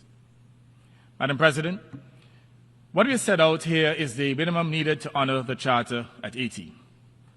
The storms are stronger, the debts are heavier, inequity is wider, yet the remedies have not changed, and they certainly need to change. Let us pursue a new sustaining dispensation of rules over power and might, fairness over advantage, and people over profit in the interests of humanity. Madam President, Excellencies, if this world is truly better together, let us be accountable together and be accountable to all, not only to a few nations, but to all nations, not only to the present generation, but also to the generations that follow, not only to those who wield power, but to those against whom power is wielded. Distinguished ladies and gentlemen, I thank you. Blessings.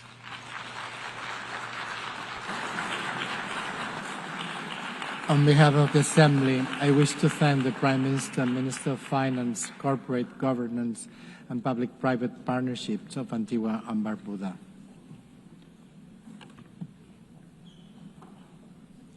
Now, the Assembly will hear an address of His Excellency Silveni Ligamamada Rabuka, Prime Minister and Minister for Foreign Affairs, Civil Service and Public Enterprises and Information of the Republic of Fiji.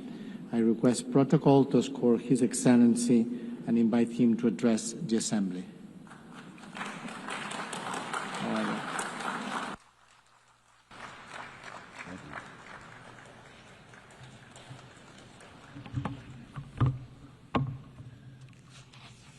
Thank you. Madam President of the United Nations General Assembly, Secretary General of the United Nations, leaders, excellencies, ladies and gentlemen. I congratulate Her Excellency Annalena Baerbock on assuming the presidency of the 80th session of the General Assembly, as only the 5th woman to be elected to this position in the last 80 years. Madam President, Fiji reiterates its long-standing support for multilateralism and the role of the international rules-based order plays for the status and interests of small states. This year, Fiji commemorates 55 years of independence and stands alongside member states and takes stock of the 80 years since the founding of the United Nations. 80 years after independence, Fiji volunteered to be a troop contributing country to the United Nations peacekeeping efforts. Our commitment is unwavering, and we continue to be the largest per capita contributor to United Nations peacekeeping for over 4.5 decades. Our belief in the principles of the UN Charter is steadfast. The most critical challenge facing nations in the Pacific region is to find a framework, an enduring framework, that influences the strategic competition between the major powers towards a stable, multipolar region where peace prevails. I'm conscious of the direct connectedness between the Pacific and Indian Oceans. So when I talk of the Pacific, I'm also referring to the Indo-Pacific strategic area. Excellencies, when I addressed this Assembly in September 2023, I introduced the concept of the Pacific as an ocean of peace, as the Pacific's contribution to global order. The turmoil within each of our regions and the global community has been the common theme of the world leaders' statements this week. The question before us is, what must we do? The vision of the Pacific as an ocean of peace is rooted in the noble values of mutual respect for sovereignty, territorial integrity, and political independence. It embodies the essence of our commitment to peace and unity. These are born from the very Pacific way of life, that is the lifelong integral heart to our identity as Pacific peoples.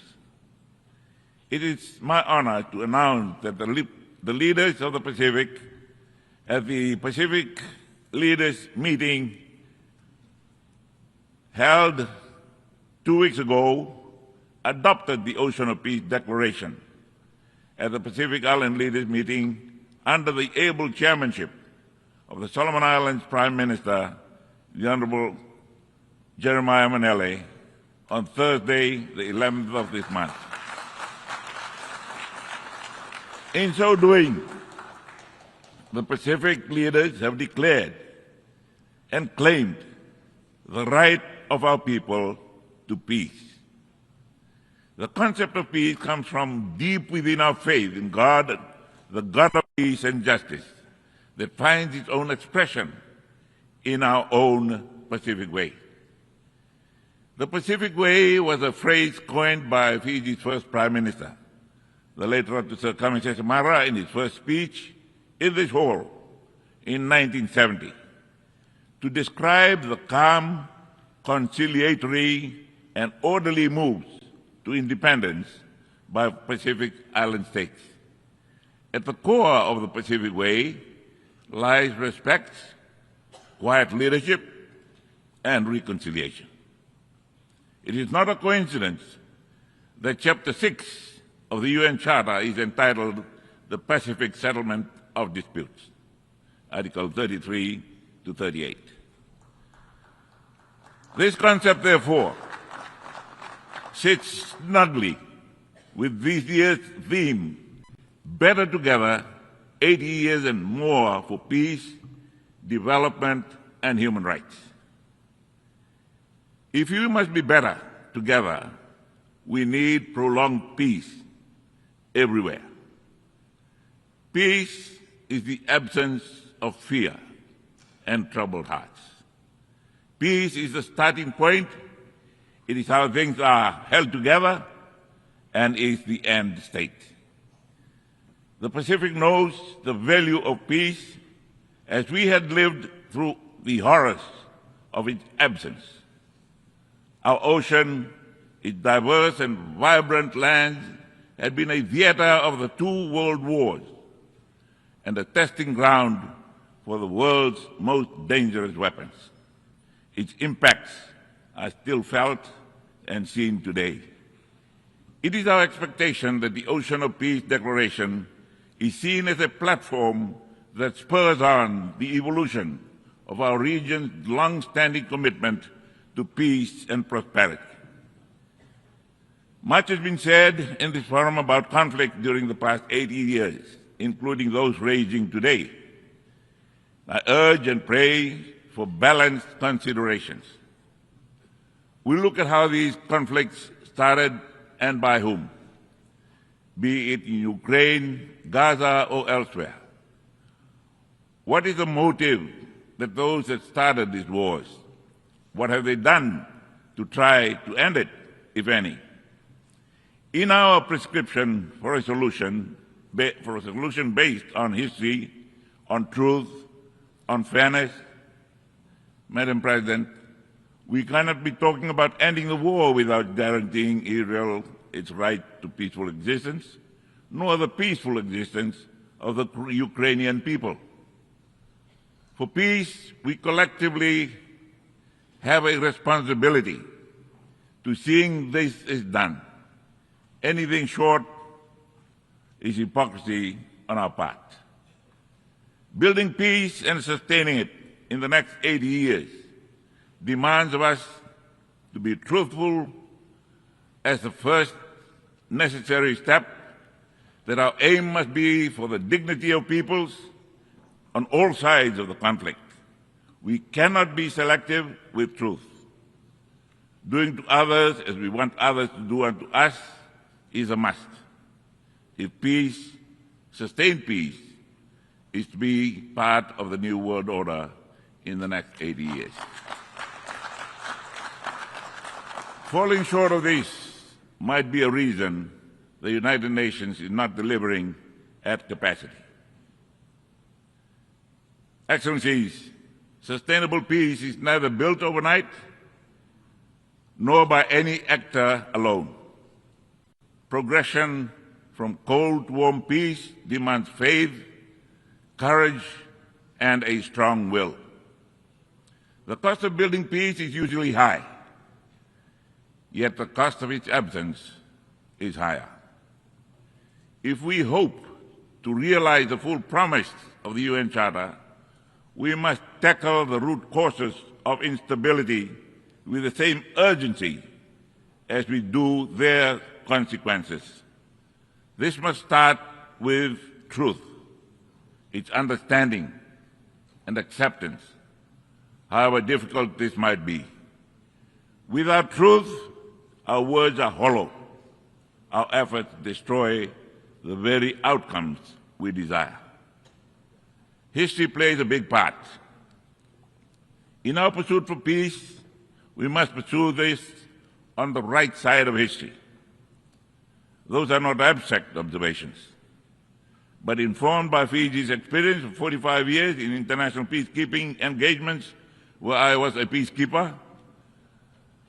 This is underlined by the Ocean of Peace principle to promote peace as we have done since World War II, and especially during the recent 4 decades in the Middle East region. Our diplomatic engagements are informed by these principled understandings. Under the Ocean of Peace, Fiji sees its responsibility in advocating peace within and on behalf of the Pacific region, a responsibility I do not take lightly as the Prime Minister of my country. Under our foreign policy priority, Family First Pacific Regionalism, Fiji stands with our Pacific members. We know that sustained peace is only possible with prosperity. Fiji's primary focus is development, where my government's full attention is directed at poverty alleviation or eradication. Perhaps a way of assisting developing economies is to open markets for our produce. This reinstates and sustains the dignity of nations. Together, peace and development are integral to attaining the human rights of peoples. Furthermore, peace and prosperity for our people mean addressing expanded definition of security with climate change high on the list. Fiji, like other small island developing states, face ominous and disproportionate climate threats with negligible fraction of global emissions. Those who shoulder the blame must foot the bill. Science is clear. The powerful G20 group has been responsible for 80% of total emissions. I plead with them that they must lead the charge, keeping with the principle of common but differentiated responsibilities and respective capabilities in light of different national circumstances. Heading to COP30, I hope that the world will push harder and members agree on pending common grounds of concern. Fiji stands strongly in support of Australia's bid to host COP31 as a Pacific COP. We need a loss and damage fund that meets the scale of the challenge and developed countries meeting their adaptation financing promises. We continue to reward polluters who wreck our planet. The fossil fuel industry continues to pocket massive profits and subsidies, while everyday people bear the costs of climate catastrophe, from rising insurance premiums to lost livelihoods. We insist on a shift from fossil fuel subsidies and investments to a just energy transition by putting a price on carbon and to implement innovative sources of financing, including solidarity levies on fossil fuel extraction through legally binding mechanisms. Madam President, the ICJ advisory opinion on climate change on July 2025 affirms this. Countries that are liable for climate change damage must bear the full cost. Some Pacific atolls sit 1 to 2 meters above mean sea level. It is grossly unfair that when disasters hit, the costs of recovery force these countries to take on debts, a second layer of penalty for a situation they did not create. As signatories to the Paris Agreement, we are contributing our fair share towards the global effort to guide our low-carbon, climate-resilient development. Under our family-first Pacific regionalism, foreign policy priority, Fiji stands with its fellow Pacific Island neighbors. Some of our smaller Pacific Island communities are struggling to stay above sea level. The international community is faltering in its commitment to keep below 1.5 degrees Celsius. Low-lying Pacific states expect the worst. Today, my government is looking at ways to host these island communities if it is not possible to remain on their islands. The dignity of the people that are forced to leave their homes is fundamental. Let's start with the legal definition. Today, they are merely referred to as displaced people. In the Pacific, where 90% of land is communally owned, those that are being displaced will be landless before they become stateless, stripping them further of their dignity. In this situation, Fiji is coming face to face with the reality of sovereignty within sovereignty in all its details. Goodwill, time and resources are critical. This is complex, sensitive and costly work. We are setting the precedent. We have no margin for error as we are dealing with real lives whose impacts may compound existing stresses. Excellencies, one of the biggest victims of the climate crisis is the ocean itself. Fiji depends on the health and wealth of the ocean. We need to step up efforts to sustainably use and manage our ocean resources, address plastic pollution, conserve biodiversity, and protect endangered species. Fiji's ratification of the BBNJ agreement this year is intentional and deliberate. We need to safeguard our ocean resources in line with the outcomes of the third UN conference in Nice. A much-needed shift is also required to address ever-increasing share of fish stocks exploited beyond sustainable levels in our economic exclusive zones and the high seas. Subsidies is a well-known driver of overfishing and overcapacity. Fiji is not only actively addressing IUU fishing, but also deposited its WTO instrument of ratification as our contribution to addressing this emerging threat. The Plastic Treaty is an urgent goal that our global community cannot wait to end. With this, financing is the key. The convening of the fourth financing for development in the Sevilla Compromise lays an important milestone in addressing global financing needs. The existing financing architecture systemically disadvantages SIDS through complex processes and lengthy approvals, while our communities face daily the ravages of climate change.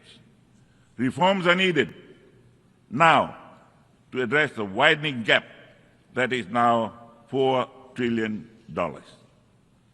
As a small economy, we need direct funding, access modalities, simplified procedures, and SID-specific funding windows. Adaptation costs per capita are highest for the island nations. This must change to address our reality. All these are mapped out in the Antigua-Barbuda agenda for SIDS ABAS. With 2 years left, it is critical that ABAS is expedited with the implementation of its monitoring and evaluation framework.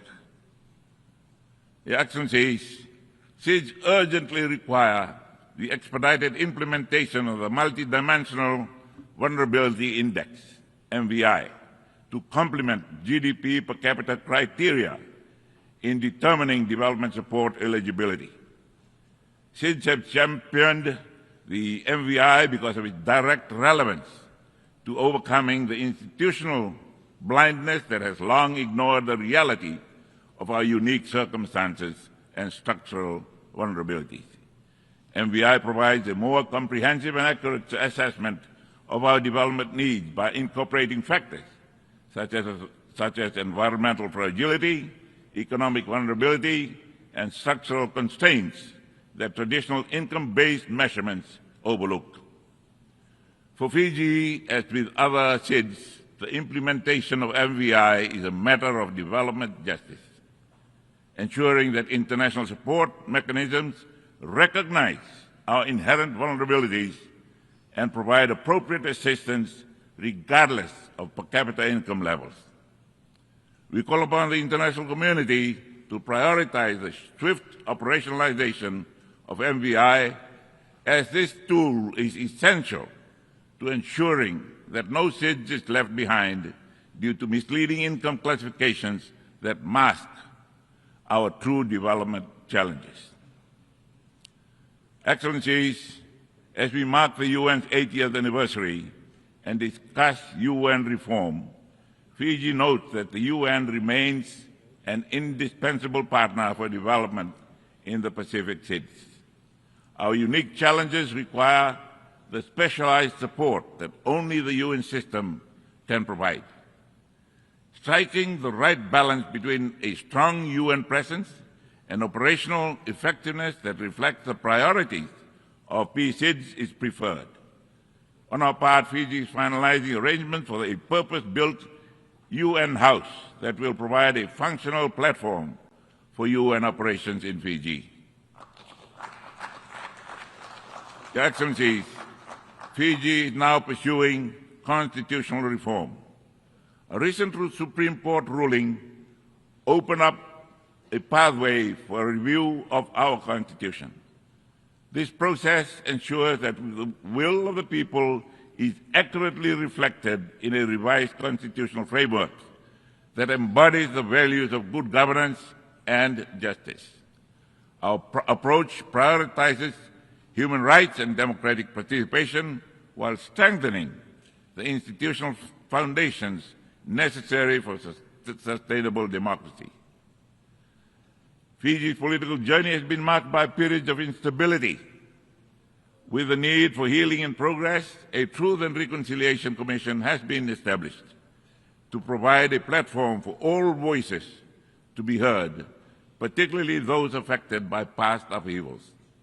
This commission represents our commitment to confronting our history, fostering dialogue between communities, and building the foundation for a more coherent society. While this is progressing, we remain committed to international peace, stability, and the values that unite us as members of the international community. We congratulate those countries that have successfully trodden the path before and encourage those that haven't to get onto it. Fiji is also challenged by an upsurge in transnational organized crime. Drug trafficking has exploited our vast maritime domain, spanning over 1.3 million square kilometers of ocean. This crisis threatens our national security and social fabric while exploiting our limited capacities. Our approach must be holistic, combining law enforcement with mental health support, community-based recovery programs, and trauma-informed care for those affected. Fiji looks forward to working with partners to addressing trafficking sources of supplies, routes, enforcement, disrupting and dismantling supply, reducing demand, healing and rehabilitation of affected individuals and communities. In response to the multitude of issues confronting Fiji, following 16 years of autocratic rule and the responsibilities associated with being the regional hub, a structured way of managing the security front was needed. Fiji launched its national security strategy in June of this year. This came at the back of Fiji's first ever foreign policy white paper and national vision document. The strategy serves as the framework to safeguard Fiji's national security interests in an increasingly complex security environment. Further, the strategy embraces the tenet of regionalism in the 2050 Pacific Strategy for the Blue Pacific that also promotes prosperity, human rights, and cooperation with partners. Additionally, Fiji confronts a non-communicable disease pandemic that poses one of our greatest public health challenges in years. Our response strategy aligns with the SDG goals 3 and 4, embracing linked approaches to ensure right lifestyle choices, accessible and quality care, and scaling up healthcare workforce. We are fostering public and private partnership to leverage innovation, expertise, and resources to reduce premature mortality from NCDs by 1/3 by 2030. A health-first approach is necessary for national growth and resilience. Excellencies, for a small economy, we need all hands on deck. Fiji needs or recognizes the potential of our diaspora community of approximately 300,000 Fijians worldwide. Their remittances exceed $1 billion in 2024. Optimizing this capacity through an appropriate strategic framework will enhance their engagement as partners in national development. I believe that distance does not diminish citizenship, and their expertise and networks are bridges and catalysts for growth and global reach. Fiji welcomes the convening of the Second World Summit for Social Development to be held in Doha in November of 2025. This is a useful platform to address pressing social challenges that disproportionately affect SIDS and the Global South. The summit is an opportunity to renew our collective commitment to ensuring that social progress remains at the heart of our development efforts. Excellencies, as we stand at this juncture of human history, Fiji calls on all member states, on all of us, to embrace with far greater commitment the values which is the foundation of the United Nations. This is a defining moment. We cannot compromise on truth, love, faith, and justice. What hope do we have for the next 80 years if we lose our principles? Peace on earth and goodwill to all men came at a price. Our wisdom is in not having to keep paying that price because we abandoned the values that was the United Nations. We must act with urgency and with purpose at this moment in history as history demands. Our shared humanity depends on our courage to act as one. In those values, you will find Fiji standing with you. Thank you. God bless us all.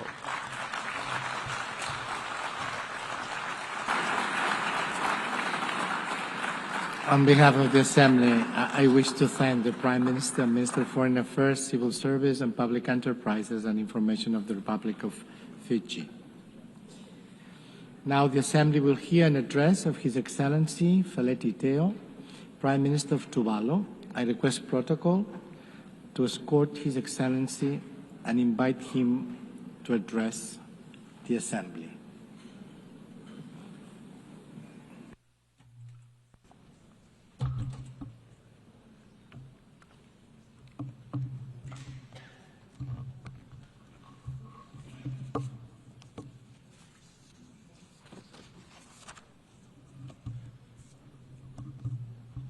Mr. President, Excellencies, distinguished delegates, I am indeed honored to once again address this august Assembly as the Prime Minister of Tuvalu.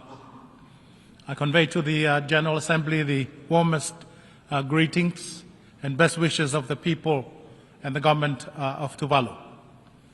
Allow me to extend my sincere congratulations to Excellency President Annalena Baerbock on their election as President of the 80th session of the General Assembly of the United Nations. I assure President Bayabok of my country, Tuvalu's full support of her presidency. Allow me also, Mr. President, to express my sincere gratitude to the outgoing President, His Excellency Philemon Yang, for his exemplary leadership over the past year. Mr. President, let me also express Tuvalu's heartfelt congratulations to the entire United Nations family for this historic milestone of 80 years of existence. For 8 decades, the United Nations stood as a steadfast pillar of peace, a champion of multilateralism, and a beacon of hope for humanity.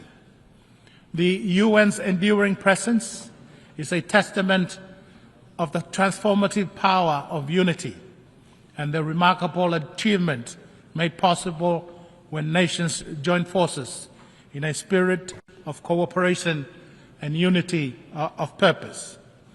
Tuvalu takes enormous pride in its membership of the United Nations, especially as it celebrates its 25th anniversary of UN membership this month.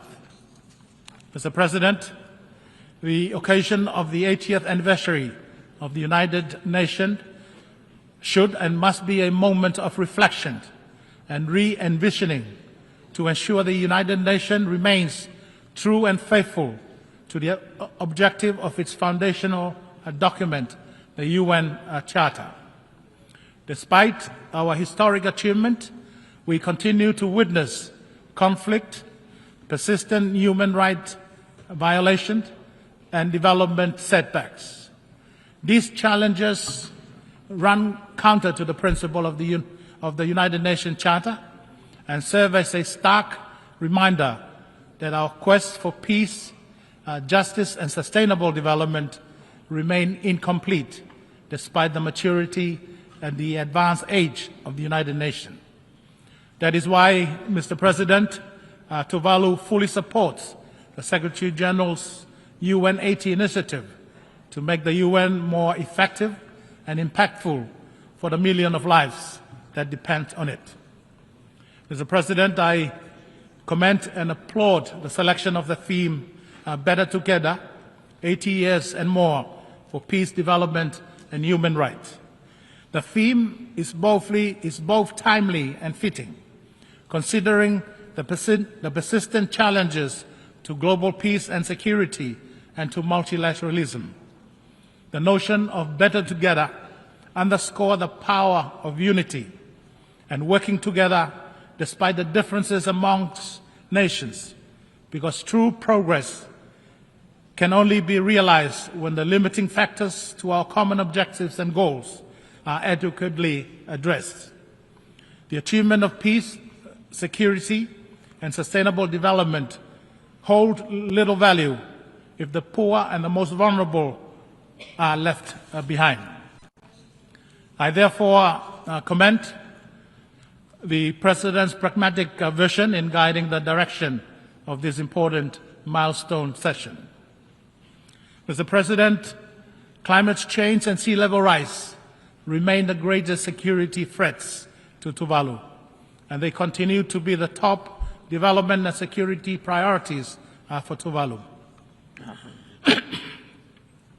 Climate change and sea level rise are multidimensional and cross-cutting development issues that impact and challenge not only the future statehood and sovereignty of Tuvalu, but also the fundamental and the integral quality of lives of the people of Tuvalu in terms of food and water security, land security, and economic security and prosperity. Tuvalu continues its strong international advocacy for the special case of Tuvalu as the most vulnerable of the most vulnerable countries to the impact of climate change, especially climate-induced sea level rise. Towards that objective, Tuvalu has been vocal and active in its efforts to future-proof its statehood and sovereignty by seeking to influence state practices and international law as they relate to the impact of climate change and sea level rise on statehood continuity and the permanency of properly demarcated maritime boundaries and the right to the resources therein pursuant to the UN Convention on the Law of the Sea. Tuvalu has also taken bold and unilateral actions in this regard. Tuvalu has amended its constitution to ensure Tuvalu's statehood in perpetuity and its maritime boundaries are protected and remain permanent, no matter what happens to Tuvalu's land territory because of climate change. Through the landmark Falipili Union Treaty between Australia and Tuvalu, Australia is now legally committed to recognize Tuvalu's sovereignty in perpetuity and support human mobility with dignity and rights. Tuvalu fully supports the effort of the UN General Assembly in elevating the issue of sea level rise as a standalone issue and commenced its historical high-level meeting last year in 2024 on sea level rise. Tuvalu welcomed the decision of the UNGA this year to convene another high-level meeting on sea level rise next year at its 81st session in September 2026 with the view to consider a UN declaration on sea level rise. The journey towards the UN summit on sea level rise next year must be a turning point, securing long-term commitments so that islands, nations like mine are not left to confront the prospect of irreversible loss and damage. For the anticipated UN Declaration on Sea Level Rise, Tuvalu strongly advocates the inclusion in the declaration of the following matter. First, the affirmation of statehood continuity and the permanency of maritime boundaries amidst the climate crisis as a principle of international cooperation.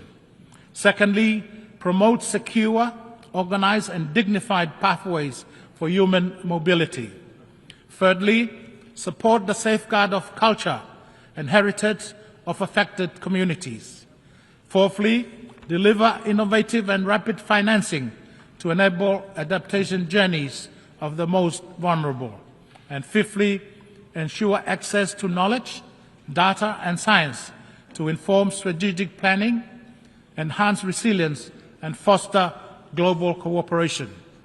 Tuvalu welcomes the recent advisory opinion of the International Court of Justice and the International Tribunal on the Law of the Sea Convention, IDLOS, regarding the obligation of states in relation to climate change. The IDLOS issued on the 21st of May 2024 the first ever advisory opinion on climate change that spelled out for the first time the far-reaching obligations of major polluters to mitigate greenhouse gas emissions, to prevent catastrophic harm, and to pay loss and damage for breach of such obligations. The ICT's landmark advisory opinion delivered in July this year validates that climate change is urgent and is an existential threat to human life and natural ecosystem. The ICJ and the IDLOS opine that states have a duty to prevent significant harm to the environment, and therefore they must act with due diligence and use all means at their disposal to prevent activities carried out in their jurisdiction or under their control from causing significant harm to the climate system. The advisory opinions also affirm the principle of statehood continuity and the permanency of duly demarcated maritime boundaries despite the impact of climate change and sea level rise. The advisory opinions are significant milestones as they shift the conversation from political commitment to legally binding obligation. Despite the advancement in state practices and the recent judicial pronouncement on climate change and sea level rise, Tuvalu continues to call for the development of an international treaty on sea level rise that codifies the legal rights of affected states and peoples, and to reaffirm the principles of statehood continuity and the permanency of maritime boundary. It is my hope that the urgency to address the existential threat of climate change and sea level rise will not be overshadowed by the ongoing geopolitical competition between the superpowers and the military conflict around the globe. Mr. President, while the UNGA prepares for the UN Summit on Sea Level Rise next year, Tuvalu continues to fulfill its obligation under the UN Framework Convention on Climate Change. With a sense of pride, Tuvalu has presented its first biennial transparency report to the UNFCCC, which is a testament to Tuvalu's commitment to transparency, accountability, and climate actions.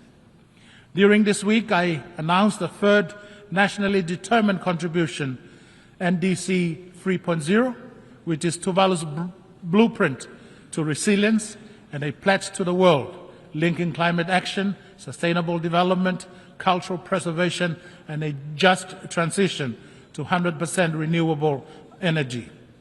But the fight for the 1.5 degree centigrade threshold cannot be won with carbon dioxide reductions alone. We must tackle methane and other short-lived gases that prevent near-term warming to buy time for deeper carbonization to take root. Only then can we protect the world from irreversible tipping points like the rapidly expanding coral bleaching that is devastating our ocean.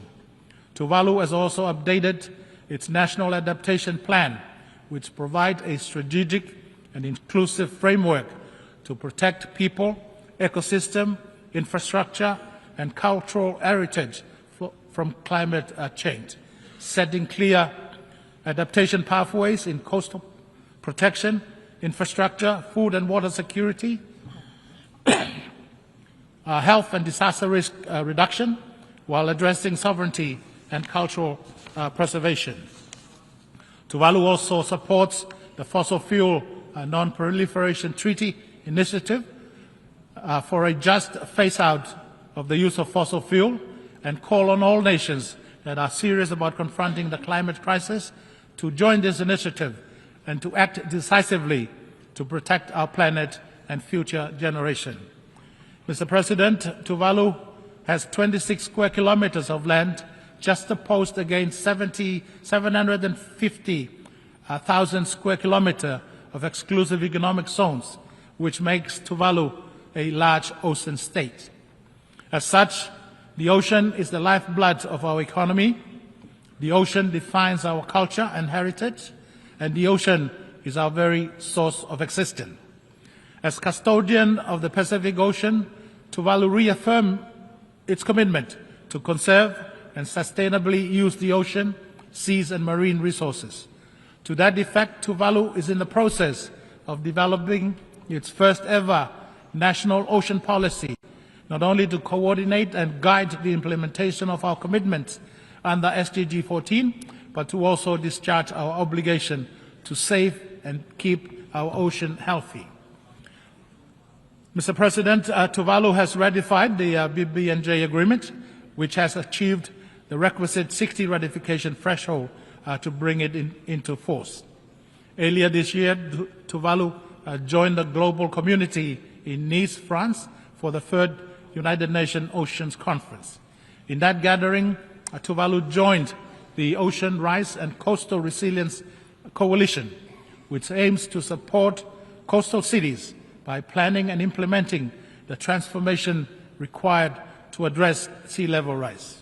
The Nice Ocean Conference reminded us that the fate of our ocean cannot be separated from the fight against climate change and sea level rise. The commitment made in Nice must be carried forward with resolve, including through strengthened partnership and predictable financing that empower frontline community to conserve and sustainably use the ocean on their own terms. In recognition of the need for a holistic approach to peace and security, the Pacific Island leaders this year endorsed the Pacific Blue Ocean of Peace Declaration, an initiative that aims to elevate the peace dimension of regional security and promote a Pacific-led vision of stability and resilience. Tuvalu is also proud to announce its firm commitment to co-facilitate the Ocean Pioneers Coalition with France and Panama, and that Tuvalu has joined the Friends of the Ocean and Climate, which is an informal and inclusive group to advance ocean climate actions and discourse. Tuvalu shared the disappointment for the inability of the Intergovernmental Negotiating Committee to finalize on time the development of an internationally legally binding instrument on plastic pollution, including in the marine environment, and therefore urges the leaders and the UN system to continue the work and to expeditiously finalize negotiation of such a treaty.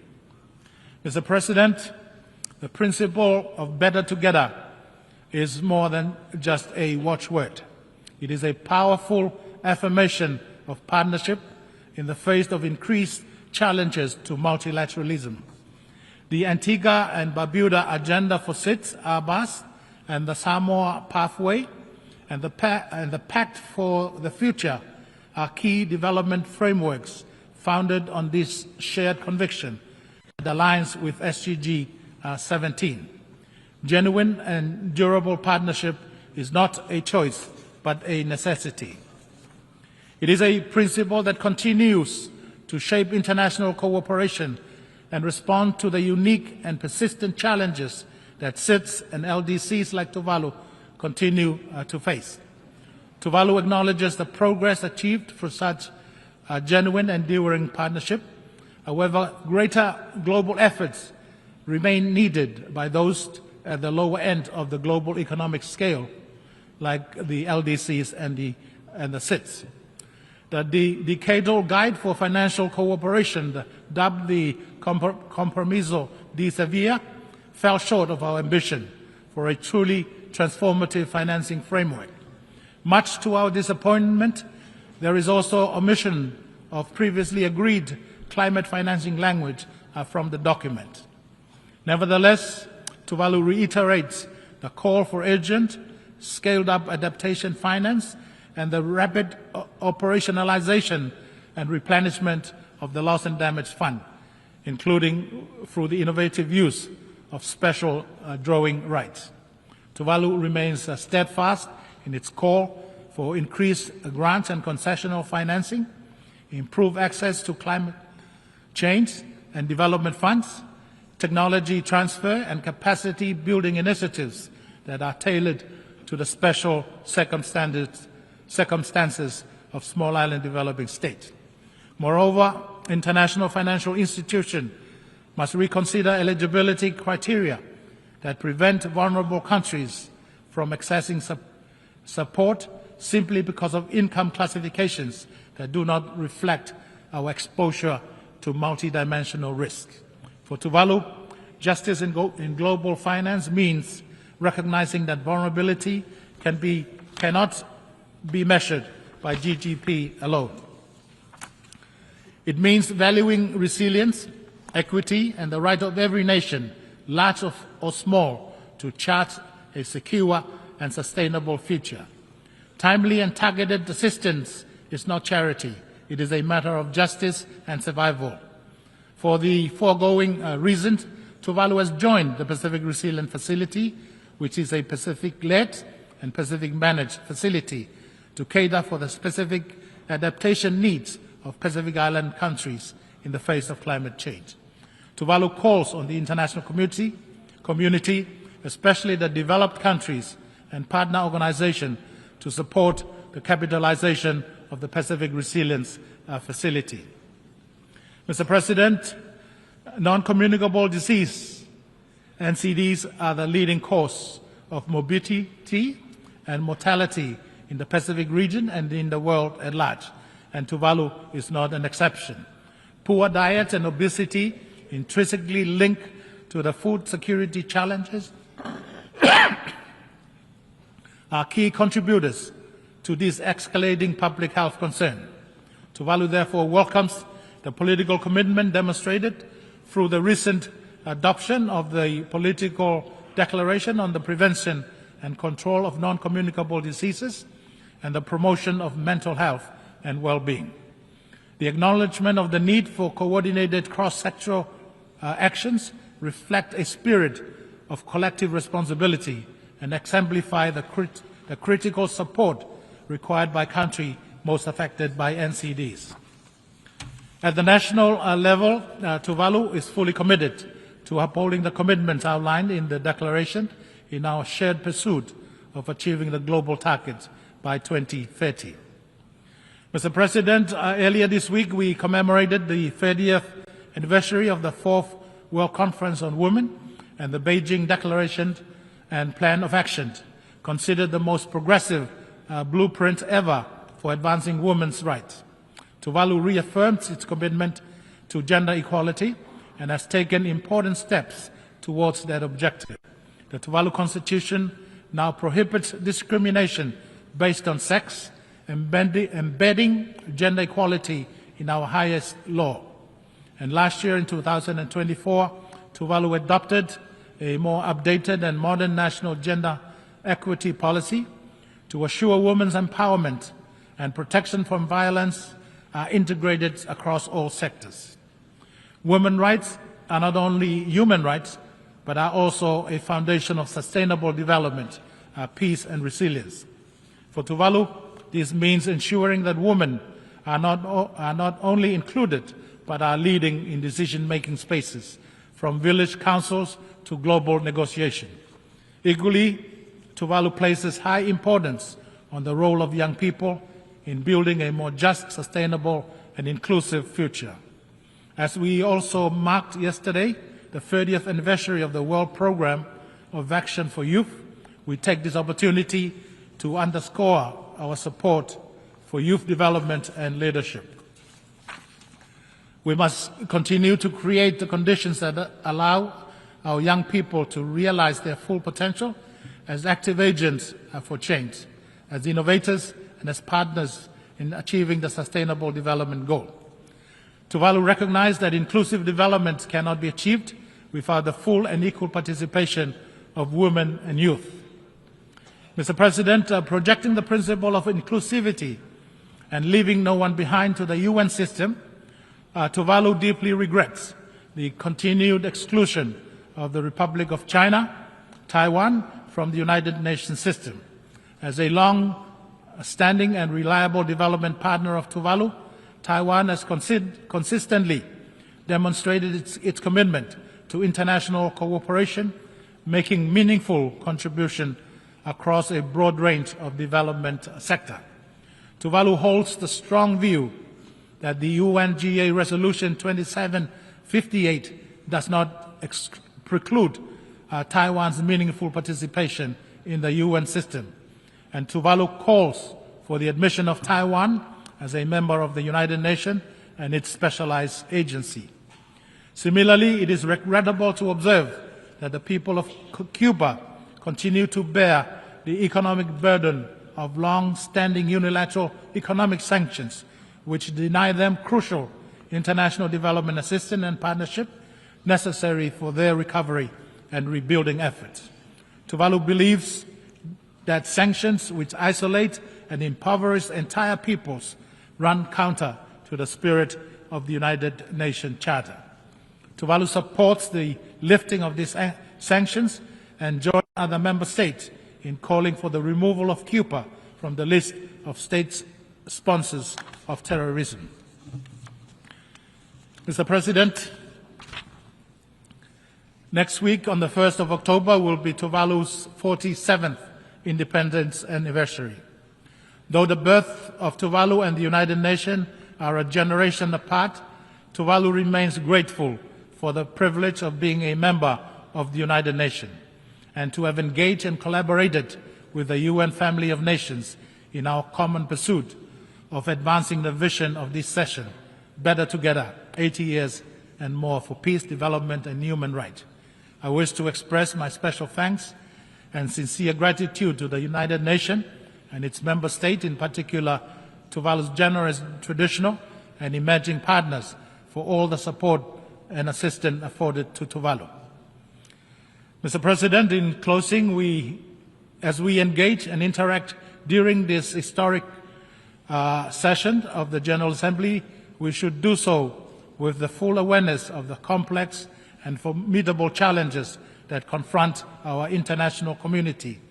Yet history has shown us that no challenge is insurmountable when we face it together, in solidarity and in unity of purpose. I therefore call upon all members of State of the United Nations family to move forward in unity, guided by our shared purpose and common mission. Let us remain steadfast in upholding the principle of the United Nations, our Charter, which continue to inspire and give meaning to the vision of this session. While progress may not have come as swift as we desire, it is far more meaningful when it is achieved collectively. For indeed, when we stand together, united in principle, in purpose, and in resolve, we not only achieve better outcomes, but more enduring, equitable, and just outcome. I thank you, and as we say in Tuvalu, whakawhetailasi, Tuvalu moderdua, Tuvalu for God. Thank you.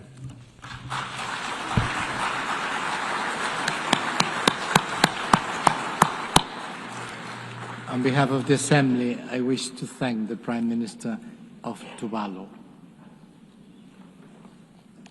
The Assembly will now hear an address of His Excellency Isake Balyu Ek, Prime Minister of the Kingdom of Tonga. I request protocol to score His Excellency and invite him to address the Assembly.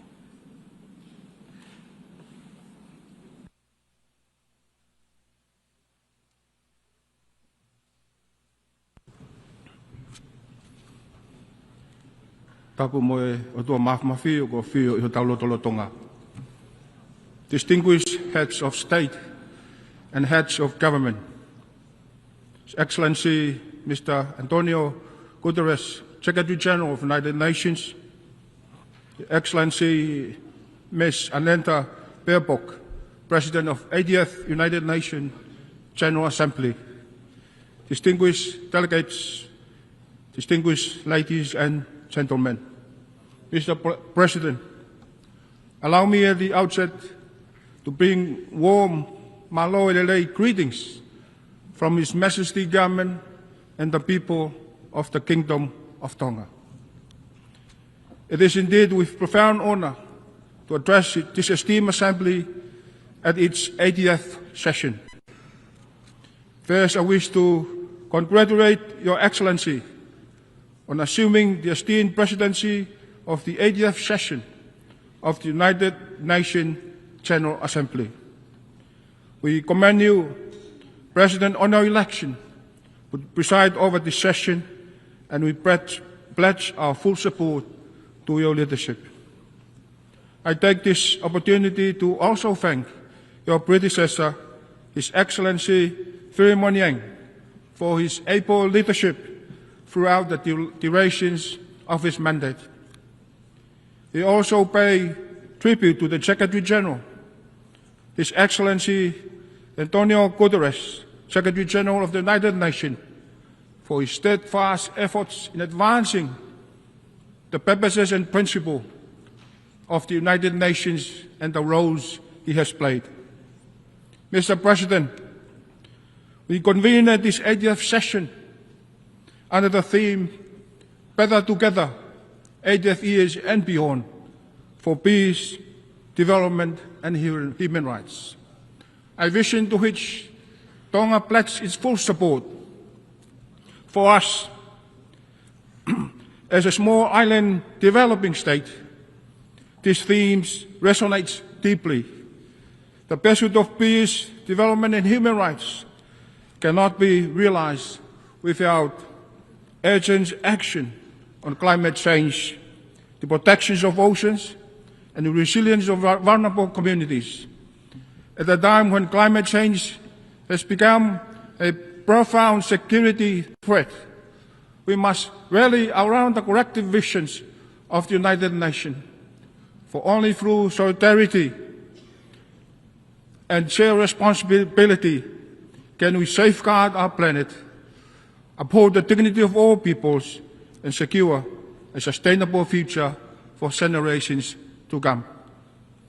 As I stand before you in commemorating the 80th anniversary of the United Nations, I am pleased to share that Tonga will soon celebrate 150th anniversary of our Constitution on 4th of November 2025. Constitution Day is a profound reminder of our sovereignty, unity, and enduring independence. Proclaimed in 1875 by His Majesty King Tupou I, our Constitution laid foundation for justice, the protections of land, and the rights of people. As we mark its 150th anniversary, we celebrate not only a historic milestone, but also a living legacy that continues to guide our nations and inspire our future generations. Mr. President, Tonga reaffirms its steadfast commitment to the purposes and principles of the United Nations Charter, first signed in San Francisco 80 years ago. That historical document continues to guide our collective pursuit of peace, security, human rights, and development. It visions endure as a beacon for multilateralism, reminding us that the challenges we face today cannot only be addressed through unity, cooperation, and respect for international law. Mr. President, Tonga welcomes the UN 80 reform processes as an opportunity to ensure the nation remain fit for purpose in addressing today's challenges, just as Pacific undertakes its own review of the regional architecture under the 2050 strategy for the Blue Pacific continent. For us, reform is not abstract. It is about survival, dignity, fairness, and efficiency. If the UN is to deliver for our people, it must deliver with us, through us, and in alignment with the principle our leaders have endorsed. This means anchoring regional integrated platforms within the Pacific Islands Forum, ensuring financing flows respond to regionally determined priorities, safeguarding access for the small administrations, easing reporting patterns, and above all, increasing Pacific representations across the UN system and decision-making bodies. Only then can we renew trust in multilateralism, ensure that our voices shape global outcomes, and guarantee that the Blue Pacific continent benefits from effective, inclusive, and responsive multilateral delivery. Mr. President, Tonga welcomes the adoption of the Pact for the Future with its annexes, the Global Digital Compact, and declarations of future generations as both an opportunity to strengthen multilateralism in a time of global crisis, and a responsibility to ensure no nation, however small or remote, is left behind. It focuses on climate action, sustainable development, financing, and intergenerational responsibility, speaks directly to Tonga's priorities as small island developing states on the forefront of climate change, offering a vital framework to accelerate adaptation, close critical financing gap, and safeguard a sustainable world for generations to come, while reaffirming the needs for inclusive governance where Pacific's voice help shape the decision that defines our shared future. Mr. President, last month, Tonga concluded its chairmanship of the 53rd Pacific Islands Forum Leaders Meeting. The Kingdom was privileged to host Secretary General Antonio Guterres on our shores. His attendance as a special guest reaffirmed the deep partnership between the Pacific and United Nations, and further strengthened our belief in the indispensable role of this organization. Tonga tenure as a chair was highly significant, both symbolically and practically.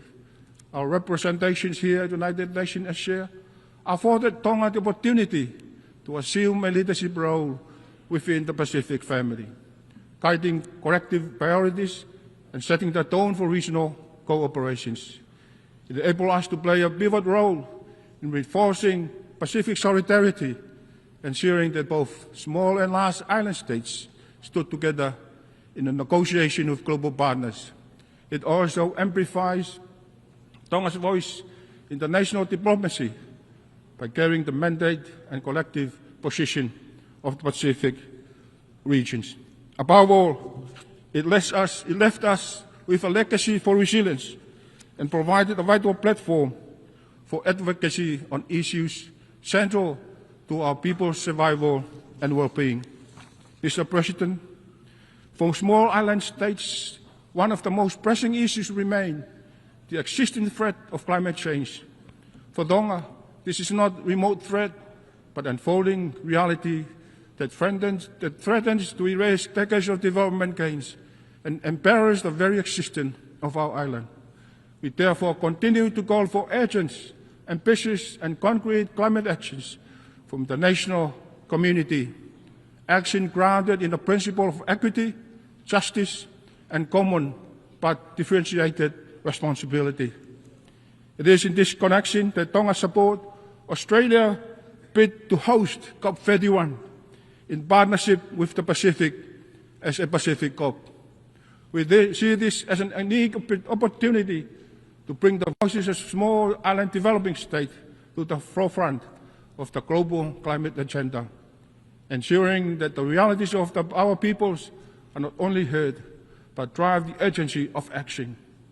Hosting COP31 in our regions would symbolize a global commitment to climate justice and amplify the call for solutions that safeguards the most vulnerable. Mr. President, Tonga's welcome the landmark advisory opinion of the International Court of Justice on 23rd July, a historic decision affirming that climate change is not only an environmental crisis, but also a profound challenge to international law, human rights, and the survival of our island nations. For Tonga, this opinion is more than a legal milestone. It is a moral victory that amplifies the voices of the world's most vulnerable, strengthens our call for urgent actions to cut emissions, accelerate adaptations, and deliver on lost and damaged finance, and reinforce our shared duty to secure climate justice, resilience, and protections for present and future generations. It also affirms small island developing states a special case for sustainable development. The use of the Multidimensional Vulnerability Index, MVI, more managed approach to international financial standard, and recognize the need to scale up ocean finance. Mr. President, Tonga welcomes the Convention de Sevilla adopted at the 4th International Conference on Financing for Development earlier this year. For Tonga, this commitment is especially significant. It calls for a more inclusive, fair and transparent global financial system, one that better responds to realities of countries most at risk, including smaller island developing states. This speaks directly to Tonga's priorities, mobilizing equitable financing for climate resilience, disaster preparedness, and sustainable development, addressing that sustainability and ensuring that no country is left behind because of its size, geography, or vulnerability. We see this as a framework that can help transform inequality into opportunity and reaffirms our goal for development finance that delivers for our people and for our future generations. Mr. President, Tonga joined the international community at the 2025 United Nations Ocean Conference in Nice, France, under the theme Accelerating Actions and Mobilizing All Actors to Conserve and Sustainably Use the Oceans, where we underscore the centrality of sustainable ocean-based economies to Pacific Island countries that rely on the ocean for food security, trade and culture, and we call for integrated ocean governance, stronger financing for marine conservation, resilient maritime infrastructure, and sustainable transport across our islands, while reaffirming our commitment to the Nice Ocean Action Plan and the political declarations. At home, Tonga has taken concrete steps with the Ocean Management Bill 2025, a landmark framework to conserve biodiversity, manage resources sustainably, and protect our marine environment for the benefit of our people and the future generations.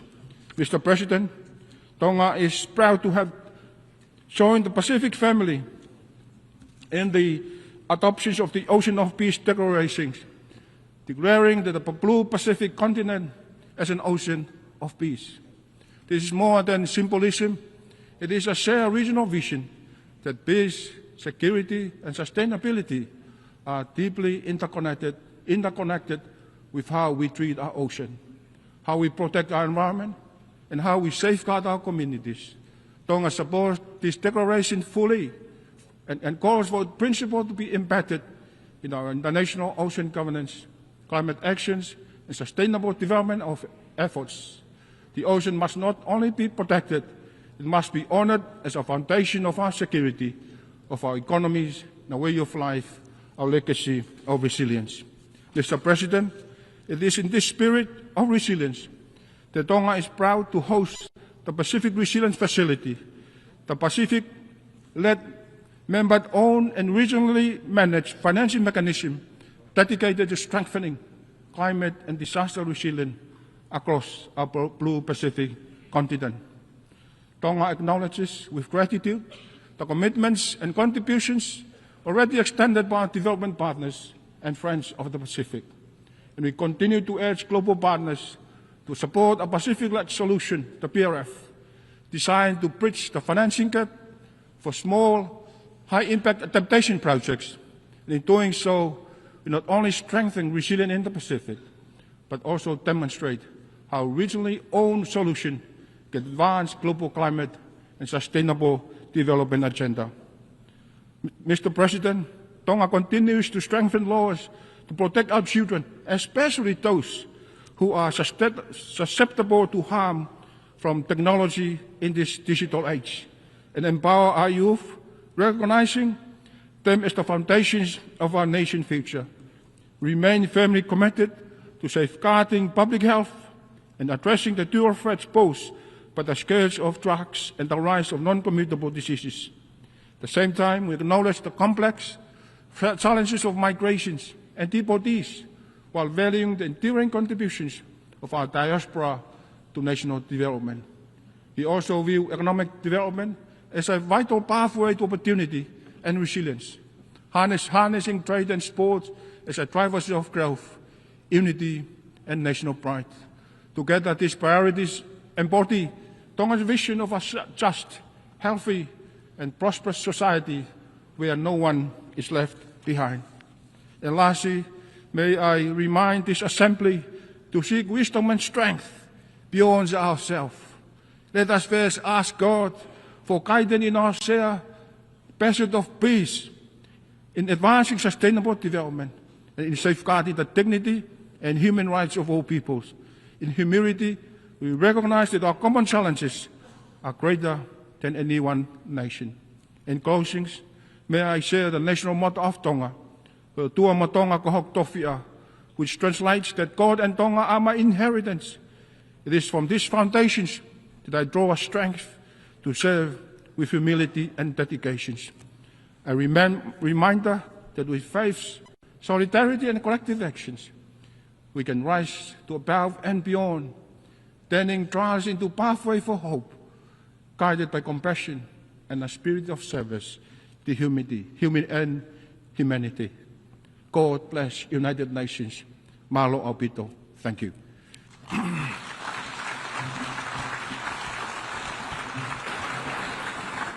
On behalf of the Assembly, I wish to thank the Prime Minister of the Kingdom of Tonga. I now give the floor to His Excellency, Tuelupe Mauewe Tele, Puumuligenuku Onesemo, Deputy Prime Minister of Samoa.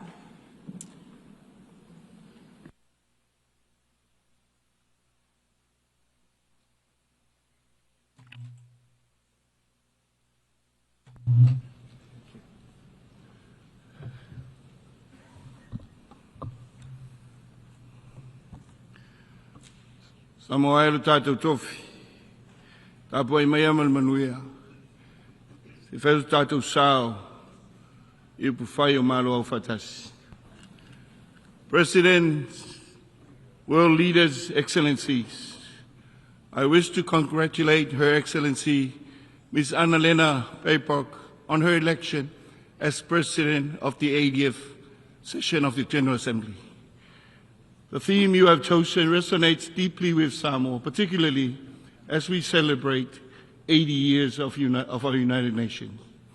It is timely call for our collective actions towards a more peaceful, sustainable, and resilient future for our people and planet.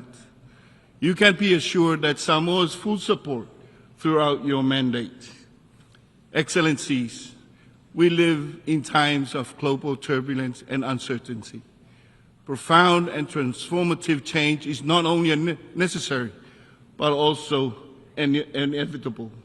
We must prepare ourselves to face the challenges ahead with resolve and use opportunity to herald in much-needed reforms for the benefit of all and leaving no one behind. At the core of our success lies our unwavering commitment to the principles upon which the United Nations was built, multilateralism and international law. Samoa reaffirms its unwavering commitment to the United Nations as a premier forum to address global challenges. Multilateralism for Samoa is a practical necessity and not just an abstract ideal. Only through genuine cooperations and mutual trust can we craft solutions that no single nation could achieve alone. We welcome the Secretary General's UN 80 initiative. Any reform must strengthen delivery on the ground, especially for small islands, developing states, by eliminating duplications, improving coherence, and accelerating impact.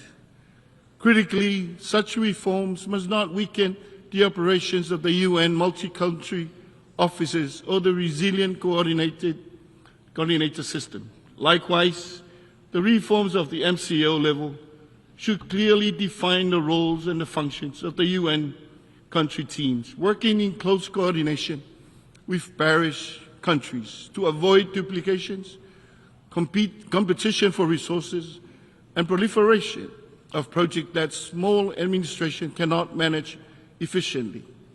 At the regional level, the UN must deliver with the region throughout the region and align with the principles agreed to by Pacific leaders as articulated in the 2050 strategy for the Blue Pacific continent.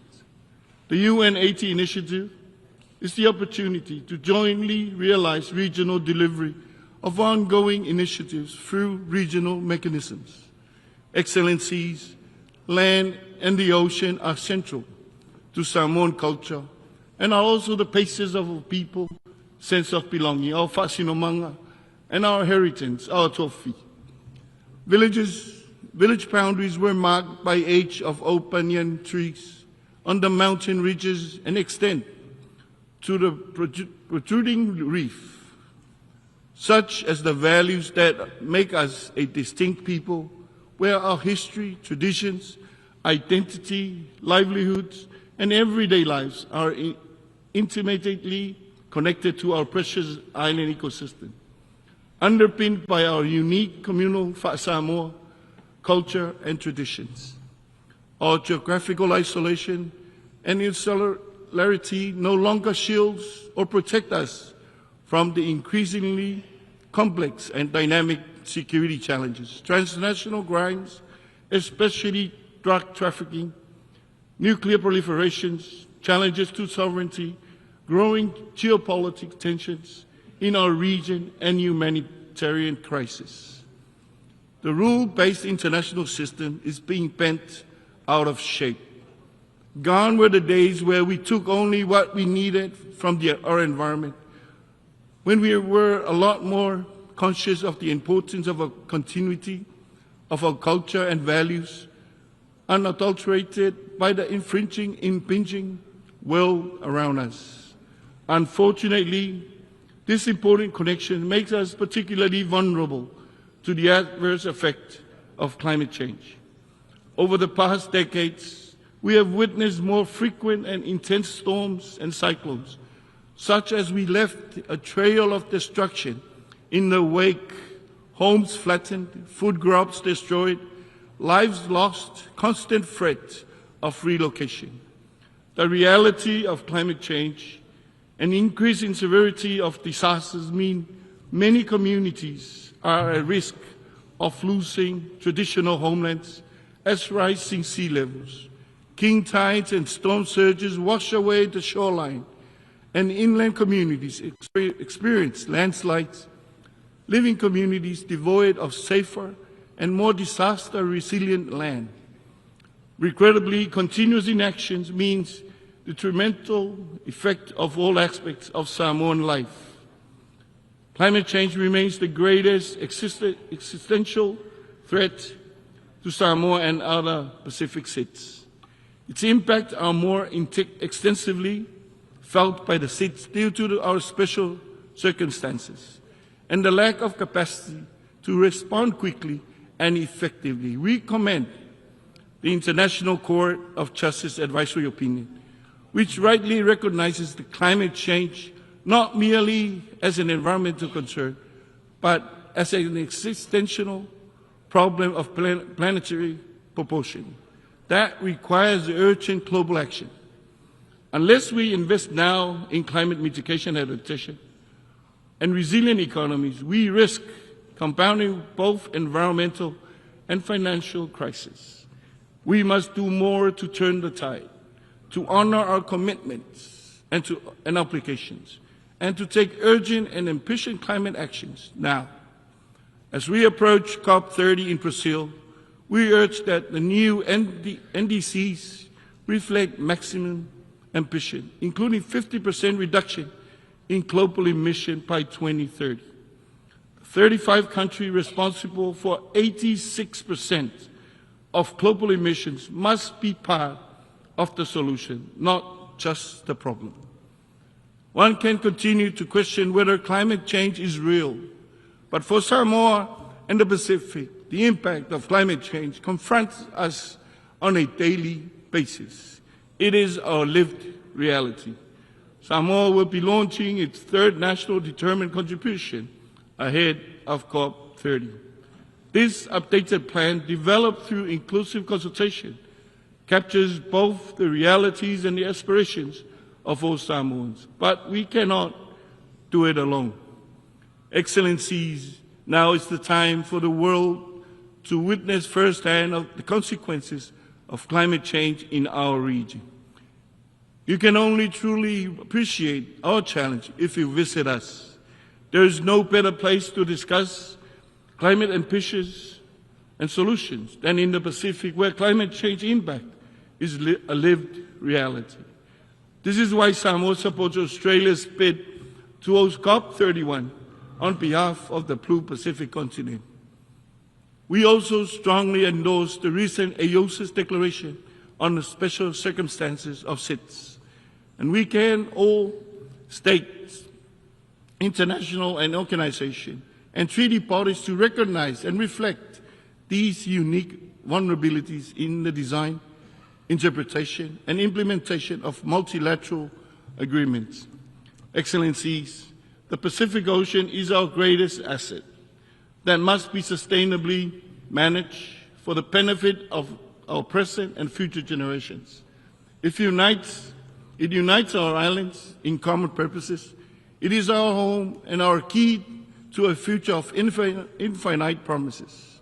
Therefore, we continue to go for urgent global actions to implement SDG 14. The third UN Ocean Conference in Nice marked in our global ocean journey, but much more needs to be done. The ocean crisis is a direct result of our choices. The pursuit of economic growth has come at a grave cost to our marine ecosystem. Coupled by unchecked exploitation of deep sea-bedded mineral resources, our ocean face a crisis of limitless proportions. We must take a careful approach that balances economic growth while ensuring environmental sustainability. Samoa hosted the Commonwealth Heads of Government meeting in 2024, at which its leaders adopted the Apia Commonwealth Ocean Declaration. It reaffirms the Commonwealth family's commitment to SDG 14 and calls for action on key ocean issues, including safeguarding our coastlines and homes against the unprecedented impact of sea level rise. The Apia Commonwealth Ocean Declaration was acknowledged and recognized for action as part of the recently issued ICJ advisory opinion. We remain actively engaged in negotiation towards global treaty on plastic pollutions, particularly to protect our marine environment. For Samoa, plastic pollution is a daily battle impacting our livelihoods, food security, and public health. We are pleased that we have reached the required 60 ratifications for the PB&J to enter into force. We are moving closer to the most important part, its effective implementation. At the national level, through the Samoan Ocean Strategy, we have completed and legally adopted a marine spatial plan which helps implement our commitment to protect 30% and manage 100% of our ocean by 2030. We understand we must sustain that which sustains us now and into the future. Excellencies, climate finance is the bridge for ambitious to action. It must be scaled up, easily accessible, devoid of burdensome conditions, and responsive to the needs of small island states. This way, the climate funds end up in the villages and the communities that need it the most. Financing of development conference in Sevilla was, regrettably, a missed opportunity. Since the Rio conference in 1992, we have made countless pledges and commitments to the development agenda. But too often, we simply rebrand and recycle old ideas while failing to deliver tangible progress. Meanwhile, multilateralism is under siege, and international financial commitments are being eroded. Overseas development assistance is being cut significantly, and the global financing gap for the SDGs stands at $4 trillion. Yet, when it comes to war, funding is never short supply. The stark contrast should give us pause. We must also address and confront the deep systemic inequities embedded in our global economic and financial architecture. Yesterday's solutions are no match for today's crisis.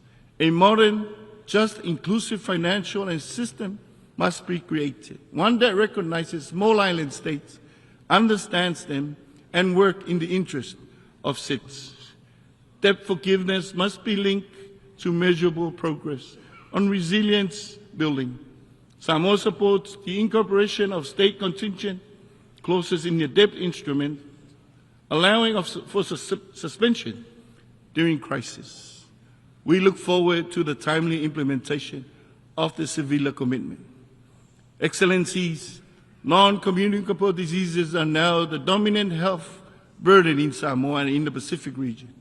We welcome the high-level meeting on NCDs and call for targeted integrated actions for SIDS, especially in prevention, healthy food environments, and sustainable financing. Samoa has also developed the region's first national action plan for health security, aligning public health systems with climate adaptation and strengthening surveillance and response capacities. Excellencies, energy is both a driver and an accelerator for Samoa's sustainable development ambition. The digital transformation, including AI and data analytics, offer real opportunities to drive an inclusive, just energy transition, particularly through off-grid solutions and smarter energy planning. However, Samoa's level of indebtedness, often worsened by natural disasters, remains a pressing challenge. As disasters increase in intensity and frequency due to climate change, tools such as risk-informed early action, partnership, and multi-dimensional vulnerability index are critical. We urge swift appointments of members of the MVI Independent Expert Advisory Panel. Excellencies, Samoa remains a peaceful country, steadfast in our commitment to human rights and justice. We remain concerned by the ongoing wars, including Ukraine and Gaza, the terrible loss of civilian lives, displacement of people, as well as the destruction of infrastructure and the environment, is something we do not condone. The continued supply of weapons to fuel conflict must end. Due to consideration must be given to the long overdue reform of the Security Council. Excellencies, the tools of Bicon era can no longer ensure our collective future. At the regional level, our Blue Pacific has undertaken a review of its regional architecture to ensure it is well aligned to the ambitions of its 2050 strategy. As we pursue UN 80 initiative, it is important to recognize the regional strategy and find alignment. This can help increase the relevance and effectiveness of the UN. 80 years on, we call on the UN and the global community to work with Samoa to ensure our true resilience, where we can confidently engage as a global citizen, but be able to rely on our own national and regional efforts to pave a peaceful and a prosperous future for Samoa and the Pacific. We must choose courage over cautions, cooperation over indifferences, and delivery over delay, guided by our charter and anchored in our pillars of peace and security, human rights and development for all. Let us steer our global canoe with confidence, fueled by trust, cooperation, partnership, and our humanity. Thank you, and God bless.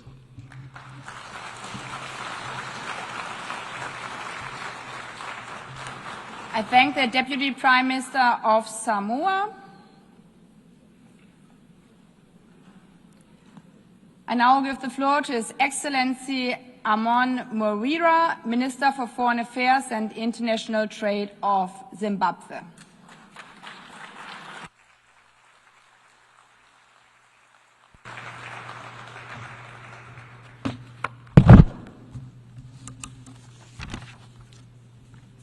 Your Excellency Ms. Annelina Baerbock, President of the 80th Session of the United Nations General Assembly, Your Majesties, Your Excellencies, Heads of State and Government, the Secretary General of the United Nations, Mr. Antonio Guterres, distinguished delegates, ladies and gentlemen, I'm humbled to issue this statement on behalf of His Excellency the President of the Republic of Zimbabwe, Dr. Idi Mnangagwa. Let me warmly congratulate you, Madam President, on your election as President of the 80th Session of the Assembly. We are confident that under your stewardship, this milestone session will be remembered for renewed multilateral cooperation. Please be assured of Zimbabwe's support throughout your tenure. We also wish to pay tribute to your predecessor, His Excellency Philemon Young, for his leadership during a period marked by heightened geopolitical tensions and a retreat from multilateralism. This 80th anniversary of the signing of the UN Charter is a timely opportunity for us to reflect upon the journey of the past 8 decades. The resolve of the 50 nations that gathered in San Francisco in 1945 was to save the world from the scourge of war and conflict. Today, 193 nations are here to bear witness that since then, the United Nations has endured as the legitimate multilateral institution to address issues of global interest and concern. Yet, we commemorate this milestone at a time of profound uncertainty when the world is confronted by escalating conflicts, economic slowdowns, increasing poverty, and widening inequality, humanitarian tragedies, and the vagaries of climate change. Madam President, on the principle of multilateralism, it is our collective responsibility to recommit to the principles and purposes of the UN Charter for the benefit of the present and future generations. As Zimbabwe, we have anchored our foreign policy on multilateralism, guided by the principle of sovereignty, equality, and peaceful coexistence among nations. We believe that no nation can prosper in isolation. Zimbabwe's participation in multilateral processes is therefore aimed at advancing peace and security, human rights, and sustainable development for the integrity, dignity, and prosperity for all humanity. We welcome the Secretary General's UN 80 initiative on reforming the UN. The reform must allow the organization to evolve in line with contemporary realities, while strengthening and not diminishing the voice and participation of developing countries. Any reform that sidelines the aspirations of the global South runs contrary to this very spirit of the UN Charter. For the United Nations to remain effective and responsive, its reform must be member state driven, inclusive, and anchored in the principle of sovereign equality of all member states.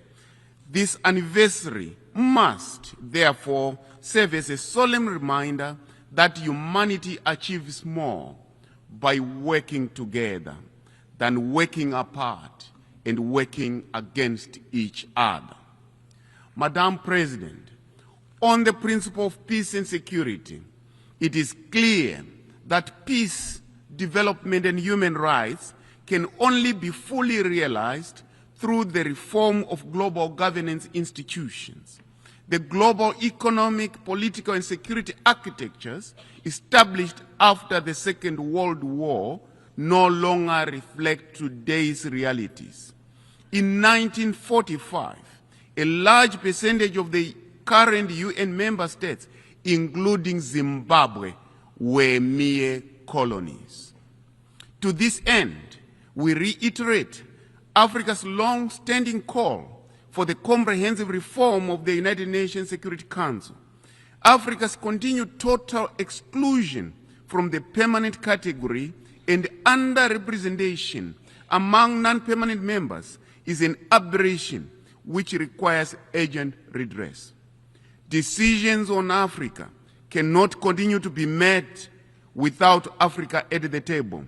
We cannot go back to 1884 when Africa was on the menu. Madam President, Zimbabwe underscores the importance of enhanced cooperation between the Security Council and regional organizations such as the African Union to address the root causes of conflicts. We believe that sustainable peace cannot be achieved without advancing the women, peace and security, and youth in the agenda.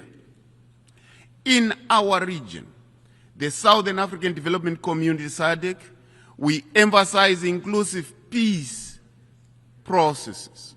We stand by the principle that peace is not merely the absence of war, but the presence of justice, equity, equality, and respect for human dignity. Working with other member states, Zimbabwe has contributed towards the resolution of conflicts in the region, including the spearheading of joint diplomatic efforts with the East African Community under the auspices of SADC in the search for peace in Eastern DRC. Our consistent contribution to UN peacekeeping missions in conflict areas is a testimony to our commitment towards peace and security for all. Zimbabwean peacekeepers have demonstrated a high degree of professionalism wherever they have been deployed. Guided by this legacy of commitment to peace, Zimbabwe has presented its candidature for a non-permanent seat on the United Nations Security Council for the term 2027-2028, determined to share its experiences and make its contributions in promotion of a safe and secure world for all. We trust that our candidature merits the invaluable support of all member states at the election to be held in June 2026. Zimbabwe pursues a doctrine of friend to all and an enemy to none. As such, we are ready and available to work with all members of the United Nations for a peaceful and just world. Madam President, Zimbabwe was born out of a protracted liberation struggle which was armed for freedom and independence. Hence, its continued solidarity with the people of Palestine and the Western Sahara in their justified search for self-determination. The Palestinians have endured severe, sustained, and systematic injustices under the glare of the international community. This cannot continue. Time has come for the establishment of a lasting peace in the Middle East, especially the implementation of the two-state solution for the peaceful coexistence of both Israel and Palestine. Madam President, on the issue of sustainable development, Zimbabwe has a doctrine of leaving no one and no place behind, which defines the core of our national development trajectory. Guided by our national development strategy, we are undertaking comprehensive reforms and targeted investments to transform and build our country brick by brick, stone by stone, resulting in consistent GDP growth of around 6% for the past few years. Reforms to our critical economic sectors, including agriculture, mining, tourism, and manufacturing, have resulted in significant levels of investment, positively changing the lives and livelihoods of our people. Strengthening our social protection frameworks remain a top priority. The empowerment of women, youth, and persons with disabilities, enhanced inclusivity, and the broad participation in national development processes by all citizens. In addition to Zimbabwe's efforts, is its mainstreaming climate action across all development planning processes. Our focus is on expanding renewable energy use, strengthening early warning systems, scaling up climate-smart agriculture, upping our irrigation systems. Zimbabwe is ready and available to share with the UN member states our successful conservation agriculture technique that we call Pumvudza Intwasa, which is climate-smart as a model, which is among the best, including other economic empowerment models. Madam President, we reaffirm our commitment to the Paris Agreement and the principle of common but differentiated responsibilities. As we approach COP30, Zimbabwe calls on all states to demonstrate greater ambition by enhancing their nationally determined contributions. Madam President, we welcome the adoption of our WAZA program of action for landlocked developing countries. We hope our commitment will be translated into tangible actions in line with the broader objective of reforming the international economic order to make it fairer, more inclusive, and responsive to the need of developing countries. The role of ICT and AI in transforming lives and accelerating development is indisputable. It is, however, equally observed that criminals are using ICT for harmful behavior with serious destabilizing consequences to society. Zimbabwe therefore remains supportive for the establishment of frameworks and strategies to combat the use of technology for criminal purposes. The global dialogue on AI governance should assist all countries. We applaud the deliberate effort by the UN Secretary General towards optimizing the benefits of technology while minimizing the potential harmful effects of the same. On financial architecture, we reiterate our support for the commitments undertaken at the 4th International Conference on Financing Development in Seville, Spain. It is important that we implement these commitments and also operationalize the SDG stimulus. Without the means to implement our collective action, regression is inevitable. The global economic and financial system remains skewed against the global south, compounding debt distress and entrenching poverty. The reform of the international financial architecture is a critical necessity to unlock development finance, especially for the developing countries that have remained peripheral to the development chain.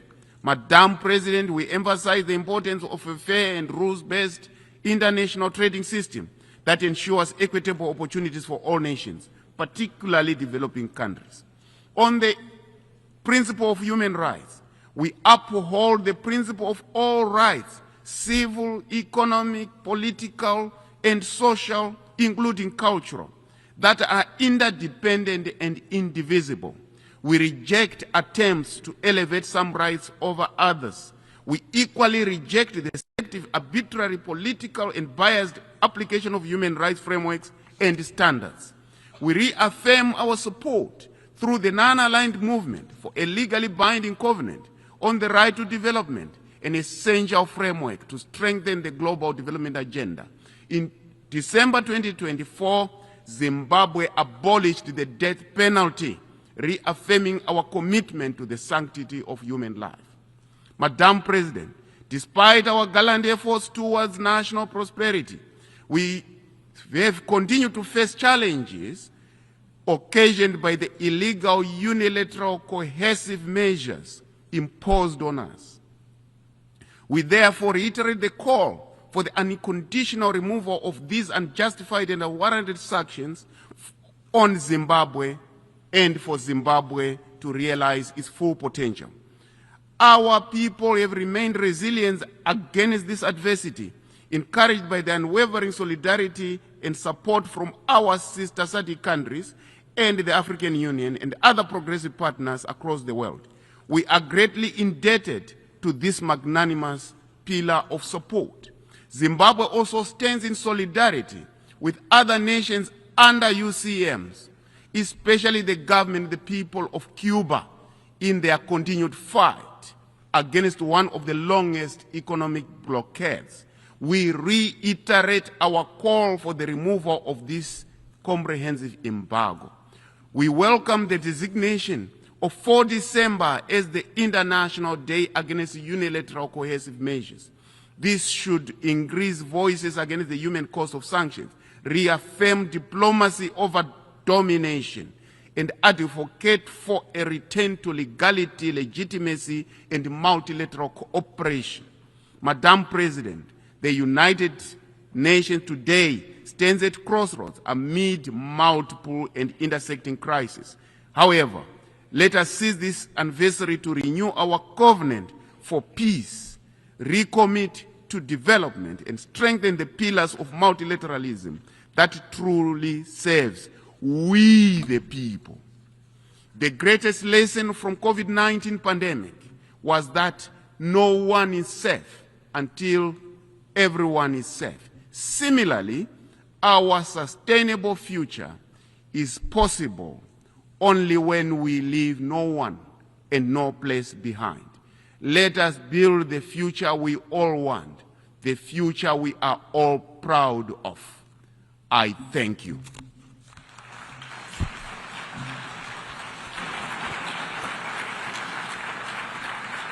I thank the Minister for Foreign Affairs and International Trade of Zimbabwe.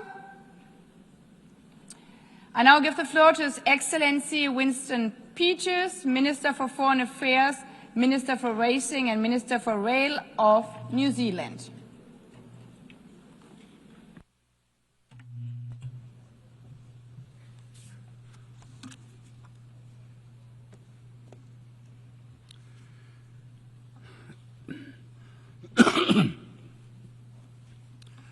Madam President, 12 months ago, when delivering New Zealand's national statement, we said that never has it been more apparent just how much political leadership is required to respond to the international challenges we face.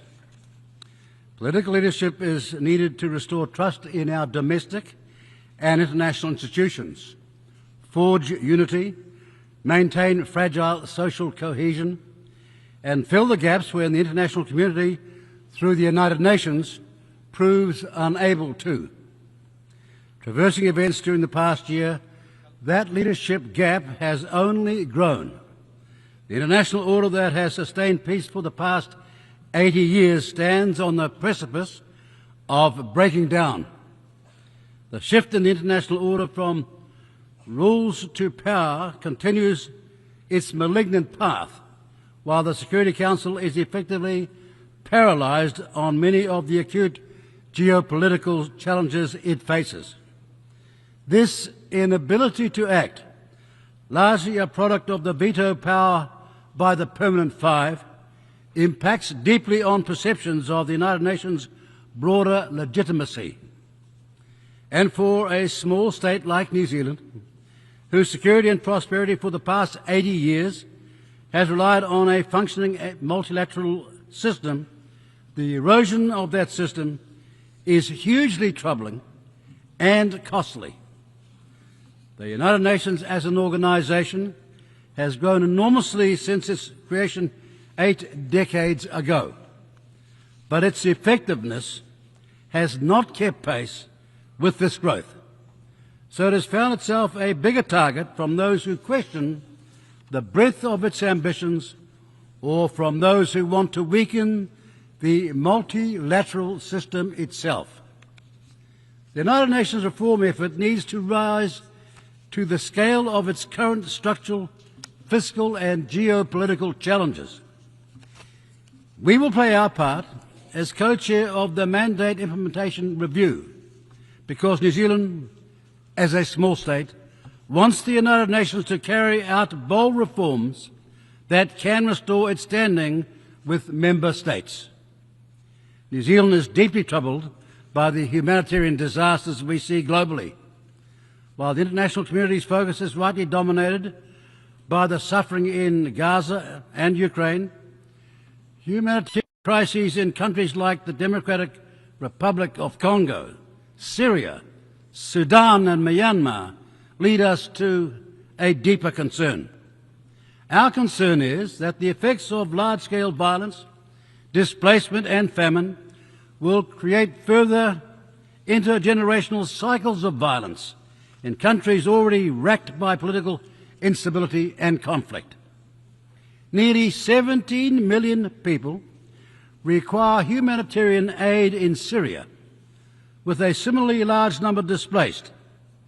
Over 21 million Congolese require humanitarian support. In Sudan, more than 30 million people, some 65% of its population, require urgent humanitarian aid and protection. Basic services have collapsed, vaccination rates plummeted, and violence, including sexual violence, are endemic. Some 13 million Sudanese people have been displaced from their homes. In Myanmar, over 3.5 million people are internally displaced and 22 million in need of humanitarian assistance, making it the worst humanitarian crisis in Southeast Asia. These bold numbers are shocking to contemplate, because they say that in too many places our shared humanity is held in contempt or worse. We need leadership that creates possibilities, not extinguishes them. Leadership that persuades rather than controls. And leadership that appeals to our better angels, not our worst instincts. We most of all need leadership that meets the common desire for shelter, sustenance, to live in peace, feel secure, and to live with the hope that their children will flourish. Most of all, we need leadership that is courageous. It was courageous leadership that saw Egyptian President Anwar Sadat address the Israeli Knesset in Jerusalem in November of 1977 to extol peace. Sadat will pay the ultimate sacrifice for his courage, but his country and Israel have benefited from his courage in the decades since.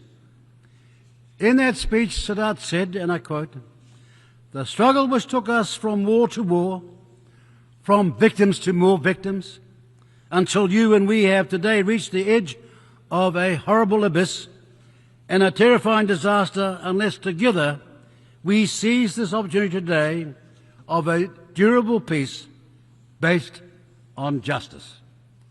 End of quotes.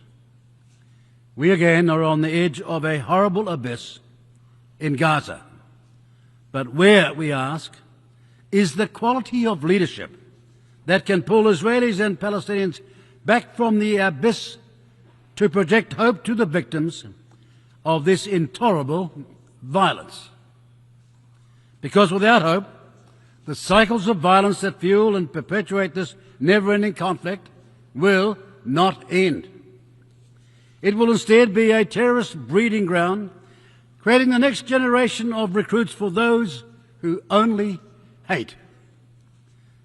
That is the current context which the New Zealand government is considering the vexed question of Palestinian statehood. New Zealand is an enduring supporter of the two-state solution and Palestinian self-determination. Our long-standing policy is that Palestinian state recognition is a matter of when, not if. Now, we noted the announcements by some countries in July and August that they intended to recognise Palestinian statehood this week, now confirmed. We have also closely observed the Israeli government's actions in Gaza and on the West Bank following these earlier announcements. And we have listened carefully to the arguments made earlier this week at the Two-State Solution Conference.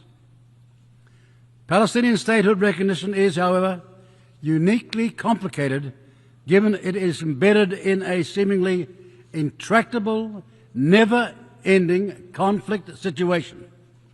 Very few New Zealanders can recall any period of sustainable peace in the Middle East during their lifetimes. And while New Zealand is furthest away from that conflict in the Middle East, we also acknowledge the strongly held views people have about it.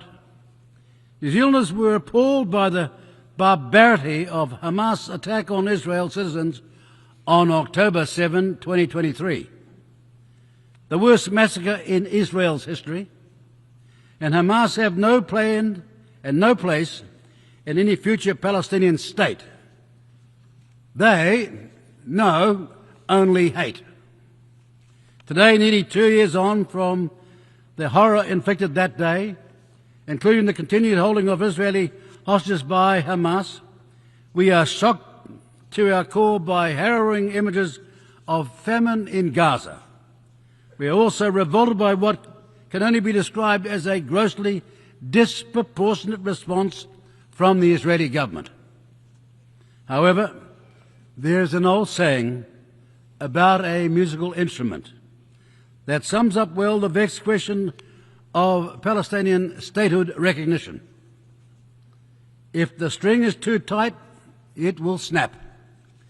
But if it is too loose, the instrument will not play. Those countries who hope their earlier signalling of Palestinian statehood recognition would protect and promote the two-state solution have instead seen the Israeli government snap and continue its widely condemned military actions in Gaza while continuing to develop illegal settlements on the West Bank in defiance of international law. The New Zealand government agrees with the ends sought by partners and acknowledges their good intentions. We commend to the leadership efforts of those countries trying to bring an end to the violence through their diplomatic efforts. We desperately want diplomacy to succeed, and we believe it is those countries with leverage who are most likely to achieve a breakthrough that would show global leadership. However, we do not believe that the current situation represents the last or even best chance to preserve the two-state solution. Rather, we think a future situation when Israeli and Palestinian political leadership is an asset, not a liability, and where other situational variables have shifted the current calculus away from conflict and towards peace, would be more conducive for recognizing Palestinian statehood. Therein lies our dilemma of any decision to recognize Palestinian statehood now, because statehood recognition is an instrument for peace. As an instrument for peace, also does not play, because there are no fully legitimate and viable state of Palestine to recognize. Palestine does not fully meet the accepted criteria for a state, as it does not fully control its own territory or population. There is also no obvious link between more of the international community recognizing the state of Palestine and the aimed objective of protecting the two-state solution. Indeed, what we have observed since partners' pronouncements reveals that recognizing Palestine now will likely prove counterproductive. That is, Hamas resisting negotiation in the belief that it is winning the global propaganda war while pushing Israel towards even more intransigent military positions. Recognition at this time, we also think, is open to political manipulation by both Hamas and Israel. Hamas will seek to portray our recognition of Palestine as a victory, as they have already done in response to partner announcements. Israel will claim the recognition rewards Hamas and that it removes pressure on them to release hostages and agree to a ceasefire. Ladies and gentlemen, because even now, after almost 2 years of this outrage, Hamas refused to give the hostages back. And then, like over 150 countries before it, New Zealand's recognition of Palestinian statehood now would serve as little more than an existential act of defiance against an unalterable state of affairs. We are not ready to make that gesture.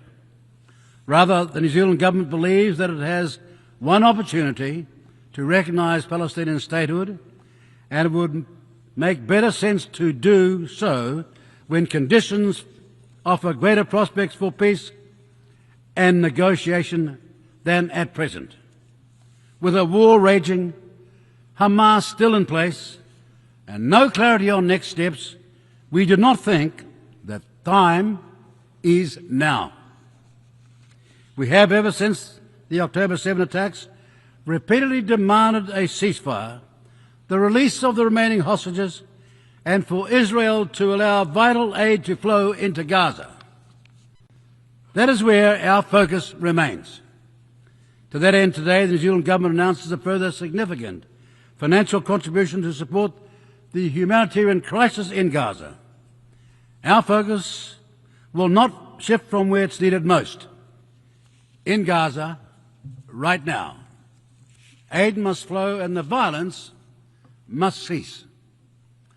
Ultimately, however, if leaders and their people do not covet peace or cannot overcome their hate, no actions taken by us will shift them from their destructive and ruinous path. But if they do covet peace, and when we see action, not in the form of rhetoric, but of agreements, and when statehood emerges, then institutions to support it, New Zealand will then recognise Palestinian statehood. Colleagues, Our focus on the leadership gaps that exist in our troubled world goes directly to our responsibility as member states, large and small, to bolster the United Nations to ensure, to our Charter's preamble as it proclaims, to save succeeding generations from the scourge of war. Our support for the United Nations has remained unwavering since the creation in San Francisco. Keeping the spirit of San Francisco alive is the work of us all, because the United Nations, as was once said, remains our greatest hope for future peace. And now is the time for those of us who believe in multilateralism not to compromise it, but to stand up and to fight for it. Thank you. Muchas gracias al ministro. I thank the Minister for Foreign Affairs of New Zealand. I now give the floor to His Excellency Mr. Kaku Gwaja Leon Adon, Minister for Foreign Affairs of Côte d'Ivoire.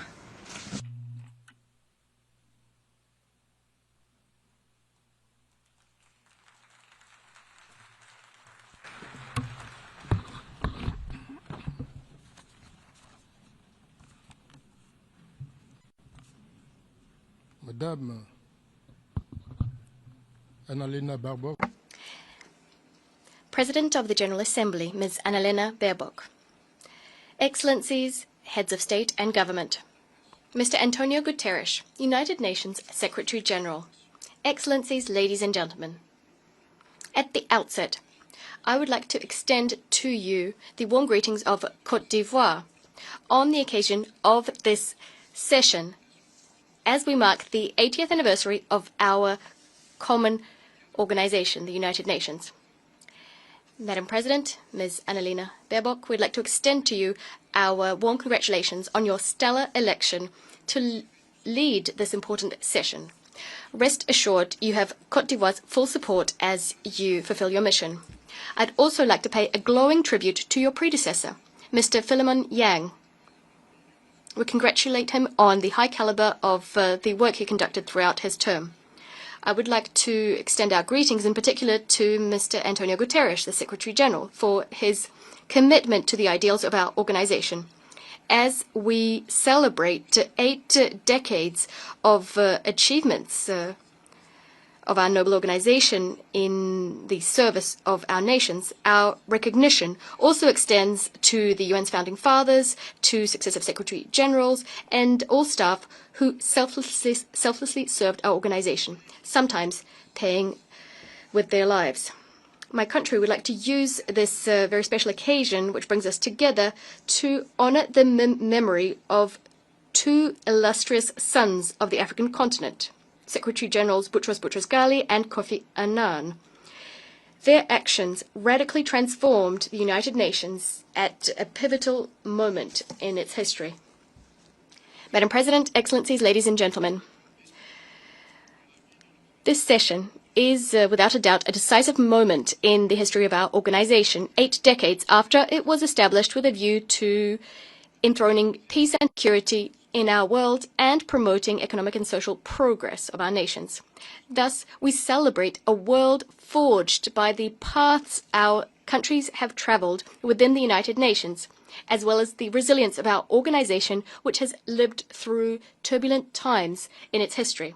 For this very reason, Côte d'Ivoire would like to commend the relevance of the theme chosen for this year at a time when the international political architecture is undergoing serious upheaval, which is hitting our organization very hard. Ever since it was established in 1945, the United Nations, propelled by the faith of its member states in multilateralism and international solidarity, as well as their determination to build a better world than that was bequeathed to them by the Second World War, well, the organization has managed to make great progress in discharging its mandate. Against this backdrop, the United Nations shaped the fates of many people and countries by contributing to them acceding to independence and international sovereignty. The United Nations also went to great lengths to, for 8 decades now to shield our planet from any new global conflict, as well as from any recourse to nuclear weapons. My country applauds the essential action and the crucial role of the United Nations and regional partners as regards the prevention and peaceful settlement of disputes, as well as the deployment of peacekeeping and peace-building operations. In a similar fashion, Côte d'Ivoire welcomes the fact that it has been able to contribute to various UN missions over the last few years. We are also proud to be a party to most chemical, biological, and nuclear ban and elimination treaties. At a time when conflicts and disputes have not abated, the United Nations have constantly been the best framework for our common efforts aimed at peace and security. The commitments helped us to prevent and to circumscribe many a conflict. Nonetheless, they didn't always produce the expected results, nor did they always prevent tragedies. I'm referring in particular to the genocide of the Tutsis in Rwanda between April and July 1994, which left an indelible impression on humanity. And I'd like to recall the pressing need to work together against all forms of conflicts and armed crises. President, ladies and gentlemen, as regards development and social progress, the United Nations rallied all partners behind vast initiatives aimed at supporting developing countries. This unswerving, multifaceted support from the United Nations helped many countries to establish their vital social sectors, education, health, and to accelerate the fight against poverty, hunger, global warming, and the various inequalities which sap their progress. Furthermore, in keeping with the mobilization promoted by the United Nations, decades of commitments on the part of the Bretton Woods institutions, the World Bank, and the IMF have broadened the spectrum of resources being funneled to the development of our countries. My country, Côte d'Ivoire, welcomes important initiatives launched by the United Nations, in particular the International Development Decades, the Millennium Development Goals, the Sustainable Development Goals, and the Paris Agreement covering climate change. In a similar vein, Côte d'Ivoire applauds the multifaceted humanitarian activities of the United Nations, which regularly save thousands of lives in instances of natural disasters and conflicts affecting many countries. Indeed, thanks to its specialized agencies, in particular the WFP, the HCR, the WHO, UNICEF, and OCHA, the United Nations remains the best structured, most universal global humanitarian assistance actor, a powerful symbol of international solidarity, that advocated for by the UN Charter. Decades of action, that's what we're celebrating throughout this session. They offer my country an opportunity to take stock of the important role played by the United Nations in strengthening the exercise of human rights and democracy the world over, as well as the United Nations' vast efforts aimed at ensuring respect for international law, which is the very bedrock for peaceful relations imbued with solidarity, bringing together different countries. President, Excellencies, ladies and gentlemen, after 80 years in existence, our organization today finds itself at a crossroads. It is confronted with the most serious liquidity crisis in its history, as well as an unprecedented crisis of trust, in particular a crisis of trust in the Security Council. Under these conditions, the coming decades will throw up major challenges which will put to the test the organization's capacity to respond to people's expectations and to fulfill its mission. Given the world's unpredictable trajectory and the weakening of multilateralism, there is a pressing need, now more than ever, to restore the effectiveness of the United Nations on the basis of inclusive and equitable multilateralism. With this in mind, my country invites member states to reclaim the ideals enshrined in the UN Charter, as well as the constraints that fall to them as regards Charter implementation. We call on member states to revive solidarity which has always steered our actions. This is the collective commitment which will allow us, and of this I'm certain, to tackle global challenges such as climate change, terrorism, scarce development financing, information wars, and regulation of artificial intelligence. Regarding the latter, a source of many hopes and fears, Côte d'Ivoire welcomes the adoption of the Pact for the Future and the annexes thereto, as well as the Global Digital Compact, regulating the use of artificial intelligence, AI. We call for the adoption of binding universal standards so as to regulate the use of AI and digital technologies to ensure that it is used to achieve development for the benefit of all. The UN's effectiveness during this critical period calls for, as a matter of priority, the completion of Security Council reform. The paralysis of this major organ consigns the United Nations and regional organizations to powerlessness. It pushes further away all prospects of peace and the lasting settlement of conflicts and the resolution of global challenges which threaten international peace and security. Now, more than ever, Security Council reform is vital for us to be able to adapt to new international realities and to strengthen the Security Council's legitimacy.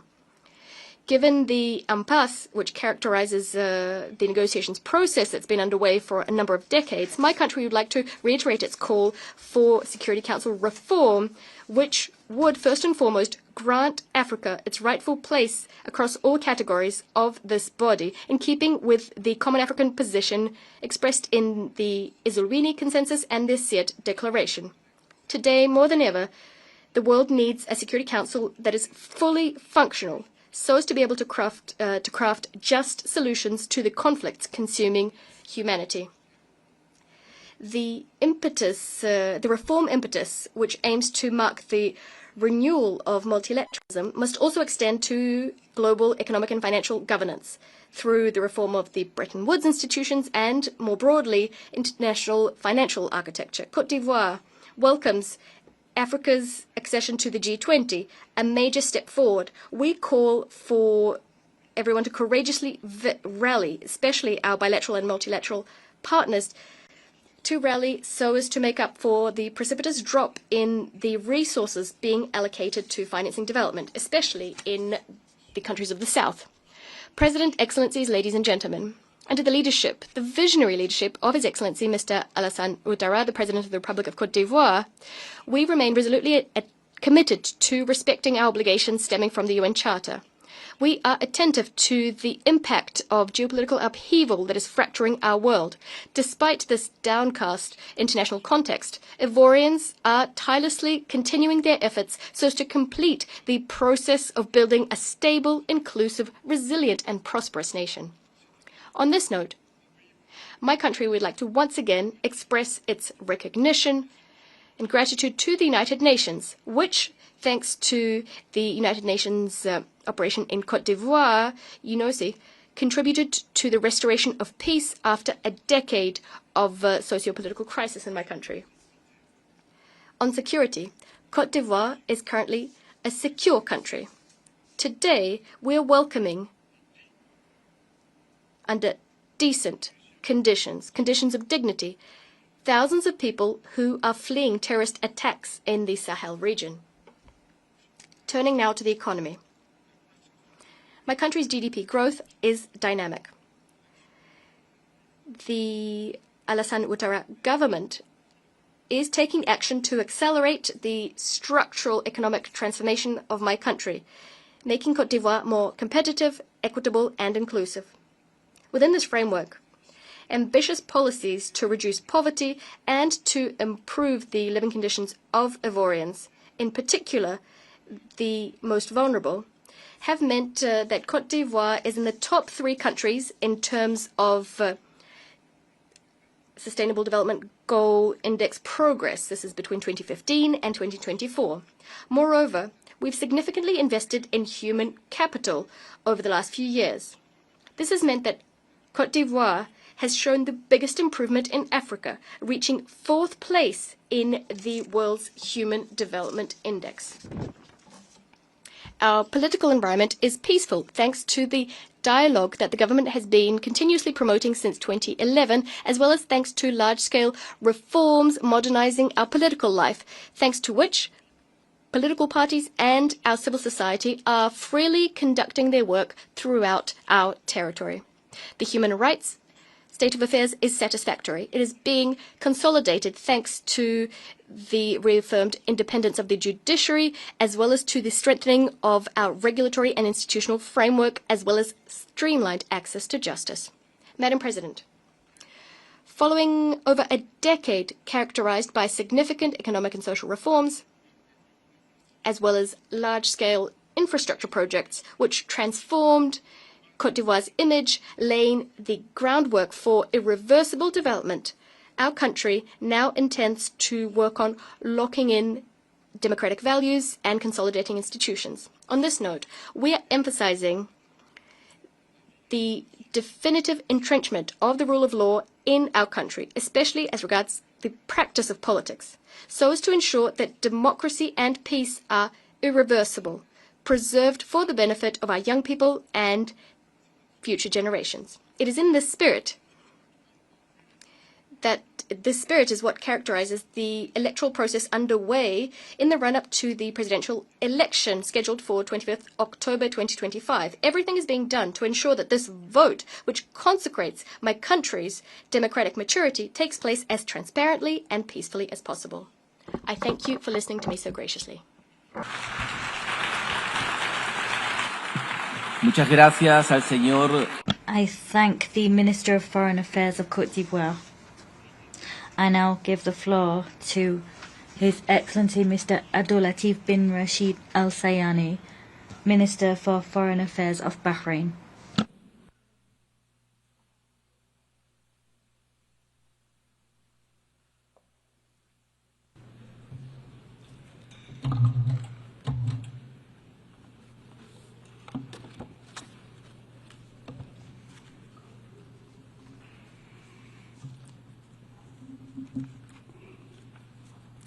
In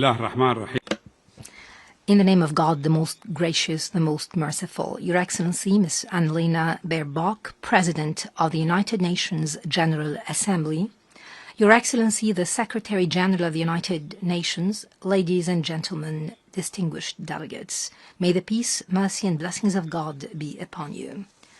It gives me great pleasure to congratulate you, Your Excellency, on your election as President of this session, wishing you every success in conducting its work. I would also like to thank Your Excellency, the Secretary General, Mr. Antonio Guterres, for his tireless efforts to strengthen the role of the United Nations in addressing contemporary international issues. Madam President, this 80th session of the General Assembly is convened while the world is facing accelerating transformations and complex challenges. This includes geopolitical tensions, armed conflicts, climate change, and major political and economic crises. All of them have great humanitarian repercussions. This situation requires collective effort to strengthen international solidarity, to deepen dialogue and understanding, and to uphold international law for a brighter future for humanity. In this context, the Kingdom of Bahrain, under the leadership of His Majesty King Hamad bin Isa Al Khalifa, and with the support of His Royal Highness Prince Salman bin Hamad Al Khalifa, Crown Prince and Prime Minister, reaffirms its commitment to strengthen multilateral cooperation, upholding international law and the principles of the United Nations Charter. We're committed to deepening our strategic partnership with the United Nations and its agencies in order to fulfill our shared aspirations for peace, security, and sustainable prosperity.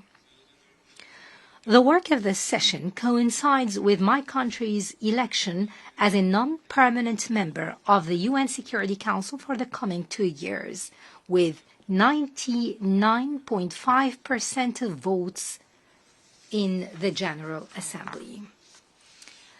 This is a precious expression of international confidence that we highly value. We thank all countries on their support and confidence. My country is also preparing and looking forward to hosting the forthcoming GCC summit this December, thereby reinforcing its role as a key partner in advancing regional and international peace, security, and coexistence within stable, sustainable, and prosperous societies. From this vein, the Kingdom of Bahrain sets forth its vision under the leadership of His Majesty the King for regional and global peace, coexistence, and prosperity. This vision is deeply rooted in our historical and civilizational heritage, our human values, and our balanced diplomatic approach. This is aligned with the principles of the UN Charter and international law. We firmly believe in peace. We firmly believe that any conflict can only find a lasting solution through direct negotiations, political will, and a spirit of compromise. For this reason, we welcome all sincere initiatives for mediation and dialogue, proceeding from our belief that diplomacy is the only path to end the cycles of death and destruction. It will help shape a future of dignity and hope for future generations. The Kingdom of Bahrain seeks to advance this vision through the following main pillars. First, a commitment to the peaceful settlement of conflicts, especially in the Middle East. The Kingdom of Bahrain calls for a comprehensive and lasting ceasefire in the Gaza Strip. We call for the protection of civilians, the immediate release of hostages and detainees. We call for expediting the sustained delivery of humanitarian aid, the implementation of the Arab and Islamic Plan for recovery and reconstruction in the Strip, and the firm rejection of any forced displacement schemes. We also reject any settlement expansion or attempts to alter the historical and religious status quo of Jerusalem, a city that has embraced divine faiths throughout history. My country warns of the repercussions of the war in Gaza on regional stability and global interests.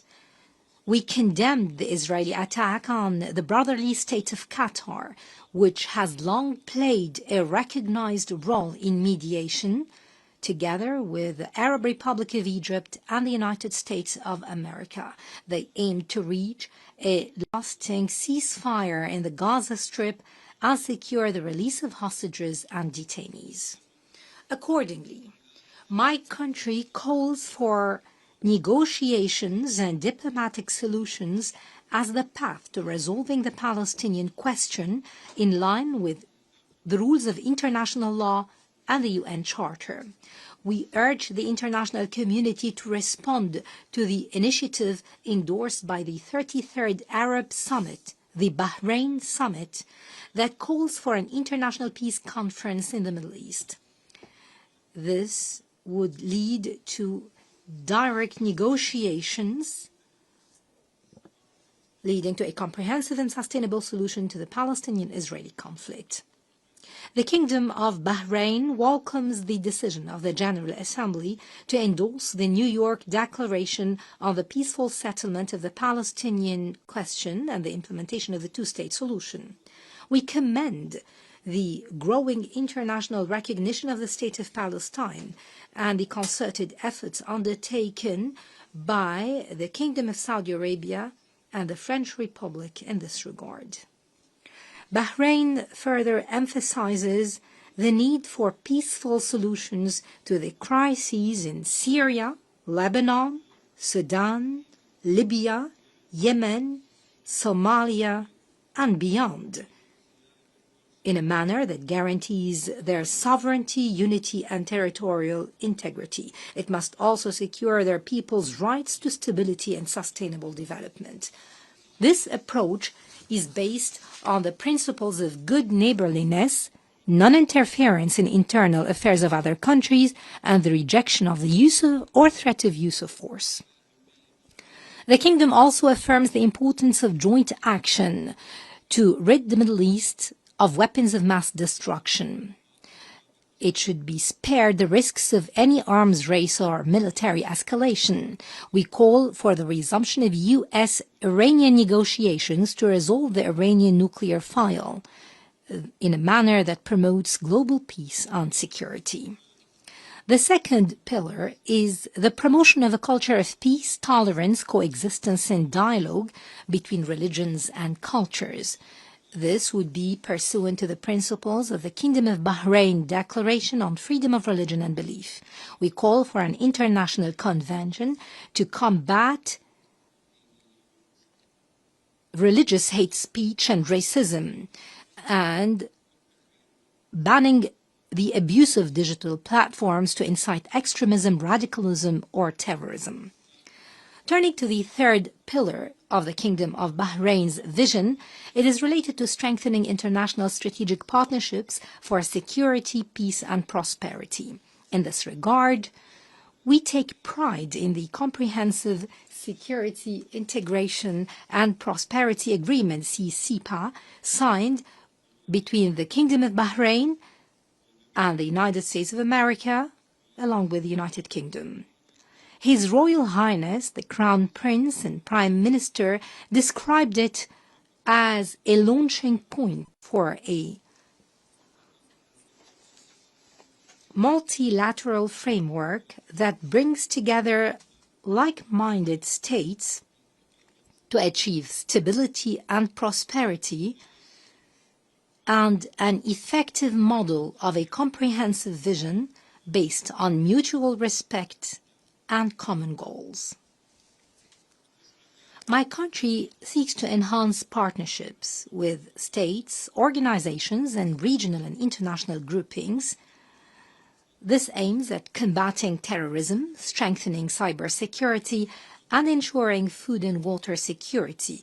We also seek to promote digital innovation and artificial intelligence with the aim of providing a safe, stable, prosperous, and sustainable environment.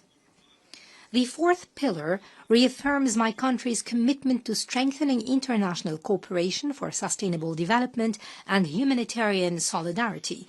This includes tackling poverty around the world. The Royal Humanitarian Foundation in the Kingdom of Bahrain undertakes the implementation of numerous health, education, and relief projects worldwide. The Kingdom is also pursuing the implementation of its initiative, endorsed by the Bahrain Summit, to provide health and education assistance to those affected by conflicts and disputes in the region. This supports the SDGs to ensure that no one is left behind. The Kingdom of Bahrain, proud of its fruitful cooperation with the United Nations, reaffirms its commitment to sharing its experience as a leading model of reform and constant development. We work on modernizing legislations, providing a homeland of tolerance, coexistence, religious freedom, and humanitarian work. We in the Kingdom of Bahrain are proud that reform and development have not been mere slogans, but have become a reality experienced by the Bahraini citizen. Our youth are leading digital innovation. Our women are assuming leadership positions. Our society presents a model of coexistence and pluralism. My country's government's goal has always been to ensure for our citizens a dignified life in housing, work, education, and health, because we believe that human dignity is the foundation of national prosperity. The same spirit should be the starting point for building a more cooperative and stable region. My country has strengthened the rule of law and constitutional institutions. We have made notable progress across all areas of human rights. We take pride in our pioneering initiatives such as the alternative sentencing measures, the open prisons, the special court for children, the programs supportive for women, families and children, in addition to an advanced legislative system. Our economy continues to diversify away from oil with a growing contribution from non-oil sectors and increasing foreign investment. This reflects a growing international confidence. As to the digital sphere, Bahrain ranks among global leaders in innovation, digital transformation, and cybersecurity. His Royal Highness, the Crown Prince and Prime Minister, in his address before the General Assembly last year, called for the adoption of an international convention to regulate and govern the development of AI. My country takes pride in the abilities and competence of its youth. We have adopted numerous pioneering initiatives to empower the youth, such as the King Hamad Award for Youth Empowerment in partnership with the United Nations, the launch of the Global Youth Competitiveness Support Network, the HOPE Network, and we supported the advancement of women through the launch of Her Royal Highness Princess Sabika bint Ibrahim Al Khalifa Global Award for Women's Empowerment, now in its 3rd edition. This comes in addition to our membership in the Executive Board of UN Women for the coming 3 years. Turning to the environmental field, we reaffirm our commitment to achieving net zero carbon neutrality by 2060 through investment in clean energy and green technologies. Madam President, ladies and gentlemen, what Bahrain is building domestically in terms of reform and development is an extension of our broader global vision. Building a more just, tolerant and sustainable society in Bahrain is a direct contribution to creating a more stable and secure Middle East and a more cooperative and equitable world. From this podium, the Kingdom of Bahrain renews its commitment to the United Nations Charter. We are keen to strengthen cooperation with the organization through the Strategic Partnership Framework for Sustainable Development, signed with more than 21 UN agencies. As His Majesty the King underlined in his message on the 80th anniversary of the United Nations, Bahrain takes pride in its membership. It is determined to achieve shared humanitarian and development international goals and to strengthen strategic partnerships for a future of peace, justice, and prosperity for the peoples of the world. From this standpoint, my country calls for the reform of the UN system to enhance its effectiveness, transparency, to maintain international peace and security. We need to ensure the representation of developing countries in decision-making. My country, throughout its upcoming non-permanent membership in the Security Council, is committed to promoting dialogue, building bridges of peace, consolidating tolerance and coexistence, supporting the protection and promotion of human rights, advancing sustainable development, and enhancing the Council's efficiency in addressing global challenges. The decisions we take in this session do not only shape our present, but will determine the fate of generations yet unborn. Will they inherit a world torn apart by conflict and division, or a homeland of peace, prosperity, and human cooperation? Let us work together to realize the essence of this session's theme, better together. Better together to rise up to the human values enshrined in the UN Charter.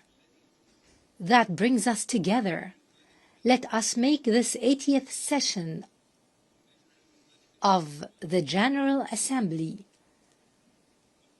a turning point toward a more just and humane international order, with peace that upholds dignity and fulfills the aspirations of our peoples, that brings prosperity that secures our shared future. The coming generations deserve a world that embraces their dreams, unrestrained by fear and unburdened by conflict. We pray to Almighty God to guide us all to outcomes which bring goodness and progress for all humanity in a world that is safer, more just, more sustainable, and more prosperous. Thank you. Peace be upon you. Muchas gracias al... My thanks go to the Minister for Foreign Affairs of Bahrain. I now give the floor to His Excellency Ivan Gil Pinto, Minister of Foreign Affairs of the Bolivarian Republic of Venezuela.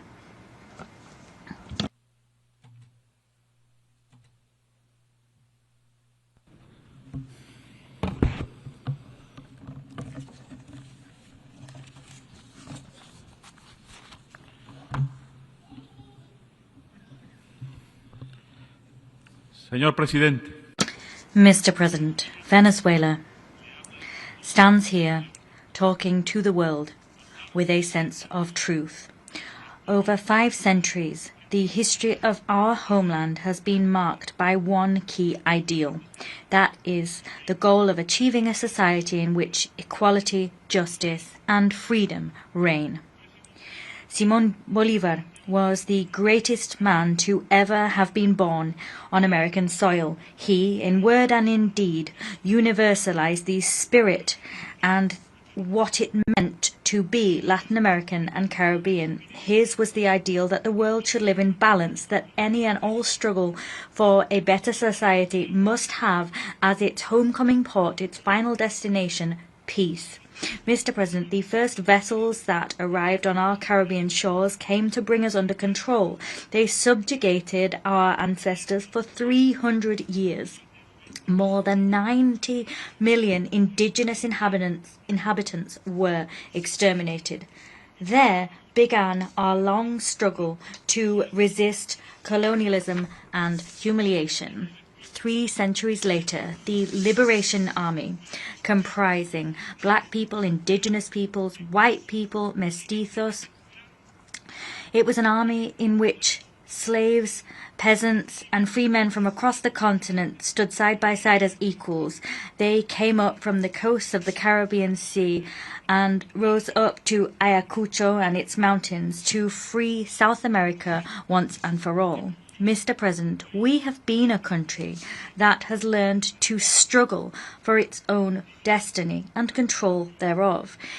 In the 20th century, we saw the beginning of a blockade on our coastlines in the Caribbean Sea and a coup d'etat against our nationalist general, Cipriano Castro, that was financed by oil companies and the government of the United States.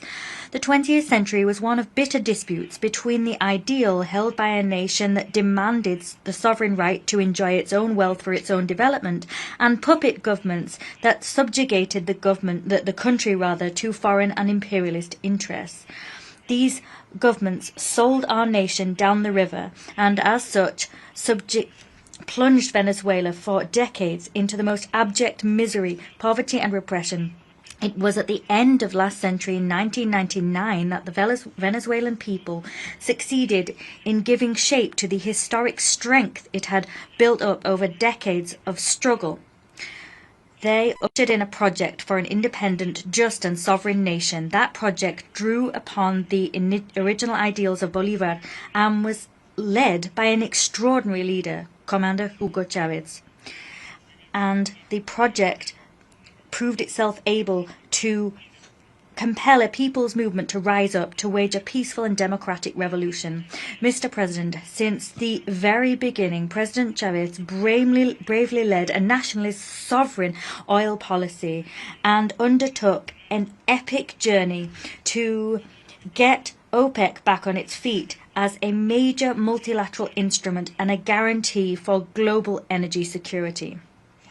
Today, 26 years later, global public opinion and the peoples of the world are acutely aware of everything done by the United States government to topple Commander Chavez and everything it did to lay waste to the historic project of liberation that's been supported and given new mandates time and time again by the Venezuelan people in 32 elections. With the passing of President Chavez, the people in myriad electoral and political events have reaffirmed their staunch support for the historic Venezuelan emancipation project, which is now in the hands of President Nicolás Maduro. It is also widely documented and known to all that war has been waged upon us in myriad forms. There is the criminal aggression that in the last decade has been waged against Venezuela to allow external powers to get their hands on Venezuela's natural resources and usher in a so-called regime change. There have been countless aggressions, Madam President, against Venezuela in recent years, actions seeking to destabilize the nation, plots, conspiracies. These included an assassination attempt using drones. There's been the economic war, whose most cruel form has been the 1,042 sanctions that are criminally imposed upon our oil industry and the productive sectors of our nation. We've also seen several incursions using mercenaries. In addition to all of the above, now we have an absolutely illegal and completely immoral military threat hanging over our heads. That threat is a violation of the United Nations Charter as well as of the rights of Venezuela as a sovereign state, and it is even a violation of the very laws of the United States itself. Venezuela thanks this General Assembly for the solidarity shown to it by the overwhelming majority. The governments of the world and the peoples of the world have shown us that solidarity. I'm thinking particularly of CELAC, BRICS, and the non-aligned movements. All of these peoples and all of these groups have repudiated these immoral threats and have supported Venezuelan democracy and Venezuela's right to peace and development. Madam President, in these early decades of the 21st century, we have seen false and tasteless justifications invoked to invade our sisterly country, Iraq. We have witnessed the bombing and destruction of Libya and the 20-year invasion of Afghanistan. The aggression waged by global powers has not let up for even a second. As such, a short while ago, we saw the criminal and cunning bombing of the peaceful Islamic Republic of Iran. Today, the target of this aggression is now Venezuela, a peaceful country built on solidarity. In view of the fact that Venezuela cannot be accused of having weapons of mass destruction or nuclear weapons, today unbecoming and perverse lies are being levelled against us that no one believes. No one in the United States believes them, or in the world as a whole. They're being invoked to justify a $1 billion military threat, which is despicable, outlandish, and immoral. Consequently, we're once again grateful to global public opinion and the public opinion of the United States. We're also grateful to the governments and the peoples of the world that are speaking out against this attempt to bring war to the Caribbean and South America in order to usher in a regime change which will allow external powers to rob the immeasurable oil and gas wealth of Venezuela. We are not surprised, Madam President. We are all well aware that the people of the United States have time and time again voted for governments that promised to bring peace and put an end to eternal war. Governments that promised to devote themselves to resolving internal problems. Poverty, the addiction epidemic, unemployment and inequality, which today characterize the U.S. and its society. And we've seen time and time again how the noble people of the United States have been disappointed. For this reason, Today, Venezuela wishes to reaffirm it is dedicated to peace as Simón Bolívar was. We are devoted to our self-determination and, on the basis of the United Nations Charter, we once again affirm that we have a right to defend our sovereignty and to defend peace in the Caribbean and across South America. Venezuela is part of this new pluripolar world that has been ushered in. Simón Bolívar in 1824, in the altitudes of Junín, was driven forward by the same ideal when, on the eve of a decisive battle, said to his soldiers, "Peru and the whole of America is clinging to you as a hope for peace, the daughter of victory. Even liberal Europe is watching you, enchanted under a spell, because the freedom of the new world is a hope harbored by the universe as a whole." President, Venezuela defends, struggles always, and works for a world of balance, justice, and equality, a world free of colonial empires. It was Chavez who was the great driver of the process to usher in such a world on our continent. He did so by founding Petrocaribe, ALBA TCP, and the Union of South American Nations, UNASUR, as well as the Community of Latin American and Caribbean States. The people of Venezuela are a peace-loving people, and for this reason, they are always ready to defend that peace. We are not intimidated by threats, lies, or cannons. The love for freedom courses through our very veins. Bolívar taught us to espouse those ideals when in 1818, in the face of a threat levelled against him by an impudent Washington envoy, said, and here I quote, "It would seem to me, sir, that you are attempting to force me to insult you in return. I will not. But what I will tell you is that I will not allow this contempt to be shown for the government of Venezuela or this scorn for our rights. Fortunately, I have quite frequently seen a handful of free men vanquish powerful empires." End quote. President, the revolutionary government of President Nicolás Maduro fully reaffirms its commitment to building this world which respects international law, a world free of hegemonic empires or warmongering empires, a world in which the people of the global south are able to enjoy their right to peace and future.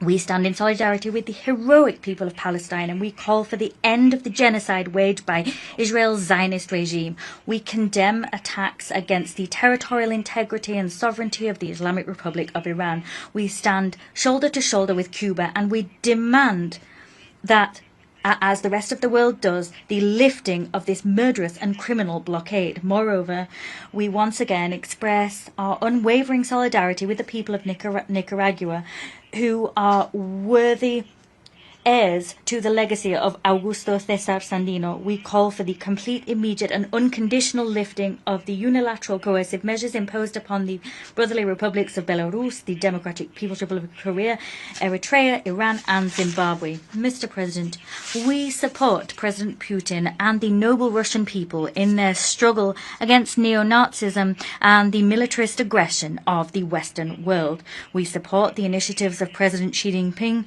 to build a community whose destiny we share. We reaffirm our historic position, that is, that we support the brave Argentine people in their struggle to reclaim the Malvinas Islands. We support them in their struggle to ensure that Argentina does not become a foreign military base that threatens peace on the continent. We reaffirm the stance of the great liberator Simón Bolívar. He said, just as we do, that sooner rather than later we must achieve the definitive emancipation of the people of Puerto Rico, and we must found an independent, free and sovereign republic there. We also renew our support for the rightful cause of the Sahrawi people.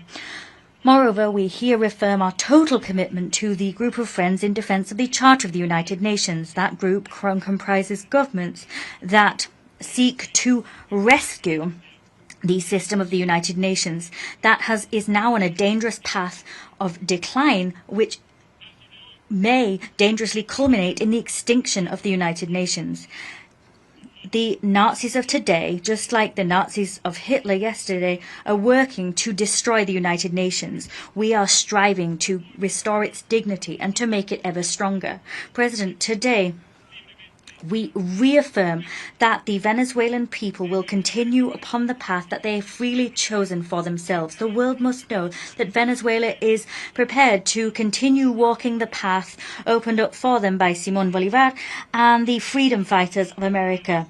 We have given shape to a powerful national union. We stand together. We say before the world that Venezuela has never been, is not, nor will it ever be a threat for any nation whatsoever. Venezuela has been, is, and always will be a beacon of hope in terms of building a new humankind, building a world of equals without empires, with no blackmail and no threats. We will usher in a world where colonialism, slavery and exploitation are vanquished once and for all, a world in which peace can grow stronger. And, as the poet and Venezuelan singer Ali Primera said, a world where humankind is human. Thank you, President. Muchas gracias al señor. I thank the Minister of Foreign Affairs of the Bolivarian Republic of Venezuela. I now give the floor to His Excellency Dhananjay Ramphumi, Minister of Foreign Affairs of Mauritius.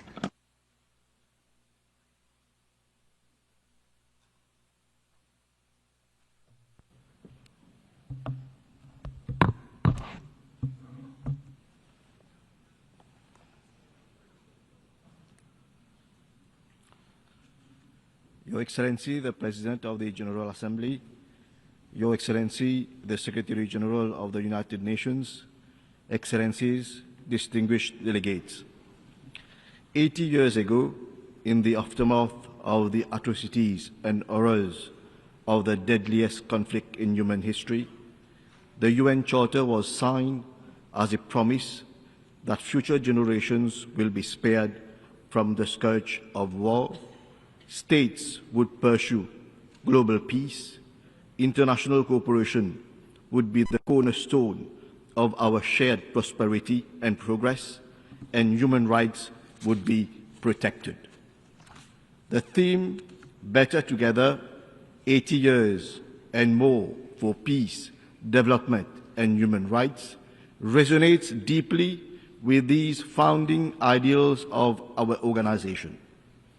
There can be no peace without development, no development without peace, and neither peace nor development are sustainable without respect for human rights. The UN has stood as a beacon of hope by, amongst others, catalyzing decolonization, adopting the Universal Declaration of Human Rights, deploying over 70 peacekeeping operations, leading global efforts in times of pandemic, providing food aid to millions of people, and working in over 170 countries to help eradicate poverty, reduce inequalities, and build resilience. These are not just facts and figures, these are testimonies of what we can achieve by working together in good faith with a common purpose. These are demonstrations of how the UN is making a difference in people's lives. Unfortunately, behind these figures also hides the continued suffering of hundreds of millions of our fellow humans living in conflict zones, subject to violations of their human rights, and for whom basic human needs remain a dream. The winds of conflicts are blowing across almost all continents, all marked with blatant violations of international law. Each of them represents the failure of humanity to protect its most vulnerable. Each of them is a failure of diplomacy and the upholding of international law. In addition, protectionism and the consequences of the COVID-19 pandemic have put at stake the livelihoods of millions of people, especially in the developing world. Chair, relations between states should not be a zero-sum game. For the last 8 years, the UN has been a forum that allowed coordination and harmonization in the pursuit of common goals. For the continued relevance of the multilateral decision-making system, its legitimacy has to be restored. It should respond to the needs of all, and especially the Global South. We welcome the holding of the various conferences this year, bringing together the world community to chart the path for future cooperation for our common good. For instance, we met in Nice for the Ocean Conference and in Sevilla for the Conference on Financing for Development. Later this year, we will meet in Doha for the World Social Summit and in Belém for COP30. It is, however, unfortunate that we missed the opportunity to conclude the Treaty on Plastic Pollution and protect our planet. But then what matters is how far decisions are translated into concrete actions. Chair, the world today is facing what may be accurately described as a polycrisis. Persistent conflicts, climate emergencies, environmental degradation, growing inequalities, cybercriminality, exacerbated by artificial intelligence. This begs the question, is the UN, with its current operational structure, equipped to face the challenge? We need a more efficient and effective organization. I welcome the Secretary General's UN 80 initiative, an opportunity to reimagine the future of multilateral cooperation, a UN system that responds to the new and complex challenges of today while preparing the ground for future generations. Mauritius supports the long overdue reforms of the Security Council and the revitalization of the General Assembly. Reform of the Security Council is essential for the future of the United Nations and global emancipation. As our organization turns 80, the Security Council membership should reflect the realities of today. It needs to be inclusive, representative, and accountable. Africa makes almost 30% of the UN membership. Yet, it is unrepresented in the permanent category in the Security Council. Africa has the legitimate right to have its say in matters of the world, with no less than 2 permanent seats on the Security Council. India has now emerged as a major global player and should have a permanent seat on the Council commensurate with its constructive role in global affairs. Mauritius also supports the G4 and the L69 in their efforts to promote a constructive dialogue on a more representative and equitable composition of the Security Council. Mr. President, Mauritius is fortunate to have a robust and viable democratic system. The new government elected in November last has been entrusted with the duty of making Mauritius better and bringing the people together, a mission that echoes well with the theme of this 80th session. Mauritius will continue to place people at the center of its national development, with particular focus on women, youth, and vulnerable groups. True prosperity can only be achieved when economic growth, social inclusion, and environmental sustainability advance together. Mauritius remains committed to this path. As a small island developing state, faced with the devastating impacts of climate change, external economic shocks, and geopolitical uncertainties, we value multilateralism. We value the role of the UN in shaping a world governed by the rule of law and not allowing the force of anarchy to take over. Chair, in 2015, we committed to the global ambition of ending poverty, protecting our planet, and ensuring that all people enjoy peace and prosperity through the UN Agenda 2030. We are just 5 years from our own deadline. Globally, the SDGs are far off track. Finance remains the major challenge faced by SIDS like Mauritius. We need long-term investment in sustainable development and strong multilateral cooperation. Climate change is a reality. Mauritius is not spared from its cataclysmic impact. Episodes of prolonged droughts, flash floods, and cyclones are more and more frequent. Air temperature has increased by up to 1.39 degrees Celsius. Sea level is rising by 8 millimeters per year compared to the global average of 3.3 millimeters. The socio-economic challenges posed with these irreversible changes are enormous for us to face alone. Amongst others, our tourism industry is affected, agricultural production is decreasing, and food security is real cause for concern. The historic advisory opinion of the International Court of Justice on climate change last July is clear and unambiguous. We all have a responsibility to protect the climate system.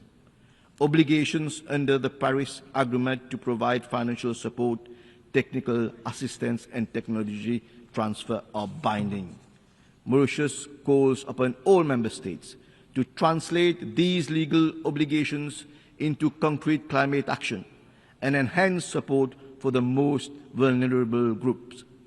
The international community should ensure that the assistance that we need for adaptation, mitigation, and building our resilience are made available.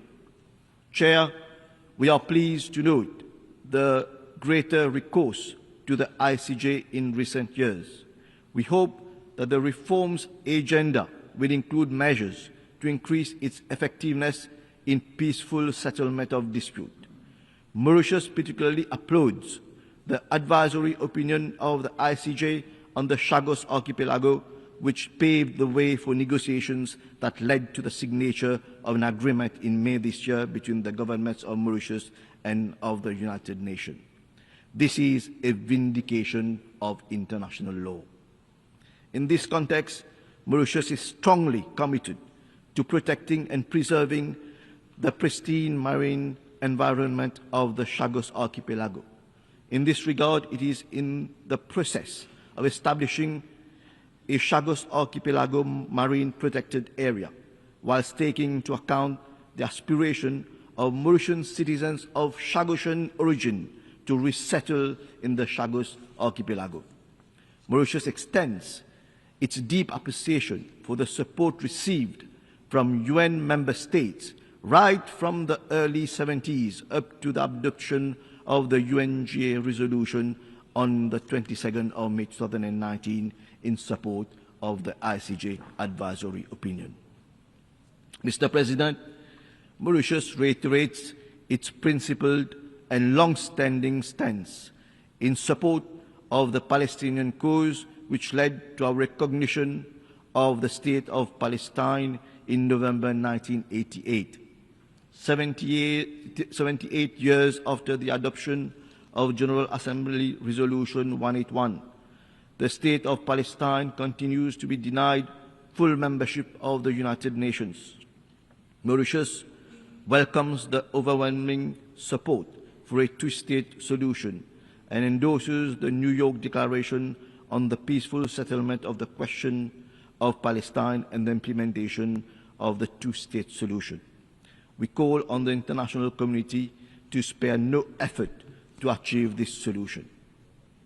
Chair, the transformative potential of AI and digital technologies are undeniable, but they also represent real challenges for contemporary society.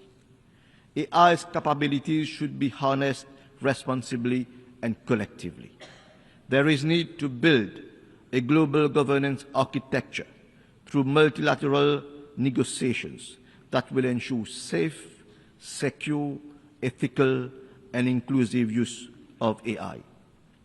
Resource and capacity constraints of developing economies have to be acknowledged and addressed. The digital divide should not be allowed to widen further. We welcome the recent establishment of the UN Independent International Scientific Panel on AI and the Global Dialogue on AI Governance. Monsieur le Président, President, I would like to reiterate my country's commitment to fully supporting regional cooperation as well as the pooling of the efforts of Indian Ocean Rim countries in the interests of all of us. This is our regional version of Better Together. Mauritius is honored to host on its territory the headquarters of 2 Indian Ocean country organizations, specifically the Indian Ocean Commission and the Indian Ocean Rim Association.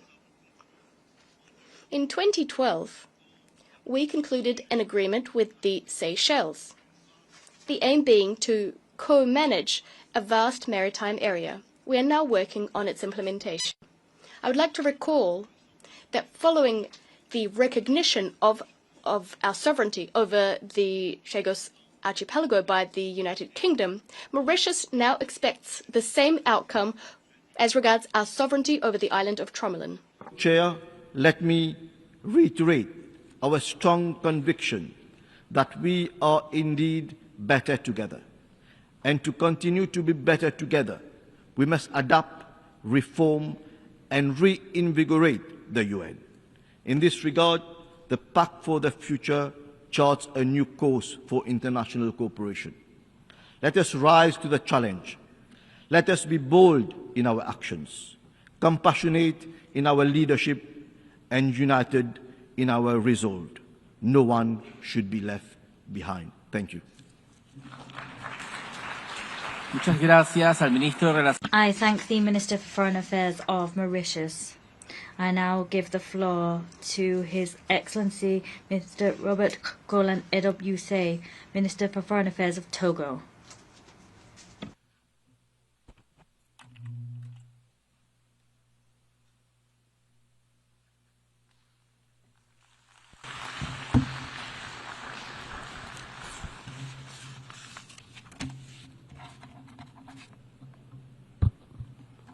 Madam the President of the 80th session of the United Nations General Assembly, Excellencies, Head of State and Government, distinguished Head of Delegation, Mr. Secretary General of United Nations, ladies and gentlemen, I would first like, on behalf of the President of the Council of Togo, His Excellency Faure Nanyazingbe, the government and the people of Togo, to extend our warm congratulations to Madame Analeka on her election as the President of this 80th session of our General Assembly. Faced with the many challenges confronting our common organization, Madam President, I wish to assure you of my country's full support and express my deep conviction that your leadership and relational intelligence will enable you to successfully lead the work of this session. I also wish to pay well-deserved tribute to your predecessor, Mr. Yang, for the practical wisdom and constant availability we demonstrated in leading the work of the 79th session. It's also particularly pleasing for me to commend the effort to the Secretary General, Antonio Guterres, to revitalize our common institution, whose effectively is threatened by the return of unilateralism and the law of force to the detriment of the force of international legality. In an international context of extreme confusion, where everything is upside down, it's not easy to be Secretary General of the United Nations. That is why Togo gives you its full support. Madame la Présidente.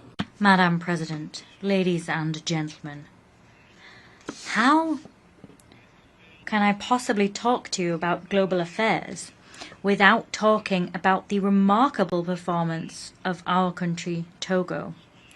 Rest assured that Togo is doing fine. Togo is doing better than some. In service of our populations, my country, Togo, has in recent years notched up significant achievements, progress that has been largely recognized by many. There is the implementation of the SDG agenda. The government has made Agenda 2030